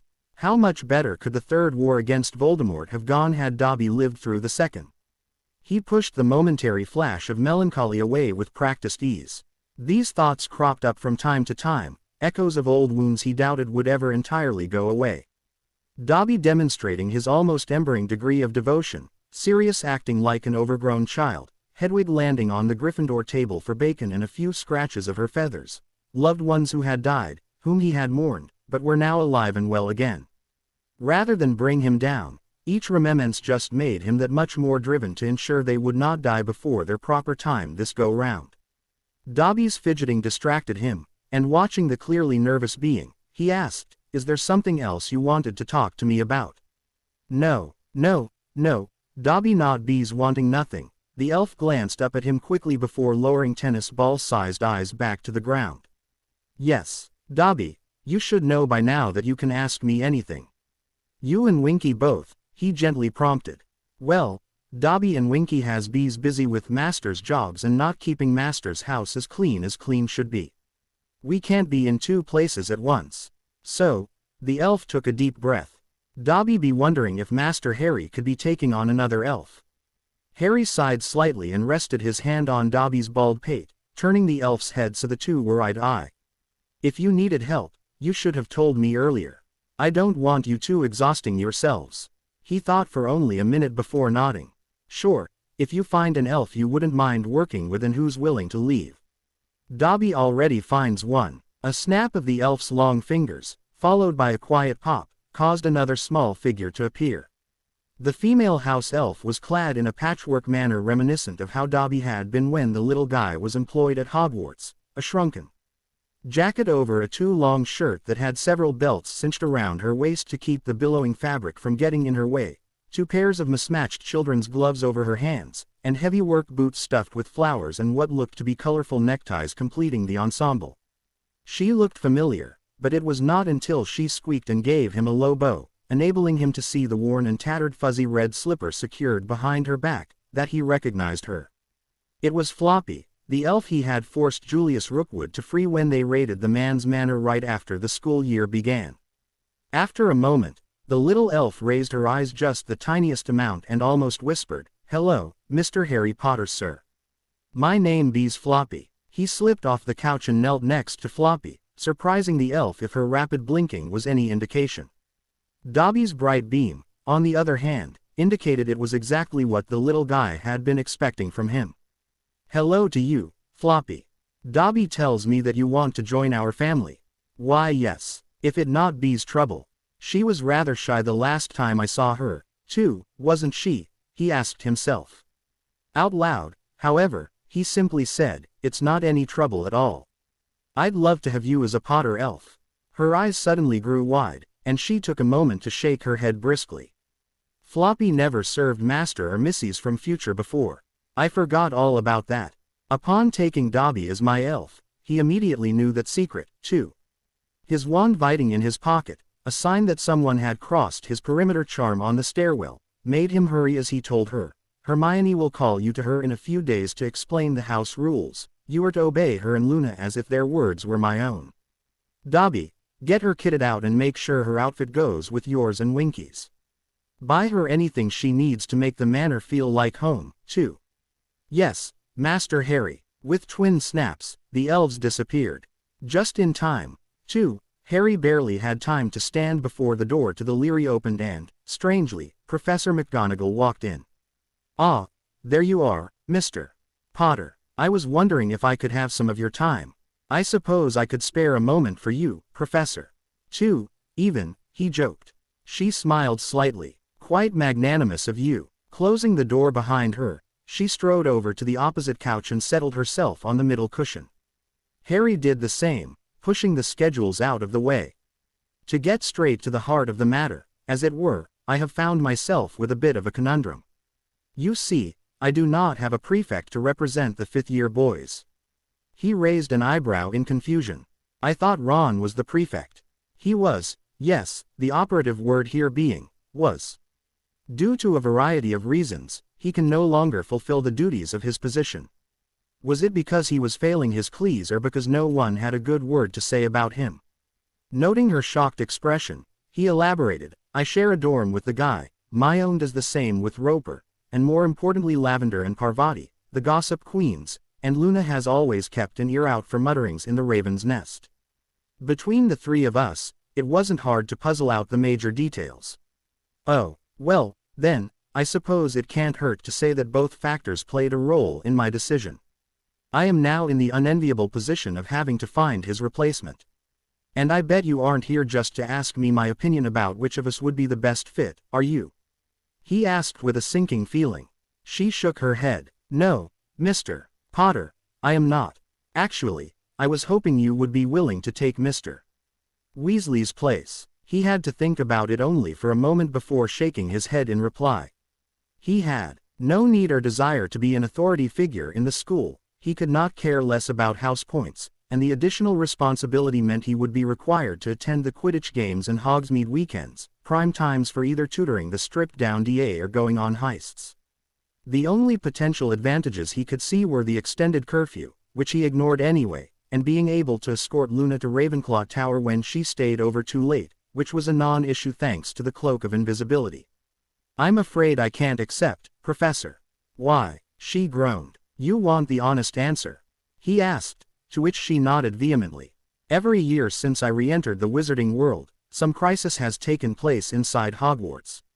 First year it was Voldemort coming after the Philosopher's Stone, then it was the Basilisk, then it was A.M. murder, coming after me and Dementors, guarding the students, and then it was the Triwizard Tournament. Now, though, there are no dangers threatening me or anyone else, no mysteries that need to be solved. It's rather relaxing, actually. This year is the most fun I've ever had, almost a vacation. He laughed faintly, though there was little mirth in the sound. I'm only 15, yet I've already fought a genocidal Dark Lord 3 times and saved the school once for certain and arguably 2 other times as well, achievements that would be incredible enough for someone twice my age. It's selfish of me, I know, but I think I've earned a year off with no responsibilities other than being a good boyfriend and doing well in my studies. McGonagall gaped at him but offered no rebuttal.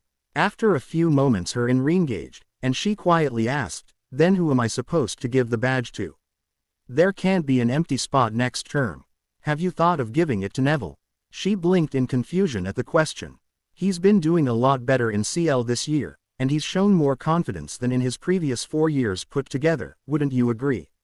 Handing him that responsibility would tell him that you feel like you can trust him, not to mention it might get his gran off his back for not being exactly like his father. Either one of those would be good for him, and both together.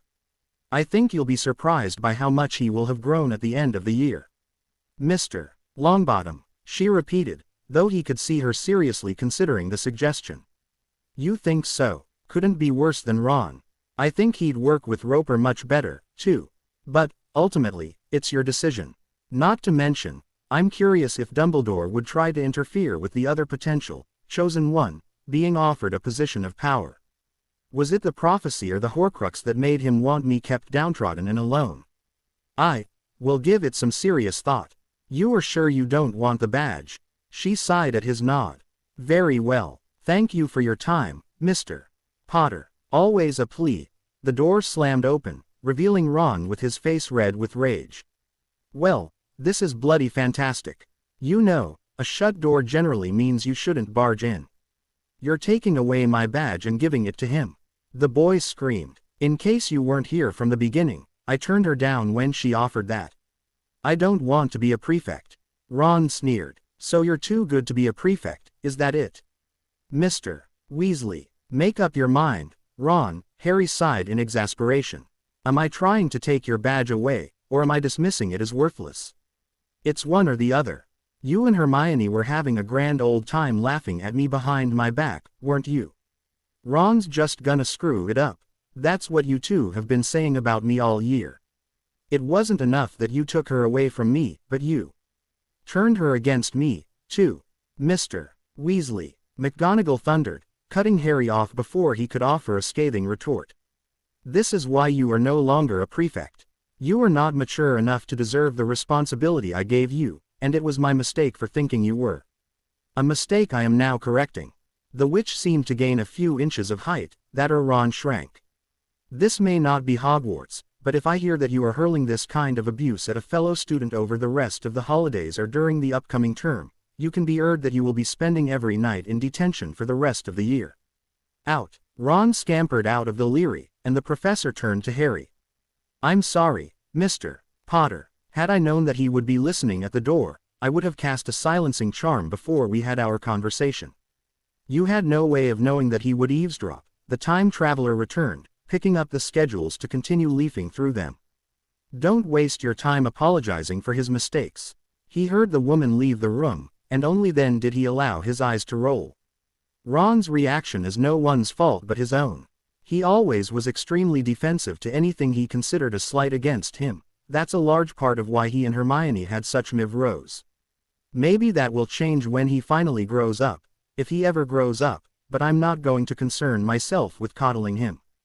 Not when I have much more important things to do. He seriously thought you were trying to take his badge. Harry nodded at Hermione's question as the trio settled themselves in a carriage. Seeming to know they were not waiting for a fourth punger, the Thestral hitched to the front began its slow slog up the hill to the castle. Yes, I don't know why, though. I mean, I remember I was envious that Dumbledore picked him and not me when he first got it, but that faded pretty fast. This time around, though, it wasn't even on the 5th page of my priority list. You're really confused about that. I thought it was pretty obvious. The pair looked to Luna, who shrugged. It's because you weren't jealous. Think about it. He always wanted to stand out, be better than whomever he was comparing himself to at the time. Didn't you say that his heart's desire, at least according to the Mirror of Arise, was to be the best? I think so, yes. Quidditch captain and head boy, Harry said, the memory from long ago, over 14 years, finally resurfacing. Hermione frowned. But surely we can't judge his motivations based on something from that far back. 4 years, especially for teenagers, is a lot of time for change. I never thought he would have been the type to abandon us when the going got tough when we were first years. I hate that I'm defending him after what he did in the future, but I always wondered how the 11-year-old who was willing to fight a troll could grow up to be the traitor he became. He changed in some ways, certainly, but he didn't in others. The frown for a long moment before continuing. After all, from what you two have told me, he didn't care about putting forth any effort into anything, nor did he, or any of his family, if we're going to be completely honest, view Muggles as being the same as wizards for all that they claimed they wanted equality. I wouldn't be surprised to find that, he did not join Voldemort again as he did in our future, he would think nothing of using magic on a Muggle to get what he wanted. You have a point there. Even Arthur, who acts the most like he cares about them, really doesn't. How else could he profess to be an expert in Muggle society and technology yet not know the first thing about them? Luna nodded at the brunette's line of thinking. Exactly. Back to Ron, though, yes, the exact vision he saw in the mirror would have changed as his priorities changed, but the essence would not, at least not unless he went through a major life-altering event. In this case, his true desire was superiority. He saw himself as the least appreciated son, as poor, as unimportant, and he wanted to rise above that. A respectable goal, but one that is all too easily twisted into something darker. That is why he was upset that you didn't want the badge, Harry. He must have made you his point of reference, the one he had to be better than. Being chosen as prefect over you was a major success for him, but then you revealed that you weren't competing for it. This prize he had achieved, at last a way to be better than the boy who lived, and you don't even care. His grand success was anything but, and all the joy he had taken from it was suddenly gone. And you don't think it's the loss of the badge itself that set him off. Even without comparing himself to me, his position gave him power, and then he lost it, he asked. He had no reason to think Luna was wrong, but it painted his first and former friend as someone even more petty than he had believed possible. Considering Ron had joined the Death Eaters to get revenge on him for stealing Hermione away, that was saying something. The girl in question had been worrying her lip throughout the conversation, and now she offered, "There's some of that, too, I expect, but Luna makes some good points." I would not be surprised if that was the road his thoughts took. Great, that's exactly what I wanted to hear, Harry sighed. At the girl's questioning looks, he explained, "Think of all the damage we did to Ron so far this year. No Quidditch, no homework help, no romance, no friends, even, and now he's lost the one bright spot he had. You're feeling sorry for him." He shook his head at Hermione's suggestion, surprising her. "No, I'm not. I should have burned that bridge when he thought I was a liar about the Triwizard Tournament, and the only thing waiting for him when he showed back up at the tent during the hunt should have been a quick reducto. No, what I'm thinking about is that he doesn't have much to lose anymore, and that could break him, or it could make him behave like a cornered animal." His lovers shared a look, and Luna volunteered, "That's not really a pleasant thought." "No, it isn't." The carriage drew to a halt in front of the school, and the trio piled out and entered the castle. As they ped the 4 enormous Howargles in the entrance hall that kept track of the points for each house, Harry could not help but notice that they held many more sapphires, citrines, and rubies than they had when the holidays began. How did Ravenclaw, Hufflepuff, and Gryffindor gain so many points over the past 3 weeks without any clues or activities? Shrugging, he followed the girls to the lion's table and joined the other students already present in filling his plates. The noise in the great hall increased as more and more teenagers poured in and took their places, and just when the din reached its height, a loud chime silenced them all. Harry glanced up at the staff table to see Slughorn standing behind the podium and pulling a roll of parchment from his pocket. "Before everyone digs into their supper, I have a quick announcement," the rotund wizard began. "Over the holidays I noticed an unusual point discrepancy, and a closer examination found that one prefect had been abusing his authority in deducting points from the other houses without just cause. That student has since lost his badge, and as some of you may have noticed on your way in, I have already returned the following: 134 points to Ravenclaw House." The blue trimmed students cheered at the sudden gain. 370 points to Gryffindor House. Slughorn had to wait again for the solutions to end, eventually casting a tripping jinx at the cavorting Weasley twins that caused yet another rush of laughter when the pair became tangled in their own feet. And 562 points to Hufflepuff House. That means, he yelled over the Badgers' shouts, that the house currently in the lead for the House Cup is none other than Hufflepuff. Ignoring the noise coming from the yellow and black table, Harry swept his eyes over the embled S's. I wonder who it could have been who was taking all those. Oh, never mind. He had to repress a smile when he spotted Malfoy, the boy's cheeks flaming pink and his glare directed at the head of Slytherin House. "I have to say, I like this Timestream's version of Slughorn a lot more than the one we had to deal with before. He's actually halfway decent, unlike another old man I could name." Draco finally turned his heavy glare off the old Muggle lover who was staining Slytherin's reputation and focused on the food in front of him. He had been everything a proper pureblood should be, and yet Slughorn dared to tell him he wasn't good enough. All he had done was make sure the mudbloods and filthy half-bloods and blood traitors knew their place below true wizards. It wasn't fair. He had brought the matter up to his father after receiving the letter stripping him of his authority, but to his shock, his father had done nothing to change Slughorn's mind. The man even said that his problem wasn't important enough to bother with. Didn't his father understand that his badge had been stolen from him by the old, senile wizard who took Uncle Severus's job after his godfather had been murdered? He looked across the room at the cause of the whole situation.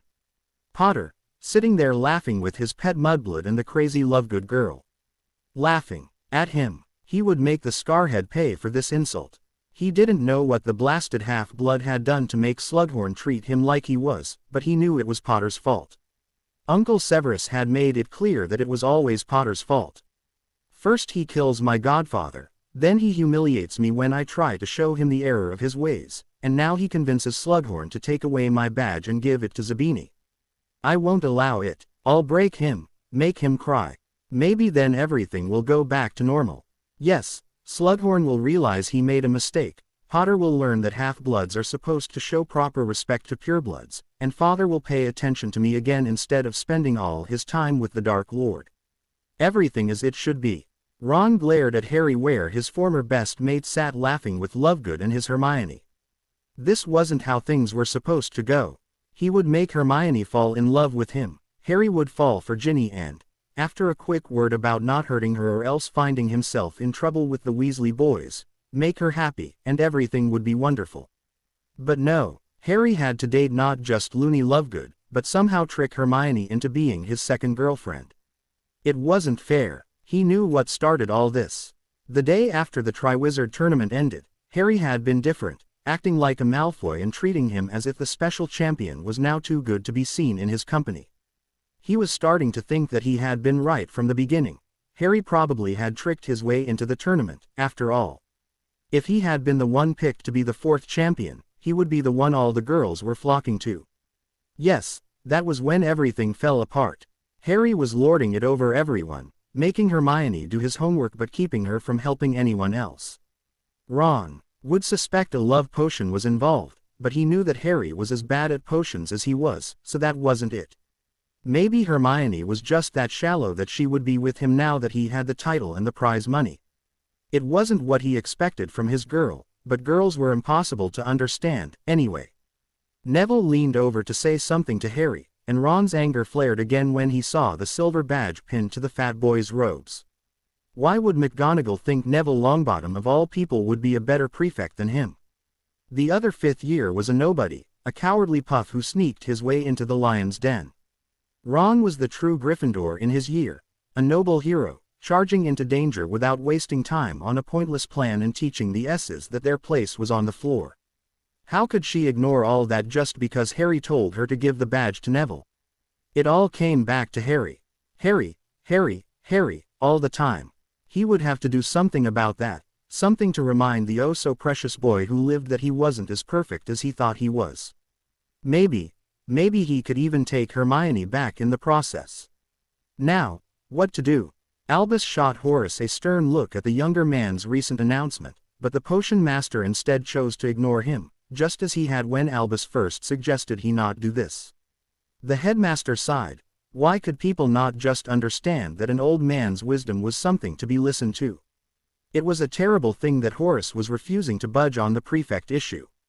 He did not seem to understand that his actions were not helping matters. Stripping away young Draco's badge and authority would not make the boy a better person. All it would do was push him farther and farther down the dark path he already trod.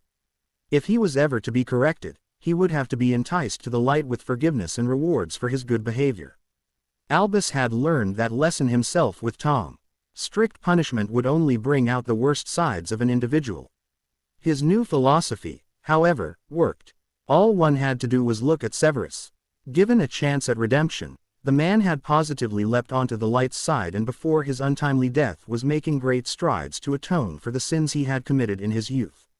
It is too bad that the ultimate decision on who should be prefect lies with the heads of house, he lamented. He was not normally one to criticize the founders' decisions, but this rule was a mistake. That kind of authority should be reserved for the headmaster, not the faculty in charge of the individual houses. They were too involved, too focused on their own small segment of the students to see the big picture like he could. Horace was not the only one who had erred about who most deserved the prefect badge. Minerva, too, had ignored his advice, removing the authority she had granted Ronald and instead giving it to Neville Longbottom. He had argued against that decision, but alas, without knowledge of the prophecy, there was no way she could know that Neville was the other chosen one. Should Harry's death not be sufficient to make Tom regret his choices, Neville would also need to be sacrificed, but he would not do that if his deputy shore up his self-confidence. No, both children named by fate needed to be broken, if they were to accept their roles as martyrs for the greater good. And unfortunately, Harry has already done a great deal to try to wiggle away from his destiny, he thought with disappointment as he looked over the Gryffindor table. As I suspected could be the case during their first year, it is Hermione who is at fault for his recent changes in behavior. Ronald had one responsibility: keep her from filling Harry's head with dreams of the future. He has to stay focused on the here and now, not make plans for what he will do once Voldemort is defeated. If he does, he will not be interested in laying down his life for the light as he ought. But Ronald could not accomplish that, and now Harry's love towards her has made him too cautious, not to mention how he argued with me earlier in the year. Before this summer, he would never have done such a thing. He sighed and shook his head slightly. That constant questioning of the status quo was a bad habit of Muggleborns in general, and Hermione was one of the most inquisitive he had ever encountered. Even Lily Potter was more willing to accept the truth of what he said without worrying about how it might clash with her non-magical upbringing. Oh well, it is not an insurmountable problem. I still need Hermione's intelligence available should they need to overcome another challenge. Forcing Harry to do the thinking would be worse than leaving them together, so failing or expelling her is out of the question. No, I just need to limit her influence over him. Ronald did a marvelous job holding Harry back until this year, and he is light enough that her incessant need to analyze would not move him from his path. I'll have to speak with him privately before I do anything and see if he already has an attraction to her. If not, a weak love potion over a few days should cause her to catch his fancy, and then something stronger, much stronger, for her would see her returning to her appointed role. Should I break Harry up with the Lovegood girl as well? He ruminated on this question, examining his options, before finally making his decision. No, I'll leave them together for now. Ginevra would be a good match, true, in much the same way Ron is for Hermione, but his current relationship is acceptable. Despite being a Ravenclaw, the girl, Luna, wasn't it, is still Zeno's daughter, and while his wife was deplorably neutral, he was in the Order during the First War. She should therefore be light enough for my goals as they currently stand. Harry can't escape his destiny forever. I expect he will finally fall sometime in the next couple of years. And if she eventually becomes a problem, well, she is not as important as Hermione, and teenage relationships are fragile. Harry leaving her for Ginevra would not be looked at as too unusual. He nodded to himself and continued his dinner. Love might be, the power the Dark Lord knows not, but it still was a double-edged sword. Love for the world at large was an absolute necessity for Harry to sacrifice himself and for Tom to be redeemed and take Albus's place as the leader of the light. Love towards a specific individual, not so much. By order of the High Inquisitor of Hogwarts, teachers are hereby prohibited from discussing information with students that does not directly relate to their courses or IGN Ments. The above is in accordance with Educational Decree No. 25. Dolores Jean Umbridge, High Inquisitor. You know, I had completely forgotten about this one, Harry said, pointing out the new decree hanging from one of the walls flanking the doors to the Great Hall.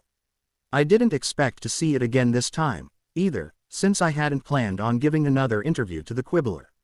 Hermione shrugged. The more things change, the more they stay the same. Have you noticed how many people have been whispering about the Prophet article about the Dark Mark, mysteriously, finding its way above Azkaban? It flies in the face of the Ministry's official view that Voldemort hasn't returned. Pissed. That I'm well aware of, he rejoined. Still, with Fudge out of office, and a new ministry yet to be elected, I hoped it would curtail her authority. More than this, you're severely underestimating the lengths to which the Ministry will go to cover their own asses, Luna laughed. Pissed. I don't know. I have to agree with Harry on this one, Hermione added. I can't see how Umbridge would have much in the way of support now that Fudge is no longer part of the picture. Are you ignoring the fact that the current Chief Warlock and Interim Minister of Magic is an old friend of Lucius Malfoy's? Harry blinked in surprise. Yes, actually, I did forget about that. Pissed. He looked around for the source of the sudden hiss. Was someone trying to get their attention? A door just down the corridor slowly opened, and after a quick check to make sure all the other students had made their way into the Great Hall for lunch, the trio surreptitiously drew their wands and crept towards the room. He pushed the door open all the way and jerked his wand up to point at himself. The other Harry rolled his eyes. I bloody hate time travel. Can you put the wand down now? They shared a glance with each other and lowered their aim. Hermione sighed. Would one of you two like to explain why you went back in time this time? Don't look at me. I haven't a clue, he denied. Just a little joke at the Toad's expense, future Harry explained. I won't say anything more on that score, since the me I talked to didn't tell me what was going on either, but what I came up with is rather appropriate, all things considered. He held out his arms to the girls. Shall we, my ladies? We don't want to miss this. Luna linked elbows with future Harry, Hermione doing the same at this other side. We shall. So that's how it is, huh? Harry huffed playfully. Leave me for the next guy you see without a word of warning. Hermione shrugged. What can I say? He's closer to my age than you are. By an hour. So, my point still stands. Fine. Go, he called in a mock angry tone. Let's see how you like it if you walk in on me with a future you. Oh, that's a great idea. I've always wanted to have a threesome with myself, the shot back. He palmed his face as the three departed. Thank you so much, Luna. Now I'll never be able to get that image out of my head. Still, we use time turners for work all the time, but we've yet to add them to our play. Something to think on, at least, as weird as it could, and likely would, be. Dobby, invisibility cloak, please. A sharp pop, and the shimmering fabric was in his outstretched hand. Throwing it over himself and casting a silencing charm on his feet, he slinked out of the spare room and into the great hall. The other him shot him a grin, the lenses of his glees glowing faintly with the magicite charm, as the current him ped by. Soon standing in front of Umbridge, he drew his wand and waited for inspiration to strike. The other me said it was something appropriate, but what could that be? I've already made her croak like a frog, and considering she's still yet to give out detentions or even take points, I'm fairly sure that compulsion is still in effect. Maybe a better question would be, appropriate for what? Is it in response to the newest educational decree? I suppose I could make her only talk about defense topics, but while that would make her a more effective professor, it would require more work on my part than I really want to put into this. The less time I have to spend in her head, the better. I need something simple, but something that I can leverage to great effect. A wicked grin made its way to his face as an idea sprang to mind. Oh, that works. That works quite well. Appropriate, indeed. His wand danced and swirled while he stared into Umbridge's eyes, his legilimency probe slipping deep. He finally stopped its burrowing. When he felt the thin thread of his previous prank still lurking in the depths of her subconscious. Whispering the incantation, he cast the second compulsion. Time to sit back and enjoy the show. What was that, Phileas? I said, what? Are you even? Speak up, Phileas. I can't hear a word you're saying. The corpulent woman turned to look at the student body. Why is everyone so quiet? Dumbledore leaned towards her. Are you quite all right, Dolores? You need to talk louder. She tapped her ears with her tiny wand, and when that didn't work, wiggled a sausage-like finger into one ear.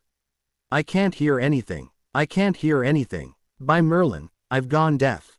Now, my dear, there's no need to be alarmed, Dumbledore said, trying to comfort the distraught woman. Let's get you upstairs to Poppy, and I'm sure. Where's Pomfrey? She demanded, not realizing that was exactly what the old man had suggested. She's still up in the infirmary, right? Yes, she normally. Oh, never mind, I'll look for her myself. Umbridge dropped out of her chair and waddled to the doors, ping Harry by only a few inches. The rest of the students were roaring with laughter at the sight, and his eyes caught the future him supporting his lovers where they had collapsed from their giggles. He smiled, tempted to hustle her along with a stinging charm, but ultimately let her go without further action. This was enough for now.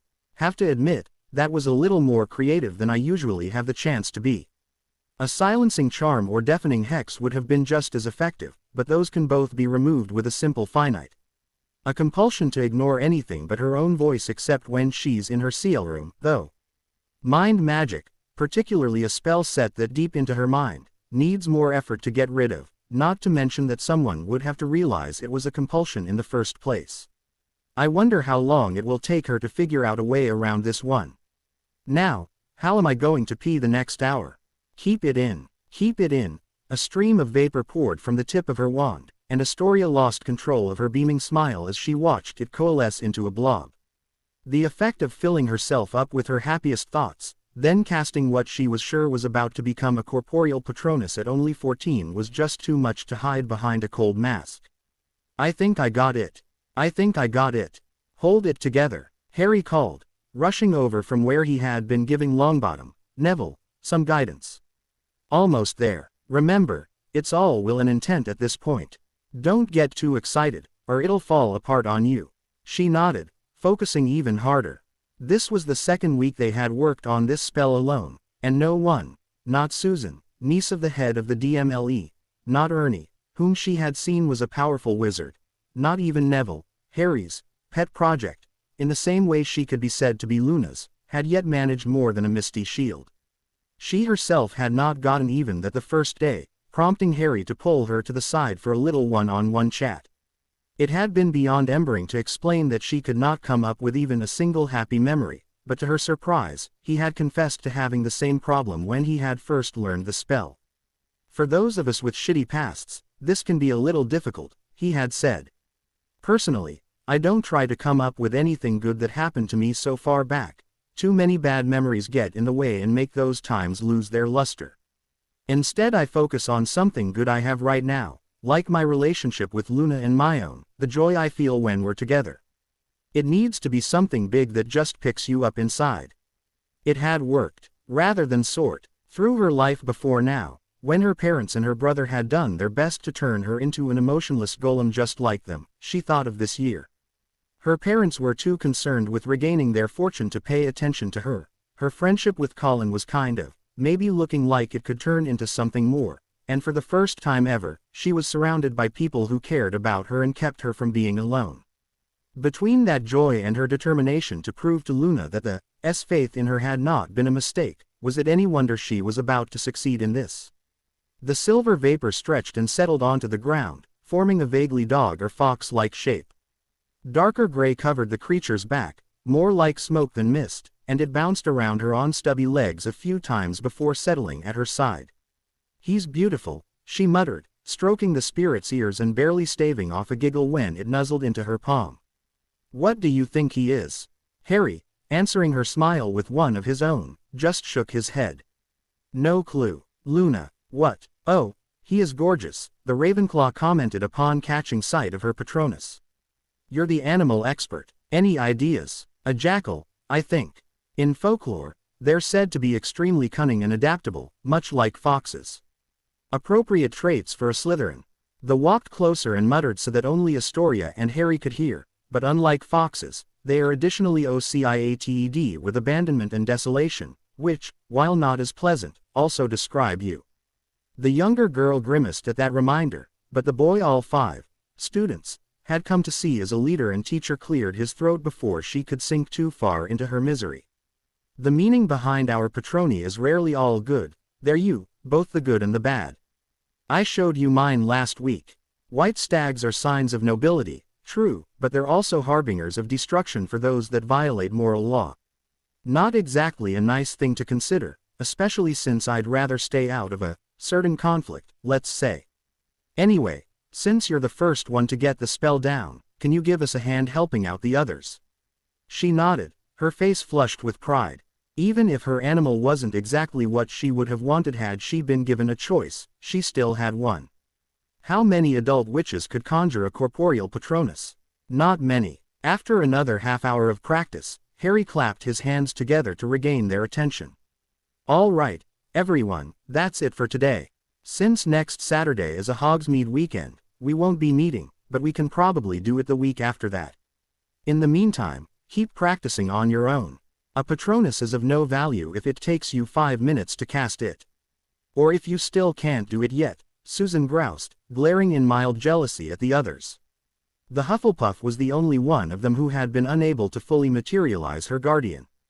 That did not mean she was the only one to have trouble. Ernie had only just managed to force his spell into a prancing stallion before Harry called time.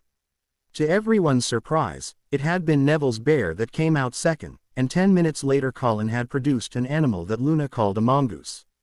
How it must burn her that 2 fourth years have succeeded where she hasn't, Astoria thought with only a little preening. "Yes, or if you haven't done it yet, but you have 2 weeks to work on it now.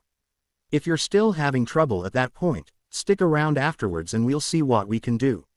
The redhead nodded at Harry's offer, and he turned to them. "Well, what are you waiting for? Scram." The quintet laughed and headed for the door, Neville opening it for them. He just as quickly slammed it shut, but not fast enough to block the entirety of the hex that flew at them from down the hall and barely missed hitting Ernie's cheek.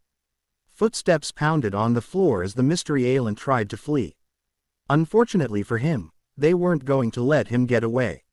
Their little group was technically against Umbridge's precious educational decrees, and they were learning far too much to give it up, not to mention the risk of expulsion. Astoria, you're the fastest. Go in front and stall him, Susan ordered, her wand tip already glowing. The Slytherin nodded and sprinted down the corridor after the attacker, her companions, her friends, following but already falling behind by the time she rounded the first corner. In front of her, the corner of a robe taunted her as her quarry went down another hall, and she eked out yet more speed from her legs. Rather than actually enter the next page, she slid along the floor and spotted not one but 3 boys, all of whom were very familiar. Malfoy and his cronies. The former prefect had made no secret of how angry he was at Slughorn for taking away his badge, and while she knew he had mentioned something about getting even, she had paid little attention to him. Either way, there was no way she could let him escape and tell anyone what they were doing. She could not bear to lose all this now that she had it. Stupefy. Her whispered stunner flew true and slammed into Crabbe's back, sending him sprawling onto the floor. Of the blonde's bodyguards, her target was the one who had actual talent with magic, not to mention a well-known pyromanic streak. Malfoy and Goyle turned to their fallen comrade, giving her a precious second to hide behind the other corner of the intersection. Potter, Malfoy screamed, whirling around to face the hall. Come out and face me, you coward. So much for, His rather high-pitched scream was well-deserved. The other 4 had raced over on silenced feet and had immediately gone on the offensive, 2 more stunners and a pair of conjured nets soaring through the air. The ropes both hit Goyle's bulk, tripping him and bringing him out of the way of one Stupefy only to bash his face against the stone floor, but Malfoy barely danced out of the way of the other hex. A second barrage, tripping Jinxes and body binds, was more successful. Harry, followed by Luna and Hermione, casually strolled up to them and stared at their downed victims. Giving the group members a quick glance, he remarked, I guess we aren't needed, after all. We're going to be in so much trouble, Colin whimpered. Now that the adrenaline was fading, Astoria could also see how bad this could go for them. Even without Snape pandering to Malfoy's every demand, he could still accuse them of attacking him and running an unapproved club, both of which were true. No, we won't be in trouble. They looked at Neville, who stood the slightest bit straighter at the attention. Ernie and I are both prefects, and we all saw Malfoy throw the first spell. Everything after that was us trying to stop them so they couldn't do it again. It'll be they said we said, and the professors never do anything in those situations without some kind of physical proof. I should know, it happened often enough to me. Luna cleared her throat lightly. While that plan's all well and good, there are other options available. Everyone, be on your way and let us have a little private chat with Malfoy. If that doesn't work, Neville, we'll let you and Ernie know so you can inform Sprout and McGonagall. Her curiosity piqued, Astoria shifted her eyes among the 3 informal instructors. What could they be planning? If you're sure. At the Ravenclaw's nod, Ernie shrugged his shoulders and turned to go back the way they had come, Susan right behind him. Neville and Colin, on the other hand, continued along the hallway to a different staircase. Hermione raised one eyebrow and stared at her. You waiting for something? What are you really going to do to him? Astoria asked bluntly. I'm not even in your year, but I know how much Malfoy hates you. You're not going to convince him not to turn you in, and I'm pretty sure you know that already. The trio shared a glance. Smiling tightly, Harry began walking towards the petrified boy and waved for her to follow. How many ways can you think of to get someone to spill secrets they would rather keep quiet about? She blinked in surprise. That was not a question she would ever have expected to be asked. Veritaserum, bribery, blackmail, coercion, gulping, she hesitantly offered, torture and the imperious curse. Yes, all of those would work, but there's another, gentler way, the young man explained. He leveled a pale wand at Malfoy and intoned, compulso. Finite petrificus capitis. Tell me what you were doing here and why you attacked us. The older Slytherin's head had started thrashing around the instant Harry's compulsion charm hit him, as if he meant to fight off the spell. When he opened his mouth, however, he burst out, "I was getting you back. For everything. You murdered Uncle Severus, forced Slughorn to take away my badge. It's all your fault, Silencio. You think I'm the one who killed Snape? Seriously." Harry shook his head, and the little bit of tightness that had built up in Astoria's at that accusation relaxed. She did not even know why she had panicked at all. It was not as if the boy who lived would ever murder anybody. "And why would you ever think I could tell Slughorn what to do?" "Finite Silencio, answer the question." "Because you're his favorite. That's why he's giving you good scores, because he'll do anything to keep your favor." Stupefy. Harry lowered his wand and scrubbed his face. "Idiot. And I earned those marks, thank you very much." Astoria crept closer and nudged Malfoy with her foot. "What are you going to do about them now?" "That is an excellent question." He levitated Crabbe and Goyle's unconscious bodies, gesturing for her to do the same with Malfoy. "Time for extra lesson number 2. Show me where they were hiding." She took the lead and set her burden down at the approximate spot. "Here, I think." "Good." He arranged the other 2 boys at Malfoy's sides and swept his wand over them. "The best way to keep them from telling anyone what we were doing is to make sure they can't. Now, I know Susan and Ernie told you about the contract we tricked you into signing at our first meeting, so that's one thing we could do, but that required consent on your part. Malfoy would never go for it. So, we use our next option." He waved his wand over the trio. "Obliviate. Wait, isn't that the standard memory charm?" "Yes." He shrugged. "They can't talk about anything if they don't remember it. Funny thing about this spell, it leaves the edges of the memory you cut out a little fuzzy, for lack of a better word. Which means," tapping himself on his head with his wand, he faded out of sight, the other 5th years doing the same beside him. The air where he had stood shifted slightly, and she felt him putting her under the same spell. "I can do this. Finite incantatum. Enervate." The 3 boys groaned as they roused from their stupor. "Whu, what happened?" Malfoy gasped as he looked around. "Damn it, I told you 2 to stay awake and watch out for Potter. He got away." Astoria had to clap her hand over her mouth to muffle her giggles. An invisible hand grabbed her elbow, and she allowed Harry to guide her in the opposite direction from her. "Retreating CL mates," he whispered, "and thus ends today's CL. You know what I love most about time turners." Luna turned to her girlfriend. "Having more time to read. Sleeping in," the lone boy in the relationship suggested. "Taking a long shag break." Harry paused and then nodded rapidly. "I'd like to change my vote to that, please. See, this is why McGonagall trusted me with a time turner my 3rd year and not either of you," Hermione scoffed.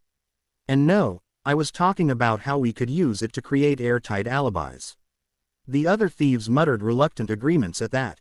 Right this minute and a few hundred kilometers away, they were starting the day's Patronus lesson with their slimmed-down DA. An hour and a half of that, followed by another 30 minutes in the Gryffindor common room, 2 hours total. Probably more than they needed to rob the Carrows, but there was no harm in being careful. Especially with this latest obstacle. "She's still there." Luna raised the omnioculars and peered into the manor's windows. "Yep. Have I mentioned how much I hate it when the Death Eaters get a clue?" 3rd time in as many minutes, Harry grunted, casting a finishing charm on the ward. Normally disrupting even a drained ward was more than that simple spell could handle, but it could be done if they used their ward tap to reduce the defense to nearly nothing. It was just easier and less time-consuming to drain it sufficiently that a blasting curse would shatter it. The way they were working this time did have an advantage, however. With a finishing charm, there was no flash of light to warn Alecto that they were there. Normally, they would have waited until both siblings were out of the house to make their move, but apparently someone had realized that they attacked when the manors were vacant or the inhabitants were asleep, McNair being the lone exception. Winky reported 2 days previously that the Carrows had taken steps to prevent themselves from becoming victims, including sleeping in shifts and only having one person leave the house at a time. Much as she detested them, Luna had to give credit where credit was due. It was a decent idea. "At least they're being overconfident, too," Hermione remarked as she used a pick to nullify the last layer, a second anti-apparition ward. "Only 5 wards up. They're taunting us. You'd think that if they figured out that we were waiting for everyone to leave that they would also know we can see her sticking around. Thank goodness for small favors." Laying a disillusionment charm on all of them, Harry grabbed their hands and tugged them in the direction of the front door. "You have the stone, Blue." She squeezed his hand in reply. Apparating around the entrance hall had been a fantastic strategy against McNair, but they would much rather not have that turned around on them, especially not when Amicus could arrive at any time and back his sister up.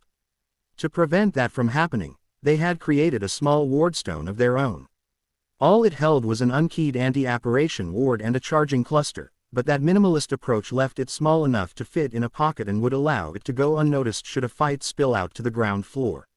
A quick tug against Harry's pull caused him to stop once they were inside, and she fished the stone out of its pouch. Activating it, she rolled it along the floor into a corner. Separated from her, the disillusionment charm on the stone itself faded. Do we stay invisible and risk hitting each other, or let her see us? Close quarters like this, the risk of collateral damage is too high if she holds up against our first strike. They dispelled their charms and crept on silenced feet up the stairs to the dining room where she had spotted their target. Much to their displeasure, she was not seated with her back to the door, but was instead eating at the other end of the table. At least she still doesn't know we're here, she noted to herself. That would make things even more difficult. After checking the scene, Harry pulled back slightly and whispered, "I guess we'll have to be messy. Blasting curses, just blow up everything inside." Confringo. Luna doubted Electo heard Harry's quiet incantation, but she certainly noticed the bright yellow spell streaking through the air towards her. That gave her just enough time to throw herself out of her chair, the explosive spell hitting her left shoulder rather than her head, and a retaliatory scream of Avada Kedavra forced them to duck back behind the wall. Hermione dropped to the floor and hurled a second blasting curse low, connecting with the Death Eater's knee as she tried to scramble to her feet again. Slowed down by the pain and loss of limbs, she was unable to avoid Luna's coup de grace. "That takes care of that," the brunette commented. The trio entered the room, wands lowered but still out. Killing the sister did not mean the brother would not ambush them. Hermione nudged the clenched fist still attached to what was left of Electo's body with her boot and inhaled sharply when bits of dried clay slipped out. She had something in her hand. "Blue, any ideas what? From just these pieces, there's no way to." 3 sharp cracks rang from outside, and the thieves peered downstairs to see an equal number of Death Eaters rushing into the house. "I'm going to guess that it was a signal." One of the Death Eaters lifted his head and spotted them. "There they are. Get them." Not even sharing a glance, the trio split, Harry and Hermione going one way while she ran in the other. There were 3 ways this could play out. First, the madmen could attack her together to bring her down quickly, leaving themselves open for her lover's counter. Second, they could present a united front against the others, which meant she could take them out from behind. One of the Death Eaters wheeled around and flung a jet of green light at her while his buddies did the same with her companions. Third, they take us on one, she groused, diving out of the way of the killing curse and retaliating with the flat gray of a bone-shattering curse. Her opponent jumped to one side and shielded himself from her follow-up reducto. She put a column between herself and the next unforgivable and checked on her partners. They had made some distance between themselves, each also using the indoor balcony's supports as bulwarks. As she watched, Hermione popped out for just a moment to send a blue spell of some sort at her own enemy and then hid again. The brunette had never been the strongest witch, but her intelligence and endless need for personal perfection meant she had mastered the art of guerrilla warfare, taking potshots at her opponent that almost never missed and could rarely be defended against with a simple protega. Harry, on the other hand, was switching from column to column, waving his wand in a ceaseless dance as he launched numerous shafts of color down to the ground floor. With power to burn, he did not have to conserve magic like Hermione did and so could afford to waste his energy with misses. Boosting their reserves with the ritual they had performed on her birthday just gave him an even greater edge. The column she was hiding behind splintered, recalling her attention from her lovers to her opponent. Daddy always did say that the best defense was an unstoppable offense, she remembered. Her father's style of dueling was all about point casting, a 7th-year skill where one worked on casting spells without the corresponding wand motions. By getting rid of those as well as the usual incantations, she could rapidly spurt curse after curse, whatever spell found its way to the forefront of her mind next, making her attacks wholly unpredictable. The Death Eater shielded himself against a barrage of minor jinxes before suffering a bone breaker to his offhand and a cutting charm to his leg. At that point, he conjured a brick wall between them in an attempt to regroup with his allies. Red, blue, Hermione's voice rang from her communication mirror earring, "We don't have time to spare. Reinforcements could be apparating in at any moment. I hope you have a plan." "Then," snapped Harry.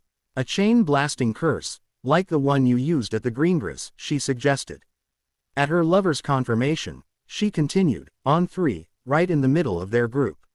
1, 2, 3, confringisimo." A bright yellow spiral leapt from her wand to the ground like a lightning bolt, her cry echoed by the others.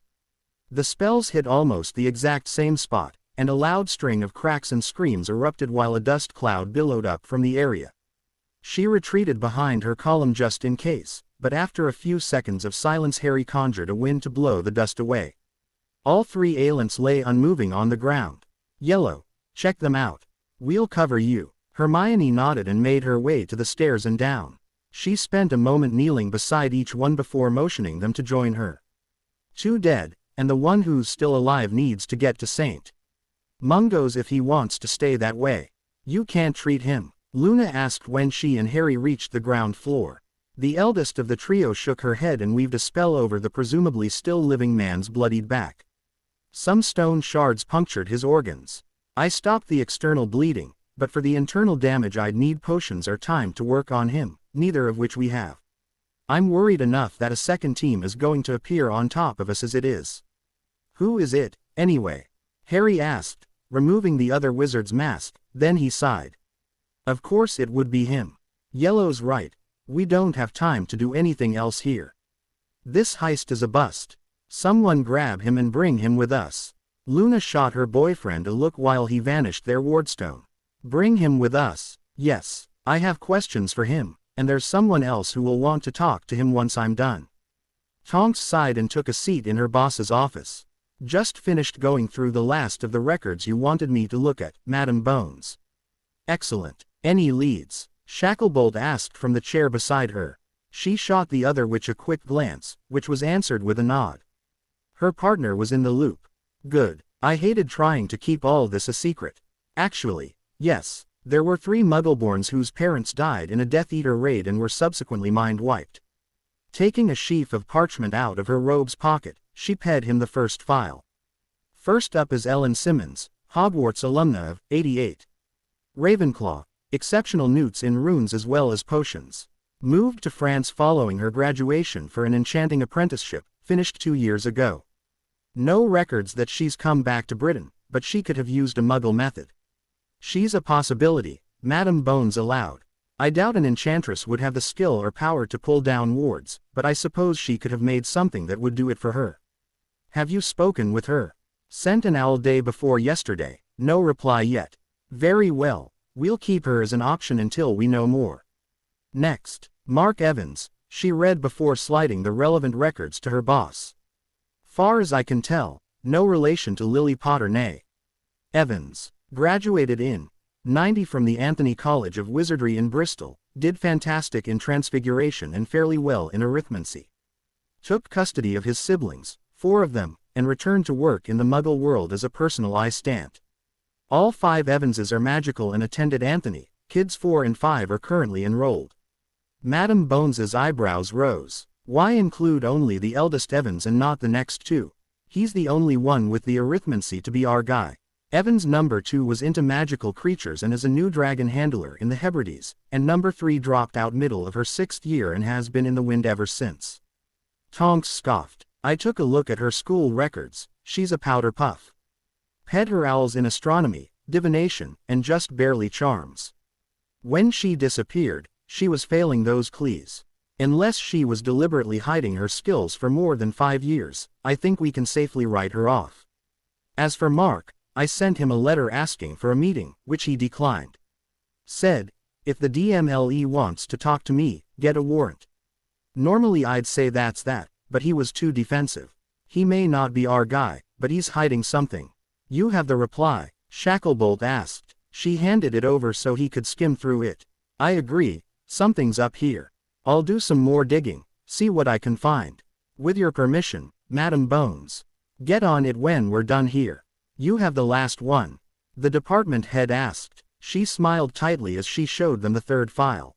Bruce Kivlian. Clare Rye School of Magic in Cork, CL of 89. High Newts in Arithmancy, Runes, and Defense Against the Dark Arts. Employed at Gringotts immediately after graduation as a Cursebreaker trainee, became a full Cursebreaker in late 93. His co-workers described him as driven and bitter, and he supposedly had a huge chip on his shoulder about the Death Eaters. Sounds like our guy, Shacklebolt said with relief. Now we just have to bring him in. Where is he now? Dead. The other two Aurors looked at her. From what I was told, he was working an Aztec tomb in Mexico when he got caught in a trap. His teammates tried to get him out, but a sliding panel tore off his leg and sealed him inside. They never found his body. Madam Bones's lips narrowed as she thought. A lost leg can be replaced, he survived the blood loss and found another way out. When did this event happen? Last May, I think. Yes, May 15th, she answered after flipping through her notes again. Shortly before Mr. Fox showed up on the scene.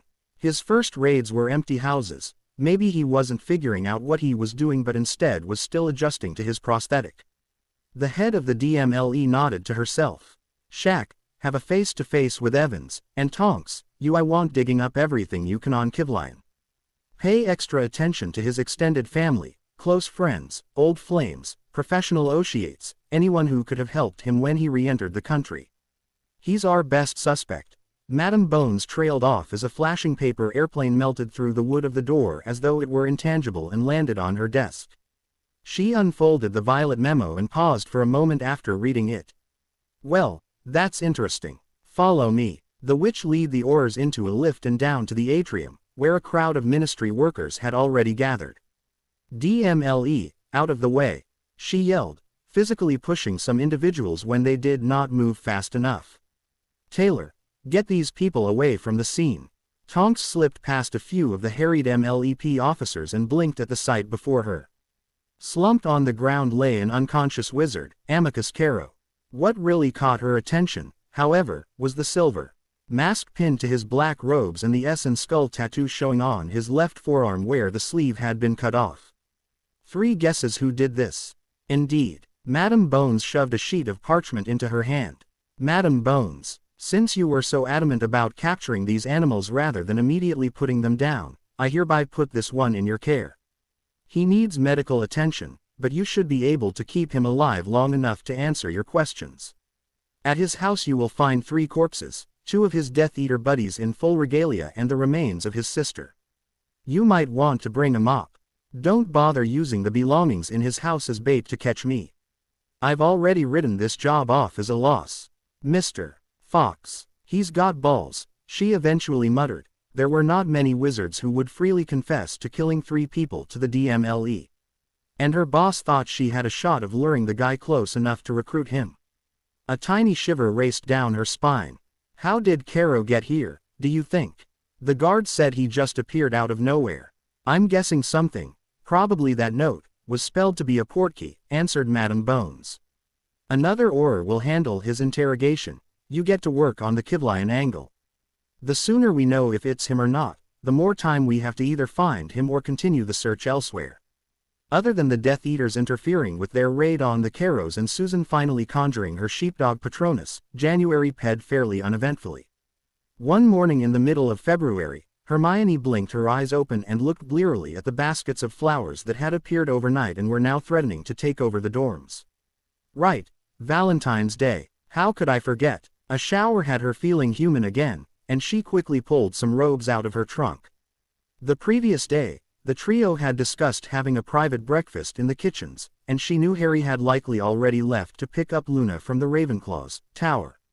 That would also give him some alone time with which she did not begrudge. It had been their way on this day for the past several years. The early morning was for him and Luna to spend time together as a couple, the late morning and early afternoon for Luna and her, and the late afternoon was for him and her.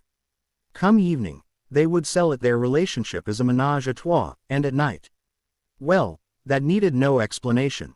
Something on her nightstand caught her attention then.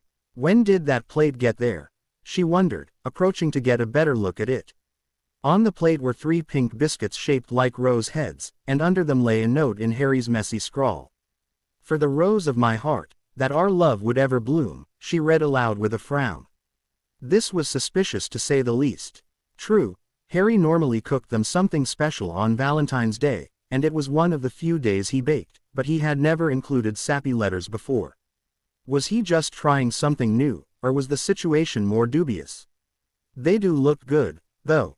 The biscuits were still warm and soft, and they were covered with shining dewdrops that could only be a sugary glaze. She doubted she would ever have a sweet tooth like Luna's, a benefit of being the daughter of 2 dentists, she supposed, but she did enjoy an occasional treat. Not to mention, if he did send these to me, I'd hate to tell him that I didn't at least try one. Turning away from the sweets, she dug through her trunk a second time, this search turning up a small purse charmed to be bigger on the inside than the outside. She summoned a vial from within and swallowed the contents. The neutralizing potions have been getting easier to take lately. That was almost like drinking water, she noted. A moment later, she shrugged and dismissed her concerns. I must just be getting accustomed to them. Now immune from the effects of any other potions for the rest of the day, she turned back to her surprise and nibbled off a small sample. Warmth suffused her body, and her thoughts immediately turned to her boyfriend.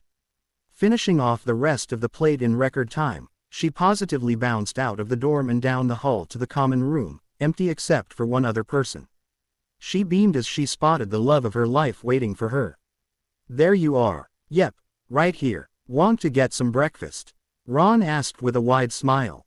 Harry snorted with restrained laughter as Luna skipped ahead and spun in a picture-perfect pirouette. "You've been waiting all month for this, haven't you?" "Yep." Lowering her raised foot back to the stone floor, the nodded seriously, the motion completely at odds with the self-satisfied expression on her face. She looked like Crookshanks always did just before they stumbled upon his latest present.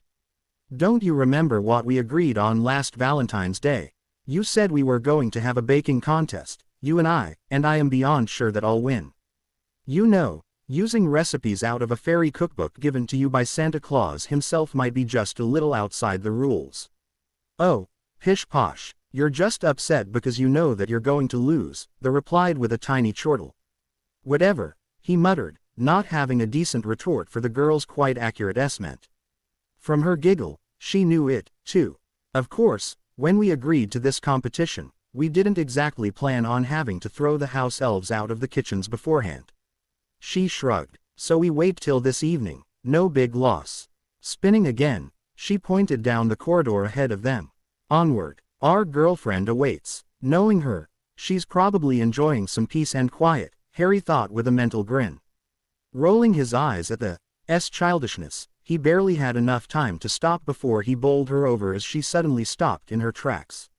"What now?" Luna did not seem to hear him, too preoccupied with staring down the intersecting hallway. "What the bloody buggering hell?" He blinked in surprise and turned his head to look down the corridor as well. What he saw caused his jaw to drop. It was Hermione, giggling and hanging on to another guy. A future him, he would have understood. Maybe even Neville, who could be convinced that it was merely a joke at his and Luna's expense. There was no reason for her to be DD over Ron's arm. "My own, what's going on?" he called in a strangled voice, just loud enough to gain the pair's attention. The brunette cheerfully dragged the boy over. "Oh, Ron and I were just going to grab some breakfast. Do you and Luna want to join us?" "We could." "Hermie, I'm sure they want some alone time," Ron cut in. Then the redhead leaned over and ed his lover. Harry felt like his heart had frozen and shattered into a million pieces when rather than push the redhead away, Hermione responded eagerly. "My own, what the hell are you doing?" Luna screeched. "You love us, me and Harry." Hermione pulled away from Ron and gave the a disgusted look. "You really are loony, isn't it obvious? I love Ron. I always have. What the hell is going on? Why is Hermione doing this? Just remember, they love you. If they say they don't, it's a lie." The Winter Lady's words echoed in Harry's ears, and in direct counterpoint to the icy pain still in his blood immediately began to boil. The rage cut through his shock and gave him the clarity to realize exactly what had happened. Somehow, despite the potion regimen they were all on, Ron had managed to dose her again. Never had Harry expected to find anyone he could hate as much as he did Bellatrix Lestrange. Now, however, Luna, deal with Ron, he ordered in a cold tone, the voice he had only used when they were still in the future and stumbled upon a particularly despicable Death Eater raid. The girl reacted instantly, reflexes still sharp from 2 wars allowing her to whip out a stunner before the redhead even had a chance to process his words. He, on the other hand, cast a nonverbal body bind. Hermione was normally just as quick as they were, but in her potion-addled state, she was too concerned with the fallen traitor to dodge. "What are you doing, Harry?" she demanded, struggling against the spell. No matter what she tried, however, she could not move more than her head. "Why would you attack my Ron? He's your best friend, not just a love potion, it looks like," Luna remarked in a dead tone. Suddenly snarling in rage, she hopped forwards and let her foot fly into Ron's ribs. "She's been obliviated, too. Harry, she doesn't remember anything about us." He reached over and pulled his first girlfriend to his side, a silencing charm quieting the ranting brunette. Tears burned in his eyes. "No, she doesn't. What are we going to do?" Luna's heartbroken voice was too much to bear in addition to this new state of affairs, and he bent his head down to mutter into her hair, "I don't know." From the corner of his eye he noticed Hermione still struggling against his jinx as she tried to crawl to Ron's side. "But the least we can do is make sure that even if Hermione is gone, this one isn't trapped by that bastard." "You're right," she agreed sadly. "Dobby." For a second, Harry thought the elf had not heard them, but then Dobby appeared with a sharp crack, a second house elf held in a tight grip. "Missy Looney." Dobby be finding Prinny peeking on Missy's and Master Harry. What should Dobby be doing with him? Prinny, was it? He asked, to which the strange elf nodded fearfully. In a distant corner of his mind, Harry wondered how much of his fury was etched onto his face. "Why were you watching us?" Prinny can't be saying. "Master Headmaster says not to." Stupefy. Obliviate. He scrubbed his face with his left hand. "Of course this is Dumbledore's doing. Damn him." Dobby. His elf dropped Prinny's unconscious body and stood at attention. "Keep any elf other than yourself from coming here, dump him somewhere else for now, then go to the manor and bring me a vial of neutralizing potion."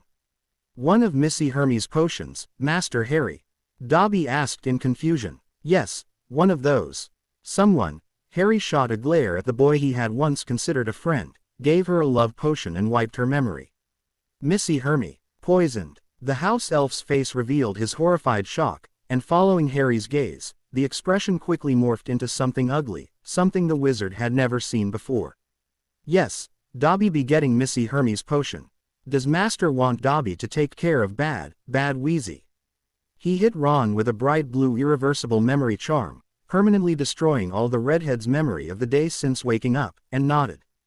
"Get him out of my sight before I kill him."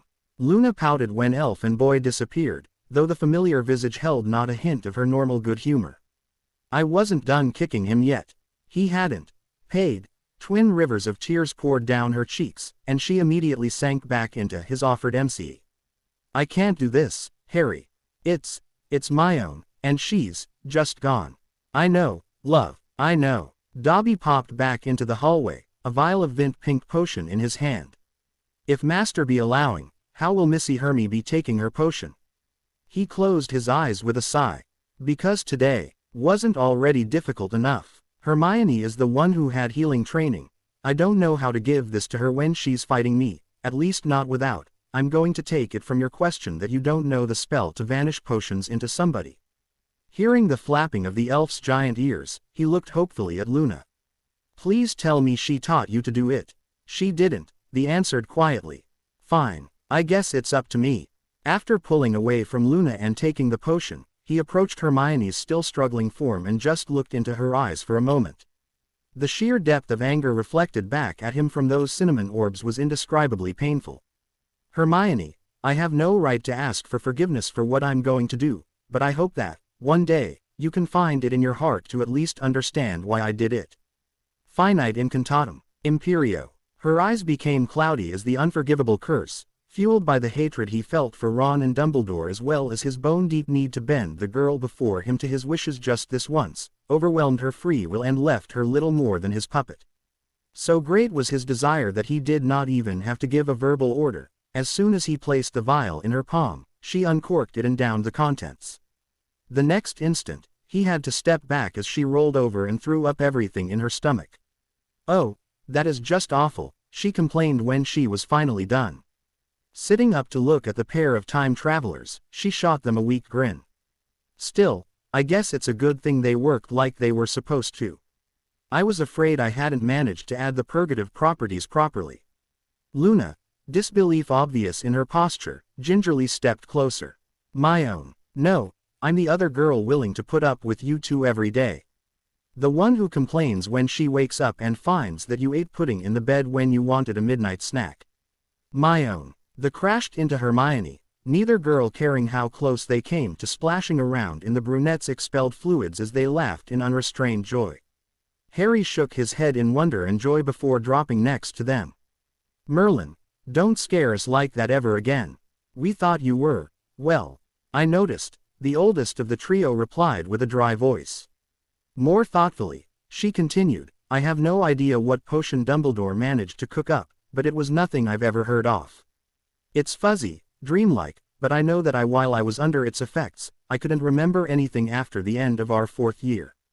I can now, obviously, and I don't know if it was an intended effect of the potion," she shuddered, "or if I was just too concerned with Weasley to care. Damned alchemists making potion equivalents to spells," Luna muttered harshly. Harry shook his head. "It doesn't matter now, you're back." He leaned over to her, but she pushed him away. Carefully, he tried to hide his hurt. After placing her under the imperious curse, he should not have expected anything different. "My mouth tastes like vomit," she reminded him, causing his heart to float back up from where it had settled at his feet. "And while I prefer that to what came immediately before it, it's still not pleasant. What I want to know is how Dumbledore managed to dose you." "I doubt Ronald would have the ability to set all this up," commented the at his questioning glance. "He tampered with my neutralizing potions, probably through Prinny or one of the other elves last night. That's the only thing that makes sense." Hermione shook her head. "The one I took this morning was much too thin. I noticed it but didn't pay it any attention. Also, there was a plate of biscuits on my table when I got out of the shower. And I remember thinking it strange but still eating them anyway. It's like I couldn't stop to consider what was actually going on." "Compulsion charms," he growled. "How else was he going to make sure you followed the script? We can't let him get away with this. And we won't." Luna, gritting his teeth, he continued, looking back, "I think I was subconsciously hoping Dumbledore wasn't as twisted in this timestream as he was in our own, like how Slughorn was different, but this crosses a line that he should have stayed far, far away from. He's a dead man." Hermione prodded them, drawing their attention away from the plans of lethal revenge being drafted in their minds. "Much as I want the bastard to pay, too, we can't afford to kill him yet." "My own, what are you saying?" "I'm saying that he's too valuable. Think about it, Harry, if he dies today, who's going to take control over Hogwarts? Umbridge, surely you remember how bad things got after Dumbledore was chased out of the castle last time. The inquisitorial squad strutting around, Muggleborns tortured with her blood quills at her whim, rumors of the Slytherin boys forcing themselves any girl they wanted." Harry grimaced at that reminder. He had only heard about that last point years after the fact, but both of his girls had been acutely aware of those particular allegations. "Now consider how much worse she'd be this time because you've kept her from abusing her power as she expected to be able to do. And that's if the Ministry didn't decide to completely and blatantly take over or Voldemort didn't attack the minute he heard that his chief adversary was dead. All right, I get it. As much as he deserves to be broken for this, he's too useful as a deterrent for our other enemies," he sighed. "Too useful for now," the former apprentice healer corrected. "Once Voldemort's out of the way and the Death Eaters are no longer in power, we can burn him alive and piss on his ashes without a care. We just have to do this in the right order." Luna interjected, "And the first item of this, right order, is going home. Everything else can be dealt with later. While I hate dealing with the logic of time travel, I have to admit that the time turners themselves do come in handy," Harry commented to his girls as they walked down the corridors to the Great Hall. The three of them were much more relaxed than one might have expected considering the tragedy they had just barely escaped that very morning, but 6 hours spent cuddling together at their home had given them the necessary time to settle their worries, at least enough that they could use the aforementioned Hourgles to return to the time at which they had left the school, partake of a second breakfast, and then attend Cleese as if nothing were out of the ordinary. Also comforting was their resolution that, from now on, one of their elves would come to them each morning with the day's dose of neutralizing potion. Today's close call was quite enough. During their break, they had come to a disturbing conclusion. Over the preceding months, everything had gone their way. Dumbledore was more concerned with his ineffectual war strategy than prodding Harry, probably because the younger wizard was not blatantly acting against the old goat as much now as he had earlier in the year. Voldemort was holed up in Malfoy Manor, and Umbridge, seeing that Harry was not the up-and-coming rebellion leader she had expected and that he had been the first time around, was seemingly biding her time and waiting for something to happen. As a result of all that, they had become complacent, unconcerned, sloppy. Just because they were keeping their heads down in a certain respect did not mean they were totally safe, and it definitely did not mean they could let down their guard. Ron's attack on them, in hindsight, had been a wake-up call they desperately needed. Harry frowned as he spotted the crowd gathered in front of the Great Hall. The congregated students were mostly silent, the loudest anyone was talking only a dull murmur as they stared into the room. He said quietly, "I wonder what's going on in there." "I don't know," Hermione answered. The brunette's voice was enough to draw the attention of the people on the outskirts of the crowd, and several teenagers drew away to make a path for the trio. That did little to assuage his concerns, merely causing him to enter the crushing mob first and finger the wand in his pocket. When he finally made it to the doorway, he gaped in astonishment and barely heard Hermione's whispered, "Dear Merlin." So that's where Ron disappeared to this morning, was his first, irreverent thought. The second was not much better. Note to self: do not make Dobby mad at me. Ron hung from the rafters, a rope tied to one sturdy beam and then wrapped around his wrists keeping him aloft. Above his unconscious body drifted the reason no one had yet tried to help him, 6 letters written in yellow smoke spelling out a damning accusation: rapist. The front of Ron's robes were soaked through just below his waist, and at first Harry thought the redhead had wet himself in fear. Then he watched a drop fall from the sodden robe and splash into the dark red puddle directly below the dangling boy. "What is going on here?" bellowed McGonagall as she pushed her way through the crowd. The Scotswoman's hand flew to her mouth when she finally laid eyes on the grisly scene.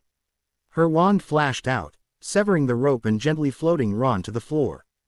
"Does anyone know anything about this?" she demanded, her gaze shooting from one person to another. Her eyes alighted on Harry, and she asked, "Mr. Potter, do you know when this could have happened?" The students' mutterings grew louder now that they had a potential scapegoat, and Harry was hard-pressed not to snarl as he answered. The last thing he needed was for anyone to connect this to him and his lovers. "I don't," he said in a deliberately distant voice. McGonagall's harsh gaze softened, and he continued, "He wasn't here for breakfast, and he missed all his Cleese. I just thought he was having a lie-in." "Very well." Quickly vanishing the pooled blood, she levitated Ron's body and turned to the rest of the embled witnesses. "I promise you all, we will get to the bottom of this. For now, however, Cleese for the rest of the day are cancelled. Please return to your common rooms, food will be provided for you there. Mr. Potter, Miss Granger, do you wish to accompany me to the hospital wing?" she asked in a quieter voice. Hermione shook her head and buried her face between his shoulder blades, and it was only 14 years of familiarity that let him know her body was not shaking because she was crying. She was hiding the fact that she was snickering. I can't exactly blame her for that. After all, being ended by someone slipping her a love potion is her worst fear. After Ron did it to her. Again, her being a little more vindictive than usual about his fate is only to be expected. "No, Professor, but thank you.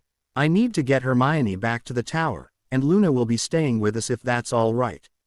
The professor nodded, having bigger things on her mind than a lone Ravenclaw slumming it with the lions. Bundling the brunette in his arms so as to continue the charade, he guided both girls down the hallway after the rest of the departing students. After looking around to make sure no one was listening in on them, and even going so far as to use the Magicite charm to check for hidden spies, Luna whispered. Incredulously, and you thought house elves needed help? It looks like they can take care of themselves just fine all on their own. In hindsight, all I really needed to do was get them angry enough and then point them at their masters, Hermione said as she pulled away from him. She bared her teeth in a vicious mockery of a grin. Dobby really went above and beyond the call of duty this time, though. Remind me to give him something nice. Harry shook his head at his elder partner's attitude, recalling the discussion he had had the previous month with Astoria about how a Patronus represented both the good and bad of a person. Though commonly considered sweet and playful animals, otters could be extremely aggressive if they felt they were threatened. Hermione leading Umbridge into the Forbidden Forest and fully expecting the centaurs to kill her for her insults was when he realized that his beloved bookworm was far more dangerous than she first appeared. You aren't going to let this be the end of it, though, are you? He asked knowingly. She shot him a look. That bastard dosed me with a love potion and was waxing bloody poetic about all the great things that were going to happen now that I was, finally where I belonged. I won't be satisfied until I see him choke on his last breath. You know, my granddaddy had a saying, Luna commented in a seemingly idle fashion. He repeated it every time he saw me fail at some goal I had set myself. There's nothing you can't do with enough motivation, he'd tell me. I'd say our motivation in this regard is more than sufficient. Hermione glanced up from her book when McGonagall entered the common room. All conversation staggered to a halt, everyone watching as the professor made her way across the floor to the couch the trio had claimed. Mr. Potter, could you come with me, please? Professor Dumbledore wishes to speak with you. Let me guess, he returned without looking up, seeming to pay more attention to the essay he was nearly finished with.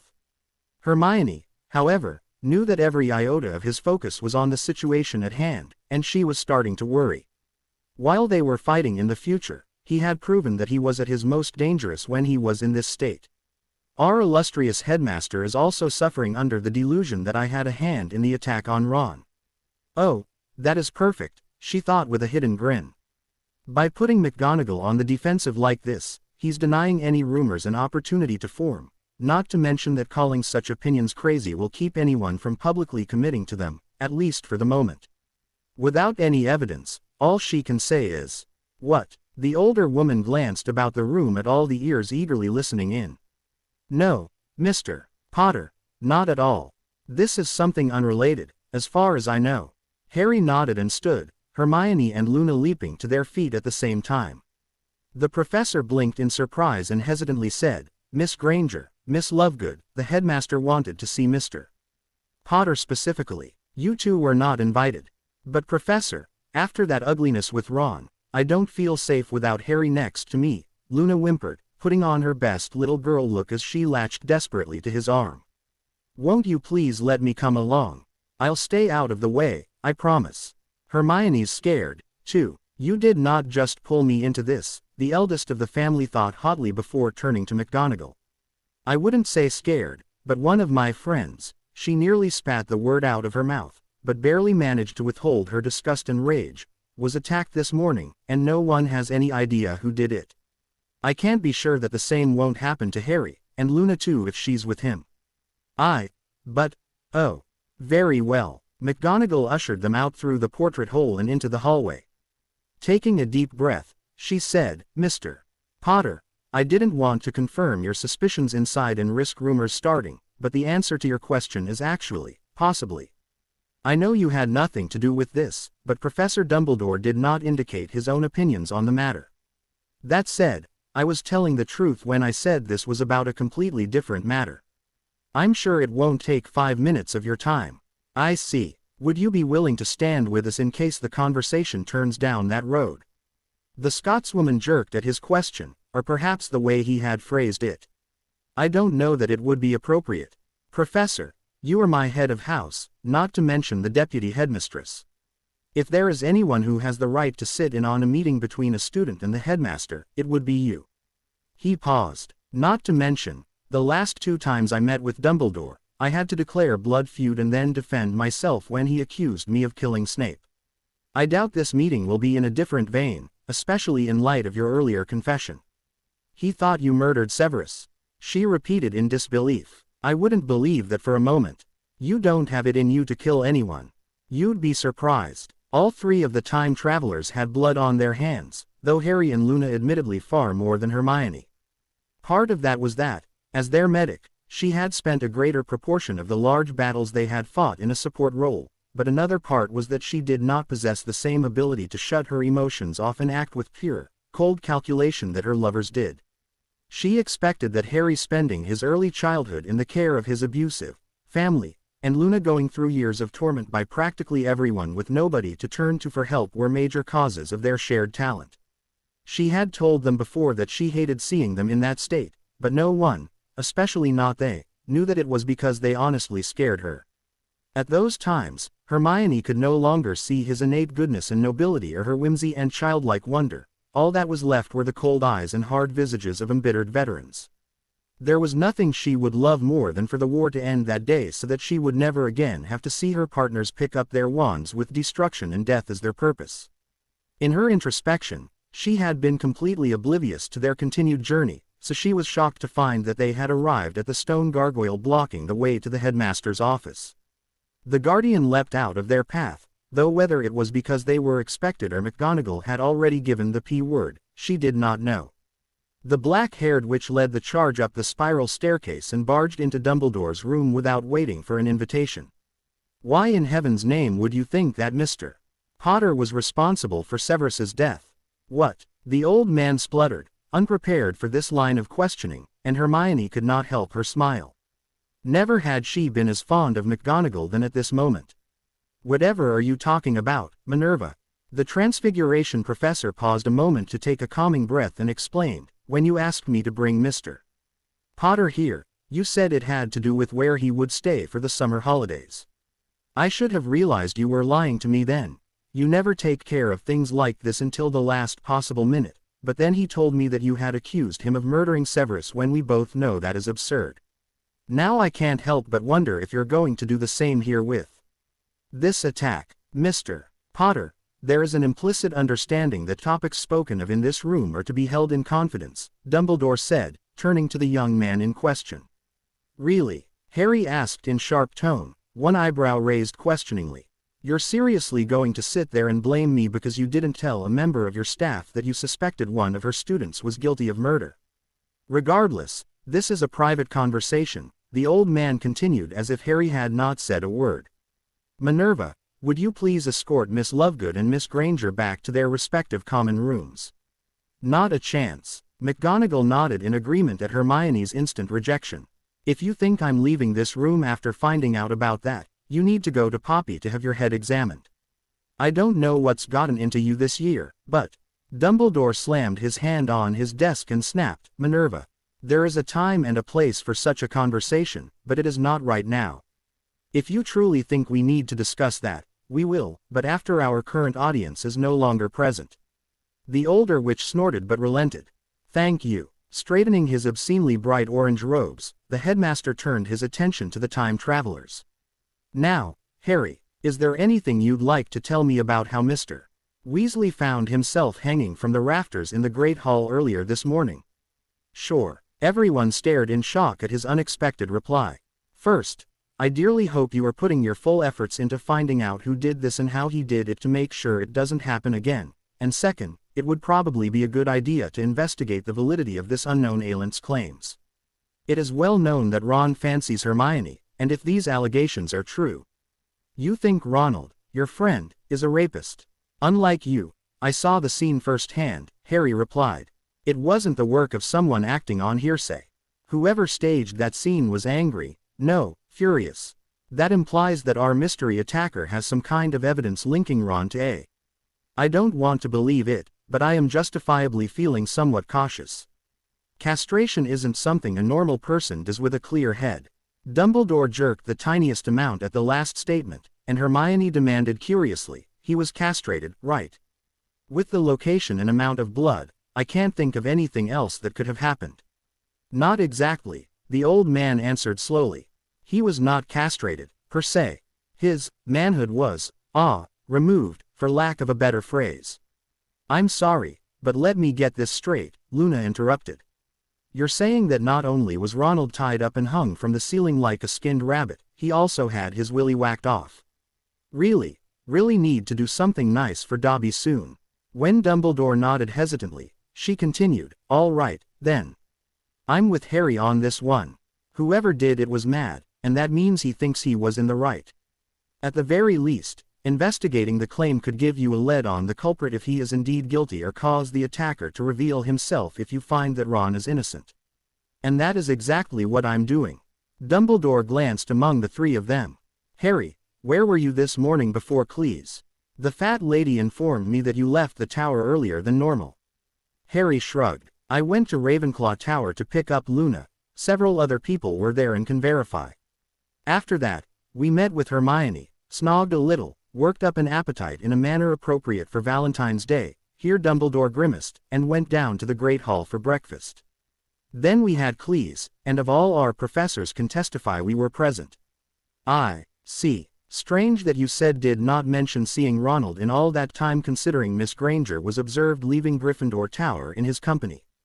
That you claim she was a participant in your indiscretions is likewise unusual. The fat lady said they looked quite besotted with each other. You miserable old bastard, Hermione mentally snarled, glaring at the egotistical manipulator. Was the whole thing with the love potions just a setup to put pressure on us so we'd trip up, or is this you trying to salvage your failed operation? The fat lady obviously needs to stop twisting the facts to make for more titillating stories, then. Dumbledore spun to look at her in surprise. It is well known all over the school that Harry, Luna, and I are romantically involved. I left the tower with Ron, yes, and then we went our separate ways, I to meet with them and he presumably to go to breakfast. That was the last time I saw of him until this afternoon. McGonagall cut in hotly, I'd say that's it, then, Albus. Unless you have any evidence less circumstantial than the word of that vacuous portrait linking them to the attack on Mr. Weasley. Not at this time, no, the old wizard reluctantly allowed. Good. You three, please return to the common room. Should the current lockdown continue to curfew, I will personally escort Miss Lovegood back to her dormitory. Thank you, Professor. Ignoring Dumbledore completely, the trio walked down his stairs, Harry at the lead. Once at the bottom, he commented, that was odd. You mean McGonagall leaping to our defense? Hermione asked. Yes, I've never known her to do that, except, he whispered, except during my career counseling, when Umbridge said I would never be an Auror. Definitely not with Dumbledore, he said at a normal volume. Luna, rather than lower her voice, cast a silencing charm around them. Maybe some of his gilding is finally wearing off in her eyes. Much as she didn't like that he questioned you without telling her about it, that alone shouldn't have caused her to explode at him like she did. No telling what it was, but I have to say that I'm glad she's on our side more than Dumbledore's, Hermione added. Just think how that could have gone should she think you were guilty. Harry nodded. Regardless, we need to make sure we are very careful from here on out, more careful than we have been. He frowned and continued, that and not leave Dobby in charge of administering punishments anymore. After ing both Luna and Hermione good night, despite McGonagall's weighty gaze when the woman came to take them to the Ravenclaw Tower, Harry trudged up the stairs to the fifth-year boys' dorm. His good mood plummeted when he spotted an innocent white box sitting on his bed. Hey, Neville, any idea who left this here? Not a clue, the boy answered. You weren't the only one, though, all of us had a box just like it. Cream-filled chocolates, homemade I think. They weren't pretty enough to be honeydukes. Good, though, I see. That did not fill him with any confidence, and he eyed the box warily as he sat on the mattress and closed the curtains around himself. Opening the package, he waved his wand and intoned, Fater Salata. The candies glowed with golden light as Scarpin's Revelaspell went to work, and a second later ghostly writing appeared above them. He grit his teeth as he looked over the ingredients, some of them all too familiar. The last one was the clincher. Human hair, added to key the potion's effect to a specific individual. Who should I pee this on to? Not Dobby, certainly, and Winky has turned her terrifying degree of devotion to the Crouches onto us, so, Silencio. Floppy. His newest elf appeared with a pop on his bed and hastily curtsied in her dark green toga. Master Harry calls. Take this back to the manor, please, he requested, handing her the box. Deciding not to risk another elven vigilante attack, he said, "There's a chance these might have a potion in them, but I want to wait until Myone's had a chance to double-check me before anyone does anything." Floppy understands. Does Master Harry want Floppy to give these to Missy Hermy now? She still be's awake. "No, we've had problems enough today. This can wait until tomorrow." The elf nodded and vanished. Alone again, he flopped onto the bed and covered his face with his hand. "Yes, that can wait until tomorrow, all right. And if Myone confirms what I saw, I've had enough of love potions for 10 lifetimes." To be continued. I hope you enjoyed this story. Also remember to subscribe and like this video. See you in the next video.